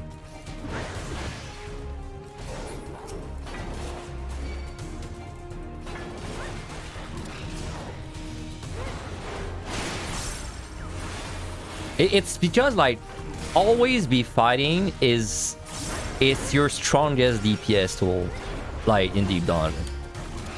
Like, if it takes you 20 seconds to pick up a new target every time, it's so much more damage than you would ever lose from, like, doing your rotation wrongly. It's just your top priority. Always be fighting.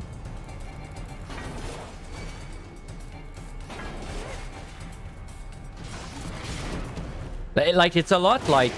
Even in raids you see that, right? It's like... It's like, How would I put it? Like, you delay your GCD by 2 rather than tomahawk twice because you don't want to lose, like, your combo, but then overall it's like losing you DPS because you were inactive for 2 GCDs. It's almost the same idea. Not quite, but I think it's a similar idea. Basically, you always want to be doing something. I mean, in raids it's the same principle, right? It's like ABC, always be casting. Nice respawn.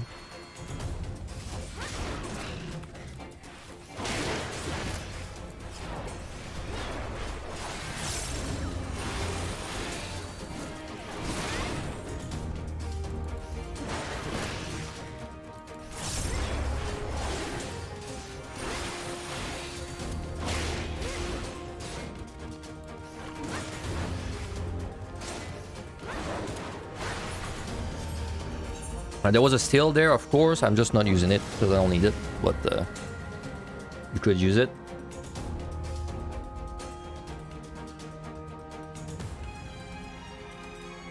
So Gravekeeper, this guy just hits hard. He has actually an ability he does in groups, but we're not in a group, so he doesn't do it. He just hits hard with a tank buster. There's monsters that we call them like they do a double auto attack. What we mean by double auto attack is they do a tank buster that is a different cooldown than their auto attack. So see there, he does a nail in the coffin and an auto attack. That's why we call them double auto attackers. And that term is gonna keep coming back. I'm going to be mentioning these a lot. But like when we say double auto attack, we don't mean it attacks twice. We mean like it has a tank buster that it does alongside its autos. It's a much bigger issue on DPS than tank. On tank, it's nice to know which ones do it, because these are the ones you need like better defenses for. But like you'll never really be in a situation where you can't fight the monster. Very rare.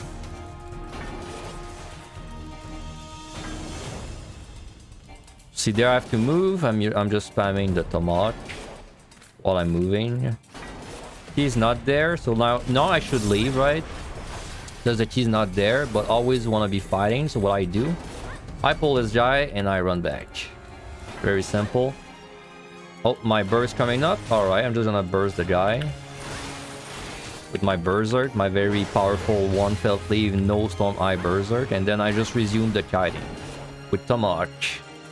This kind of gameplay, I don't do it too often right now because the cavern layouts has traps. And I don't want to be wasting my potions, like, you know, in case of a toad trap.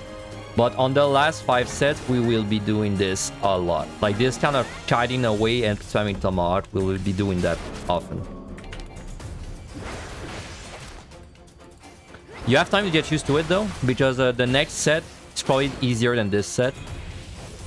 So you'll have time to get used to it.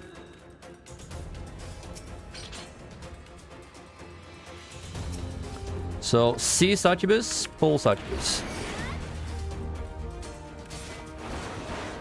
You can stun the Succubus, by the way, if you don't want to like lose uptime on Dark Mist. Well, you need stun for that, though. Mine's on cooldown. You can also bait the AoE after this away, so you have more uptime. Though, honestly, you can just face tank this on the tank. Nice thing about using flights and stuff really is that it's almost guaranteed value. Like if you get bad debuff in 182, you can usually deal with it. But bad debuffs on the 188 floor with a bunch of Flood Dragons usually calls for palm usage. Yes, I mean, your options are more open early on. The more you wait to do a Pomander, the more your options becomes limited. Because like you said, if you flight at the end and you need this to be done in 3 minutes, then like suddenly you can't, like if it's a flight and you've got a Gloom, then suddenly you have Serenity, right? Or you have to Rage. Also, the other thing that's nice about using Palms early is that then if you find them, you don't overcap them.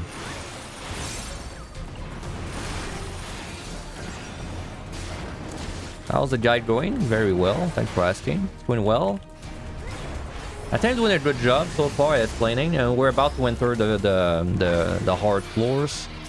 Well, the pretty floors. I think the next set is really not that hard, but it's when it gets interesting. Just because the layout, like your next set is your warm-up set for like the end game, basically. The set I'm doing right now, it's like the warm-up deep dungeon set. Next set is the warm-up for like the end game layout. And then starting from 160, we just start playing to clear.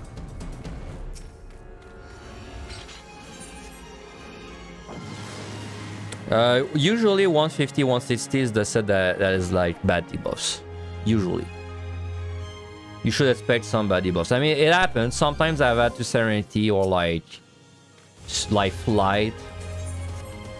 What a shame that I can't choose that strength. Sometimes I've had to Serenity or Flight.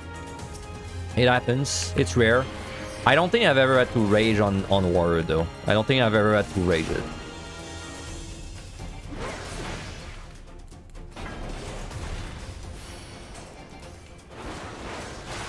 I mean, yeah, it can have a lot of bad debuffs, but like, as long as it's not a no ability, or it's not like a Gloom plus no item, you should be able to do them easily.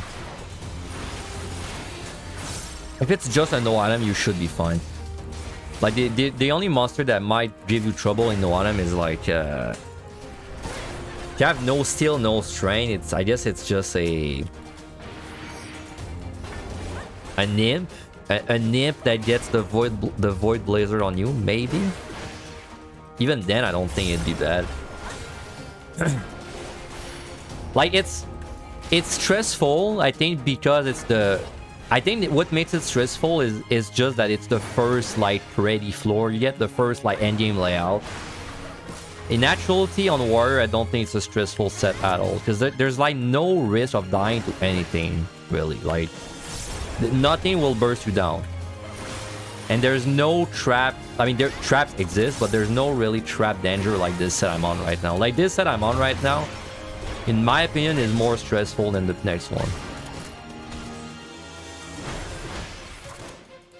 Not because of time, but because of the traps. Plus, monsters are starting to hurt a little bit. So, like, if I were to hit a Toad right now, I would probably need a regen potion to be up, so I would not die, right? Like, let's say I want to kite this guy through the room. I kind of need a regen potion up in case of I hit a Toad trap. Next set, and you can still hit a trap due to a mistake. But as long as you memorize the 3 traps that are wall traps, then you're fine. And there are 2 of them are easy to memorize. One of them is tricky to memorize, but doable. And I will show them. I will probably show each one like 5 times. So get ready. I'll keep showing them. Because it's not like you don't have a reason to be running in the middle of a room, right? On Machinist, it can happen because you're kiting. On Warrior, though, you should just kind of be standing there and just swinging your fat axe at things. So, like, there's really no reason to be running in the middle of a room unless you're raging.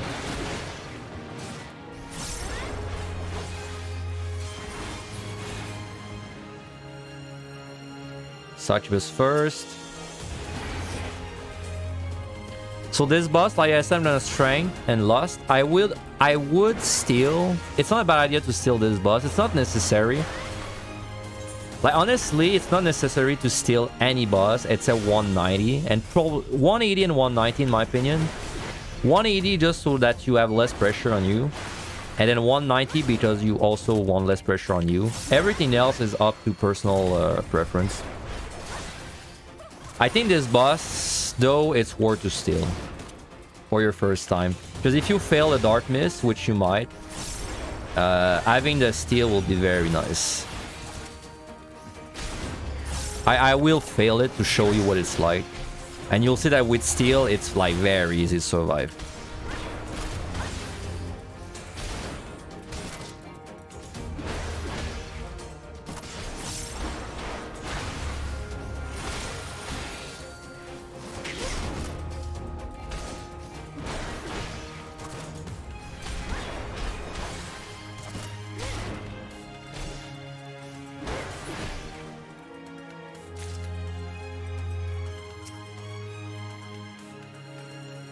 So something you can do, if let's say the dragon doesn't see me right now, but let's say you want to wait for a monster to move for the key because he's like in the way.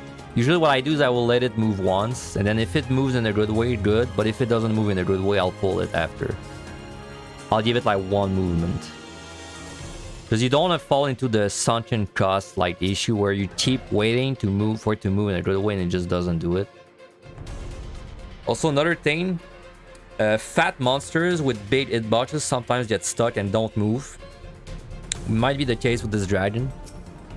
No, he moved. But sometimes they do get stuck. This guy will pull, however, so let's just pull him.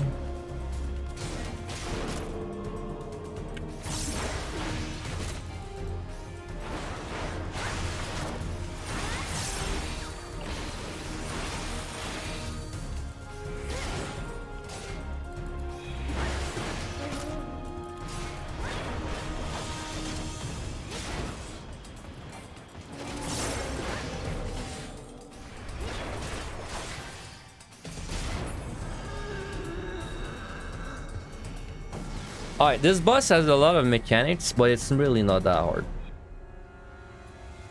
I know she spooks a lot of people, but on tank you don't have to be scared. First of all, if you steal, it's kind of hard to die. Like, you have to really mess up to die. If without steal, you have to really mess up to die, but I mean, there's less room for error, of course. I would recommend you strength almost always this boss, because otherwise it takes ages. Steal is up to comfort. You don't need it. But if you get hit by Dark Mist, I will get hit by Dark Mist to show you what it's like. If you get hit by Dark Mist, it's nice to have a steal. Personally, I will not steal, because I guess I'll show you like the most possible damage you would take. I'll do the first cycle properly, and then I'll show you what happens when you fail on the next cycle. Sorry, on this boss, you can lost at 2 times. You can either lost on the opening, if you want your life to be simpler, or you can lost when the ad Succubus comes up. So I will show the quote-unquote hard time to lost. It's not that hard, but I'll show it. But then you can just lost at the beginning. Either way, it's a very quick fight. So we'll see. So I will strength and I will lost when it's like time to lost. So anyway, she does basically 2 moves that you have to worry about. She does a thing called Dark Mist and a thing called Void Fire. Void Fire is the one you know. It's just this. It hurts more than on the sets. Otherwise, she does Dark Mist. This will CC you. Also, I would probably keep your regen up if you have a steal, because you don't have to think about it. If you have a steal, it's not so important, but still keep it in the back of your mind. So anyway, she just spawns zombies. The way I like doing this, personally, is I stand in the middle. And then I just wait for the zombies to approach me, pop a defensive, and then I just GCD my way. It's gonna take 5 GCDs at worst. You can tank a one fire, it's fine. So at worst, it will take you 5 GCDs to kill them. And as long as you kill them within 5 GCDs, well, honestly, 6 GCDs, as long as it doesn't take any more than 6, you'll be out before the Dark Mist. And then when she summons an ad after this is your time to loss if you want to do the best possible loss. Because basically, you're gonna lose both of them. This is way easier if you have a steal. But you're just gonna lose twice. Sorry, lost both. Stay for the loss as long as you can. Now this is unnecessary. This is just for, like, you know, if you want to go as fast as you can. And that's the best time to loss. If you don't want to do that, just loss at the beginning. Also, if I had a steal, this would be not nearly as scary, but I don't have a steal. Alright, so anyway, so that's so I just show you the cycle again. And then after the next cycle after that, I'll show you what happens if you mess up the mechanics. So again, she opens with Void Fire. After this, she summons a Gargoyle, which is just gonna do a line AoE followed by Dark Mist at the same time. Like this, just make sure you're out.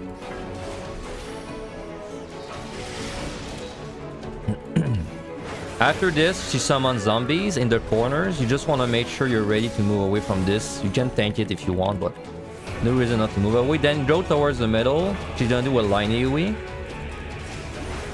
Then you just stand in the middle. Once the zombies are close, pop a defensive. Just do 5 AoEs. Pop Raw Intuition as well, for heal. It's gonna take you 5 AoEs. You might tank like the Void Fire. You might also tank this one. I'll stay in this one.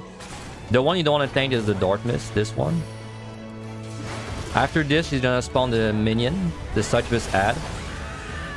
The way it works is she's gonna steal the health that the ad has and like take it for herself. So that's why we lost during this part, if we want to be optimal. But also this means there's no... You don't have to like DPS the ad. Like, it doesn't matter which one you do damage to, because she's gonna steal the entire HP of the ad after this. So it's easier to just stay on the boss. You can stun the ad if you want, like this. It doesn't do anything. It prevents damage being done to you, but that's it. And yeah, that's the fight. That's why I like to strengthen and loss this fight, because because she steals the HP, it just drags everything on. And then she does Blood Rain at the end, which is just like a damage dealing AoE. And that's the cycle. So now I'll stop saying what she does. It's basically, if you don't want to memorize anything, stay out of telegraphs. Easy.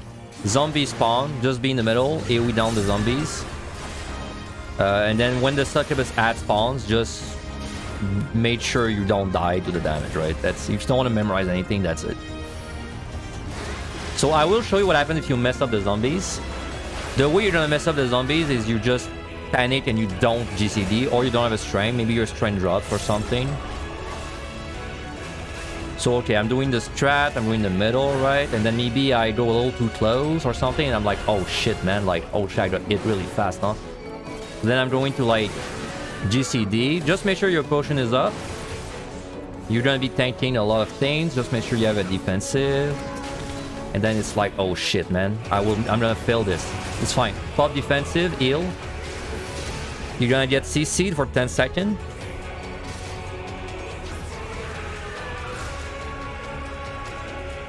And you might eat this, especially if there's still a zombie on you.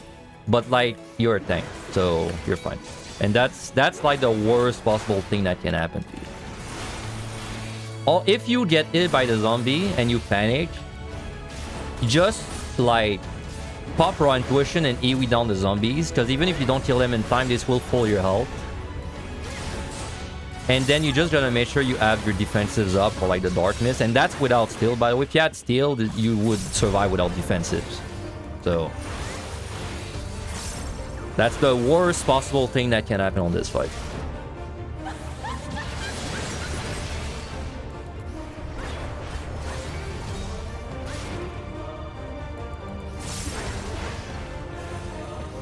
Now, if you are... I do not recommend you do this, because in my opinion, it's a waste of time. But if you are very scared of like going in the middle for zombies, well, first of all, toughen up. You are a coward. But if you, I don't know, if you really hate it, you don't have to do it. You can just kill the zombies like one by one, which would be looking something like that. But why? You know, like it's very slow. I mean, can you do it? Yeah. I mean, we have time to do this. I could do this every cycle, but like, this is just not... Like, if you're doing this, you're probably not ready to clear POTD, right? Let's just put it that way. Like, you should be a little more brave. But you can do this.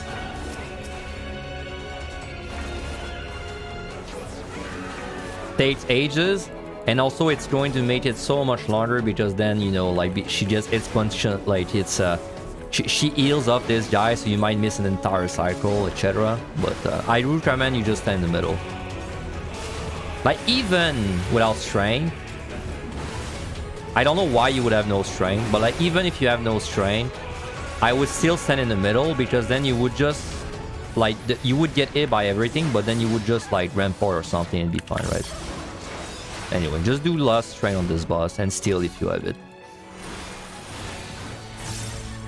Now, this boss took a lot longer than usual, because I was showing off a lot of like mistakes. This boss should, with strength loss, I would expect no more than 9 minutes.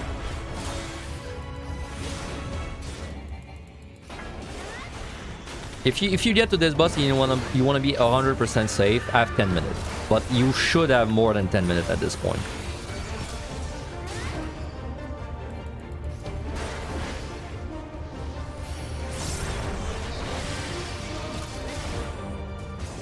And by the way, every time I AoE the zombies, I did it intentionally without Berserk. Of course, like, I don't recommend you keep your Berserk for it, but like, if your Berserk is up, like it happens to be up during this part, well, go ahead, right? Like, just do, it's going to take you like a few GCDs less. In that case, 3. All that really does is it means you don't have to tank this Void Fire after. And this Terror Eye. That's the only difference.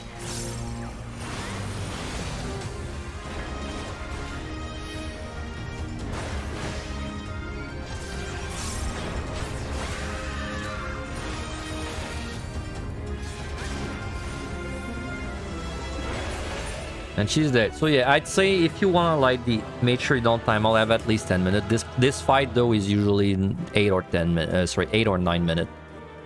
If you lost at the beginning, it's going to probably say like it's going to make you have one more cycle. But even if you lost at the beginning, it's not going to take any more than 10 minutes. So anyway, that was the last cavern layout. After this, you are now in the pretty floors.